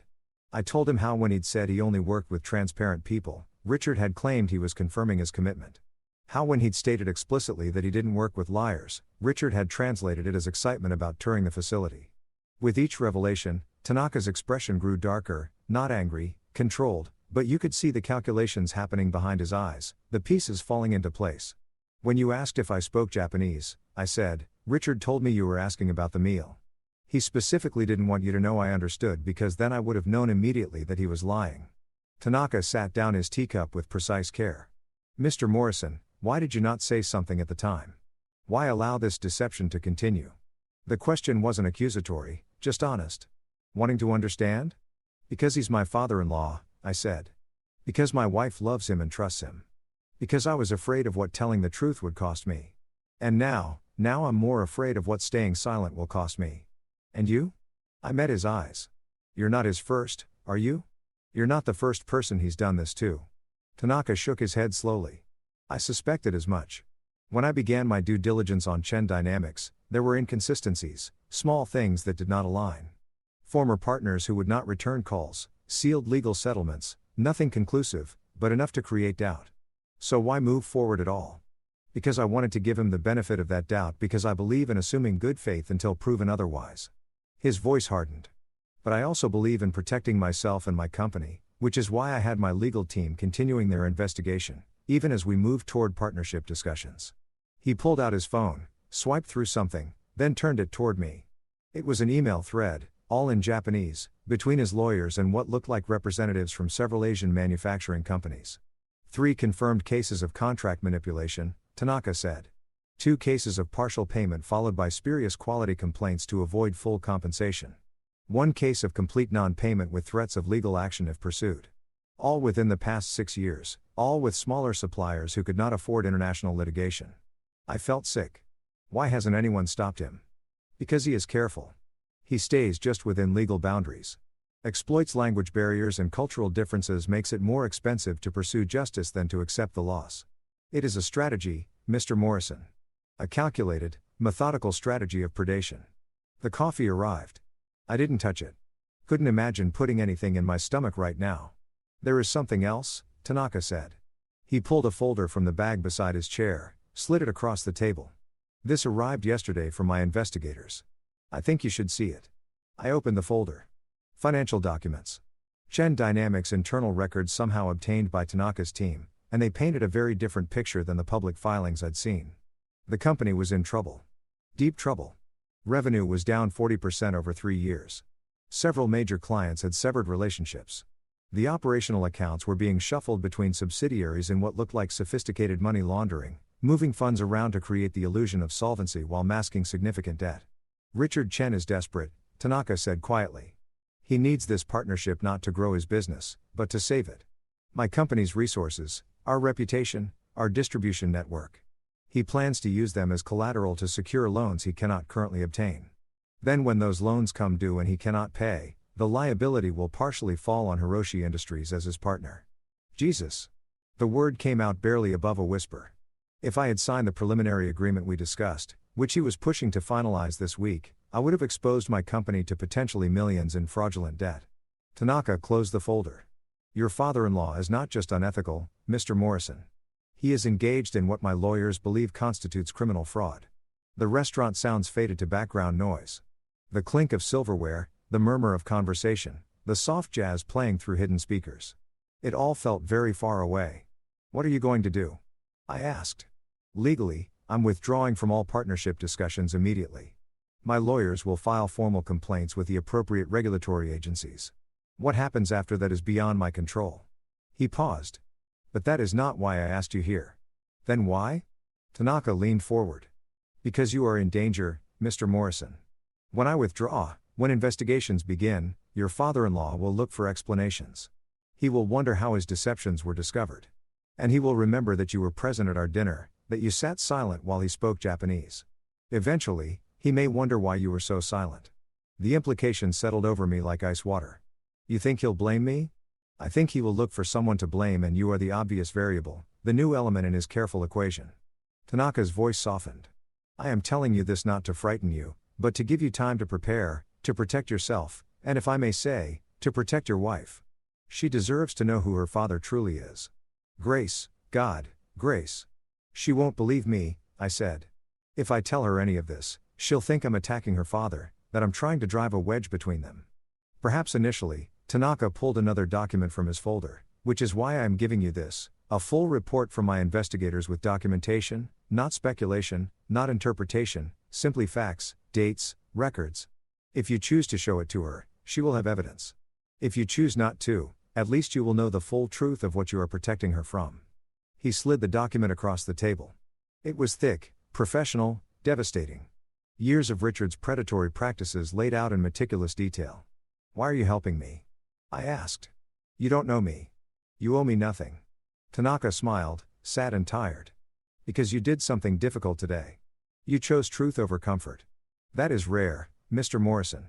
And because he hesitated, I have a son-in-law myself in Japan, a good man who married my daughter 5 years ago. When they married, I told him, if I ever do something wrong, if I ever compromise my principles, I hope you will have the courage to speak honestly, not to betray me, but to save me from myself. He stood, preparing to leave. Your father-in-law is beyond saving, I think. But you are not, and neither is your marriage, if you handle this with wisdom and compassion. I stood too automatically. We bowed to each other, mine deeper, more grateful than I could articulate. Mr. Tanaka, I said, thank you for giving me a choice. We always have choices, Mr. Morrison. The question is whether we have the courage to make the hard ones. He collected his things, left cash on the table for the meal I hadn't eaten. One more thing, when this becomes public, and it will, you may need someone to vouch for your character, for the fact that you came forward, not out of malice, but out of principle. If that time comes, my lawyers have instructions to provide testimony on your behalf. He left me standing there, holding a folder full of truth I wasn't sure I was ready to carry. I sat back down, ordered more coffee I didn't drink. Read through the entire report, every page, every damning detail. Tanaka's investigators had been thorough. Bank records showing suspicious transfers. Emails between Richard and his accountants discussing how to manage supplier disputes. Testimonials from people he defrauded, their businesses damaged or destroyed, their trust in international commerce shattered, and photos. Richard at expensive restaurants, driving luxury cars, wearing watches that cost more than my annual salary. All while claiming his company was struggling, all while telling suppliers he couldn't afford full payment, all while presenting himself as a humble businessman trying to make an honest living. The hypocrisy was staggering, the calculated cruelty of it. These weren't abstract numbers on a spreadsheet. These were real people, real families, real lives, disrupted because one man decided his comfort mattered more than their livelihoods. My phone buzzed. Grace, good morning. You left early. Everything okay? I stared at the message at the three bright, cheerful words that represented my wife's fundamental goodness. Her inability to imagine that the people she loved could be capable of deep, systematic evil. I typed, just had an early meeting. Home soon. Love you. 3 lies and 12 words. Because it wasn't just a meeting. I wouldn't be home soon. Not really. Not the version of me she knew. And I wasn't sure I still knew what love meant in the context of what I was about to do, but I sent it anyway. Then I took the folder, walked out of the Meridian Hotel, and got in my car. I sat there in the parking garage, surrounded by concrete and exhaust fumes and the mechanical hum of ventilation systems. I pulled out my phone and called the one person I trusted completely. My older brother James, a lawyer, someone who'd understand both the legal implications and the personal cost of what I was carrying. Little brother, he answered, always with the same greeting since we were kids. It's barely 9 o'clock in the morning. Who calls at 9 o'clock in the morning? James, I said, I need help and I need you not to tell anyone, not even Mom, until I figure out what I'm doing. His tone changed immediately. What happened? So I told him, sitting in that parking garage, cars coming and going around me, I told him everything. The dinner, the lies, the meeting with Tanaka, the folder full of evidence now sitting on my passenger seat like a bomb. He was quiet for a long time after I finished. Then David, Jesus Christ, you're absolutely sure about this? I watched it happen, James, and the documentation is solid. This isn't speculation. Okay. I could hear him thinking, organizing. He'd always been the steady one. Here's what you need to do. First, you document everything from your perspective. Write down exactly what happened at the dinner. What you heard, what was said versus what was translated. Timestamp it. Be specific. That's your insurance. If this blows back on you, you think it will. I think Richard Chen sounds like the kind of man who doesn't accept responsibility, which means when hits the fan, and it will, he's going to look for scapegoats. Don't give him ammunition. I close my eyes. Grace is going to hate me. Maybe at first, but David, he paused. Sometimes the most loving thing you can do for someone is tell them a truth they don't want to hear, especially if staying silent would make you complicit in their father's crimes. She thinks he's a good man. She thinks I'm finally being accepted into the family. Then she deserves to know who's accepting you and what that acceptance is worth. We talked for another hour. James walking me through legal protections, potential consequences, ways to minimize damage, but mostly he just listened. Let me talk through my fear, my guilt, my certainty that I was about to lose everything that mattered. You're doing the right thing, he said finally. It doesn't feel like it. It won't feel like it for a while, but you are. I wasn't sure I believed him, but I wanted to. God, I wanted to. I drove home slowly, taking the long way, trying to figure out how to walk back into my apartment and look at my wife with all this knowledge sitting between us. The folder sat on the passenger seat like a passenger itself, silent, accusatory, undeniable. When I finally pulled into our building's parking lot, I sat there for another 10 minutes, gathering courage I wasn't sure I had. Then I grabbed the folder, got out of the car, and walked toward a conversation that was going to change everything. If you've ever stood at the threshold of your own life, knowing that once you step forward, nothing will ever be the same. You understand this moment, the weight of it, the finality. I put my key in the lock, heard Grace singing in the kitchen, something off-key and happy. And I opened the door. Grace was making pancakes. I could smell them before I even closed the door. That sweet, buttery smell that meant weekend mornings and lazy contentment.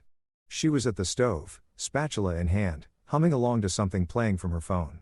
She'd changed out of my t-shirt into jeans and a soft sweater, pulled her hair back with a clip that was already losing its grip. She turned when I entered, smiled. That sunrise smile that had made me fall in love with her in the first place. There you are. I was starting to think your meeting had kidnapped you. Are you hungry? I made way too much batter. I set my keys on the counter. The folder was tucked under my arm, hidden against my body. Like if I kept it out of sight, I could delay what came next. Grace, I said, we need to talk. The smile faltered. Not gone, just uncertain. Okay, that sounds ominous. What's wrong? Everything. I wanted to say everything is wrong and it's about to get worse and I'm so sorry. Can you turn off the stove? I asked. Now the smile disappeared completely. She switched off the burner, set down the spatula with careful precision. David, you're scaring me. What happened at your meeting? I moved to the kitchen table, sat down before my legs could give out. She followed, sat across from me, her hands folded in front of her like she was bracing for impact. It wasn't a meeting, I said. It was breakfast with Tanaka Hiroshi. Her brow furrowed. Dad's client. Why would you? Then her eyes widened. Oh, God. Did you do something? Did you mess up the deal somehow? David, if you know, I didn't mess up anything. I pulled the folder out, set it on the table between us. Grace, there's something about your father that you need to know. Something I should have told you days ago, but I was afraid. I'm still afraid. But you deserve the truth. She stared at the folder like it might bite her. What truth? What are you talking about? So I told her about the dinner, about understanding Japanese, about Richard's systematic mistranslations. I kept my voice steady, clinical almost, because if I let emotion in, I'd never get through it.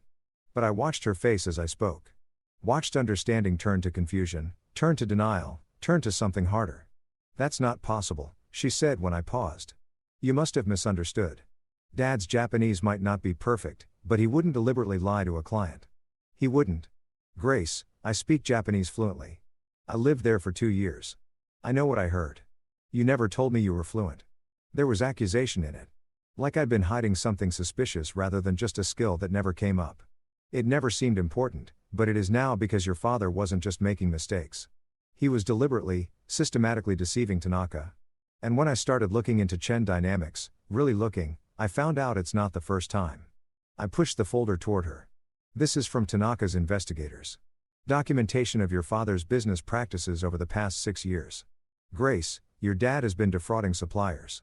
Small manufacturers in Asia who can't afford to fight back. He's built his whole empire on a foundation of exploitation and lies. She didn't touch the folder. I don't believe you. I know. I knew you wouldn't. Which is why I brought evidence. Evidence from his competitor. From someone who has every reason to make Dad look bad. Her voice was rising now. Color flooding her cheeks. God. David. What did he offer you? What did Tanaka promise you to turn against my family? The accusation stung more than I expected. He didn't offer me anything. He asked for the truth and I gave it to him. You gave it to him? You betrayed my father? Your family? She stood up abruptly, chair scraping against the floor. Do you have any idea what you've done? If this gets out, if Tanaka spreads these lies, they're not lies, Grace. You don't know that. You saw one dinner, had one conversation, and now you're ready to destroy everything my father built based on what? Documents from someone trying to sabotage a business deal. I stood too, facing her across the table. I saw him lie repeatedly, deliberately. I heard what was really being said, and I watched him twist it into something completely different. That's not misunderstanding. That's fraud. My father is not a criminal. The words echoed in our small kitchen. She was crying now. Angry tears that she swiped at impatiently like they were betraying her. Grace, please just look at the documentation. You don't have to believe me, but at least look at the evidence. Evidence you brought from a man who wants to hurt my family. Evidence you went behind my back to get. She wrapped her arms around herself. How long have you been planning this? Was the whole dinner just were you looking for dirt on Dad the entire time? No. God, no. I went to support him. I went because you asked me to. I never wanted to find any of this. But you went digging anyway. You couldn't just let it go, could you? You had to play detective. Had to prove something what? That you're smarter than him? That he's not good enough for you? Each word was a knife. This isn't about ego, Grace. It's about right and wrong. Right and wrong. She laughed, bitter and sharp. You don't think it was wrong to go behind my back? To meet with my father's business rival in secret? To collect evidence against my family? Like you're building some kind of case. I was trying to protect you from what? From my own father? She grabbed the folder, held it up. This is what protection looks like to you. Destroying my family, humiliating my parents. Your father is already humiliating himself. I'm just trying to stop him before he takes you down with him. Wrong thing to say. I knew it the moment the words left my mouth. Grace's expression hardened into something I'd never seen before. Something cold and closed off. Get out, she said quietly. Grace, get out of this apartment right now. We need to talk about this. We don't need to do anything. You made your choice when you went to that hotel when you decided Tanaka's version of events mattered more than your own family's. She threw the folder at me. It hit my chest. Papers scattering across the floor. Take your evidence and get out.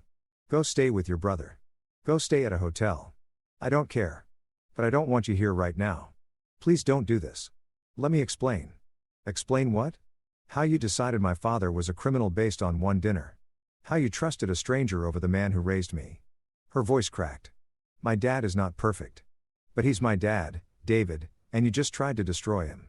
I bent down, started gathering the scattered papers, financial records, testimonials from defrauded suppliers, evidence of systematic misconduct. All of it real, all of it damning, and none of it mattering because Grace couldn't see past her own loyalty. I love you, I said, still on my knees, clutching documents that felt like they weighed 1,000 pounds. I love you, and I was trying to do the right thing. The right thing would have been talking to me first. The right thing would have been coming to me before you went to Tanaka. The right thing would have been trusting me enough to tell me what you thought you saw instead of going behind my back like a spy. She was right about that. I should have told her immediately. Should have sat down that first night and said, something happened at dinner.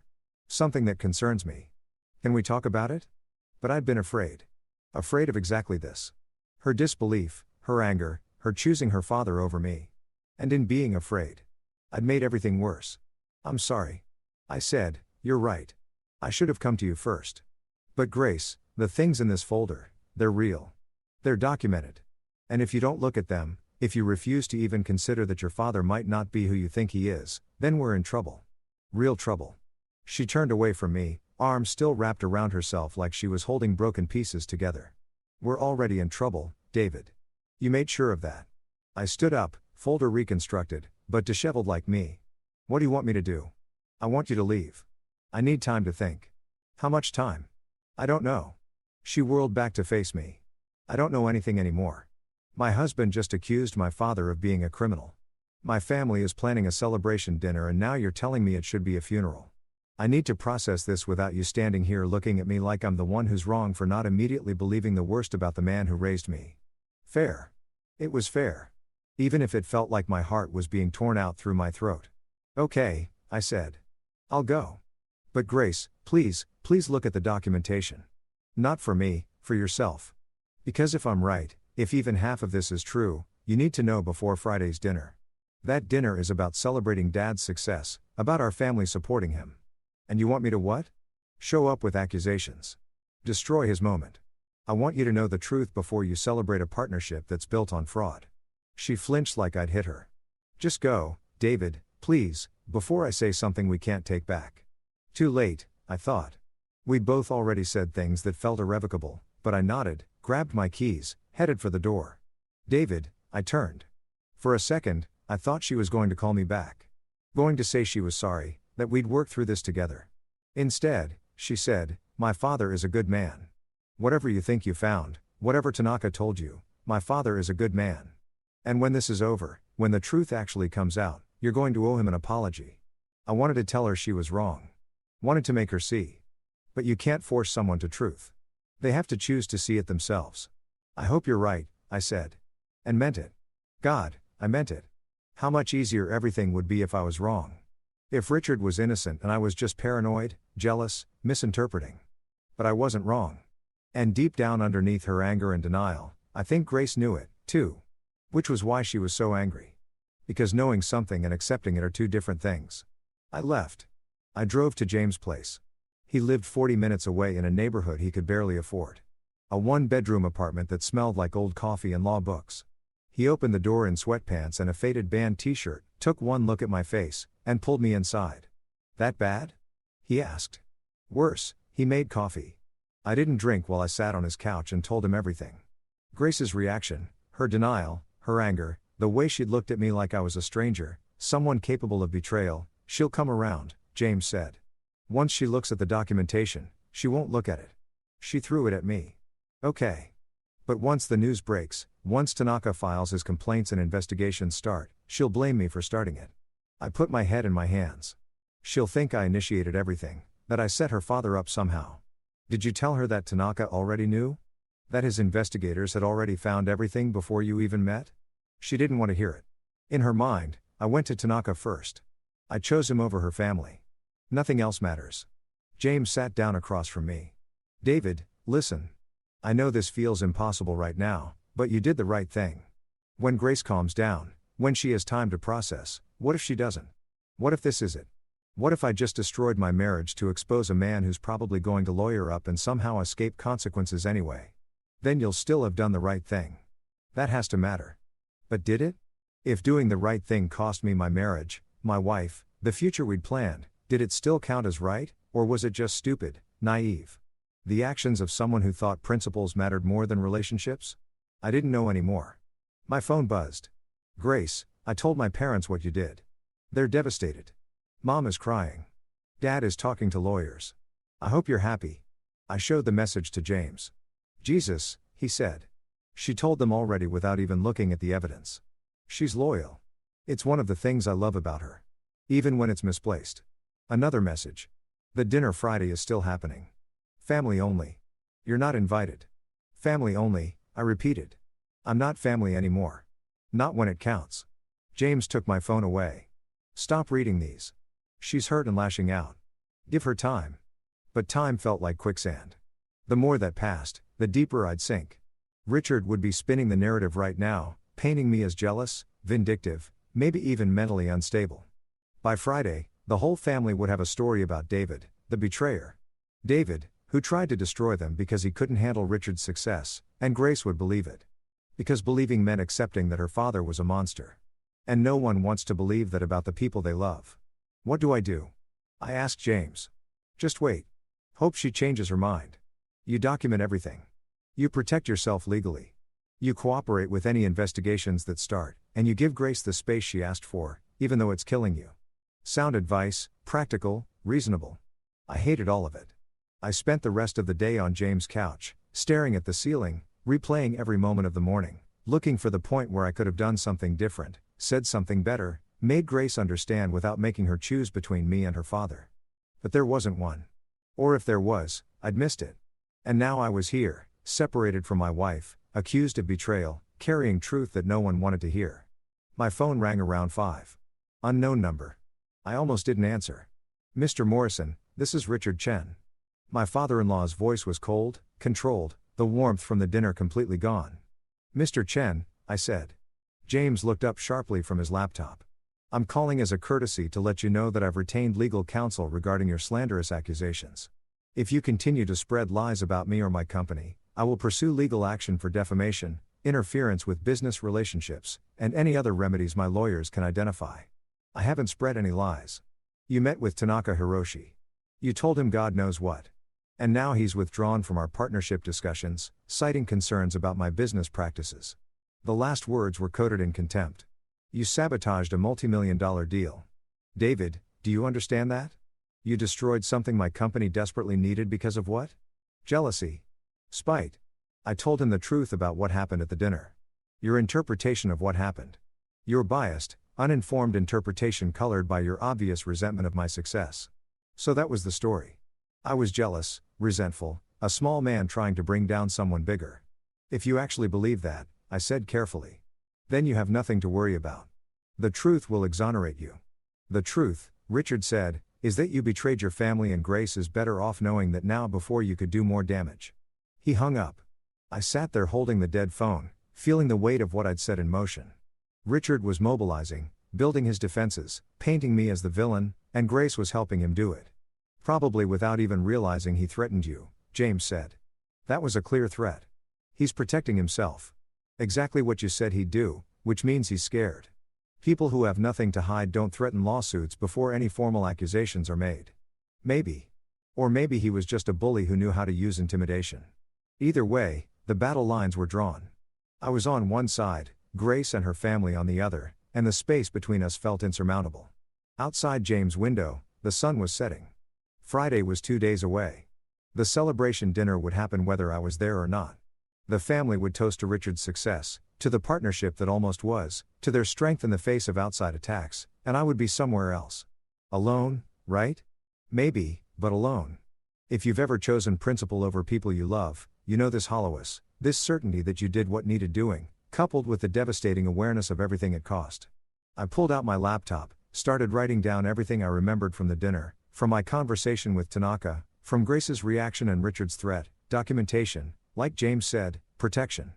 But really, I was just trying to hold on to something solid in a world that had become unrecognizable. 3 days of silence feels like 3 years when you're waiting for your life to either repair itself or fall completely apart. I stayed at James' apartment, sleeping on a couch that was too short for my frame. Waking up with a crick in my neck that felt somehow appropriate. Physical pain to match the rest of it. I'd go to work, had to, couldn't afford not to, and sit through meetings with clients, nodding at the right moments, making the appropriate sounds while my mind was 40 minutes away in an apartment where my wife was learning to think of me as the enemy. Grace hadn't called, hadn't texted beyond that initial flurry of anger. The silence was deliberate. I knew a statement.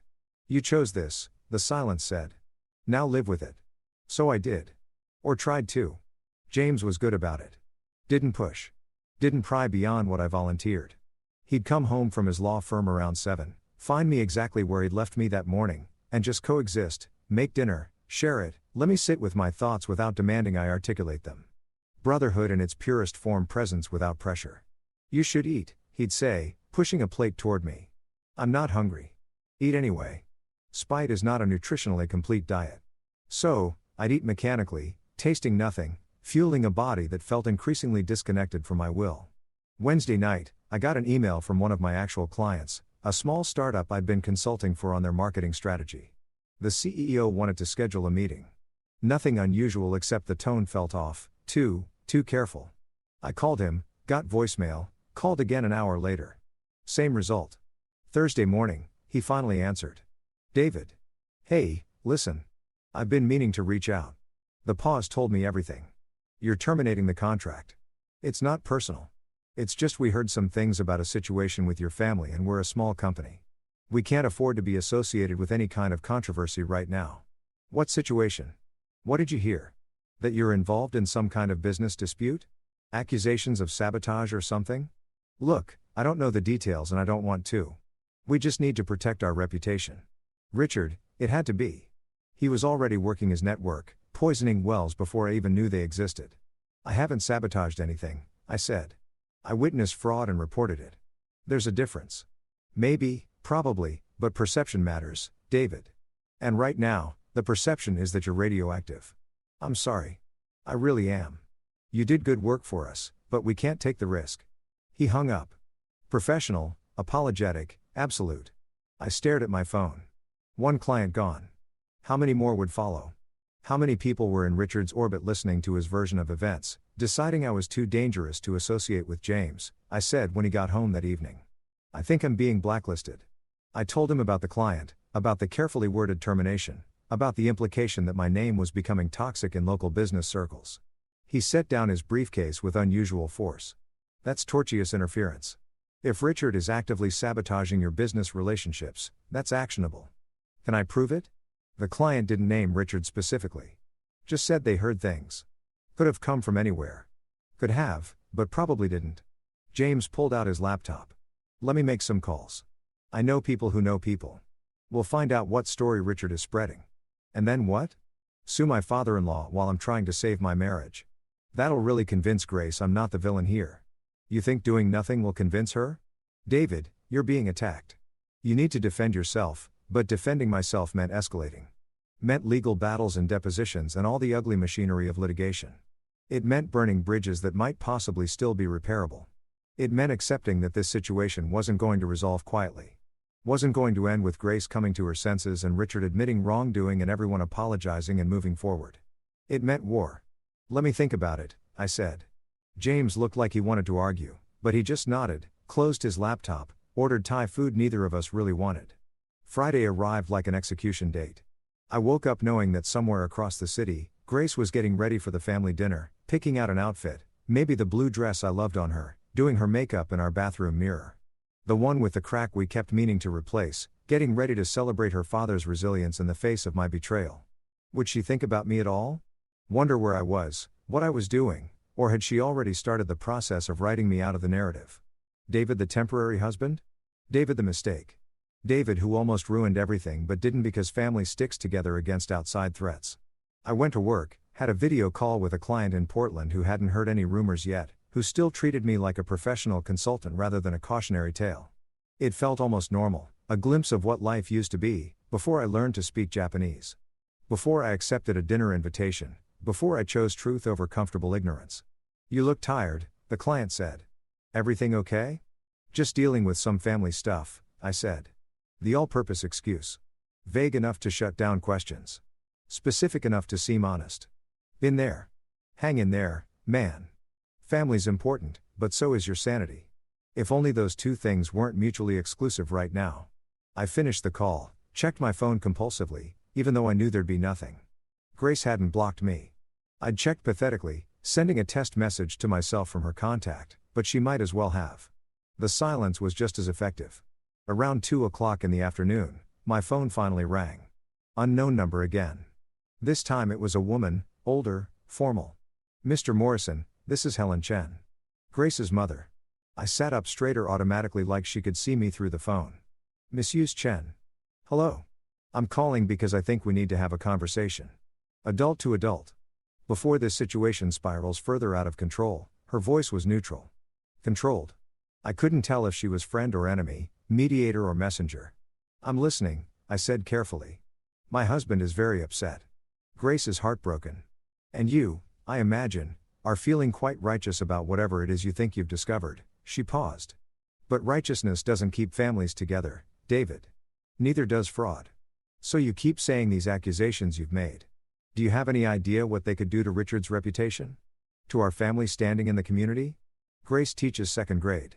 David, her students' parents know who her father is. If these lies spread, they're not lies. Mrs. Chen, I have documentation, financial records, testimonials from people your husband defrauded, evidence of systematic misconduct spanning years, evidence from a business rival trying to sabotage a deal, evidence you were so eager to believe that you didn't stop to question the source. So that was the story Richard had sold them. Tanaka as saboteur, me as naive, easily manipulated dupe, Mrs. Chen with respect. I know what I saw. I speak Japanese fluently. I heard your husband deliberately mistranslate critical questions from Tanaka. That's not interpretation from a rival. That's first-hand witness. She was quiet for a moment. When she spoke again, her voice was colder. You speak Japanese. How convenient. A skill you never mentioned to us. That conveniently allows you to make accusations no one else can verify. Grace knew I spoke some Japanese. Some not fluently. She mentioned you could order food and read signs. Not that you were capable of understanding complex business negotiations. Another pause.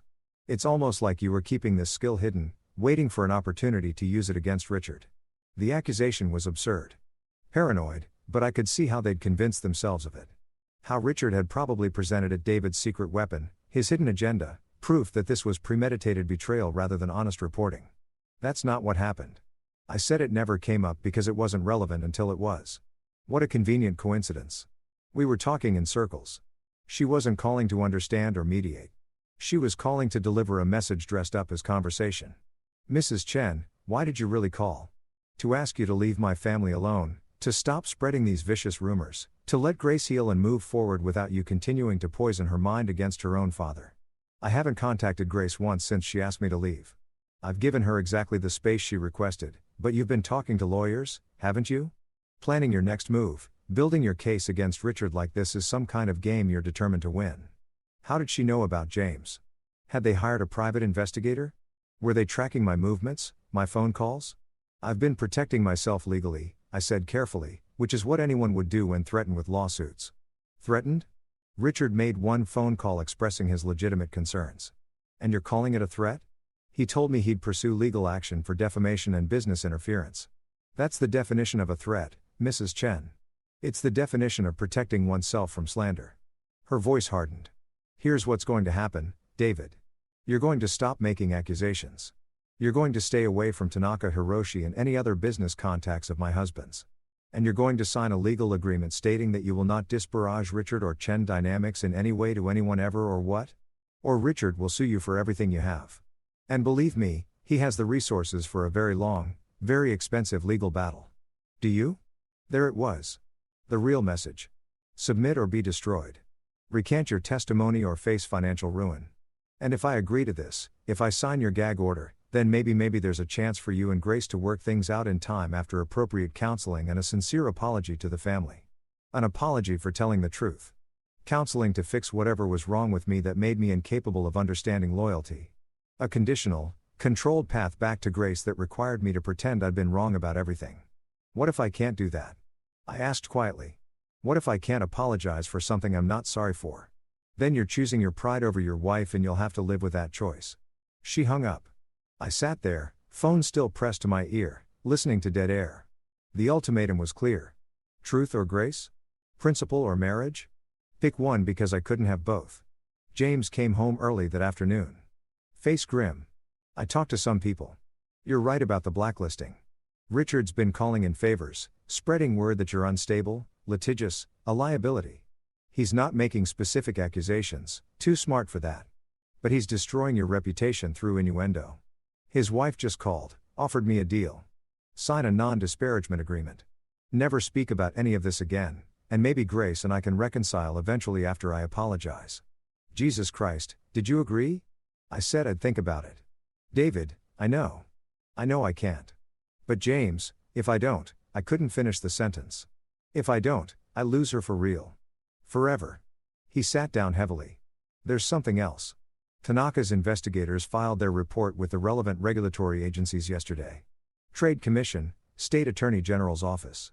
Once those wheels start turning, there's going to be a formal investigation into Chen dynamics. It's out of your hands now. So, even if I wanted to back down, sign their agreement, pretend none of this happened, it wouldn't matter. The truth is already in motion. Richard's going to be investigated regardless of what you do or don't say, which meant I'd already burned the bridges. The damage was done. Signing a non-disparagement agreement now wouldn't save my marriage or repair my relationship with Grace's family. It would just mean I'd silence myself for nothing. When will Richard find out about the investigation? I asked. Could be any time, could be Monday, could be right now. The thought of him getting that news at tonight's dinner, the celebration dinner, the family gathering meant to show solidarity against outside threats, felt almost poetic, his moment of triumph interrupted by the revelation that the threat wasn't outside at all. It was internal, built into the foundation of everything he'd created. He's going to know it was me, I said. Even if investigators never mention my name, he'll know. I was at the dinner. I spoke to Tanaka. I'm the obvious source. Then you need to be prepared. Restraining order prepared. Security system prepared. Richard Chen doesn't strike me as the kind of man who loses gracefully. The suggestion should have seemed paranoid. Extreme. But something in James' tone made me understand he was serious. He'd seen something in his research.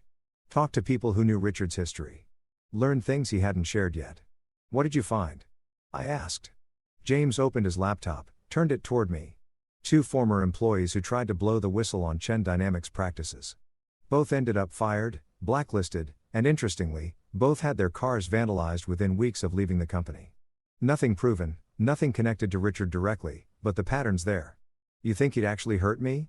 I think he's a man who's built his entire identity on control and success, and you've just taken both away from him. People like that don't just accept loss, they retaliate. I stared at the screen. Photos of smashed windshields, slashed tires, petty crimes that sent a clear message. See what happens when you cross me. I should warn Grace, I said. If her father is capable of, she won't believe you. You know that she'll think you're trying to manipulate her, turn her against Richard out of revenge. He was right. Any warning I sent would be dismissed as paranoia or strategic poisoning. Grace had chosen her side. Nothing I said now would change her mind. Only evidence would do that. Only seeing Richard's true nature herself. And by the time she saw it, it might be too late. The dinner was happening right now. 6 o'clock. I checked my phone obsessively. 6:15. 6:30. Imagining Grace arriving at her parents' house. The warmth of their greeting. The relief of being surrounded by family that supported her. The narrative they'd constructed together. David the outsider who tried to infiltrate their circle but revealed his true nature just in time. 7 o'clock. They'd be sitting down to eat now. Richard at the head of the table probably making a toast to family. To loyalty, to surviving attacks from those who don't understand what it means to build something from nothing. Would Grace think of me? Wonder what I was doing? Feel any doubt at all about the choice she'd made? Or was I already becoming a memory? The husband who almost was, the mistake she'd escaped. My phone buzzed. Text from an unknown number. You have 48 hours to sign the agreement and public apology Helen sent you. Or we move forward with legal action. Your choice, RC. I showed it to James. That's explicit coercion, he said immediately. Save that message. Screenshot it. That's evidence. If this goes to court, everything's evidence now. I said, my whole life is just documentation, proof, screenshots, and recordings and testimony. When did I become someone who lives through legal documents? When you decided to tell the truth to people who profit from lies. 7:30 dinner would be winding down. Maybe they were having dessert. Maybe Richard was talking about future plans. Partnerships that would replace the failed Hiroshi deal. Opportunities that would prove David's sabotage meant nothing in the end. 8 o'clock. My phone rang. Grace. My heart stopped. Started. Raced. I answered on the second ring, trying not to sound desperate. Grace, I need you to hear something. Her voice was strange, tight, controlled, but barely. Dad's been drinking, talking, and he just said something. Something I need you to explain. Background noise. Voices. Her family's dinner's still happening. What did he say? He said. She paused. I heard her moving, a door closing, relative quiet. He said he's not worried about Tanaka's complaints because no one will believe a word without proof. And the only person who could actually provide proof is you, and you'll be too busy defending yourself from lawsuits to be credible. My breath caught. Grace, he said it like it was strategy, David. Like he'd planned it. And Mom just nodded. Like they'd discussed this before. Like destroying your credibility was always part of their plan. Her voice cracked. Tell me that's not what I think it is. Tell me my father isn't actually admitting to covering something up. This was it. The crack in her certainty. The first moment of doubt. Grace, where are you right now? In their guest room. Everyone else is still at dinner. Can you leave? Can you come here to James' place so we can talk? I can't just walk out of family dinner. David, they'd know something was wrong. They'd ask questions, then meet me somewhere else, anywhere. A coffee shop, a parking lot, I don't care. But we need to talk face to face. Not like this. Silence. I could hear her breathing, thinking, wearing with herself. There's a park near my parents' house, she said finally. Oakage, do you know it? I'll find it. 30 minutes. I'll tell them I'm not feeling well, that I need air. Grace, don't say anything yet. Just be there. Okay. She hung up. I looked at James. I need your car. He was already grabbing his keys. Oak Ridge Park was one of those neighborhood spaces that existed more in theory than practice. A few benches, some struggling trees, a playground that looked perpetually abandoned. I got there first, parked under a street light, watched the empty swings move in the wind. 10 minutes later, Grace's car pulled up. She sat there for a while before getting out, like she was gathering courage or reconsidering. But finally, she emerged. She looked smaller than I remembered. Or maybe I just felt the distance between us more acutely. 3 days of silence had created a chasm that couldn't be measured in feet. She walked to my bench, sat down, but not close, leaving space between us. Tell me I'm wrong, she said. Tell me I misunderstood what he meant. I can't do that. Because you think he's guilty or because you know he is, because I have evidence that proves he is. And your father knows it exists and he's trying to prevent it from being used against him by destroying my credibility first. She closed her eyes. This is my dad, David. The man who taught me to ride a bike, who paid for my college, who walked me down the aisle at our wedding. I know. And that's what makes this so hard, because he's all those things to you. And he's also someone who's built his business on exploiting people who couldn't fight back. The folder you showed me, the one I threw at you, is it real? Every word. And you're sure? You're absolutely certain there's no other explanation? I pulled out my phone, opened the documentation I'd compiled. Not Tanaka's investigator report. She wasn't ready for that yet, but my own account, time-stamped, detailed, showing exactly what was said versus what was translated at that dinner.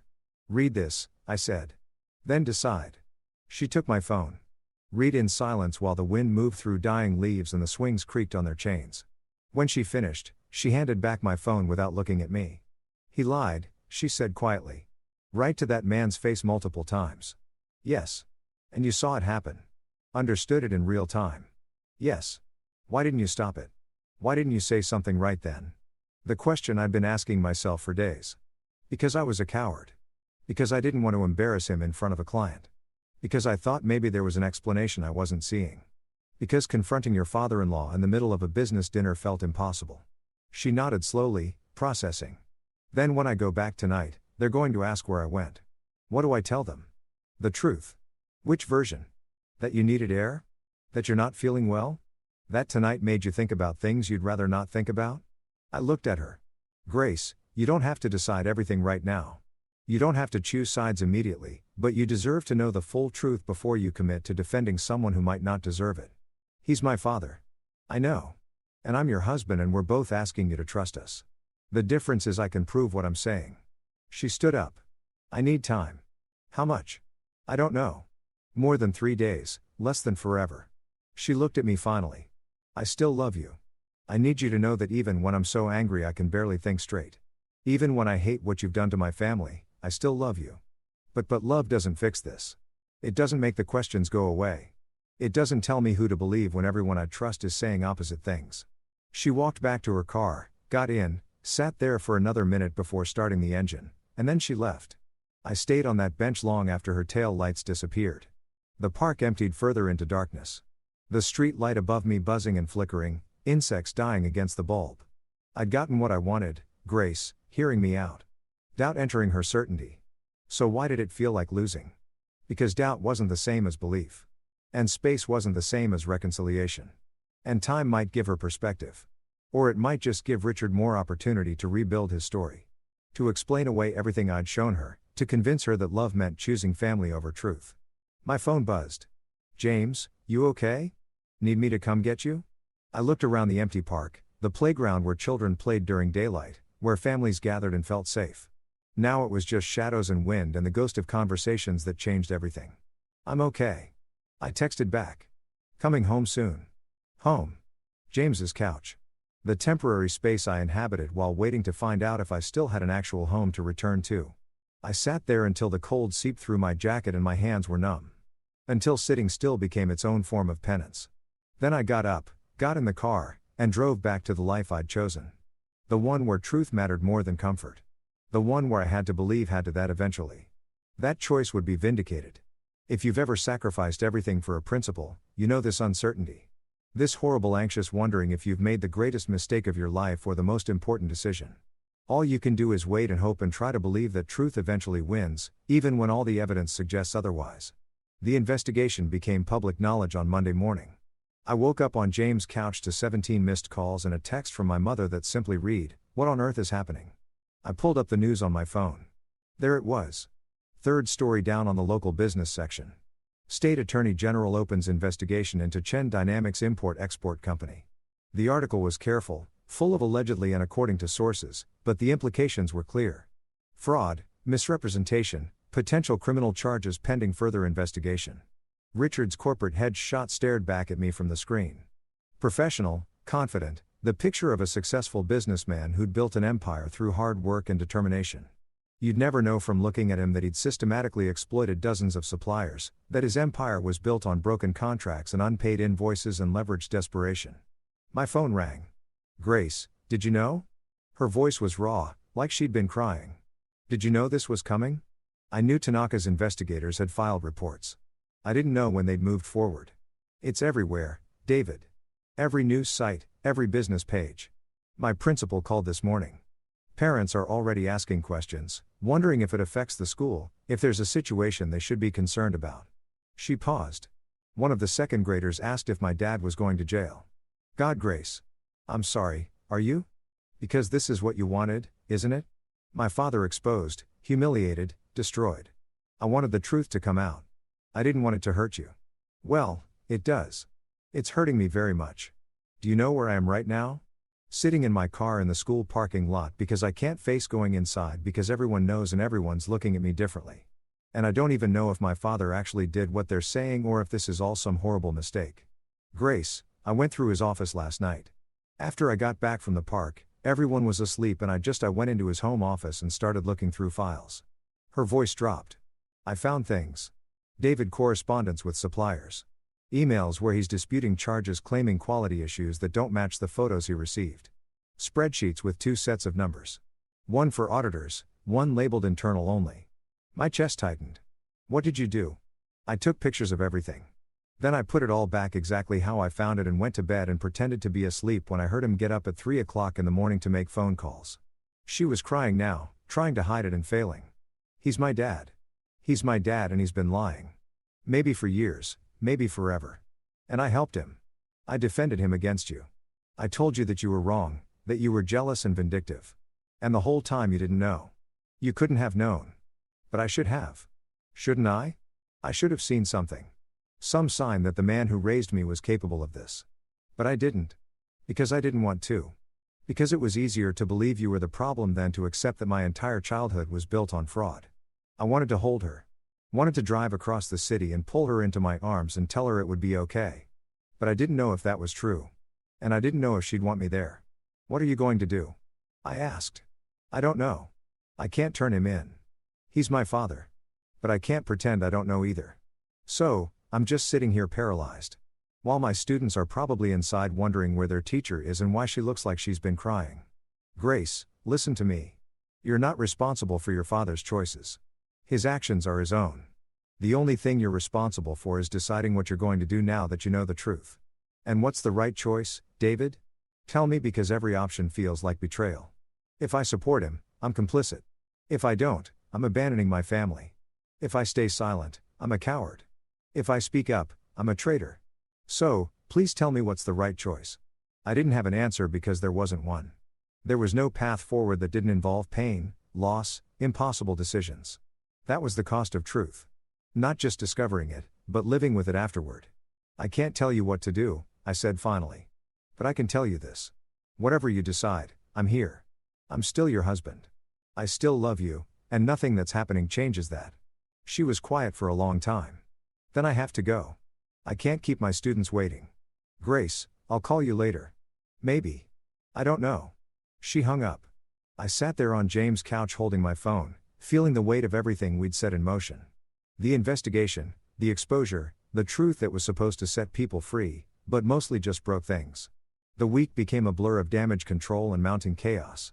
Richard hired a crisis management firm. Within days, they'd planted stories questioning Tanaka's motives, suggesting business rivalry and competitive sabotage. They dug up dirt on one of the suppliers who testified against Chen Dynamics, a tax issue from years ago. Completely unrelated, but packaged to look suspicious. They built a narrative of Richard as victim, a successful immigrant entrepreneur being targeted by jealous competitors and overzealous regulators. And it was working, at least partially. Comment sections filled with people defending him, questioning the timing of the investigation, suggesting this was politically motivated. The court of public opinion was evenly divided, which meant Richard's strategy was effective. Create enough doubt, muddy enough waters, and truth becomes just another perspective. My own situation deteriorated further. 2 more clients terminated their contracts. One explicitly cited the controversy surrounding my name. The other just said they were going in a different direction, but the timing was unmistakable. Richard's blacklisting campaign was systematic and effective. James filed paperwork for a restraining order based on the threatening text and evidence of business interference. We knew it probably wouldn't be granted. Not enough explicit threat. Too much plausible deniability, but it created a paper trail documentation of harassment protection if things escalated. Wednesday afternoon, I got a call from Detective Sarah Martinez with the Economic Crimes Unit. She wanted to interview me about my observations at the dinner with Tanaka. You understand this is voluntary? She said when we met at a coffee shop downtown. She was younger than I expected, sharp-eyed, professional. You're not under investigation, but your testimony could be valuable to our case. I understand. She pulled out a recorder. Do you consent to being recorded? Yes. So, I told her everything again. The dinner, the mistranslations, what I'd heard versus what Richard had claimed. She took notes, asked clarifying questions, occasionally stopped the recording to explain what she could and couldn't tell me about the ongoing investigation. Off the record, she said after we finished. You did the right thing coming forward. Cases like this white-collar fraud, exploitation of language barriers, they're hard to prosecute because the victims are often overseas, don't have resources to testify, or are afraid of retaliation. Having a credible witness with direct knowledge changes everything. My wife doesn't think I did the right thing. Your wife is in an impossible position. Give her time. Everyone kept saying that. Give her time. Like time was a healing force rather than just empty space where Richard could rebuild his defenses and Grace could talk herself into believing her father's version of events. How long will the investigation take? I asked. Months. Maybe longer. Cases like this are complex, multiple jurisdictions, international witnesses, financial records that need forensic accounting. Mr. Chen has excellent lawyers who will fight every subpoena, challenge every piece of evidence. This won't be quick. Months, potentially years, years of living in limbo, my life on hold while investigators sifted through documents and Richard's legal team filed motion after motion to delay and obfuscate. What happens if they find him guilty? Depends on the charges. Fraud, breach of contract, potentially criminal charges if we can prove intent. He could face fines, restitution, possibly prison time. She closed her notebook, but that's a long way off. Right now, we're just gathering evidence. I left the coffee shop feeling hollow. I'd given my testimony, done my civic duty, participated in the machinery of justice, and it felt like nothing, like throwing stones at a mountain and hoping for erosion. Thursday evening, Grace finally called. Can you meet me?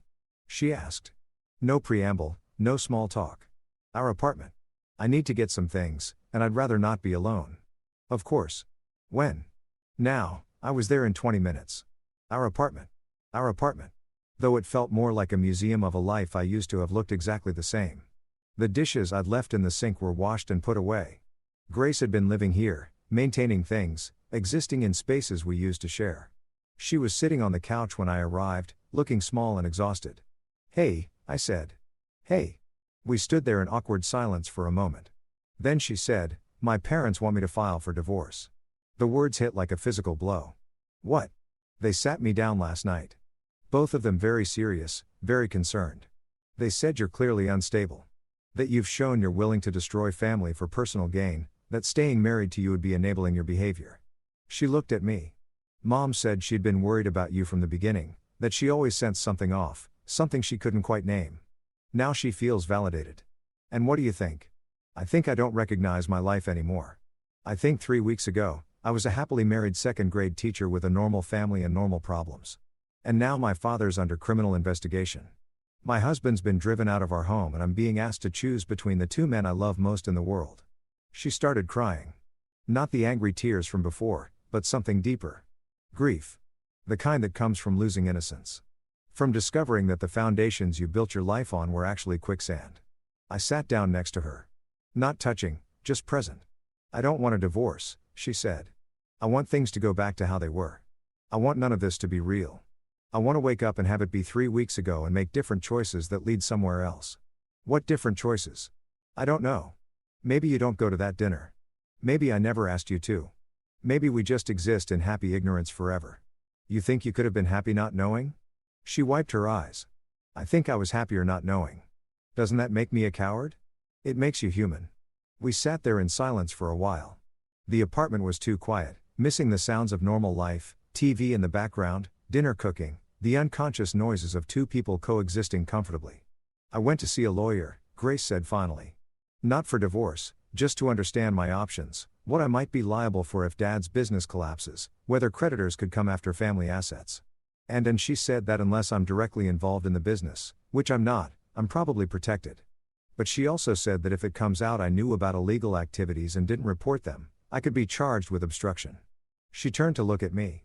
David, I took pictures of incriminating documents and I haven't done anything with them. Am I breaking the law?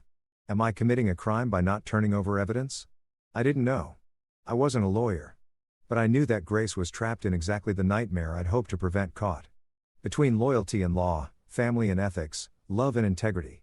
You should talk to James, I said. He'd know better than me. Your brother hates my father. My brother believes in justice. That's not the same as hate. She pulled her knees up to her chest, wrapped her arms around them. Small, defensive, trying to make herself smaller, like maybe she could disappear into the couch cushions. There's something else, she said. Dad came to my classroom yesterday during my lunch break. He'd never done that before. Come to my school. I mean, he always said teachers needed their professional space respected. What did he want? He asked if you'd contacted me, if you'd tried to convince me to testify against him or provide evidence. When I said we'd barely spoken, he seemed relieved, but also suspicious, like he didn't quite believe me. She paused. Then he said something strange. He said, your loyalty to family is being tested right now. Everyone will understand if you make the wrong choice. But I won't. I won't understand and I won't forgive. A chill ran down my spine. He threatened you. He didn't threaten. He just made his expectations clear. Grace, that's a threat. That's explicitly threatening you with consequences if you don't support him unconditionally. He's my father. He's scared and lashing out. He's a man under investigation for fraud who's trying to intimidate potential witnesses, including his own daughter. She stood up abruptly. I need to pack some things. Are you going to help me or lecture me about my father's character? I stood too.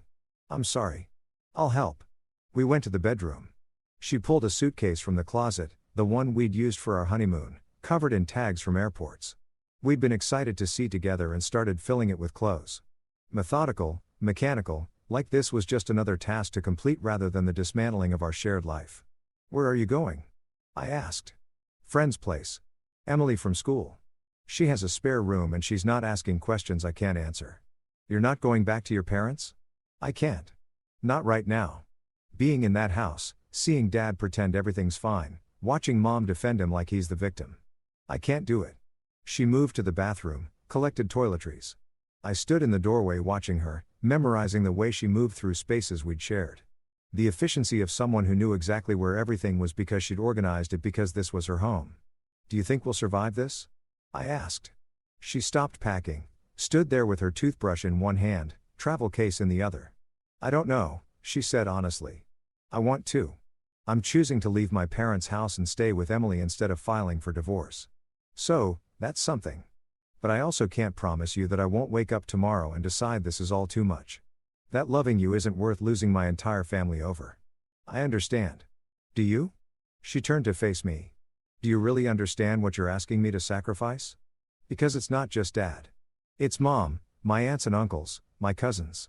It's every family gathering for the rest of my life, every holiday, every birthday. It's my entire support system. If I choose you, I lose all of them. And I don't know if I'm strong enough for that. You're the strongest person I know. Strength isn't the same as willingness to suffer. She finished packing, zipped the suitcase. I need time, David. Real time, not days, maybe weeks, maybe longer. Time to figure out who my father actually is and what that means for who I am. Time to decide if our marriage can survive. Both of us making impossible choices. Take whatever time you need. She wheeled the suitcase to the door, then stopped, turned back, crossed the space between us, and kissed me. It was brief, sad, tasting like tears and goodbye. I still love you, she whispered. I need you to know that. Even when I'm angry, even when I hate what's happening, even when I'm not sure we can make this work, I still love you. I love you, too. She left. I heard her footsteps in the hallway, the elevator ding, the silence that followed. I stood in our apartment, my apartment now, I supposed at least temporarily, and looked at the spaces she'd occupied. The indent in the couch where she always sat, the coffee mug still in the sink from this morning, the framed photo on the bookshelf of our wedding day.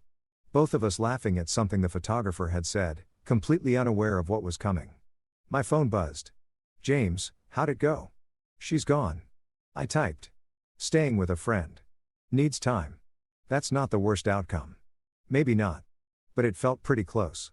I sat down on the couch in the exact spot Grace always occupied. Tried to understand how I'd gotten here. How doing the right thing had cost me everything. How truth, which was supposed to be redemptive and freeing, mostly just felt like punishment. If you've ever been left alone with your principles, you know how cold they are, how abstract, how they don't keep you warm at night or tell you everything will be okay. How they're poor substitutes for the people you've lost in service of them. I pulled out my phone, opened my photos, scrolled through pictures of better days. Grace and me at the beach last summer. Grace and me at her school's holiday party. Grace and me in our kitchen. Her teaching me to make her grandmother's recipe while I pretended to be competent. Evidence of a life that might be over. A marriage that might not survive the weight of truth. Outside, the city continued its evening routines. People coming home from work, making dinner, settling into ordinary lives unmarked by investigations and impossible choices. Normal people doing normal things, unaware of how fragile it all was, how quickly it could unravel if you discovered something you weren't supposed to know. I sat there until the apartment grew dark around me.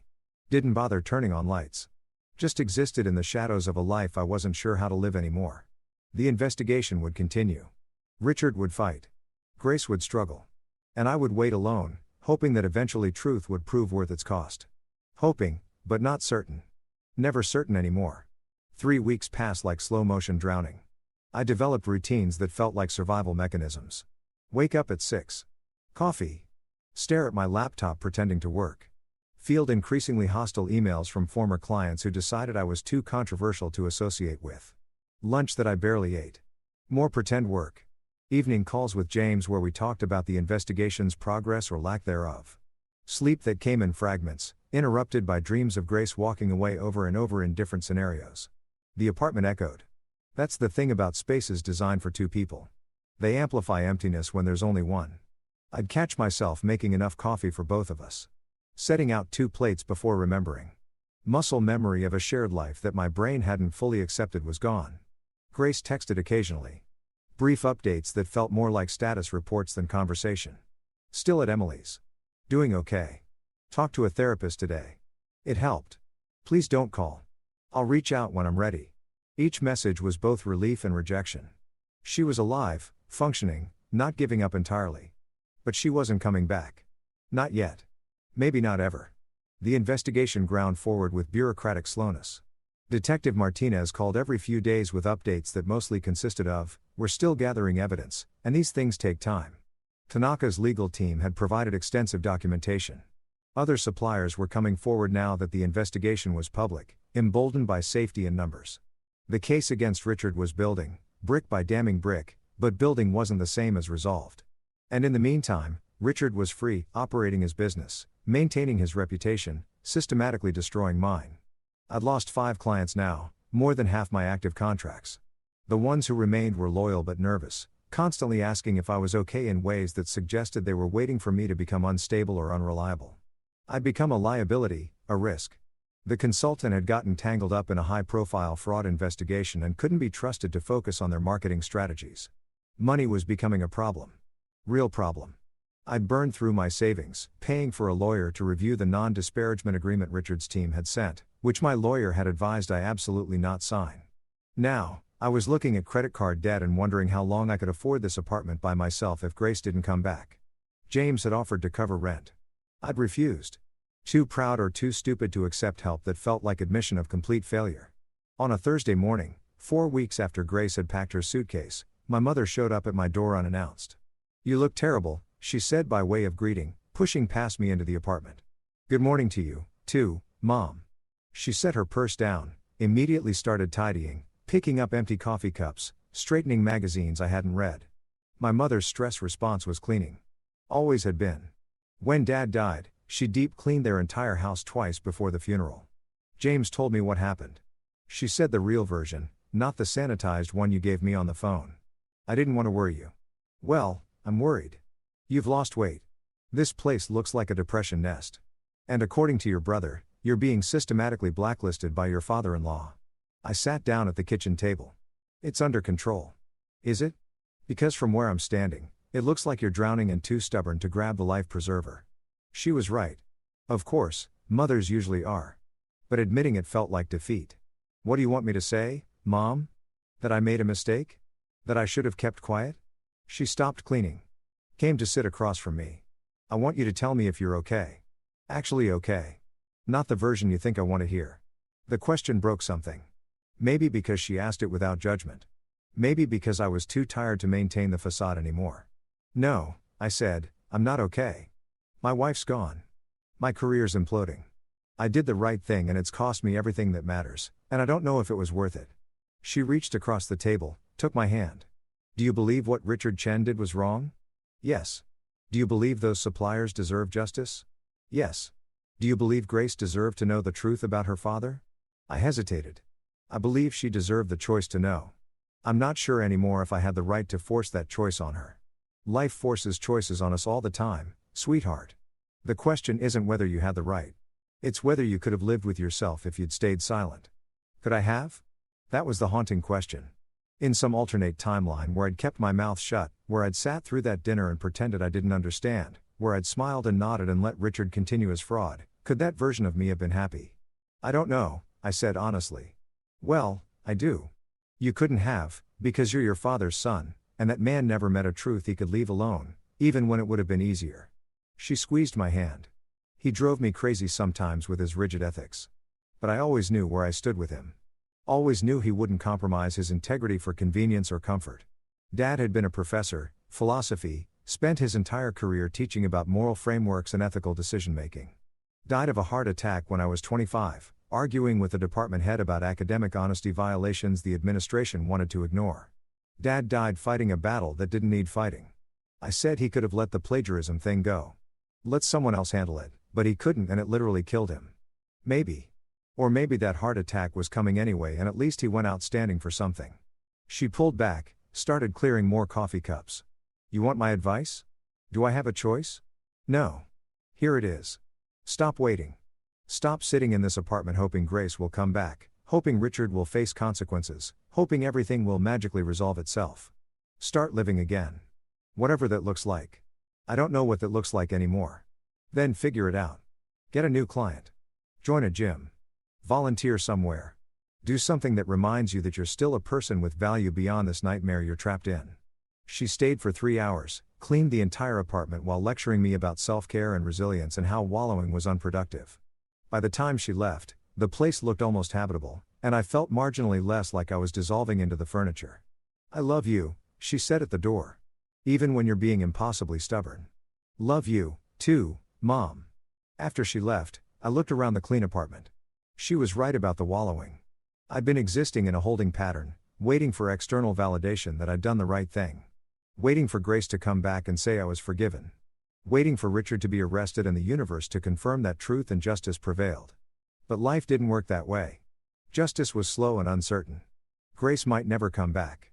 And waiting for external validation was just another form of giving away my power. I pulled out my laptop, started drafting emails to potential clients I'd been too defeated to pursue, updated my portfolio, did the work of rebuilding that I'd been avoiding because it felt like admitting the damage was permanent. Maybe it was permanent. Maybe this was just what my life looked like now. But I could either accept that and adapt or keep drowning in what used to be. I chose adaptation. 2 days later, Grace called. Actually called, not texted. "Can you talk?" she asked. "Of course, always. I need to tell you something, and I need you to not have a reaction until I'm done explaining." My stomach dropped. This was it. The divorce conversation, the formal ending. "Okay," I said. "I met with Dad yesterday alone at a coffee shop near my school." I bit back the immediate response. "Why would you do that? Is he trying to manipulate you? Did he threaten you again and just waited?" He wanted to explain his side, to tell me that everything being said about him is exaggerated or taken out of context, that he's been a businessman for 20 years, and sometimes hard decisions look bad to outsiders who don't understand the industry. She paused. He was very calm, very reasonable, very convincing. My heart was racing. "Grace, I'm not done." He showed me counter documentation, financial records that supposedly prove the suppliers are lying about non-payment, emails that he says show he was trying to resolve disputes in good faith, character references from other business partners who swear he's always been ethical and honorable. Those can be faked or taken out of context just like he's accusing others of doing. I know, which is why I recorded the conversation. I stopped breathing. "You what?" I recorded it on my phone. The whole thing. And David, there were moments where his story didn't add up, where he'd say something that contradicted what he'd said 5 minutes earlier, where he'd get defensive about questions that shouldn't have made him defensive if he was really innocent. "What are you going to do with the recording?" "I don't know yet. That's why I'm calling, because I need to know if I turn this over to the investigators. Am I betraying my father? Or am I just refusing to be complicit in his lies?" The question wasn't rhetorical. She genuinely didn't know. Was asking me to help her figure out where the line was between loyalty and complicity, between family and justice. "What does your therapist say?"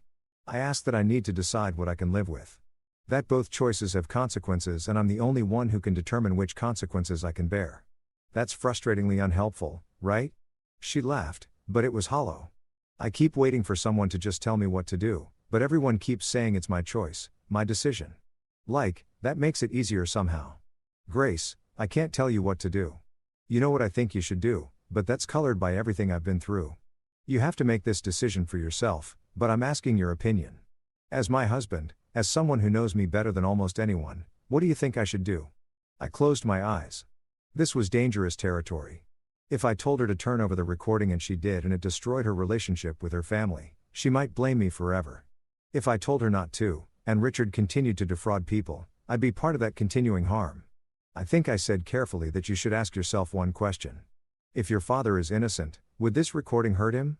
And if he's guilty, can you live with protecting him? Silence on the other end. Long enough that I thought maybe she'd hung up. "He asked about you," she said finally. "Dad." During our conversation, he asked if I was still in contact with you, if you were pressuring me to testify against him. When I said we barely talked, he looked relieved. And then he said something strange. "What?" He said, "David was always weak.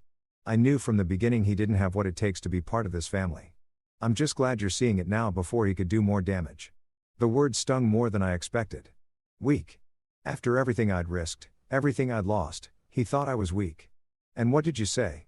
I asked.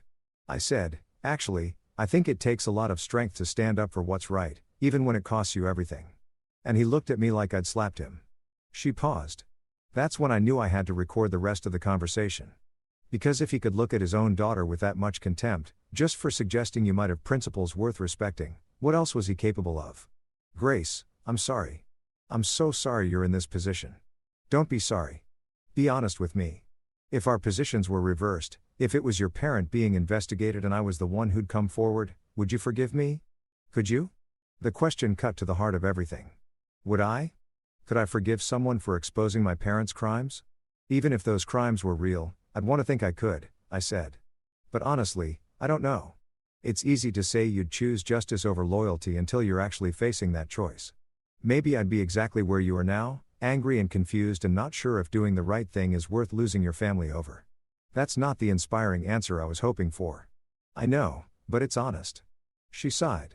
I'm so tired, David. I'm tired of thinking about this. Tired of analyzing every conversation for hidden meanings. Tired of wondering if the man who taught me to ride a bike is secretly a monster. I just want it to be over. I know. Me, too. Do you think we'll survive this? Us? I mean, our marriage. Do you want to? Yes. Most days. Some days I'm not sure. Some days I think it would be easier to just cut my losses, file for divorce, pretend this whole chapter never happened. And what stops you on those days? The fact that I still love you. The fact that you did something impossibly difficult because you believed it was right. The fact that I don't want to become the kind of person who runs away from hard things just because they're hard. She paused. And because I keep thinking about what you said at that park, about how love doesn't fix things, but it matters anyway. And you're right. It doesn't fix this, but it matters. Something loosened in my chest. Not relief exactly, but hope. The first genuine hope I'd felt in weeks. Grace. Whatever you decide to do with that recording, turn it over, delete it. Keep it as insurance. I support you. Not because I have an agenda, but because you deserve to make that choice without pressure from anyone, including me. Even if I choose wrong, there is no wrong choice. There's only the choice you can live with. She was quiet for a moment. Then I'm going to turn it over. Tomorrow I'm going to give Detective Martinez the recording, and whatever happens after that is out of my hands. Are you sure? No. But I'm going to do it anyway because you were right about something. If I don't, if I protect him and he continues to hurt people, I become complicit and I can't live with that. Even if it means losing my family, even if it means they never forgive me. Pride swelled in my chest. That's incredibly brave. It doesn't feel brave. It feels terrifying. That's usually what brave feels like. We talked for another hour. Not about Richard or the investigation or the impossible choices we were both facing. Just talked about her students. About a funny thing that happened at Emily's apartment. About a movie she'd watched that made her think of me. Normal conversation that felt like oxygen after weeks of suffocating. When we finally hung up, I sat in the quiet apartment feeling something I hadn't felt in a long time. Not happiness exactly, but something adjacent to it. The possibility of eventual happiness. The distant promise that maybe eventually we'd find our way back to each other. Grace turned over the recording the next day. By evening, it was part of the official investigation file. 2 days later, Richard's lawyer held a press conference, calling the recording an illegal invasion of privacy and a desperate attempt by hostile family members to manufacture evidence. The legal maneuvering had begun in earnest. Richard wasn't going down quietly, but he was going down. I could feel it. Not quickly, not cleanly, but inevitably. Truth was slow, but patient. And grace had just accelerated its arrival. That night, she texted, "Did the right thing. Feels awful. Still glad I did it." I responded, "That's exactly what doing the right thing feels like. Proud of you." 3 dots appeared, disappeared, appeared again. Finally. "Can we have dinner?" "Not at the apartment. Somewhere neutral. I'm not ready to come home yet, but I miss you." "Absolutely. When?" "Tomorrow. 7:00 p.m. that Italian place we went to on our first date. I'll be there." I stared at my phone for a long time after that. It wasn't reconciliation. It wasn't resolution, but it was movement. Forward motion, the possibility that destruction wasn't the only outcome, that sometimes breaking things apart was necessary before you could rebuild them stronger. If you've ever started to see light at the end of a very long tunnel, you know this feeling. Not relief yet, but hope. Cautious, fragile, desperately needed hope. I had dinner plans with my wife. The investigation was progressing. Richard was fighting, but losing ground. And for the first time in weeks, I could imagine a future that wasn't just survival, but actual living. It wasn't over. Not by a long shot, but maybe possibly. We were past the worst of it. I chose to believe that. Had to believe it because the alternative was unbearable. The Italian restaurant looked exactly the same. Same red awnings, same warm lighting spilling onto the sidewalk, same hand-painted menu board advertising specials in cheerful chalk. 5 years ago, I'd brought Grace here on our first real date. Not the casual coffee that came before, but the deliberate, nervous, "please let this go well" dinner date. I'd worn a tie I didn't know how to knot properly. She'd laughed at my fumbling explanation of why I'd chosen Italian food, then ordered in flawless menu Italian that made me fall a little bit in love right there. Now, I stood outside that same restaurant 5 years and a lifetime later, wondering if we were about to have our last meal together or our first step back. She arrived exactly at 7 o'clock. Grace was never late. One of the things I loved about her reliability in a world that felt increasingly chaotic. She wore a navy dress I recognized. Her hair pulled back in a way that meant she'd spent time deciding how to look. Not too casual, not too formal. The careful calibration of someone who didn't know what this evening meant either. "Hi," she said. "Hi." We stood there on the sidewalk. Two people who'd shared a bed and a life and dreams about the future. Suddenly, strangers navigating the basic mechanics of greeting. Do we hug, kiss, shake hands like business associates? She solved it by stepping forward and wrapping her arms around me. Brief, tight. A hug that said, "I've missed you and I'm still angry and I don't know what we're doing all at once." "You made a reservation?" she asked when she pulled back. "Under Morrison, our table's ready." Inside, the hostess led us to a corner booth, the same booth where we'd sat 5 years ago. Though I hadn't requested it.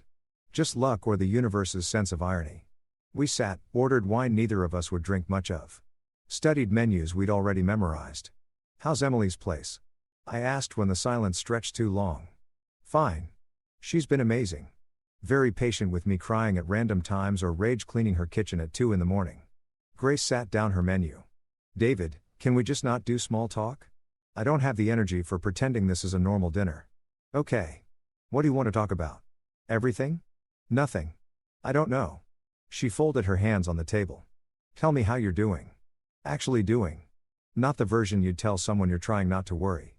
So I told her about the lost clients, the financial stress, the way I'd been existing rather than living. About my mother showing up and forcing me to clean the apartment and rejoin the world.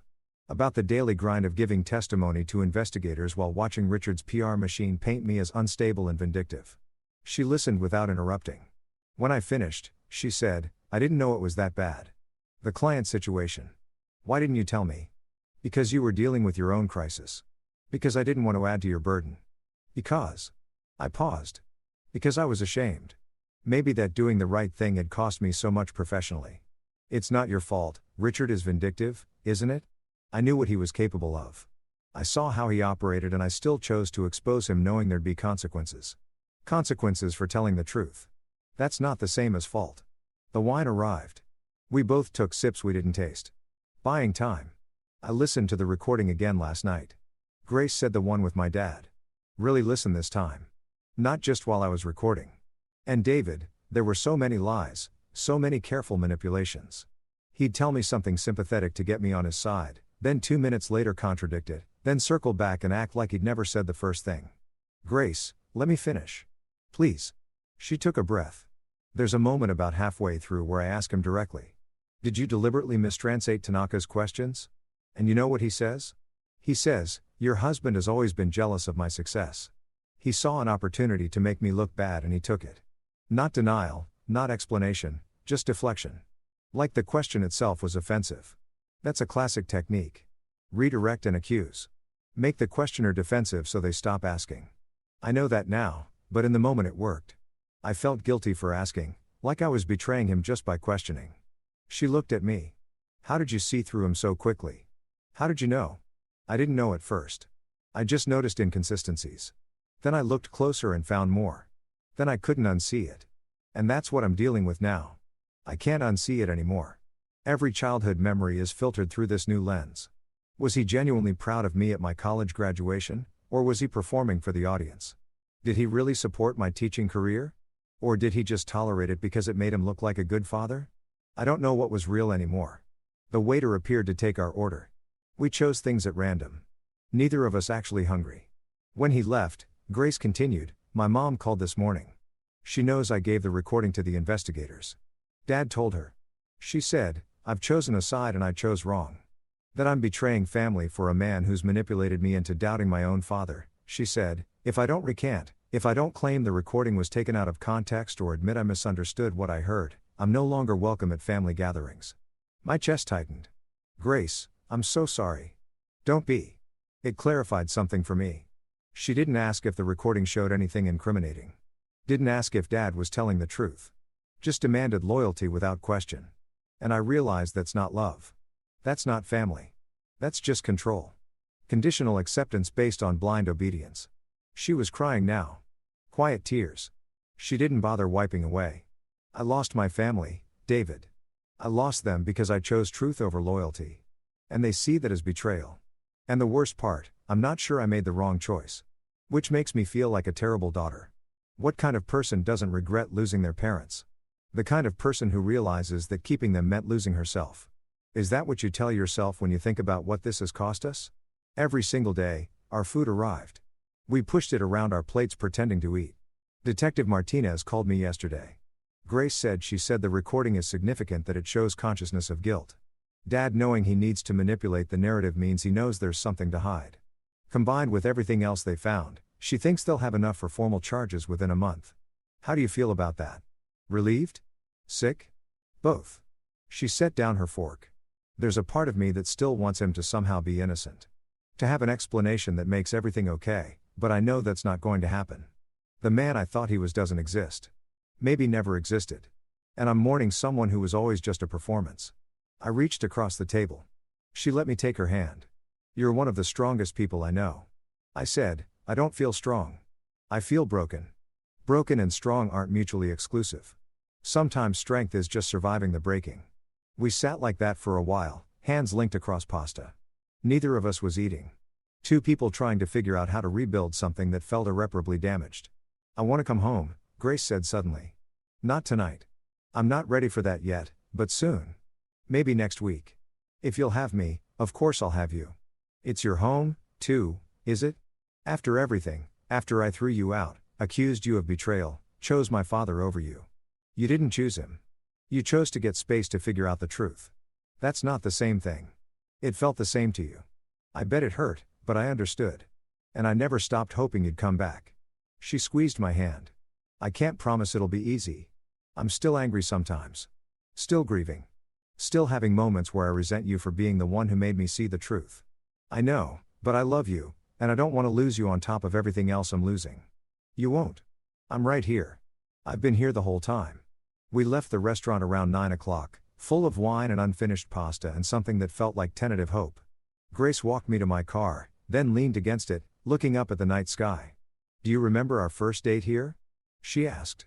You ordered an Italian and made me realize I was completely out of my depth. You were so nervous. It was adorable. You kept adjusting your tie and apologizing for things that didn't need apologies. I really wanted to impress you. You did. Not with the tie that was a disaster, by the way, but with how genuinely you listened, how you asked real questions and cared about the answers. I remember thinking, this is someone I could build a life with. And did we build a life? She looked at me. We're building something. Maybe not what we originally planned. Maybe better, maybe worse.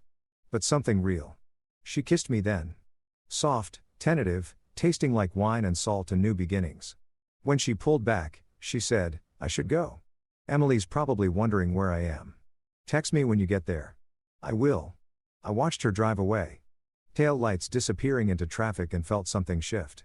Not resolution, but movement. Forward motion. The possibility that destruction wasn't permanent. That sometimes you had to break things apart before you could build them stronger. My phone buzzed. James, how'd it go? Good. Really good. She's coming home soon. That's great, man. Proud of both of you. I drove back to the apartment with the windows down, letting cold air rush through, feeling more alive than I had in weeks. The investigation was progressing. Grace was coming back. Richard was fighting, but losing. Things were still messy, still complicated. But they were moving in the right direction. When I got home, there was an envelope taped to my door. No postage, no return address, hand delivered. I took it inside, opened it carefully. Inside was a single piece of paper. Printed, not handwritten. A message in block letters. You've made a powerful enemy. Some people don't forgive. Some people don't forget. Watch your back. My blood ran cold. I called James immediately. Someone left a threat at my door. What kind of threat? I read him the message. Okay, don't touch the paper anymore. Fingerprints. Call the police. File a report. Then call Detective Martinez. Let her know. This is witness intimidation and it's serious. You think it's from Richard? Who else would it be? David, you need to take this seriously. Get security cameras for your door. Maybe stay with me for a few days until I'm not running. I'm not letting him intimidate me into hiding. This isn't about machismo. It's about safety. If Richard's desperate enough to send threats, don't know it's from Richard. Could be anyone, right? Could be the Tooth Fairy. Use your head, David.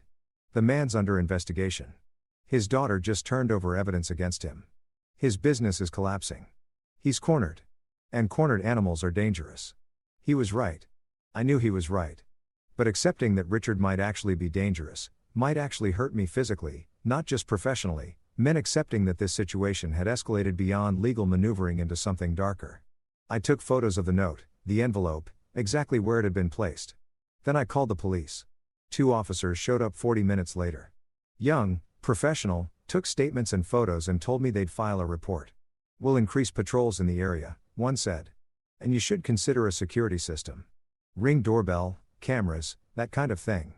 After they left, I called Detective Martinez, got her voicemail, left a message. Then I sat on my couch staring at the door, wondering who'd stood there, who'd known where I lived, who'd wanted me scared enough to deliver a threat in person. My phone buzzed. "Grace, made it to Emily's. Thank you for tonight." It meant everything. I stared at the message. Should I tell her about the threat? Would it scare her? Make her reconsider coming home? Or was not telling her another form of manipulation? Another way of controlling information to protect her feelings? I typed, "Meant to me, too. Listen, something happened after you left. Someone left a threatening note at my door. Police are involved. I'm okay, but I wanted you to know." 3 dots appeared immediately. Then what? "Are you safe? Should I come there?" "I'm safe. Building's secure. Just thought you should know. Might be nothing. Or it might be my father. David, this is serious.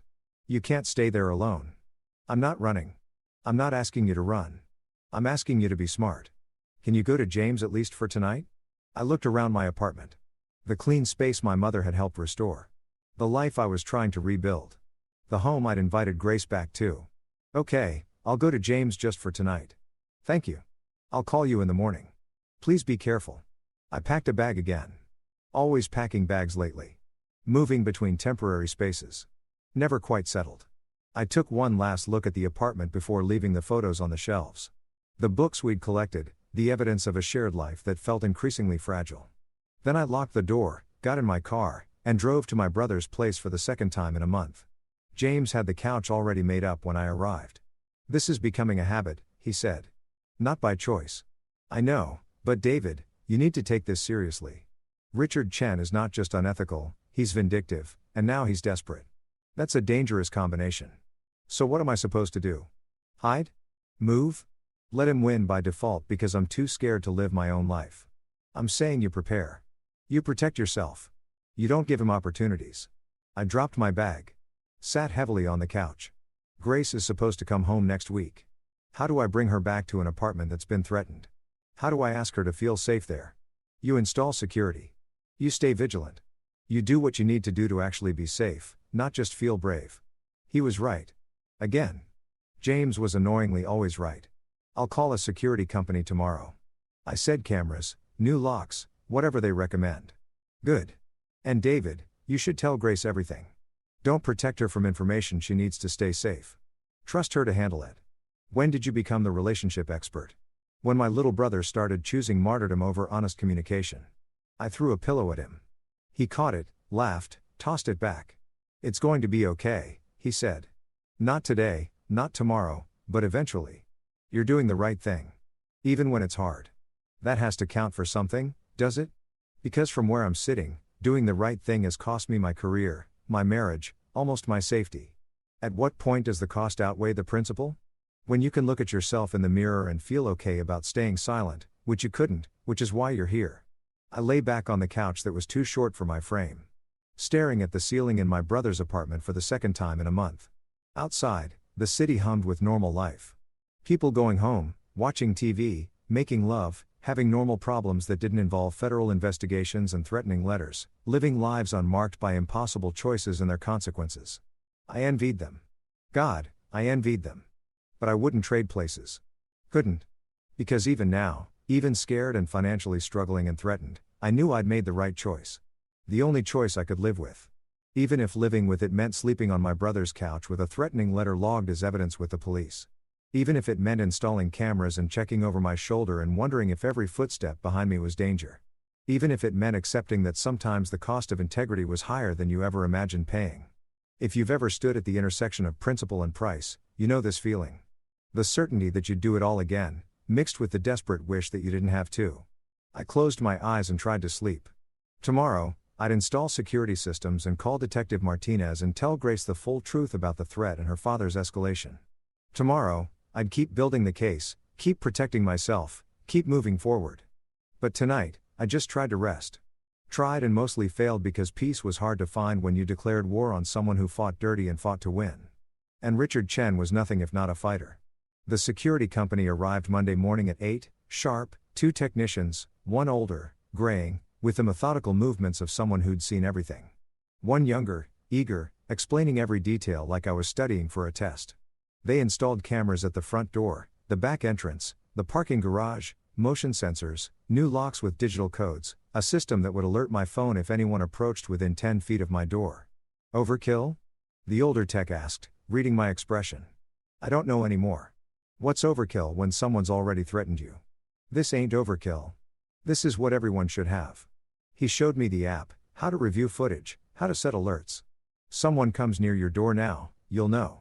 They try the handle, you'll know. They breathe wrong, you'll know. That's reassuring, I think. After they left, I sat in my apartment, my secure, surveilled, fortress-like apartment, and felt both safer and more paranoid. Every sound made me check my phone. Every footstep in the hallway triggered a spike of adrenaline. I'd become someone who flinched at shadows. Grace came by around noon. I told her about the security installation, expected her to be relieved. Instead, she looked haunted. This is because of my father, she said, staring at the camera above the door. You're living in fear because I'm related to a man who threatens people. You're not responsible for his choices, aren't I? If I'd seen what he was earlier, if I'd questioned things instead of blindly accepting, Grace, no, you can't rewrite history like that. You trusted your parent. That's not a character flaw. That's being human. She moved through the apartment like she was seeing it for the first time, touching familiar objects, the books on our shelves, the photos on the walls, the coffee maker we'd picked out together, reacquainting herself with a space that had been ours but was now just mine, at least temporarily. Can I stay tonight? She asked suddenly. Not moving back yet. Just I want to sleep in our bed. I want to wake up next to you just for one night before I have to go back to Emily's and keep pretending I'm okay. You don't have to pretend here. I know. That's why I'm asking. So, she stayed. We ordered takeout neither of us finished. Watched a movie neither of us paid attention to existed in the same space. Relearning how to be together without the weight of crisis forcing every interaction. That night, lying in bed with Grace curled against me, her breathing evening out into sleep, I checked my phone one last time. The security app showed the empty hallway, the quiet parking garage, the world continuing its normal rhythms while ours remained fractured. No threats, no visitors, no Richard Chen lurking in shadows. Maybe the note had been his last desperate move. Maybe the security was working as a deterrent. Maybe I could actually sleep without jumping at every sound. I was wrong about all of it. Tuesday morning, Detective Martinez called while Grace was in the shower. We're filing formal charges, she said without preamble. Wire fraud, contract fraud, multiple counts. The DA's office is confident enough in the case to move forward. My heart raced. When? Warrant goes out this afternoon. We'll execute it tomorrow morning. Wanted to give you a heads up in case Chen's people come after you with accusations of cooperation. Grace is here with me. She should know. Agreed. But David, be prepared. This is going to get ugly. Chen's lawyers will fight every charge. His PR team will go into overdrive. And he's going to blame everyone involved, especially you and his daughter. We're prepared. Are you? Because preparation means understanding that this man might do more than send threatening letters. Cornered animals don't just run. Sometimes they attack. The warning hung in the air after we disconnected. Cornered animals. Richard had money, connections, resources, and now he had nothing left to lose. When Grace emerged from the bathroom, towel drying her hair, wearing my t-shirt, looking momentarily normal, I knew I had to tell her. No more protective omissions. No more filtering information to spare her feelings. That was Detective Martinez. I said they're filing charges. Tomorrow morning, she froze mid-motion. Towel suspended. Tomorrow, formal arrest, wire fraud, contract fraud, multiple counts. She sat down slowly on the bed. It's really happening. I knew it was coming, but hearing it said out loud, Grace, there's something else. Martinez thinks your father might escalate. That the threat I received might not be the end of it. What are you saying? I'm saying we need to be careful. Both of us. Maybe you shouldn't be alone right now. Maybe you should stay here where there's security rather than going back to Emily's. She looked at me with an expression I couldn't read. You think my father would actually hurt me? His own daughter? I think he's desperate, and desperate people do desperate things. He's not violent, David. He's manipulative, dishonest, ethically bankrupt, but he's not violent. You didn't think he was any of those other things either. Until you did. The words landed harder than I intended. She flinched, looked away. I'm sorry, I said. That was true. It was true. She stood up, started getting dressed.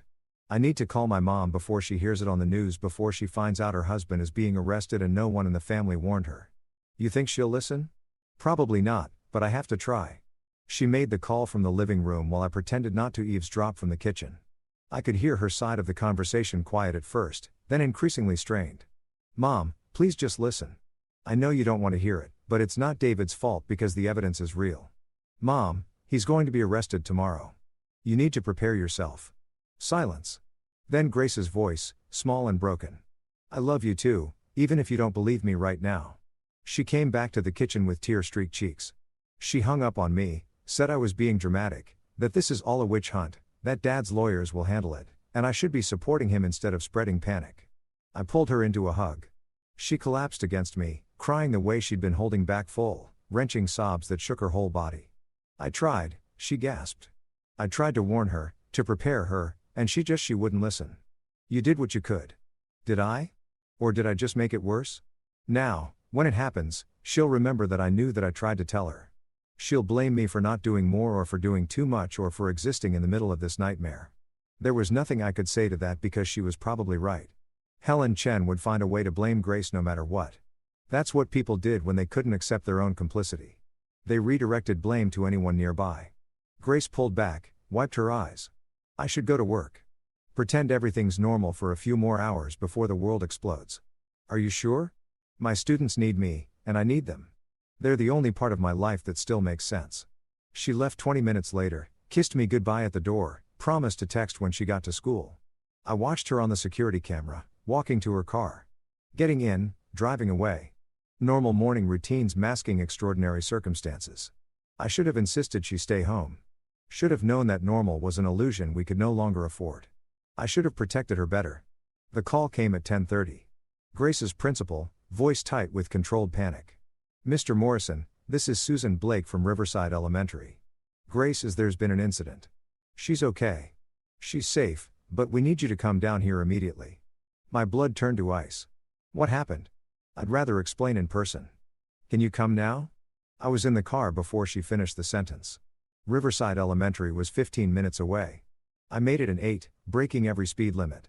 My mind racing through possibilities. Heart attack, car accident, school shooting, every horrible scenario playing on repeat.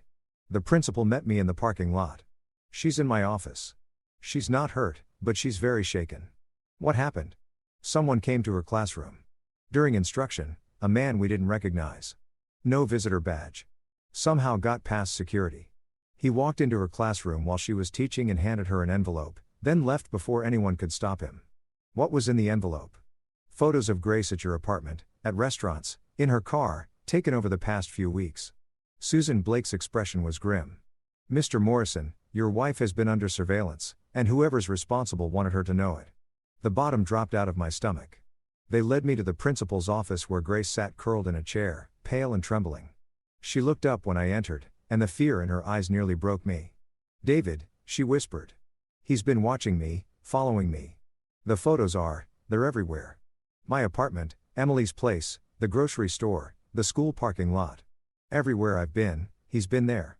I knelt in front of her, took her hands. They were ice cold. Did you see the person who delivered them? Barely. Older man, maybe 60s. He smiled at me like this was funny. Like scaring me was entertainment. Susan cleared her throat. We've called the police. They're on their way and we've locked down the school as a precaution. But Mr. Morrison, I need to ask, is Grace in danger? Are my students in danger? Because if there's something going on that puts this school at risk, the person responsible is Grace's father, I said. He's being arrested tomorrow on fraud charges. This is his way of retaliating. Her father? Susan looked between us, recalibrating. I knew there was a family situation. Grace mentioned it, but I didn't realize. Neither did I, Grace said wholly. I didn't think he'd actually. I thought the threat to David was posturing. I didn't think he'd follow through. The police arrived. Different officers than the ones who'd come to my apartment, older, more experienced, treating this as the serious crime it was. Stalking, harassment, witness intimidation. They took the photos as evidence, took statements from Grace, from Susan, from the teacher's aide who'd seen the man enter. We're issuing an emergency restraining order, one officer said, against Richard Chen, and any associates. He comes within 500 feet of you, your husband, your workplace, or your home. He's arrested immediately. Can you actually enforce that? Grace asked. He has money, lawyers. He knows how to work around rules. Ma'am, he's about to be arrested on federal fraud charges. He violates a restraining order. That's additional charges. Additional evidence of consciousness, of guilt. His lawyers will tell him to back off unless his lawyers couldn't control him anymore.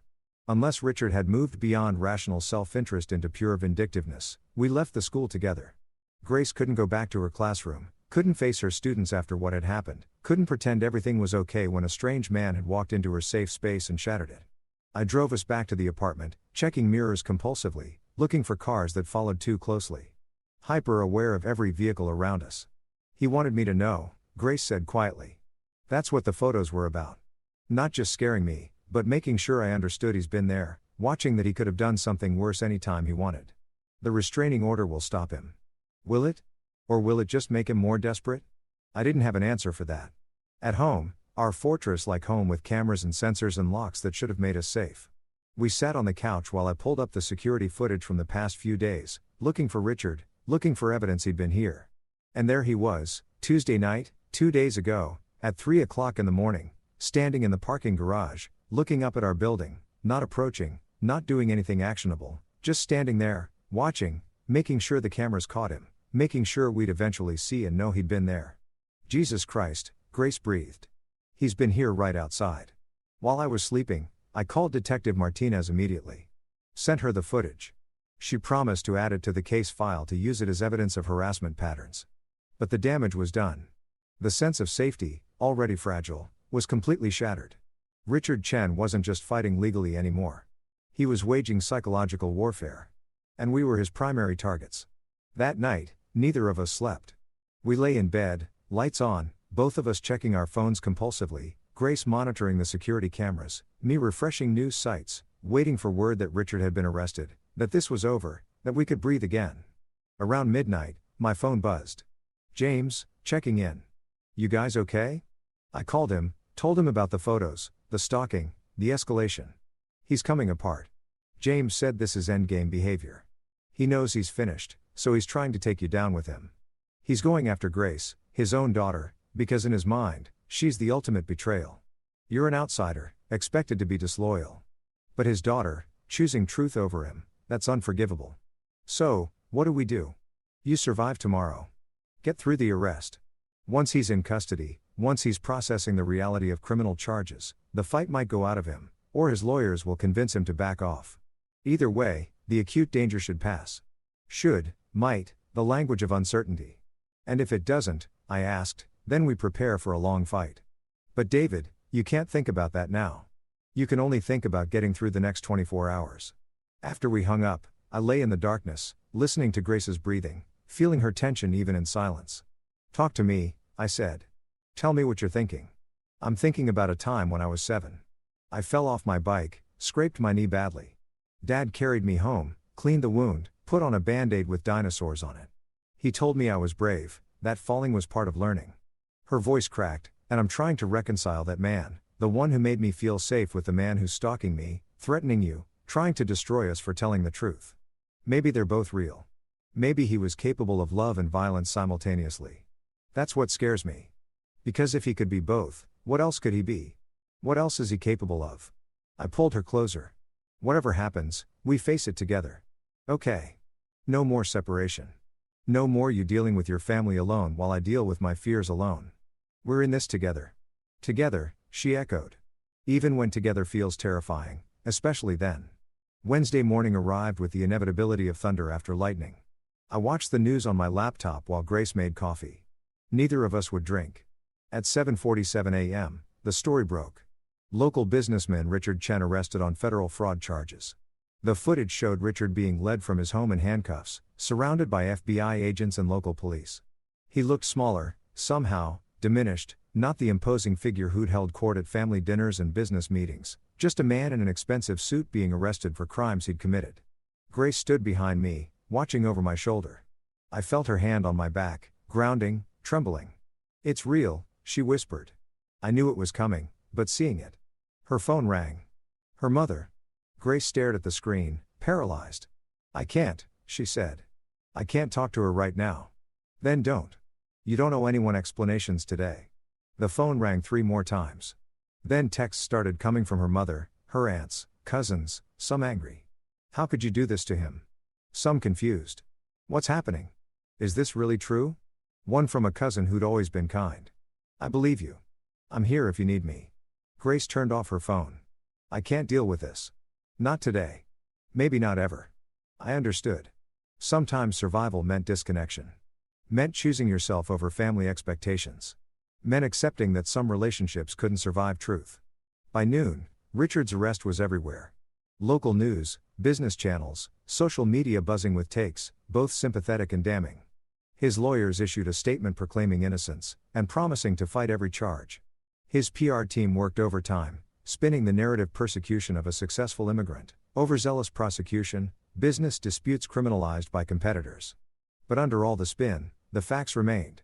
Richard Chen had been arrested, charged with multiple federal crimes, released on bond with conditions including the restraining order that kept him away from Grace and me. It was over, or at least the acute phase was over. We'd survived the storm, barely. Battered and changed, but alive. That evening, Grace and I sat on our balcony, watching the sunset. The security cameras hummed in the background, vigilant, protecting the city spread out below us. Millions of people living millions of lives, most of them unmarked by the kind of chaos we'd endured. "I don't know who I am anymore," Grace said quietly. "I used to be someone's daughter, someone's wife, someone's teacher. Now I'm the daughter who betrayed her father, the wife who almost left, the teacher who had to be escorted from her classroom by police. You're also the woman who chose truth over comfort. Who had the courage to turn on her own father when she discovered he was hurting people. Who's stronger than she ever knew she could be. I don't feel strong. I feel destroyed. Destroyed and strong aren't opposites. Grace, sometimes you have to be destroyed before you can be strong.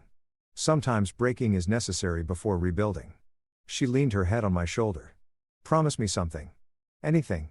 Promise me that no matter what happens next trial, sentencing, whatever comes, we face it together. No more secrets. No more protecting each other from information we need. Just honesty. Complete brutal honesty. I promise. Even when it hurts. Especially when it hurts." We sat there as the sun disappeared below the horizon, painting the sky in shades of orange and red and purple. Beautiful despite everything. Resilient despite destruction, like us, I thought, like we would have to be. Because this wasn't the end. It was barely even the beginning of the end. Richard's trial would take months, maybe years. The fallout would continue. Family fractures, professional consequences, psychological scars that would take time to heal. But we'd survive the worst of it. We'd face the storm and come through damaged but intact. And sometimes survival was enough.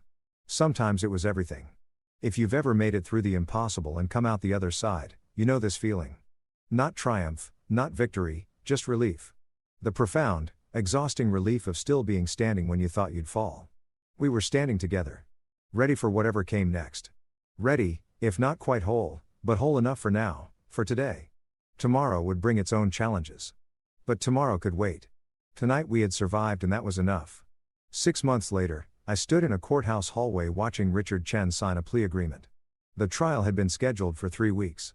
His lawyers had promised a vigorous defense, character witnesses, expert testimony about normal business practices in international trade. But on day 4, facing testimony from 17 defrauded suppliers and forensic accountants who'd unraveled his financial deceptions, Richard's legal team negotiated a deal. Guilty on 4 counts of wire fraud, 3 years federal prison, 5 years probation, full restitution to victims, his business licenses revoked, Chen Dynamics dissolved, assets liquidated to pay what he owed. It wasn't everything, but it was justice. Imperfect, incomplete, but real. Grace stood beside me, her hand in mine. She hadn't spoken to her father since the arrest. Her mother had cut off all contact, chosen loyalty over acknowledgement. But Grace's aunt, her father's younger sister, had reached out weeks ago. I always suspected, she'd said quietly over coffee. I just didn't want to know. They talked now carefully, building something new from the wreckage of what was. Richard looked smaller in his suit, older. When his eyes met mine across the hallway, there was no rage anymore, just exhaustion. He'd fought and lost, and the fight had taken everything. He looked at Grace last. She didn't flinch, didn't look away, just held his gaze with steady, sad resolve. Then he signed the papers and was led away. We left the courthouse into November sunshine. Grace tilted her face toward the light, eyes closed, breathing deep. "It's over," she said. "The legal part. The rest takes longer." "I know." She opened her eyes. "But I can breathe now. For the first time in 6 months, I can actually breathe." We drove to the coast. Spontaneous, unplanned, just got in the car and drove until the city disappeared behind us and the ocean stretched ahead. We parked at a beach we'd never visited. Walked barefoot in cold sand. Let waves chase us back toward shore. "I got a job offer," I said. "Marketing director for a nonprofit, ethical supply chain advocacy." Ironically enough, they said my experience with corporate fraud cases made me uniquely qualified. Grace laughed, real laughter, the kind I hadn't heard in months. "Only you could turn whistleblowing into a career opportunity. It pays less than consulting, but it feels right. Like maybe everything happened for a reason." "Do you really believe that? That there's a reason for all this pain?" I watched the waves roll in. Persistent and patient. I believe we give it reason. We take what happened and decide what it means. That's the only control we have. She was quiet for a while. "Then I'm pregnant." My heart stopped. "What?" "Found out yesterday. Wasn't sure how to tell you. Wasn't sure if it was good timing or terrible timing." Or I kissed her. Long, deep, tasting salt air and new beginnings. "It's perfect timing," I said when we pulled apart. "Terrifying and perfect. Our child is going to ask about my father someday. About why they never met their grandfather. And we'll tell them the truth. Age-appropriate truth. That sometimes people we love make terrible choices. That loving them doesn't mean accepting those choices. That integrity matters, even when it costs everything." She rested her head on my shoulder. "Think we'll be good parents?" "I think we'll be honest ones." "That's a start." We stayed until sunset, painted the sky in shades of healing gold, bleeding into pink, bleeding into that perfect blue before darkness. The beach emptied around us, but we remained. Two people who'd survived their own unraveling and were slowly, carefully knitting themselves back together. If you've ever emerged from the worst period of your life, you know this feeling. Not happiness yet, that comes later in small doses, relearned gradually, but peace. The bone-deep peace of having survived something that nearly destroyed you. The waves kept coming. Persistent, patient, proof that destruction isn't permanent, that tides recede and return, that nothing stays broken forever if you're willing to do the work of rebuilding. We drove home as stars emerged. Grace's hand rested on her stomach, protective and wondering. My hand covered hers. Tomorrow would bring new challenges, therapy appointments, financial recovery, the slow work of constructing a life from honest foundations. But tomorrow could wait.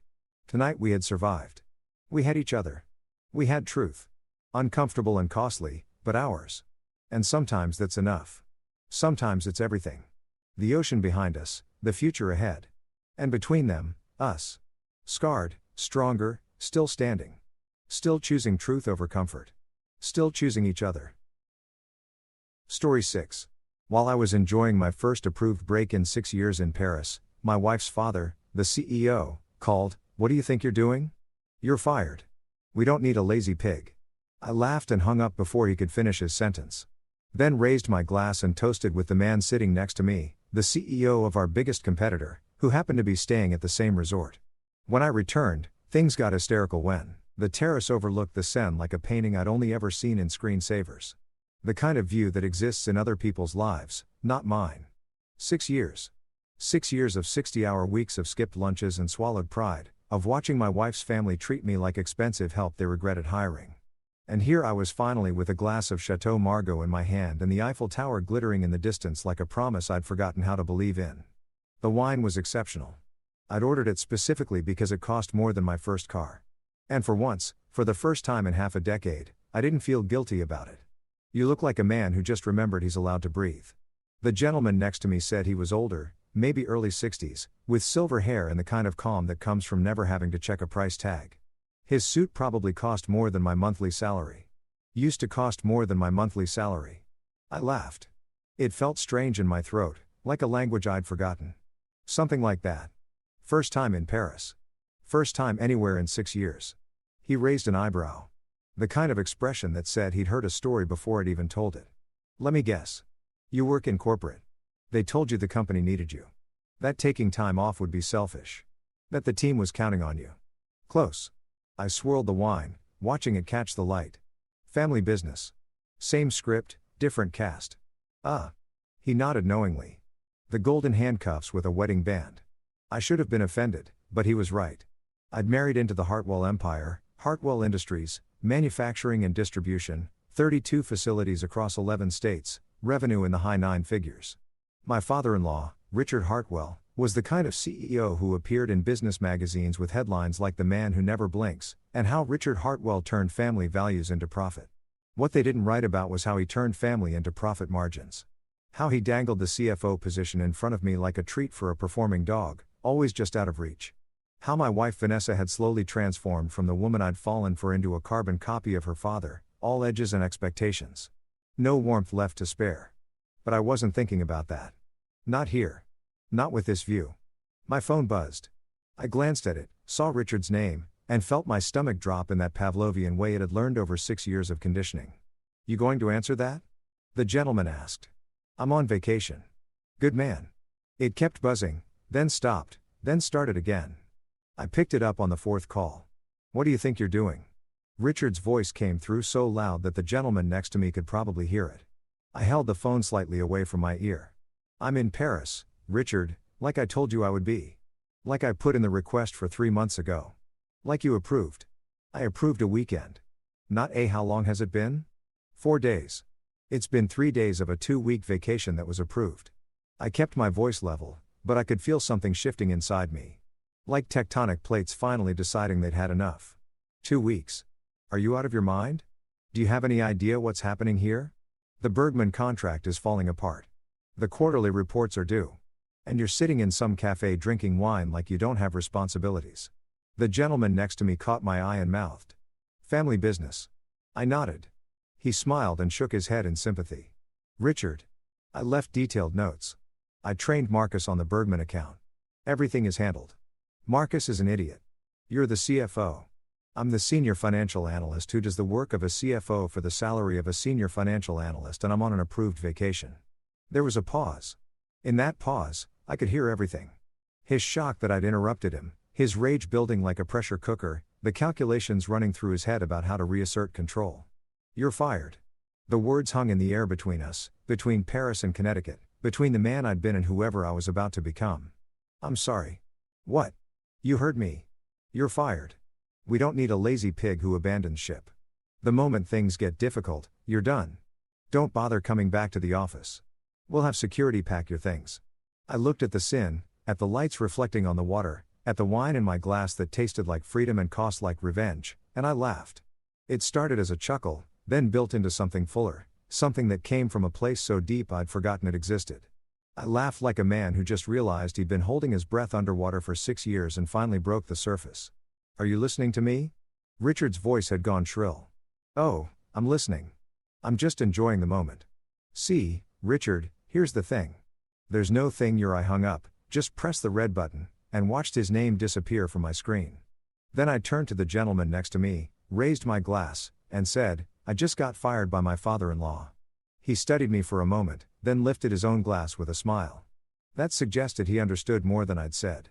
Then this calls for a toast. To new beginnings. To new beginnings, I echoed.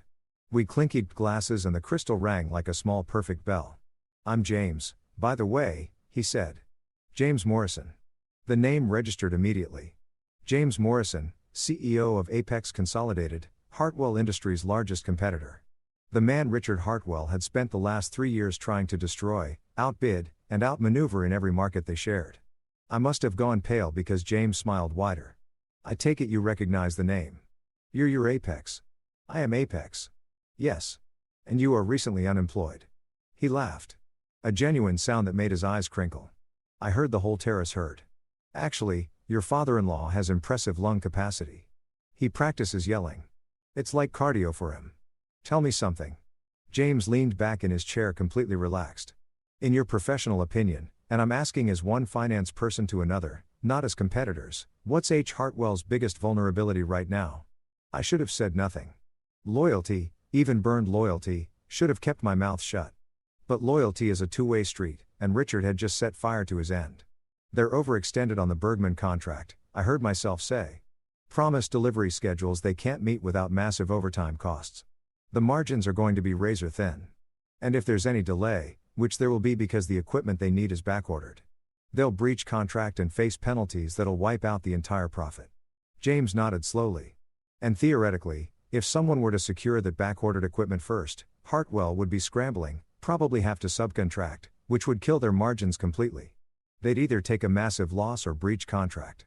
Either way, their Q4 numbers would be catastrophic. Interesting. James took a sip of his wine. Very interesting. My phone buzzed again.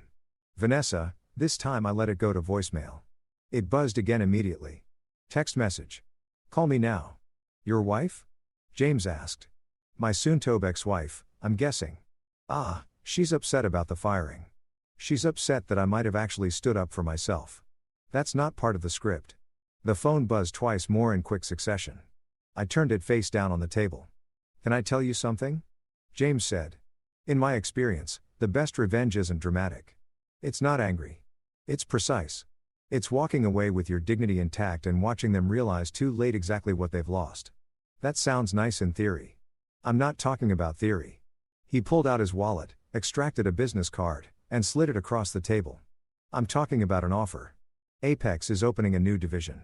We need a CFO who understands the manufacturing and distribution sector. Someone who knows the landscape, knows the players, knows where the opportunities are, someone who isn't afraid to take a vacation when they've earned it. I stared at the card. James Morrison, CEO, Apex Consolidated, a phone number, an email address. I can't you can't what? Accept a job offer? You're unemployed as if he checked his watch approximately 4 minutes ago. You're allowed to be employed again. It's not that simple. There's Vanessa and the family and they just fired you on your first vacation in 6 years while you were drinking wine in Paris. He leaned forward, his voice gentle but firm. Let me ask you something. If they valued you, would you be sitting here having this conversation? The truth of it hit me like cold water. No. If they valued me, Richard would have called to ask how Paris was. Vanessa would have sent photos of things she wanted me to see. I would have felt missed, not managed. Instead, I felt liberated. Think about it, James said standing. No pressure, but the offer stands. We can discuss details when you're back in the States. For now, enjoy your vacation. You've earned it. He shook my hand firm. Brief, professional, and walked away, leaving me alone with the sen, the wine, and a business card that felt like a loaded gun. My phone buzzed again. Another text from Vanessa. Dad says, you lied at him. What is wrong with you?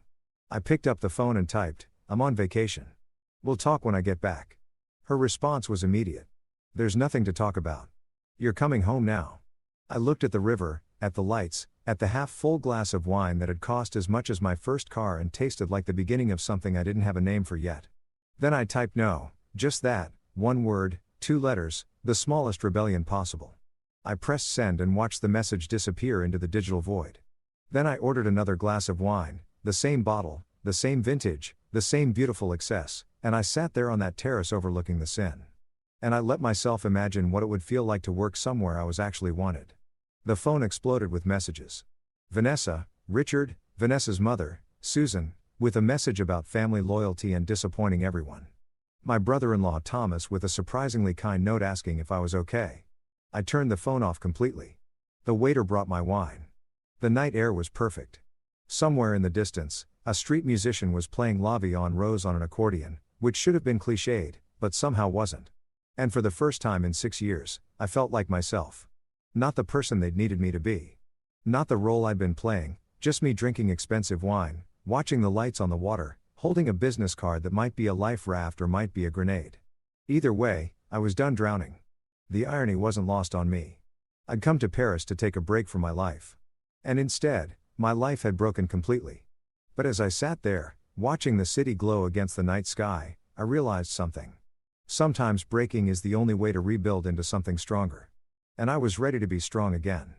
The flight back to Connecticut felt longer than the flight to Paris had, even though they were the same duration.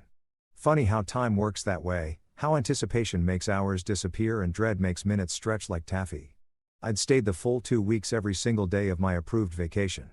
Despite the constant barrage of messages, voicemails, and increasingly unhinged emails from Richard, despite Vanessa's threats, then pleading, then cold silence, despite the part of me that whispered I was being childish, that I should just come home and smooth things over like I always did. But I didn't. I visited the Louvre. I ate at cafes where no one knew my name or cared about quarterly projections. I walked along the Seine every evening, sometimes alone, sometimes with James Morrison, who turned out to be staying at the same hotel for a European business tour. We talked about finance, about family businesses, about the particular hell of working somewhere that treated loyalty like a contract with fine print you weren't allowed to read. He never pressured me about the job offer. Never even mentioned it after that first night. But it sat between us like a third presence at every conversation possibility. Dressed in a tailored suit, sipping espresso. On my last night in Paris, James handed me a folder over dinner. "What's this?" "Nothing official. Just some reading material for the flight. Details about the CFO position if you're interested.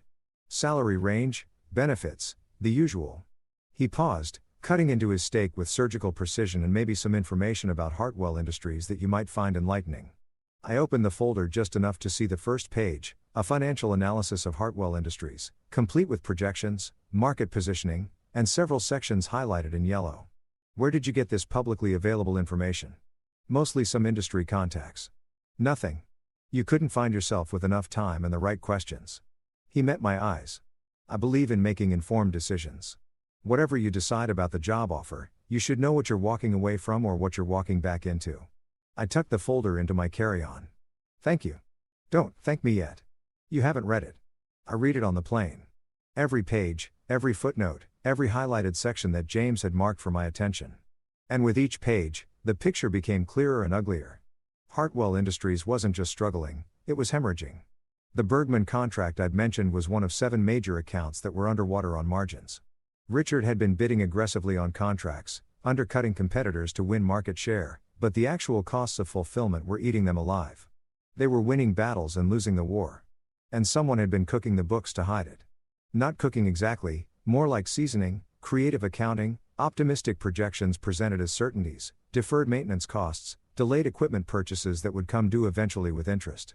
I recognized my own work in some of the reports, but twisted numbers I'd presented with caveats were being shown to the board without context. Conservative estimates I'd calculated were being reported as guaranteed outcomes. My careful hedging had been stripped away, leaving only the optimistic skeleton. And then I found the section about the life insurance policies. Every executive at Hartwell Industries had a keyman life insurance policy, standard practice for a family business. If something happened to a critical employee, the company would receive a payout to cover the cost of replacement and training. What wasn't standard was the size of my policy, $15 million, or the fact that it had been increased from $2 million just 8 months ago, right after I'd successfully renegotiated the supplier contracts that had saved the company $4 million in annual costs, or the fact that Richard was the sole beneficiary on behalf of the company, and that there was a clause I'd never seen before about suicide exclusions being waived after the first 2 years. My policy was now in year 6. I read that page 3 times. My coffee going cold in my hands, turbulence rocking the plane while my stomach rocked for entirely different reasons. Maybe it was nothing. Maybe it was standard. Maybe I was being paranoid. But I thought about the increasingly dangerous efficiency consultations Richard had sent me on factory floors where I had to inspect equipment, warehouses where forklifts zipped past within inches, site visits to facilities with questionable safety records. I thought about the time he'd insisted I personally oversee a late-night inventory at the chemical storage facility alone, despite that being wildly outside my job description. I thought about how tired I'd been lately. How the coffee at the office had started tasting bitter. How I'd had that weird dizzy spell last month that sent me to the ER, where they'd found nothing wrong but suggested I was probably just overworked and should take a vacation. A vacation Richard had initially approved, then seemed surprised I was actually taking. The plane hit another patch of turbulence and I gripped the armrest. Maybe I was being paranoid. Or maybe 6 years of gaslighting had trained me not to trust my own instincts. I pulled out my phone, still in airplane mode, and looked at the last message Vanessa had sent before I stopped checking. "You're going to regret this. We gave you everything. Everything. A job where I did executive work for analyst pay. A marriage that felt like a performance review. A family that treated me like an asset on a balance sheet. Valuable until I wasn't and then disposable. The flight attendant came by with the breakfast service. I wasn't hungry, but I took the croissant anyway. Picked at it while I watched the sun rise over the Atlantic. Somewhere down there, Connecticut was waiting. Vanessa was waiting, Richard was waiting, and I was flying toward them at 500 miles per hour with a folder full of information that made my 6 years at Hartwell Industries look less like a career and more like a crime scene. The landing was smooth. Logan Airport, then a connecting shuttle to Hartford. I'd left my car at the long-term parking, and it started on the first try, which felt like a small miracle. The drive to our house, Vanessa's house, really bought with Hartwell money before we'd even married, took 40 minutes. 40 minutes of suburban sprawl and familiar exits of radio stations I'd programmed and coffee shops I'd stopped at 1,000 times. It should have felt like coming home. Instead, it felt like being a stranger in my own life. The house was a colonial revival in West Hartford. 4 bedrooms and 3 baths, professionally landscaped with a driveway that could fit 4 cars and usually held Vanessa's Mercedes and my significantly more modest Honda. Today, there were 3 cars in the driveway. Vanessa's Mercedes, Richard's Escalade, and Susan's Lexus. A welcoming committee. I sat in my car for a moment, looking at the house I'd paid the mortgage on for 6 years, despite Vanessa's name being the only one on the deed. Looking at the windows I'd replaced, the garden I'd painted. Then I grabbed my suitcase, the folder from James, and my laptop bag, and I walked up to my own front door like a man approaching a firing squad. I didn't need to knock. The door opened before I reached it. Vanessa stood there, and for a moment I saw the woman I'd married. Dark hair, sharp cheekbones, the kind of beauty that looked expensive because it was. She was wearing a cream cashmere sweater and tailored slacks. The uniform of a woman who'd never had to worry about price tags. But her eyes were cold. "You have a lot of nerve showing up here," she said. "I live here." "Not anymore, you don't." She stepped aside and I saw them in the living room. Richard in the wing-back chair like a king holding court. Susan on the sofa with her spine straight and her pearls perfect. Both of them looking at me like I was a stain on their expensive carpet. "Welcome home," Richard said, his voice dripping with sarcasm. "How was Paris? Did you enjoy your little tantrum?" I set my suitcase down carefully. It wasn't a tantrum. It was a vacation, one you approved. I approved a weekend, not a. He waved his hand dismissively. European sabbatical while the company crumbled. The company didn't crumble. I left detailed instructions. Marcus handled everything. Marcus is an incompetent fool who nearly cost us the Bergman contract. The Bergman contract was always a disaster. I told you that when you bid on it. I told you the margins were too thin and the timeline was impossible. You bid on it anyway. The room went quiet. You didn't contradict Richard Hartwell. That was rule 1 of working at Hartwell Industries, of being married to his daughter, of existing in his orbit. But I was tired of rules that only applied to me. You told me, Richard repeated slowly, that the Bergman contract was viable if we optimized our processes. I told you it was possible if everything went perfectly, which it never does. I also told you we should bid higher to account for contingencies. You overruled me. I overruled you because you're conservative to the point of cowardice. This is business. Sometimes you have to take risks. Taking risks with accurate information is business. Taking risks while ignoring your CFO's analysis is gambling. You're not the CFO, Vanessa cut in, her voice sharp. You're a senior financial analyst who's gotten too big for his position. There it was. The truth, finally said out loud. I looked at her, really looked at her, and tried to find the woman who'd once laughed at my jokes, who'd stayed up late talking about dreams and fears, who'd promised that her family would see my value eventually. She was gone. Or maybe she'd never existed. Maybe I'd just been in love with potential with the hope that someday I'd be good enough for them. You're right, I said quietly. I'm not the CFO. I just do all the work of a CFO for a fraction of the salary with none of the authority. My mistake was thinking that might change. Your mistake? Richard stood up.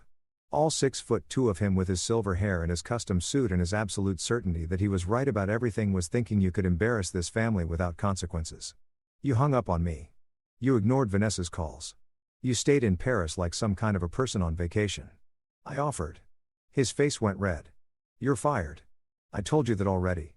You're fired. And you're going to sign these papers. He gestured to the coffee table where a stack of documents waited, flagged with bright orange tabs. I didn't move toward them. What papers? Separation papers from the company and from Vanessa. We're making this clean. How efficient. Don't be snide.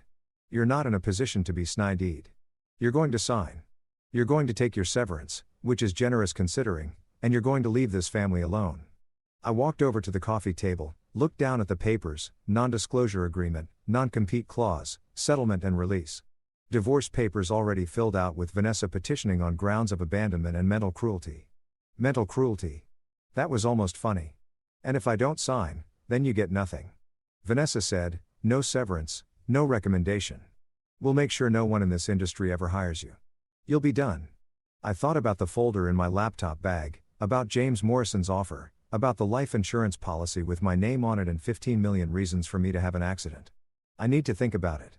There's nothing to think about, Richard snapped. Sign the papers today. Now, no.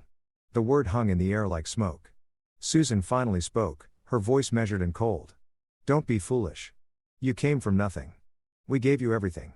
A job, a home, a place in this family. This is more than fair. Fair? I tasted the word. I worked 60-hour weeks for 6 years. I saved the company millions. I asked for one vacation and you fired me for taking it. But sure, fair. You abandoned your post. Richard said, I took an approved vacation after I told you not to after you initially approved it. You don't get to change the rules retroactively. I am the CEO of this company. I can do whatever I want. And there it was. The truth underneath all the corporate speak, all the talk about family values and teamwork. Richard Hartwell could do whatever he wanted. And everyone else had to smile and say, thank you. I picked up the divorce papers, flipped through them. Vanessa got the house, the car, the furniture. I got 30 days to vacate and a settlement of $50,000 contingent on signing the non-disclosure and non-compete. $50,000 for 6 years of my life. I'll think about it. I said again, there's a deadline. Vanessa said, you have 72 hours. After that, the offer is withdrawn and we file for divorce without settlement. You'll get nothing. I looked at her. This woman I'd loved who'd promised to be my partner. When did you stop being on my side? When you stopped being useful, she said. And at least she was honest. I picked up my suitcase. I'll be back for my things. You have 72 hours, Richard reminded me. I walked out of that house, out of that life. And I didn't look back. In my car, I sat with the engine running, looking at the folder from James Morrison. Then I pulled out my phone and dialed the number on his business card. He answered on the second ring. I was wondering when I'd hear from you. I need to know something, I said. That job offer, is it real? Not a pity hire, not a favor. Real. It's real. I need a CFO who understands this industry. You're the best person I know for the job. So, yes, it's real. When can I start? I could hear the smile in his voice. How soon can you get to New York? I can be there tomorrow. Then, let's say tomorrow. 10 a.m. My office. We'll discuss terms, go over the division structure, and if we're both happy, you can sign on immediately. What about the non-compete? Hartwell will make me sign. Non-competes are tricky in Connecticut, especially when the firing was retaliatory and the employee was on approved leave. But we'll have our lawyers look at it. I'm not worried. I looked at the house one more time. At the life I'd built that had never really been mine. I'll see you tomorrow, I said. Welcome to Apex, James said, and hung up. I drove to a hotel in Marriott near the highway. Clean and anonymous. I ordered room service, spread the Hartwell documents across the bed, and started reading. By midnight, I had a list of 15 regulatory issues, 8 accounting irregularities, and 1 life insurance policy that made my blood run cold. By 2 meters, I had a plan. And by dawn, I was ready to burn it all down.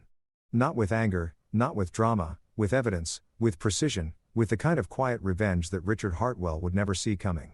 The Apex Consolidated building in Manhattan was everything Hartwell Industries headquarters. Wasn't sleek glass and steel rising 40 stories above Midtown with a lobby that looked like modern art, had made it with architecture, and produced something beautiful. No wood paneling, no oil paintings of stern-faced founders, just clean lines, natural light, and a reception desk where the security guard smiled at me like I was a person, not an interruption. You must be Mr. Chen, she said, checking her tablet. Mr. Morrison is expecting you. 4th floor, suite 4000. The elevators are to your right. I'd worn my best suit, a charcoal gray I'd bought on sale 3 years ago, that still fit well enough to pass for expensive. My shirt was pressed. My shoes were shined. I looked like someone who belonged in a building like this, even if I didn't quite feel like it yet. The elevator was glass on one side, offering a view of Manhattan. As I rose through the building, I watched the city spread out below me. All those lives happening simultaneously. All those people who had no idea that my entire existence had just reshuffled itself like a deck of cards. The 40th floor was quiet in the way. Expensive places are thick carpet that swallowed sound, art on the walls that probably cost more than my car, and an assistant at a desk who looked up and smiled as I approached. "Mr. Chen, good morning. James is finishing a call, but he'll be right with you. Can I get you anything? Coffee, water, tea? Coffee would be great. Black. Thank you." She returned with coffee in a real mug, not a paper cup, not a styrofoam disaster, and gestured to a seating area with a view that made my hotel room seem like a closet. "Please make yourself comfortable. He shouldn't be more than a few minutes." I sat, sipped the coffee, which was excellent, and tried to calm the part of my brain that kept whispering, this was all a mistake, that I should go back to Connecticut and sign Richard's papers, and accept my place in the universe as someone who didn't get nice things. But then I thought about Vanessa's face when she'd called me useless. About Richard's smug certainty that I had no options. About that life insurance policy and all the convenient accidents that hadn't happened yet but might have eventually if I'd stayed long enough. No. I was done being small to make them feel big. David James emerged from his office, hand extended, smile genuine. He was wearing a navy suit with an open collar, no tie, which somehow made him look more authoritative, not less. Right on time. "Come in. Come in." His office was corner positioned with windows on two sides, offering views of both Midtown and Central Park. The furniture was modern but comfortable, the kind of workspace that said its occupant actually worked here, not just held court.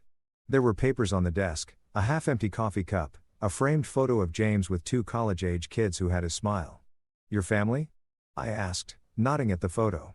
"My daughter and son, both graduated now, both smarter than I was at their age. Rebecca's in medical school. Andrew's doing something with artificial intelligence that I only pretend to understand." He gestured to a conference table by the window. "Please sit. Let's talk." I sat and he pushed a leather portfolio across the table to me. "That's the formal offer. Take your time reading it. I'll give you the highlights, but the details matter, so don't just skim." I opened the portfolio. The first page was a letter on Apex letterhead. Offer of employment, Chief Financial Officer, Apex Manufacturing Division. The salary made me blink. $285,000 base with performance bonuses that could add another $100,000. That was more than double what Hartwell had paid me and almost exactly what a CFO should make in this industry. "The base salary is competitive for the market," James said, watching my reaction.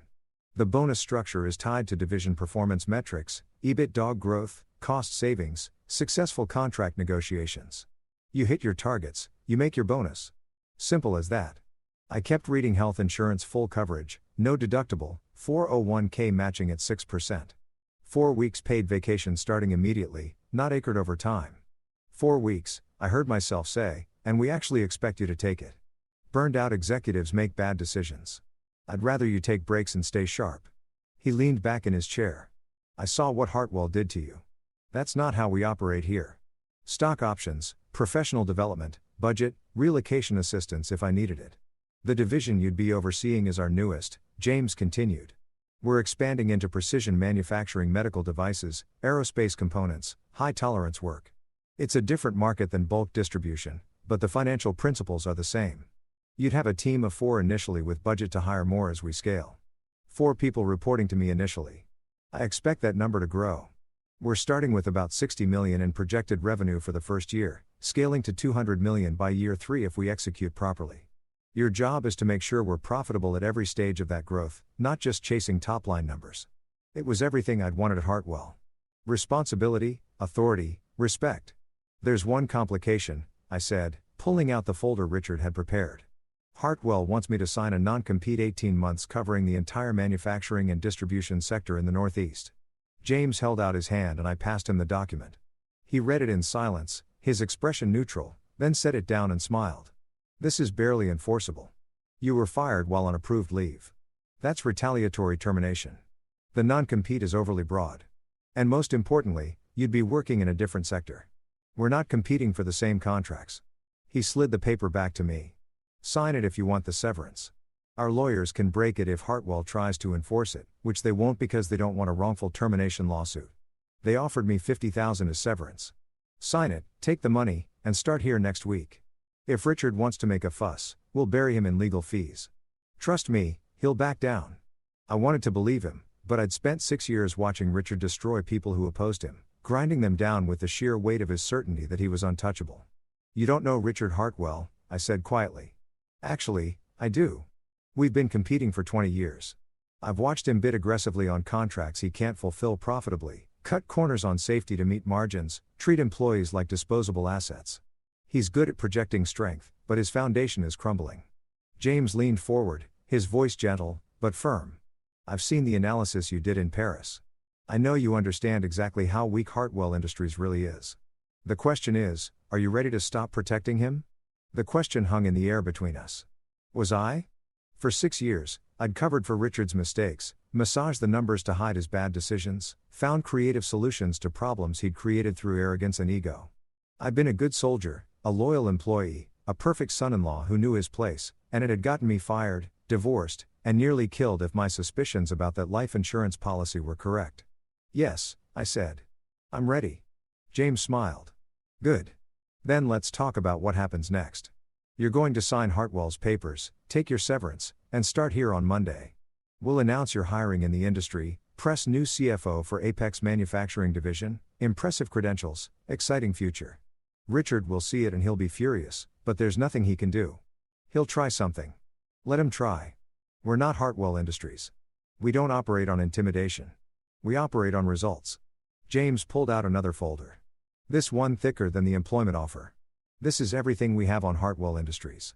Market analysis, competitive intelligence, financial projections based on publicly available data. I want you to read it, not as a former employee, but as our CFO. Tell me where they're vulnerable. Tell me where we can compete effectively. Tell me how we can win without breaking any rules."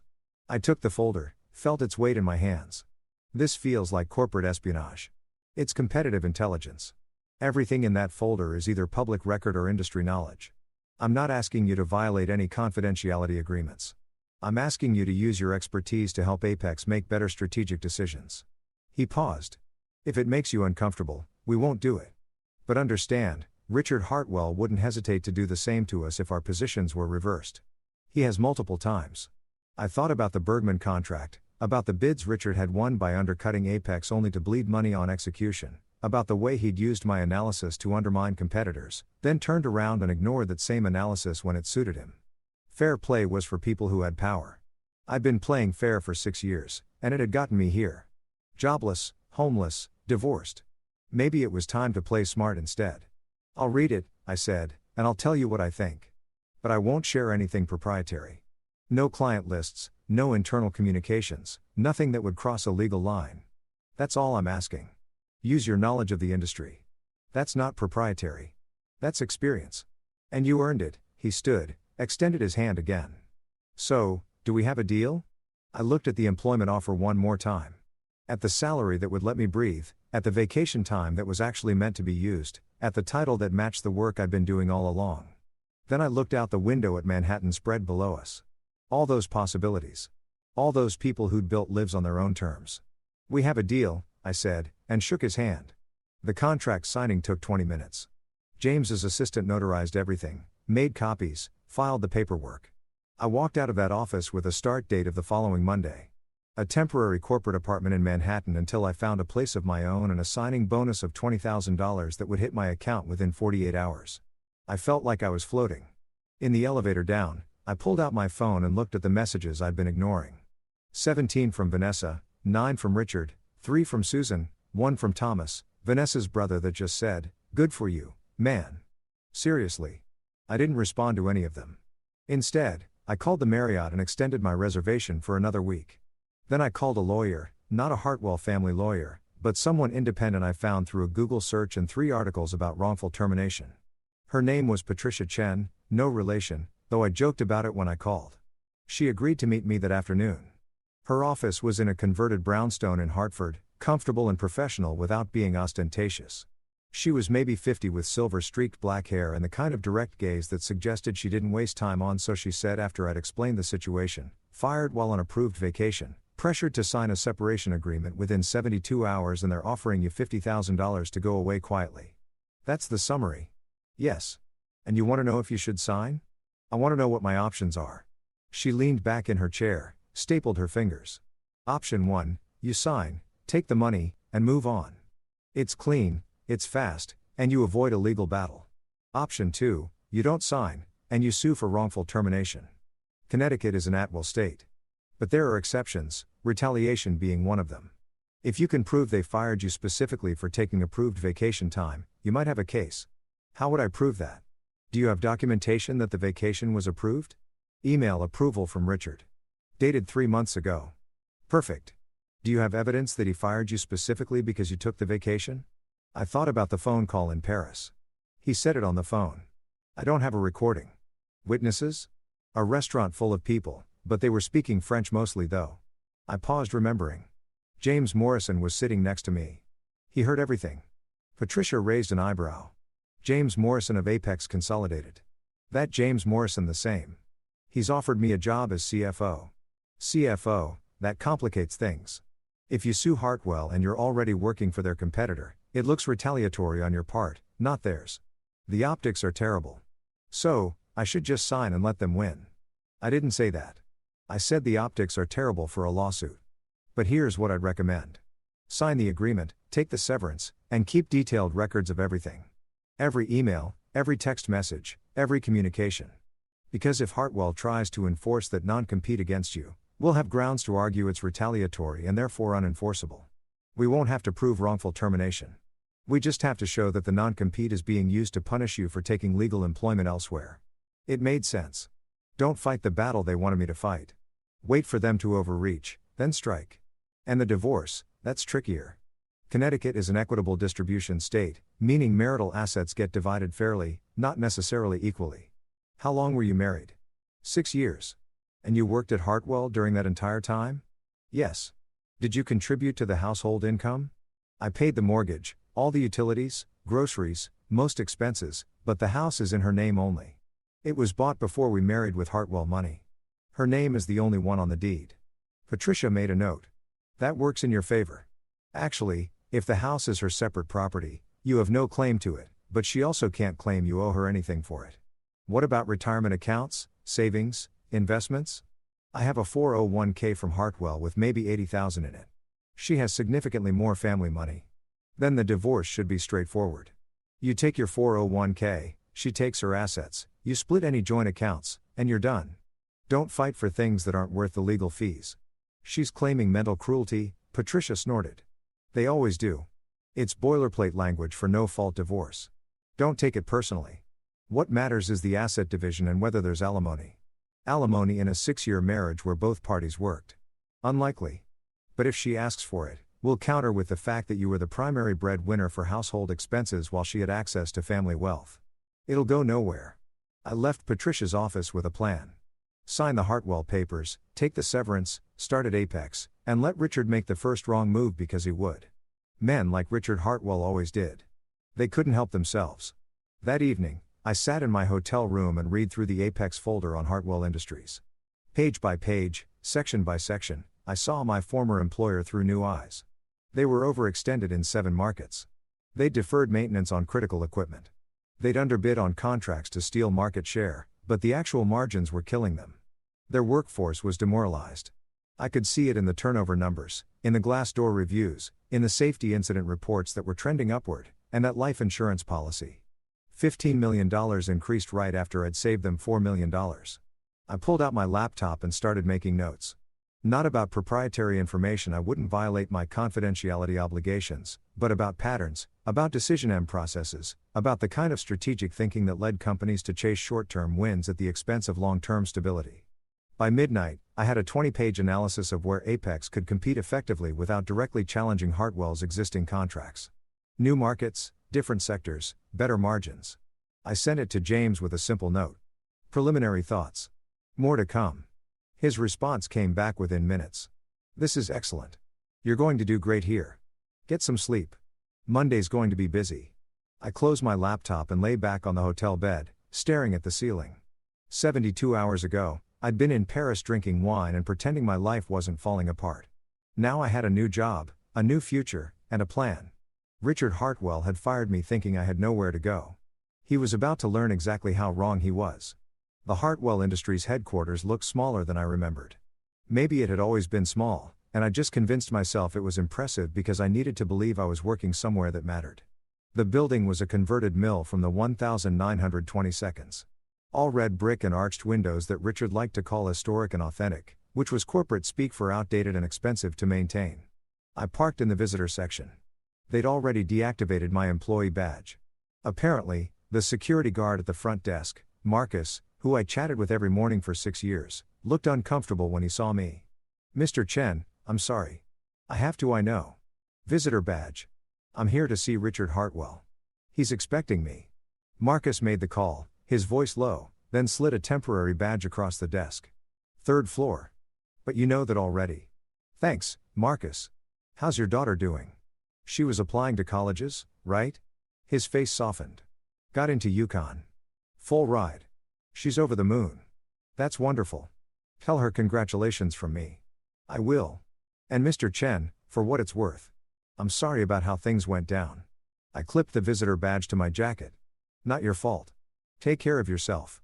The elevator ride to the third floor felt longer than the 40-story ascent at Apex had.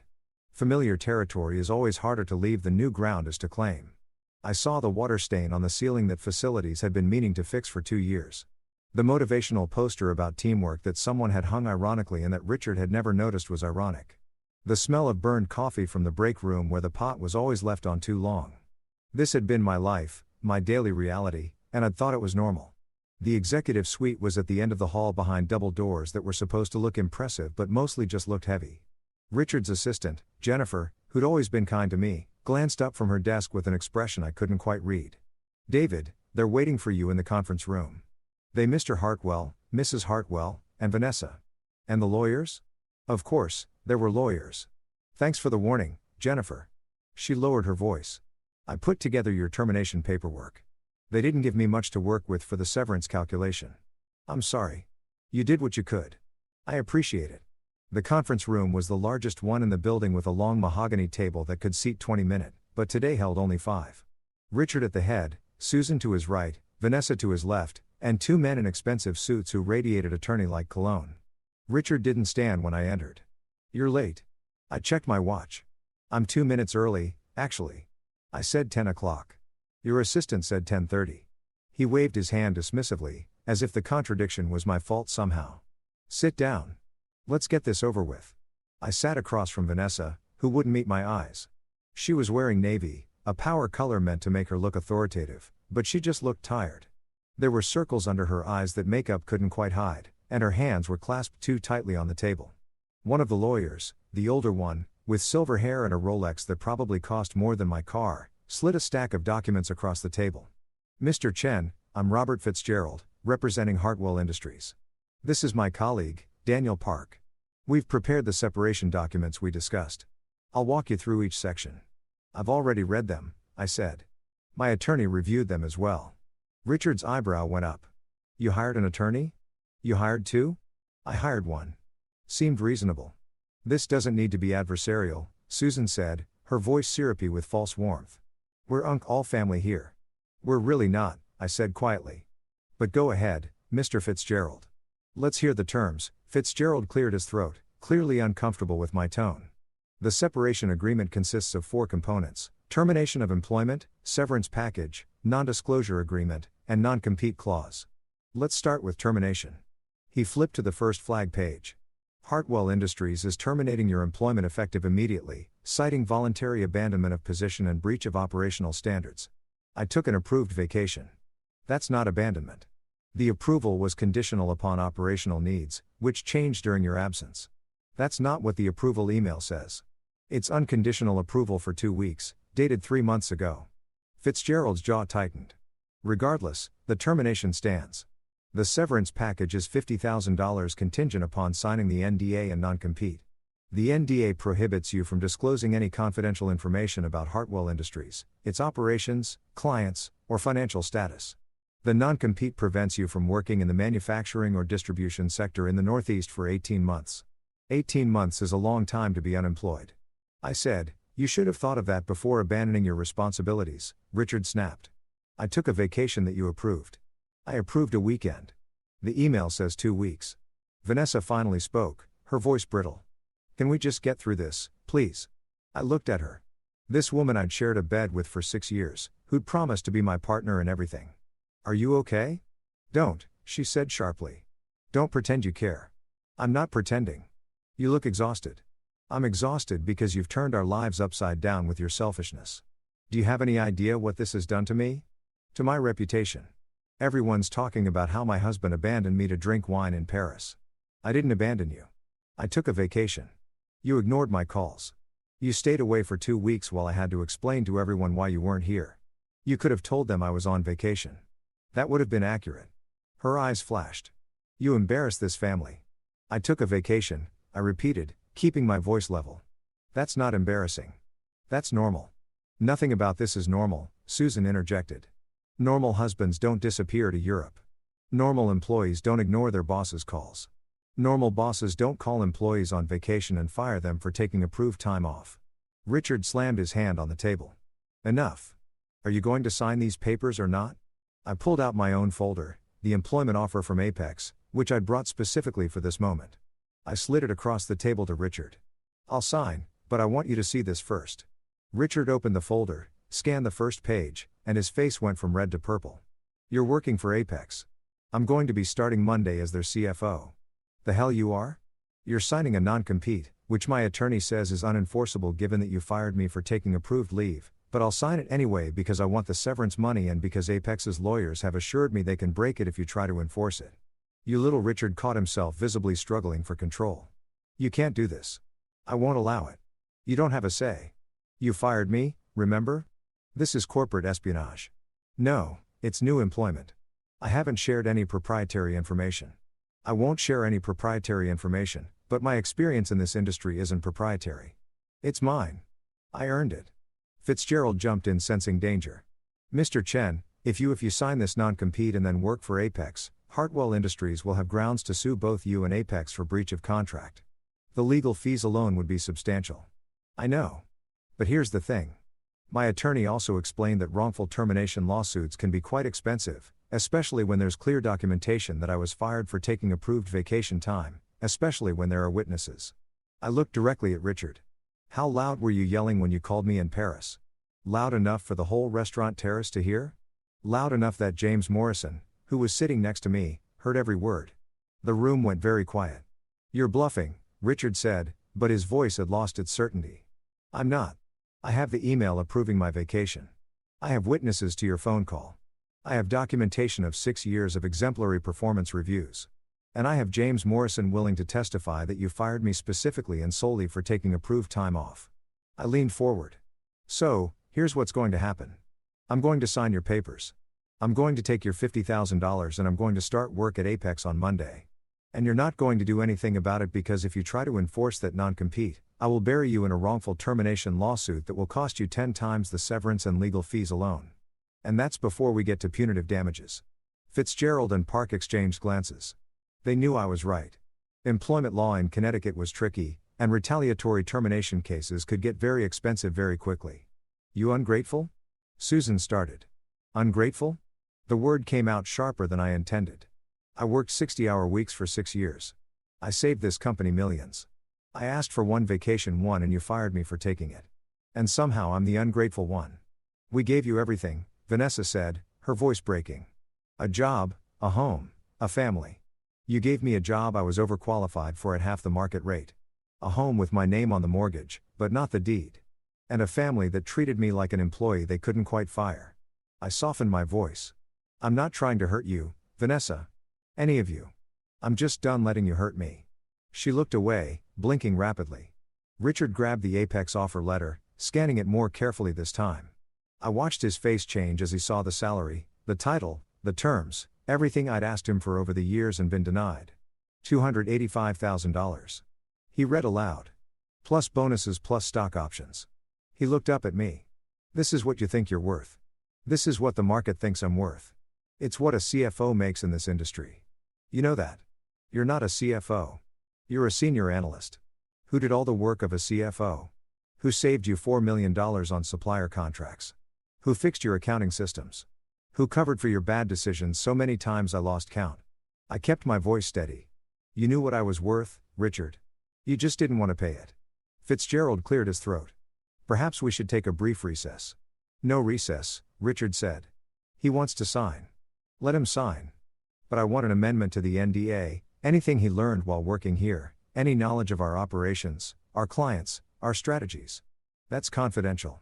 He shares any of that with Apex and will sue him into bankruptcy. I already agreed to that. I said the NDA is fine. I won't share client lists, internal communications, or proprietary processes. My attorney confirmed that's reasonable.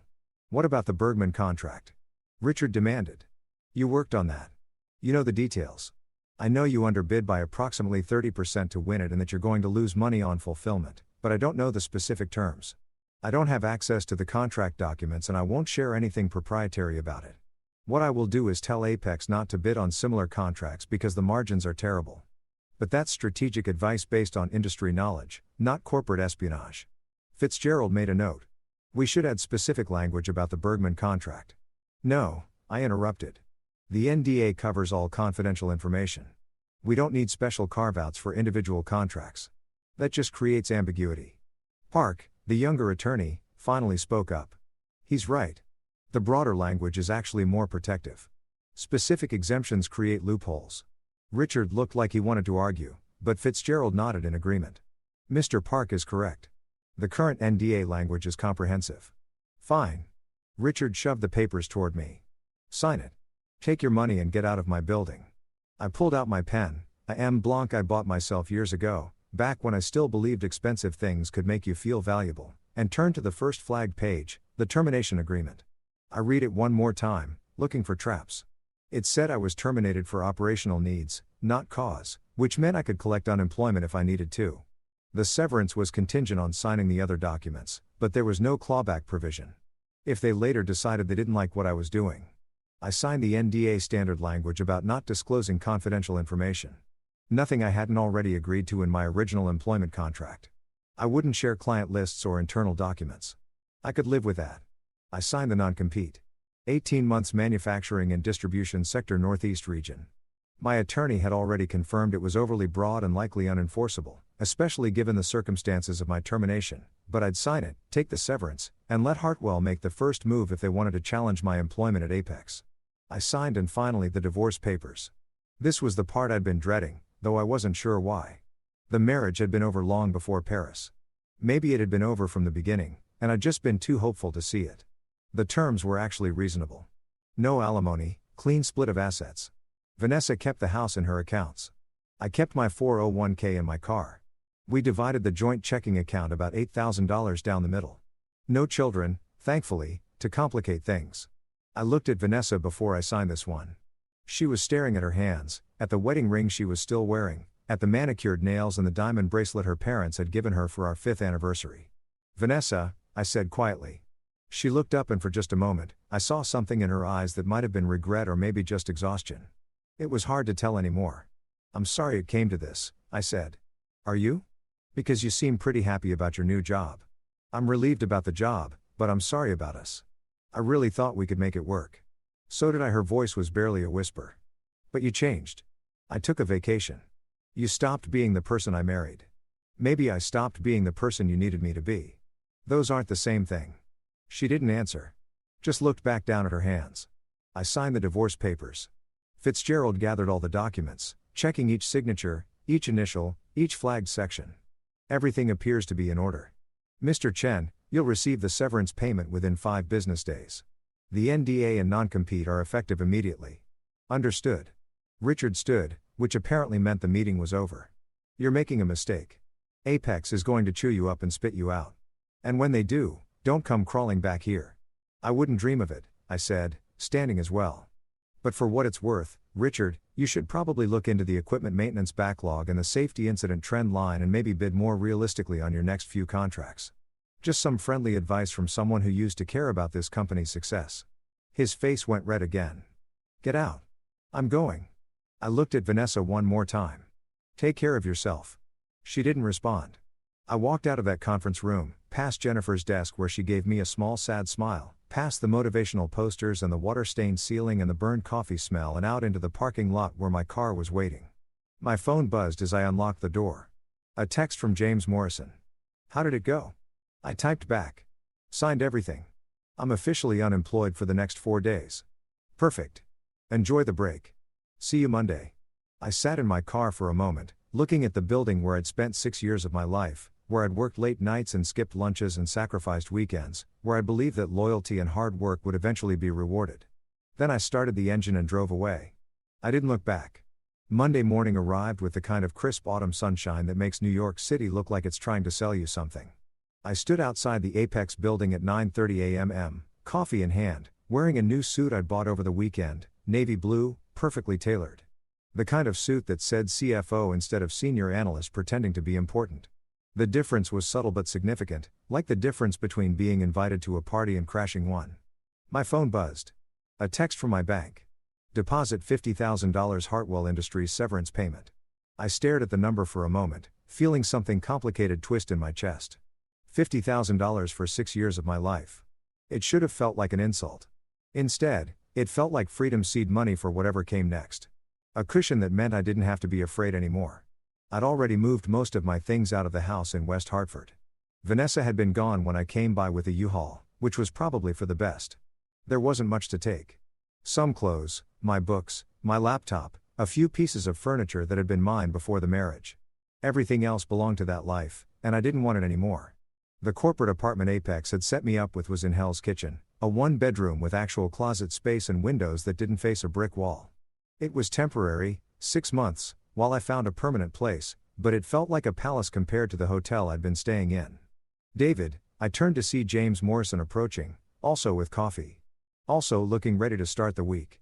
He was wearing a gray suit today, still no tie, still radiating that effortless authority that came from actually earning respect instead of demanding it. First day nerves? He asked, falling into step beside me. Is it that obvious? You're early? You're wearing a new suit and you've been standing outside for 5 minutes like you're afraid the building might not let you in. He smiled. It's normal. Come on, let's get you settled. The 40th floor looked different on a Monday morning, alive with people, voices, the hum of a workplace that actually functioned. We passed cubicles and offices where employees were settling in, coffee cups appearing on desks, computers booting up, the ritual dance of a workday beginning. People looked up as we passed. Some nodded at James. A few smiled at me with curious interest. The new CFO probably discussed in break rooms and whispered about in hallways. I wondered what they'd been told. Probably not the full story, probably just experienced hire from the manufacturing sector or something equally vague. My office was 3 doors down from James' corner position, windows overlooking Midtown, furniture that was actually nice instead of corporate standard. There was a desk with a computer already set up, a conference table, bookshelves waiting to be filled, and a small couch by the window. Your team is meeting in the conference room at 10 o'clock, James said, leaning against the doorframe. I'll introduce you, give you some time to get to know each other, and then we'll have lunch to go over the division strategy. Sound good? Sounds perfect. Good. Oh, and David. He paused. Welcome to Apex. I'm glad you're here. After he left, I stood in my office for a moment, just taking it in. My name was already on the door, a temporary placard that would be replaced with something permanent once I proved I could do the job.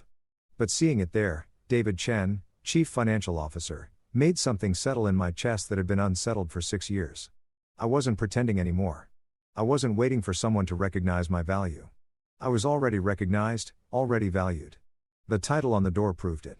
My computer password was on a welcome packet on my desk along with a stack of orientation materials, an organizational chart, and a handwritten note from someone named Sarah. Welcome to the team. I'm your executive assistant. Let me know if you need anything. Coffee preferences, meeting schedule adjustments, human sacrifice to the gods of finance. I'm here to help. Sarah, I laughed already. I liked Sarah. The computer logged in smoothly. No IT issues, no waiting for access permissions, no bureaucratic delays. Everything worked. It was such a small thing, but after 6 years of fighting with Hartwell's ancient systems and their IT department that treated every request like an imposition, it felt revolutionary. I spent the next 20 minutes reviewing the materials. The manufacturing division was indeed new, only 3 months old with projected first-year revenue of $60 million and aggressive growth targets. Current staff was lean, 42 employees across operations, sales, and finance. My team consisted of 4 people. A senior accountant, a financial analyst, a payroll specialist, and a cost accountant. Small, but that meant nimble meant we could build processes right from the start instead of trying to fix broken ones. At 9:55, I headed to the conference room. 4 people were already there chatting over coffee and pastries that someone had thoughtfully provided. They all looked up when I entered, and I felt that familiar flutter of first-day anxiety. "Good morning," I said. "I'm David Chen. I'm excited to be here." A woman in her 40s stood up first, extending her hand. "Margaret Wu, Senior Accountant. We're excited to have you. We've been running without a CFO for 2 months, and it's been chaotic." "Controlled chaos," corrected a younger man with hipster glasses and a Michigan hoodie. "I'm Alex Rodriguez, Financial Analyst. Emphasis on controlled." "Barely controlled," said a woman with gray streaked hair pulled back in a neat bun. "Patricia Okonkwo, Payroll Specialist. And don't let Alex fool you. It's been a mess. A functional mess, but still a mess." The fourth person, a thin man in his 30s who looked like he survived on coffee and anxiety, just nodded. "Tom Brennan, Cost Accounting. I have reports for you whenever you're ready." "Lots of reports. So many reports. I look forward to reading them," I said, and meant it. "But first, let's talk about what you need from me. James is going to stop by in a few minutes to do official introductions. But before that, what's keeping you up at night? What problems need solving?" They exchanged glances, and I could see the calculation happening. "New boss, first day. How honest should we be?" "You can be direct," I said, sitting down at the table instead of standing at the head of it. I just came from 6 years of corporate politics where no one said what they actually meant. I'd love to work somewhere people tell me the truth. Margaret smiled. "Okay, truth. Our accounting software is barely functional. It was supposed to be implemented fully by now, but it keeps delaying and we're running half the processes manually in spreadsheets." "Truth." Alex added, "Our revenue projections are aggressive to the point of fantasy. We're supposed to hit 60 million this year, but we're tracking at maybe 45. And no one wants to tell James that his baby isn't growing as fast as he hoped." "Truth." Patricia said, "Payroll is a nightmare because we're hiring so fast that I'm constantly onboarding new people and HR keeps changing the benefits packages and I'm not sure we're actually in compliance with all the state regulations for our multi-state workforce." Tom just slid a thumb drive across the table. "Truth. All of our cost data is on here and it's going to make you want to drink. We're losing money on 3 of our 7 active contracts because sales promise delivery schedules we can't meet and operations is bleeding overtime costs to try." I picked up the thumb drive, felt its weight. This was exactly the kind of honesty I'd been craving. "Okay," I said. "Here's what we're going to do. Margaret, get me details on the software issues, what's not working, what we need, timeline for fixes. Alex, I want to see the revenue projections and the actual tracking data. We're going to revise those projections to something realistic and present them to James together. Patricia, let's get a compliance audit scheduled. I'd rather find problems ourselves than have a state regulator find them for us. And Tom, I'm going to spend this afternoon going through your data and then we're going to have a long conversation about contract pricing and delivery schedules." They all looked slightly stunned. That's it," Margaret said. "No angry speech about how we need to work harder. No lecture about loyalty and commitment. Why would I do that? You've been holding things together without a CFO for 2 months. You clearly work hard. What you need is support, not lectures." I paused. "Unless you want lectures. I can do lectures if that's what motivates you." Alex laughed. "Please don't. We've had enough lectures from sales about attitude and team spirit. No lectures then. Just solutions." The door opened and James walked in with another man. Tall, athletic build, expensive suit, practice smile. "David team, good morning. I wanted to introduce you to Marcus Levy, our VP of Sales for the Manufacturing Division." "Marcus, this is David Chen, our new CFO." Marcus extended his hand and I shook it. His grip was firm to the point of aggressive, the handshake of someone who thought strength was a substitute for competence. "David, great to meet you. James speaks highly of you." His tone was friendly, but his eyes were calculating. "Looking forward to working together." "Likewise," I said, keeping my voice neutral. James clapped his hands together. "Marcus, why don't you fill David in on the sales pipeline? Give them a sense of what we're working with." Marcus launched into a presentation that sounded rehearsed: number of active leads, conversion rates, projected Q4 closings. It was impressive on the surface, the kind of numbers that would make a board of directors smile. But I'd heard these presentations before. I'd given these presentations before, back when I'd been trying to make Richard Hartwell's bad decisions sound like good strategy. "Those are strong numbers," I said when Marcus finished. "What's the average margin on these contracts?" "Varies by contract, but we're competitive. That's the key. We're winning business by being competitive on price. How competitive? Well, the market, it's tight. We have to be aggressive to win deals. What's the average margin? I asked again more directly. Marcus shifted his weight. Depends on the contract specifics. Ballpark, 20%, 15, 10. Some contracts are lower margin, but we make it up on volume. What's the lowest margin contract we've signed? I kept my tone conversational, but I could see Tom and Alex exchanging glances. They knew where this was going. Marcus smiled, but it didn't reach his eyes. Look, I appreciate you wanting to dig into the details, but sales and finance have different priorities. My job is to win business. Your job is to make the numbers work. My job, I said carefully, is to make sure we're profitable. And if we're winning contracts at margins so thin that we lose money on execution, that's not good business. That's just expensive market share. The room went very quiet. James leaned against the wall, arms crossed, expression neutral. He was watching this play out with interest but not intervening. I think you're being overly conservative, Marcus said, the friendly tone fraying slightly. This is a growth phase. We have to be aggressive. Aggressive is fine. Reckless is not. Tom, what's the lowest margin contract we're currently executing? Tom looked at Marcus, then at me, then at James, then he said, the dentist contract. We're projected to lose about 8% on it after factoring in overtime and material cost overruns. We're not losing money, Marcus protested. That's just Tom's conservative accounting. That's accurate accounting, Tom said quietly. We underbid by 32% to win the contract. Even with perfect execution, we'd barely break even. With the delays we've had, we're underwater. Marcus' face flushed. James, I don't think it's appropriate for finance to be questioning sales strategies on David's first day. Actually, James interrupted, his voice mild but firm. I think it's exactly appropriate. David's job is to make sure we're building a sustainable business, not just a large one. If we're winning contracts that lose money, I need to know that. He looked at me. What do you recommend? Short term. Tom and I need to review every active contract and identify which ones are underwater. For those, we either renegotiate terms or we eat the loss and learn from it. Long term, we need a pricing approval process. Sales proposes contract terms. Finance reviews margins and risk. And we both sign off before we commit. No more surprises. That's going to slow down our sales cycle. Marcus objected. It's going to prevent us from going bankrupt. I countered. Fast growth is meaningless if we're losing money on every sale. James nodded slowly. I agree. David, work with Marcus to develop that approval process. Marcus, I want you to cooperate fully. We're building something sustainable here, not just chasing revenue numbers. Marcus' smile was tight. Of course, whatever the company needs. He left shortly after and the tension in the room eased noticeably. Well, Margaret said after a moment of silence. That was quite a first-day show. Too much? I asked. No, James said, pushing off from the wall. That was exactly right. Marcus is excellent at winning business. But he needs someone to keep him honest about pricing. That's your job, he looked at the team. David has my full support on this. Finance isn't an obstacle to growth. It's a partner in sustainable growth. Anyone have a problem with that? Heads shook. Alex was grinning. Good, David. I'll let you get acquainted with your team. We'll do lunch at 1 to discuss division strategy. Margaret, Tom, Alex, Patricia. Give him everything he needs.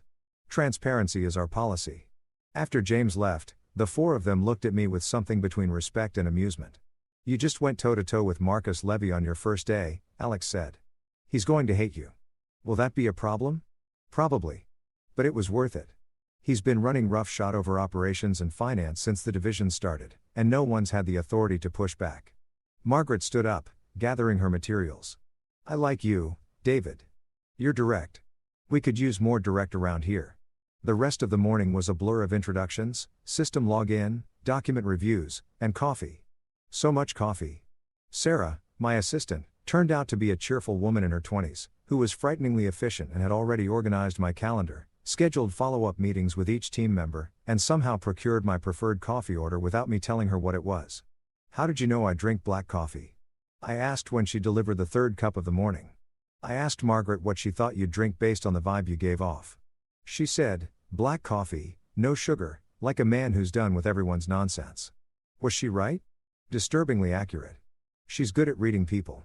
It's why she's lasted through 3 CFO searches before you. 3. The division is new, but we've had some false starts on leadership.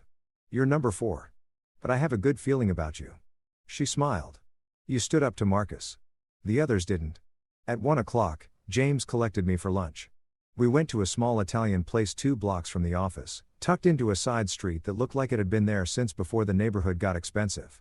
Owner's a friend, James explained as we were seated at a quiet corner table. Food's excellent, and it's private enough that we can talk business without worrying about who's listening. We ordered pasta for me, risotto for James, and then he pulled out a tablet and opened a presentation. This is where we are, he said, showing me charts and graphs.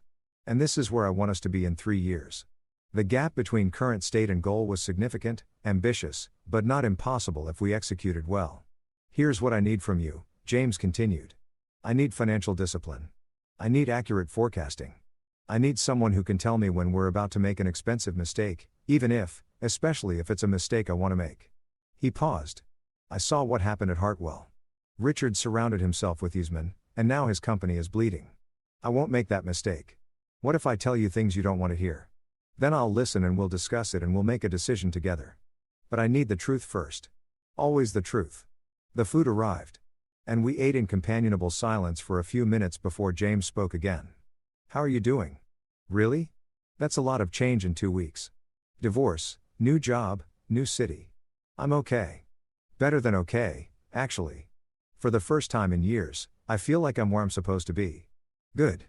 But if that changes, if you need support, my door is open. We take care of our people here. I believed him. That was the strange part.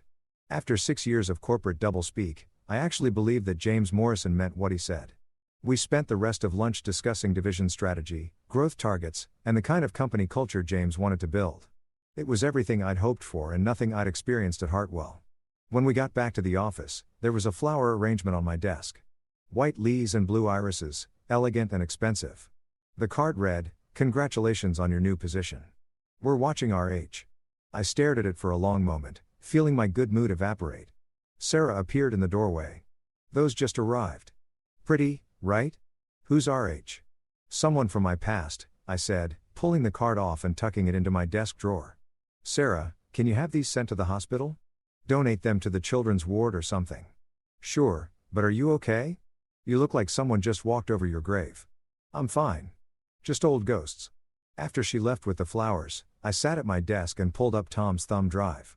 Time to see exactly how bad the contract situation was. But in the back of my mind, Richard's message echoed. We're watching.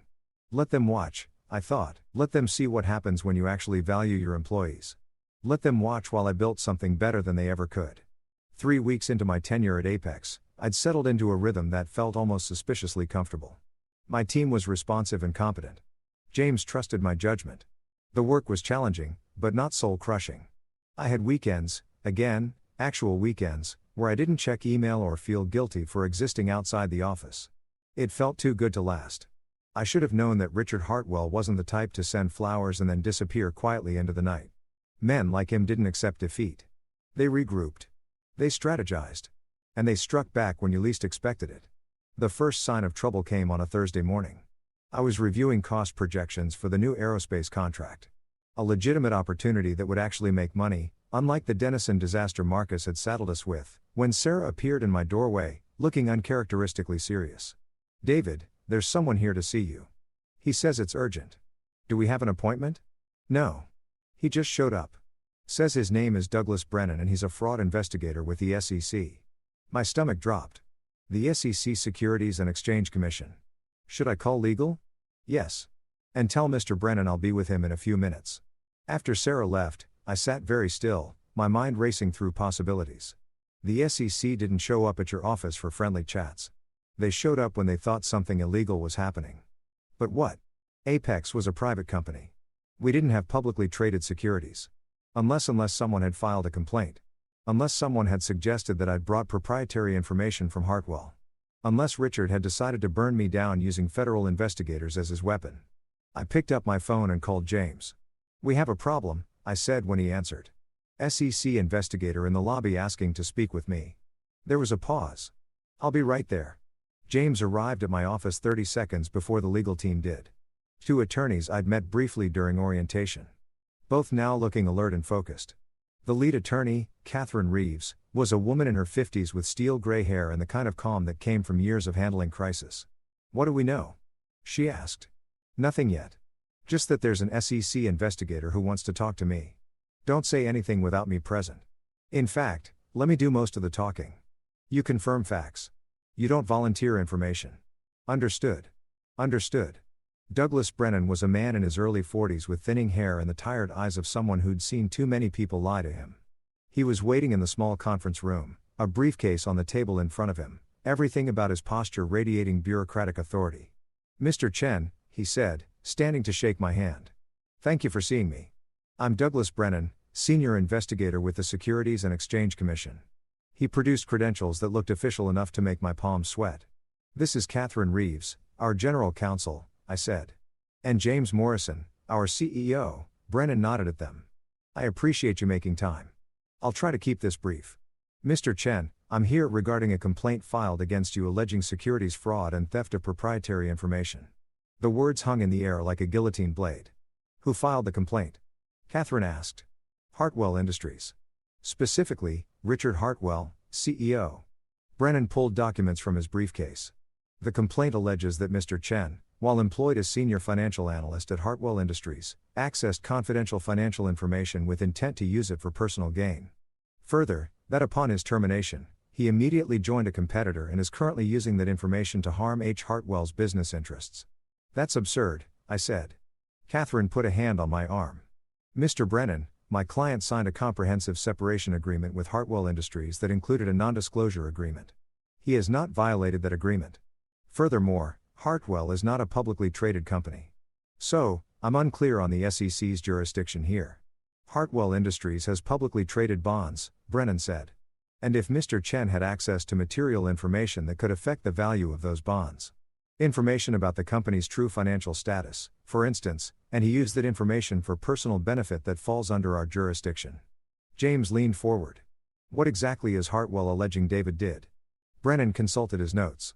"According to the complaint, Mr. Chen accessed confidential financial projections and shared them with Apex Consolidated prior to his employment here. Specifically, they allege he provided information about Hartwell's contract portfolio that allowed Apex to strategically underbid on several opportunities, causing financial harm to Hartwell." "That's a lie," I said flatly. "David," Catherine warned. "No, I'm not sitting here while Richard Hartwell accuses me of crimes I didn't commit. I never shared proprietary information with Apex. Not before I was employed here and not after. Everything I've done has been by the book." Brennan pulled out more papers. "Then perhaps you can explain these emails." He slid printouts across the table. I recognized the format immediately. Hartwell Industries' internal email system, but the content made my blood run cold. The first email allegedly from my Hartwell account to James Morrison's Apex account dated 2 weeks before I took my Paris vacation. James attached are the Q3 projections for Hartwell's manufacturing division. As you can see, they're significantly overextended on several contracts. This might be useful for your strategic planning, David. The second email allegedly from me to someone named M. Rodriguez at apexconsolidated.com with a subject line reading Hartwell client list. "Marcus, here's the complete client list from Hartwell's distribution network. Should give you some targets for poaching. DC." I stared at the emails, my mind refusing to process what I was seeing. "I didn't send these," I said. "They came from your email account," Brennan said. "Then someone else accessed my account. I never sent these emails. I never attached those documents. This is fabricated. Can you prove that?" Brennan asked, his tone neutral, but his eyes sharp. Catherine jumped in. "Mr. Brennan, my client is entitled to examine the digital forensics on these emails before responding to allegations based on them. I'd like copies of the full email headers, server logs, and any authentication data. We're still gathering that information from Hartwell's IT department. Then this interview is premature. You're asking my client to respond to allegations supported by evidence he hasn't been allowed to examine. That's not how this works." Brennan nodded, unbothered. "That's fair, but I will need to speak with Mr. Chen again once we have complete documentation. In the meantime, I'd advise against any communication with former Hartwell employees or access to Hartwell systems. I don't have access to Hartwell systems. I said I was terminated 3 weeks ago, and yet these emails were sent from your account, which suggests someone else is using my credentials, which means Hartwell has a security problem. Not that I committed fraud." Brennan stood collecting his papers. "We'll be in touch." Mr. Chen, I'd strongly advise you to retain criminal counsel. This is a serious matter. After he left, the four of us sat in silence for a long moment. This is Richard, I said finally. This is him trying to destroy me. Can he do this? James asked Catherine. Can he just fabricate evidence and file SEC complaints? If the evidence is fabricated, no. But we'll need to prove it's fabricated, which means forensic analysis of those emails, server logs, authentication records. She looked at me. David, I believe you, but we need to build an airtight case. Did you have any communication with James or anyone at Apex before your employment? Just the conversation in Paris in person. Nothing in writing until after I was fired. Good. We can verify that through James' email records and phone logs. What about your Hartwell email account? Who had access to it? IT department. Obviously, Richard as CEO probably had administrative access to everything. Vanessa might have known my password. We shared passwords sometimes for household accounts. Could she have accessed your work email? I thought about it. Maybe she knew I used the same password for most things. I changed it after the divorce papers were filed. But before that, I trailed off, realizing how careless I'd been. Catherine made notes. Okay, here's what we're going to do. First, I'm bringing in a digital forensics expert to analyze those emails. Second, we're going to pull all of your communications records, email, phone, text to prove you had no contact with Apex regarding Hartwell information. Third, we're filing a complaint with the Connecticut Bar about Hartwell's attorneys. If they were involved in fabricating this evidence, what about the SEC investigation? I asked. We cooperate fully. We provide evidence of your innocence, and we make Hartwell look like the bad actors they are. But David, she fixed me with a serious look. You need to tell me right now if there's anything at all that could support their allegations. Even something small, even something you thought was innocent. I can't defend you if I'm blindsided. There's nothing, I said firmly. I never shared confidential information. I never accessed Hartwell systems after my termination. I never even talked to Apex about Hartwell beyond general industry knowledge. What about the analysis you did in Paris? James asked quietly. The folder I gave you about Hartwell's vulnerabilities? My stomach clenched. That was publicly available information. You said so yourself. It was. But if Hartwell is arguing, you had insider knowledge. The folder. I said to Catherine. James gave me a folder in Paris with public analysis of Hartwell Industries, market research, publicly filed financial data, industry reports. I reviewed it and wrote some strategic recommendations for Apex based on that public information. Could they use that against me? Did you add any information that wasn't in the folder? Anything from your time at Hartwell? I thought carefully. I made observations about Hartwell's bidding patterns and operational decisions, but those were based on industry knowledge, not proprietary data. I didn't share client names, contract terms, internal communications, nothing confidential. Catherine nodded slowly. That should be defensible. Industry expertise isn't proprietary. But we'll need to be very careful about how we present this. Brennan is going to try to blur the line between expertise and espionage. So, what do I do? I asked. You do your job. You don't contact anyone at Hartwell. You don't delete any emails or files. You document everything. And you let us handle the legal side. She stood. I'll start working on this immediately. James, I'll need authorization to bring in outside forensics experts.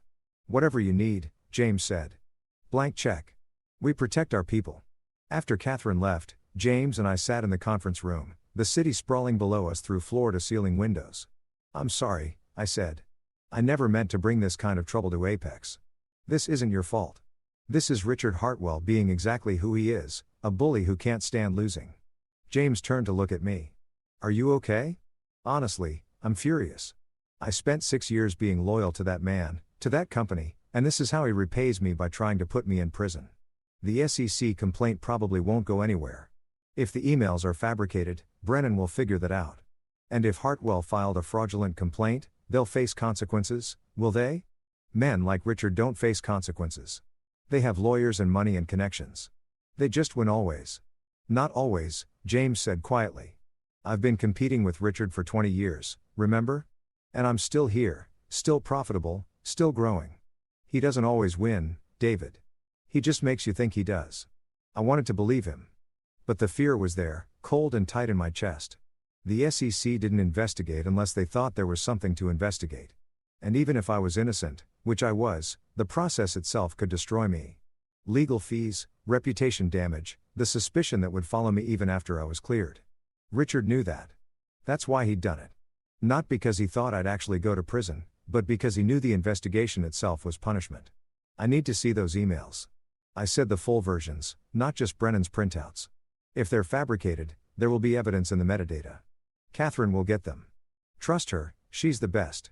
I spent the rest of the day in a fog, trying to focus on work while my mind spiraled through worst-case scenarios.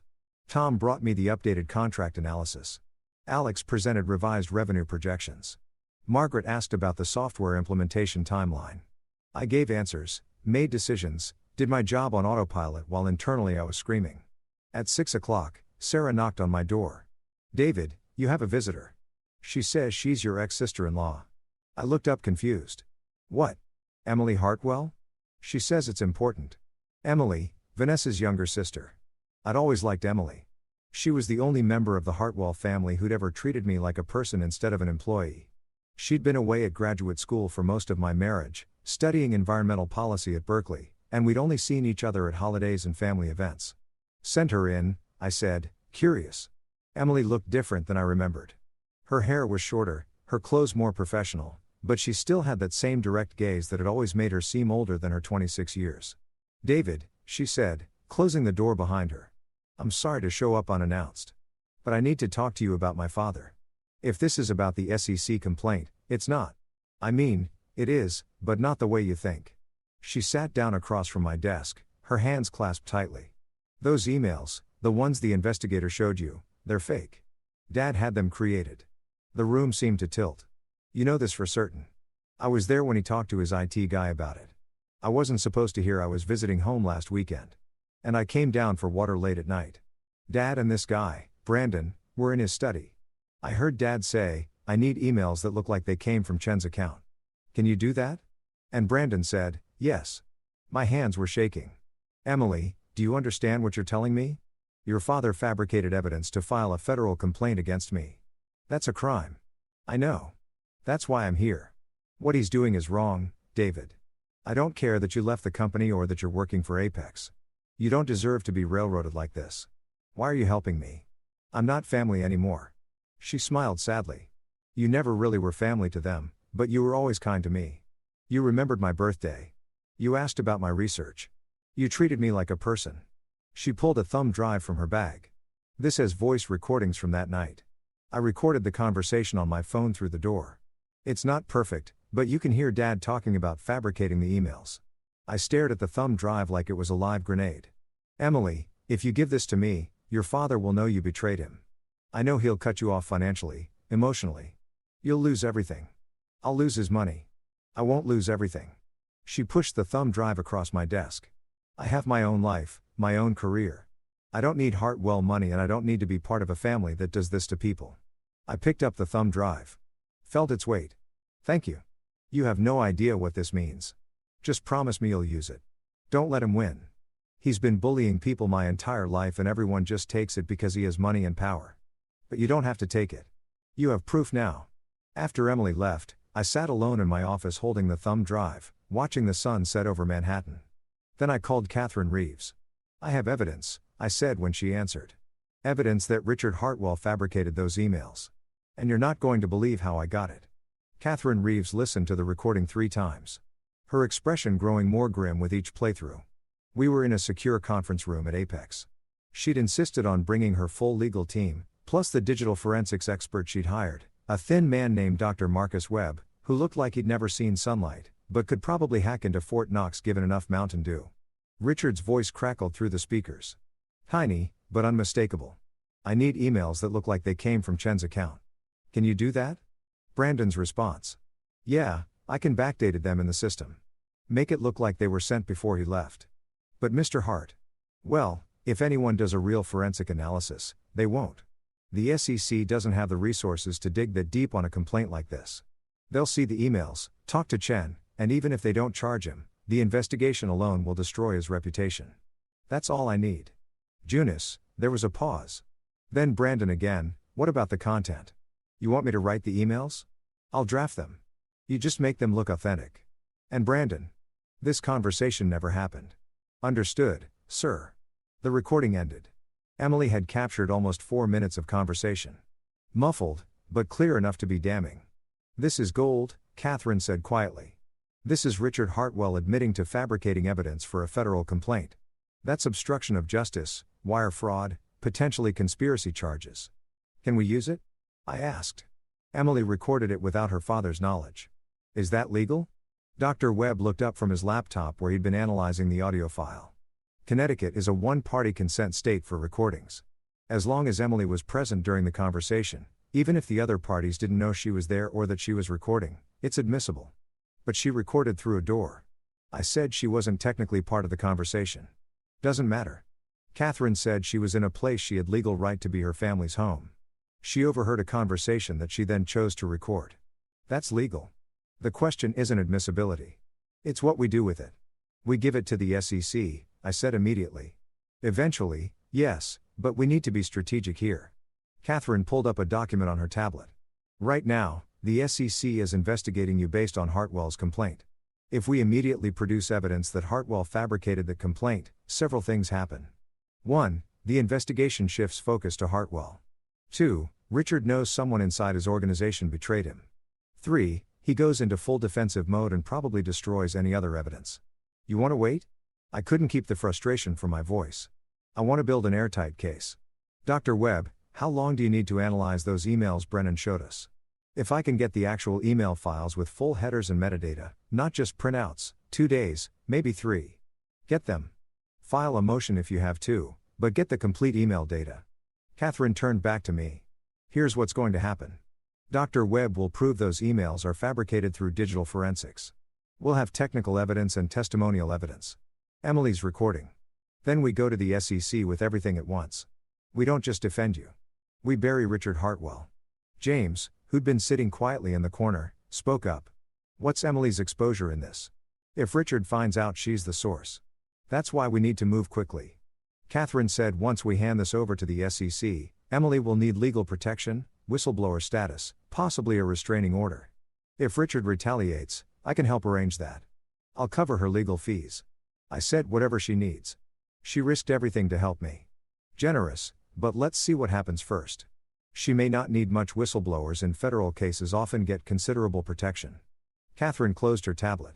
For now, David, you continue business as usual. Don't contact Emily. Don't contact anyone at Hartwell. Don't do anything that could be construed as retaliation or witness tampering. Let us handle this through proper channels. How long? I asked. 1 week, maybe 2. Dr. Webb does his analysis. We package everything together and we present it to Brennan with a formal complaint against Hartwell Industries for filing a fraudulent SEC claim. It felt like an eternity, but I nodded. Okay, 1 week. The next 7 days were the longest of my life. I went through the motions at work, reviewed budgets, attended meetings, worked with Tom on fixing the contract pricing issues that Marcus had created. But the whole time, my mind was on that thumb drive, on Emily's recording, on Richard's voice admitting he was trying to destroy me. At night, alone in my Hell's Kitchen apartment, I'd pull up the recording and listen to it again. Not because I needed to. I had every word memorized, but because it was proof. Proof that I wasn't crazy. Proof that Richard Hartwell was exactly as terrible as I'd thought. Proof that leaving had been the right decision, even if it had led me here to this moment of legal limbo. On the 3rd day, Dr. Webb called with preliminary findings. The emails are definitely fabricated, he said, his voice crackling through my phone. I got the full email files from the SEC. They were surprisingly cooperative once Catherine explained we were cooperating with the investigation. The metadata is all wrong. The timestamps don't match the server logs. The IP address shows the emails originated from Hartwell's headquarters, not from any device you had access to. And this is the good part. They were created using administrative privileges in the email system, then backdated to look like they were sent earlier. Can you prove that definitively? I can prove it in a way that would hold up in federal court. The digital fingerprints are all over this thing. Whoever did it, this Brandon guy from the recording, he's competent enough to fool a casual observer, but not competent enough to fool a real forensic analysis. He left traces everywhere. How soon can you have a full report? 2 days. I want to be thorough, but Catherine should know. This is slam dunk evidence. Richard Hartwell is going down for this. I called Emily from a burner phone I'd bought specifically for this purpose. Catherine's advice to avoid creating any traceable communication. It's David, I said when she answered. I can't talk long, but I wanted you to know the recording you gave me. It's working. The forensics expert confirmed the emails are fake. We're going to the SEC within a week. There was a long pause. I'm scared, David. I know, but Catherine Reeves, my lawyer, she's going to help protect you. Whistleblower status, legal protection, everything you need. It's not legal protection I'm worried about. It's my family. My mother called yesterday. She knows something is wrong. She kept asking why I'd been at the house. What I was doing up so late. I think Dad suspects. My blood ran cold. Has he said anything directly? No. But Vanessa called, too. She never calls. She asked if I'd been in touch with you. What did you say? I said no. But she didn't believe me. She said Dad was dealing with a situation and that I should stay out of it. That family loyalty mattered. Emily's voice cracked. David, I don't know if I can do this. If they find out it was me, they won't. Not until we go to the SEC. And by then, you'll have legal protection. I promise, Emily. I won't let him hurt you. He's my father. I know. But what he's doing is wrong. You know that. That's why you came to me. Another long pause then. Okay. But David, when this is over, I don't think I can go back to the family. I mean, this is going to break everything. I know. I'm sorry. Don't be. I've been looking for an excuse to leave for years. You just gave me a good one. After I hung up, I sat in my apartment and thought about families. The ones you're born into and the ones you choose. The Hartwells had been my family for 6 years, and they discarded me the moment I stopped being useful.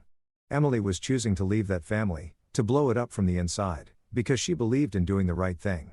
I hoped that counted for something. I hoped it would be enough when everything came crashing down. On day 6, Catherine called an emergency meeting.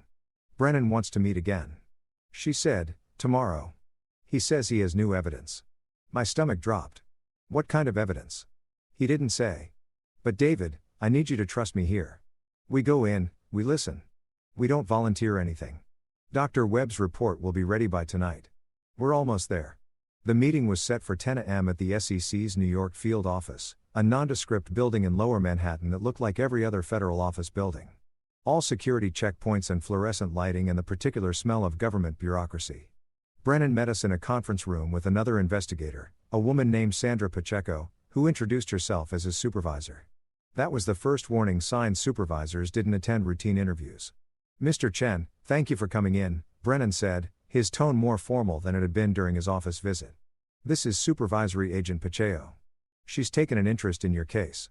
Why? Catherine asked bluntly. Pacheco smiled slightly.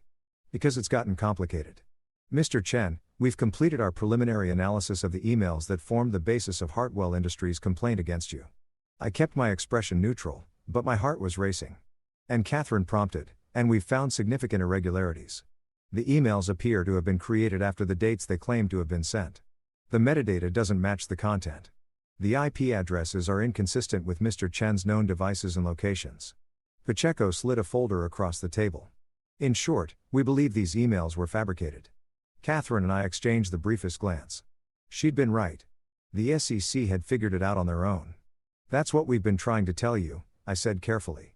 We know, and we owe you an apology for the inconvenience of this investigation. Pacheco's tone was professional, but there was something else underneath anger. Maybe or disgust. However, this raises a more serious question. Who fabricated these emails and why? That's obvious, isn't it? I said. Richard Hartwell filed the complaint. Richard Hartwell provided the emails. They came from Hartwell Industries' email system. We're aware, which is why we're now opening a criminal investigation into Hartwell Industries for filing a false complaint, fabricating evidence, and obstruction of justice. Pacheco leaned forward. Mr. Chen, I need to ask you directly. Do you have any information about how these emails were created? Any knowledge of who at Hartwell might have been involved? This was it. The moment we'd been waiting for. Catherine spoke before I could. Agent Pacheco, before my client answers that, I need certain assurances. If Mr. Chen provides you with evidence regarding the fabrication of these emails, evidence that leads to criminal charges against Hartwell Industries, will he be protected from any retaliation? He's already protected as a complainant in a federal investigation. If he becomes a witness in a criminal case, those protections expand considerably. And what about other witnesses? If there are individuals at Hartwell who can provide testimony about the fabrication, what protections can you offer them in the fabrication? One pretty sense, Pacheco's eyes sharpened. We have a robust whistleblower protection program. Anyone who comes forward with evidence of corporate fraud receives protection from retaliation and in some cases financial rewards if their information leads to successful prosecution or settlement.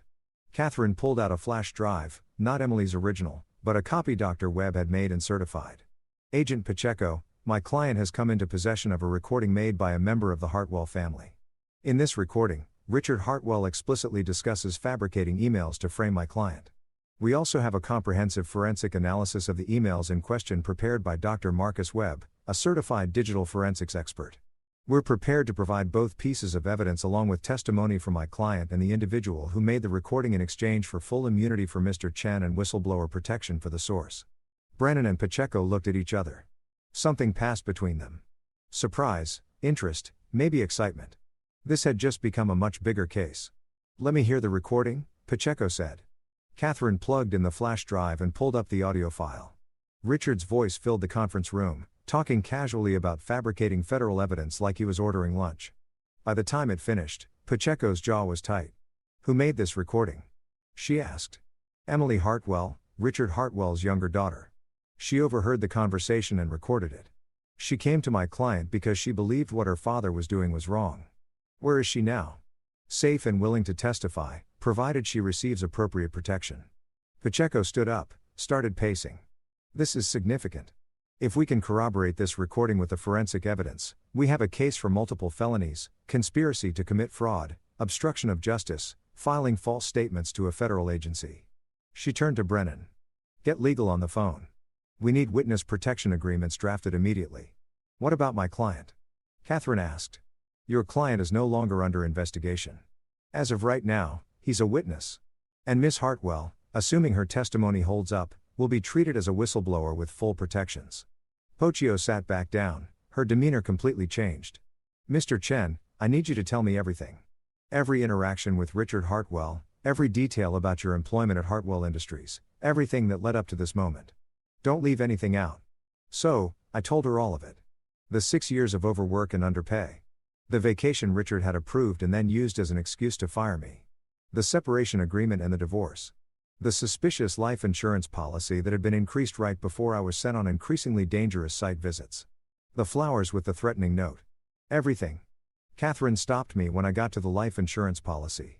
Wait, go back to that $15 million policy increased from $2 million 8 months before you were terminated. Yes, I found out when I was reviewing Hartwell's financial documents in Paris. James had given me public analysis and I noticed the disclosure about Keyman insurance policies and their bond offering documents. Pacheco and Brennan exchanged looks again. Mr. Chen, Pacheco said carefully. If Richard Hartwell substantially increased your life insurance policy and then began placing you in increasingly dangerous situations, that could suggest attempted murder, Catherine finished. Or at minimum, reckless endangerment. My hands were shaking. Hearing someone else say it, hearing a federal agent acknowledge that my paranoia might have been justified made it real in a way it hadn't been before. Do you have documentation of these site visits? Brennan asked. Emails assigning you to inspect facilities, visit warehouses, that kind of thing. I might. I'd have to check my old email archives. Check them. And Mr. Chen, don't go anywhere alone until we've talked to Richard Hartwell. If he's desperate enough to fabricate federal evidence, he's desperate enough to do something much worse. We left the SEC office 2 hours later with immunity agreements for me, whistleblower protection for Emily, and an active criminal investigation into Richard Hartwell and Hartwell Industries. In the car back to Apex, Catherine was on her phone coordinating with Emily's new legal team. I sat in the back seat watching New York slide past the windows, feeling like I was in someone else's life. David, Catherine said when she'd finished her call. You did good today. You and Emily, you stood up to a bully and you're going to win. It doesn't feel like winning yet. It will. When the indictments come down, when Richard Hartwell is arrested, when the truth comes out and everyone knows what he did, that's when it will feel like winning. I wanted to believe her, but mostly I just felt tired. Tired of fighting. Tired of looking over my shoulder. Tired of being afraid. My phone buzzed. A text from James. Catherine filled me in.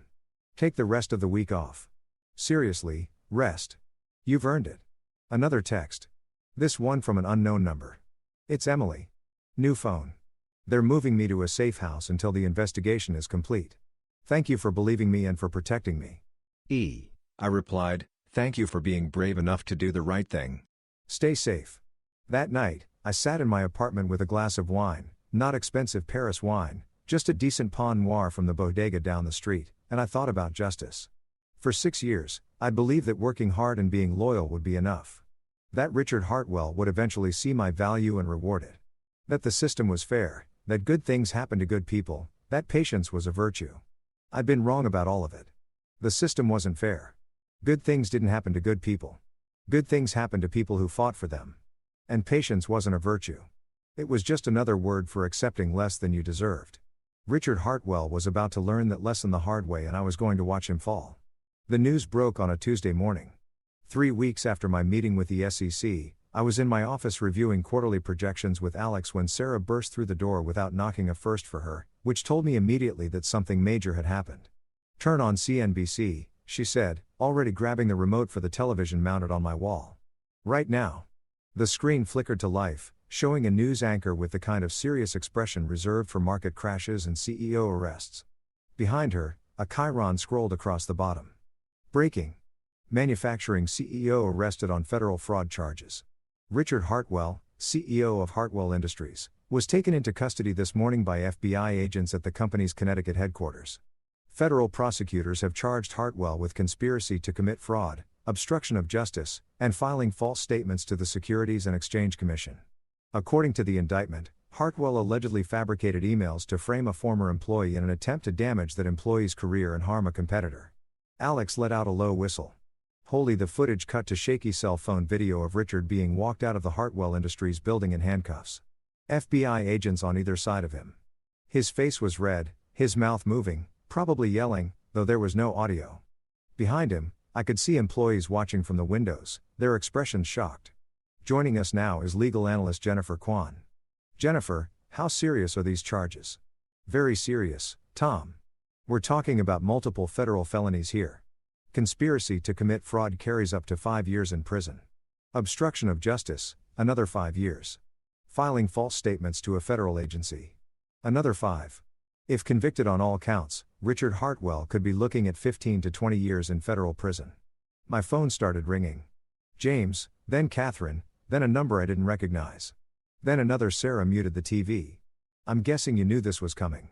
"I knew it was possible. I didn't know it would be today." The phones are going crazy. Every business reporter in New York wants a statement. What should I tell them? Tell them no comment for now. Root everything to Catherine Reeves. After Sarah left, I sat down heavily in my chair. Alex was still staring at the television where they were now showing old footage of Richard at industry conferences, smiling and confident. The very picture of success. "That's your father-in-law," Alex said. "Your ex-father-in-law, I mean." "Yes. And he tried to frame you for securities fraud." "Yes." "Jesus. David, why didn't you tell us?" "Because it was being handled and because I didn't want to be defined by it."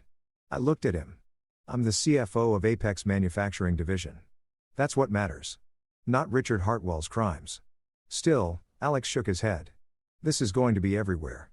Every trade publication, every business news site, Hartwell Industries is going to be in free fall." He was right. By noon, the story had exploded across every platform. Bloomberg, Reuters, The Wall Street Journal, all running variations of the same headline. Manufacturing CEO arrested in fraud scheme targeting former employee. Some outlets had already connected the dots. I saw my name in several articles. Sources indicate the former employee in question is David Chen, who left Hartwell Industries in September and is now CFO of Apex Consolidated's manufacturing division. My phone kept ringing. I ignored most of it, but I took Catherine's call. "Have you seen the news?" she asked. "Hard to miss it. The U Attorney's Office will be making a formal statement this afternoon. They'll lay out the charges in detail. You should know they're also charging Brandon Keller, Hartwell's IT director, as a co-conspirator. He's already cooperating in exchange for a reduced sentence." "What about Emily? Safe?"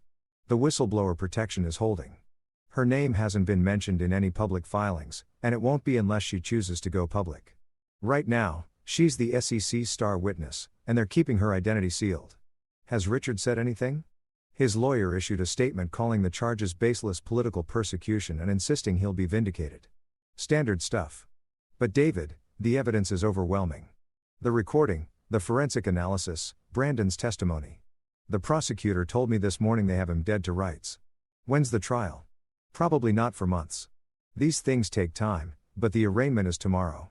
He's being held without bail because the prosecutor argued he's a flight risk. He has significant assets and international business connections.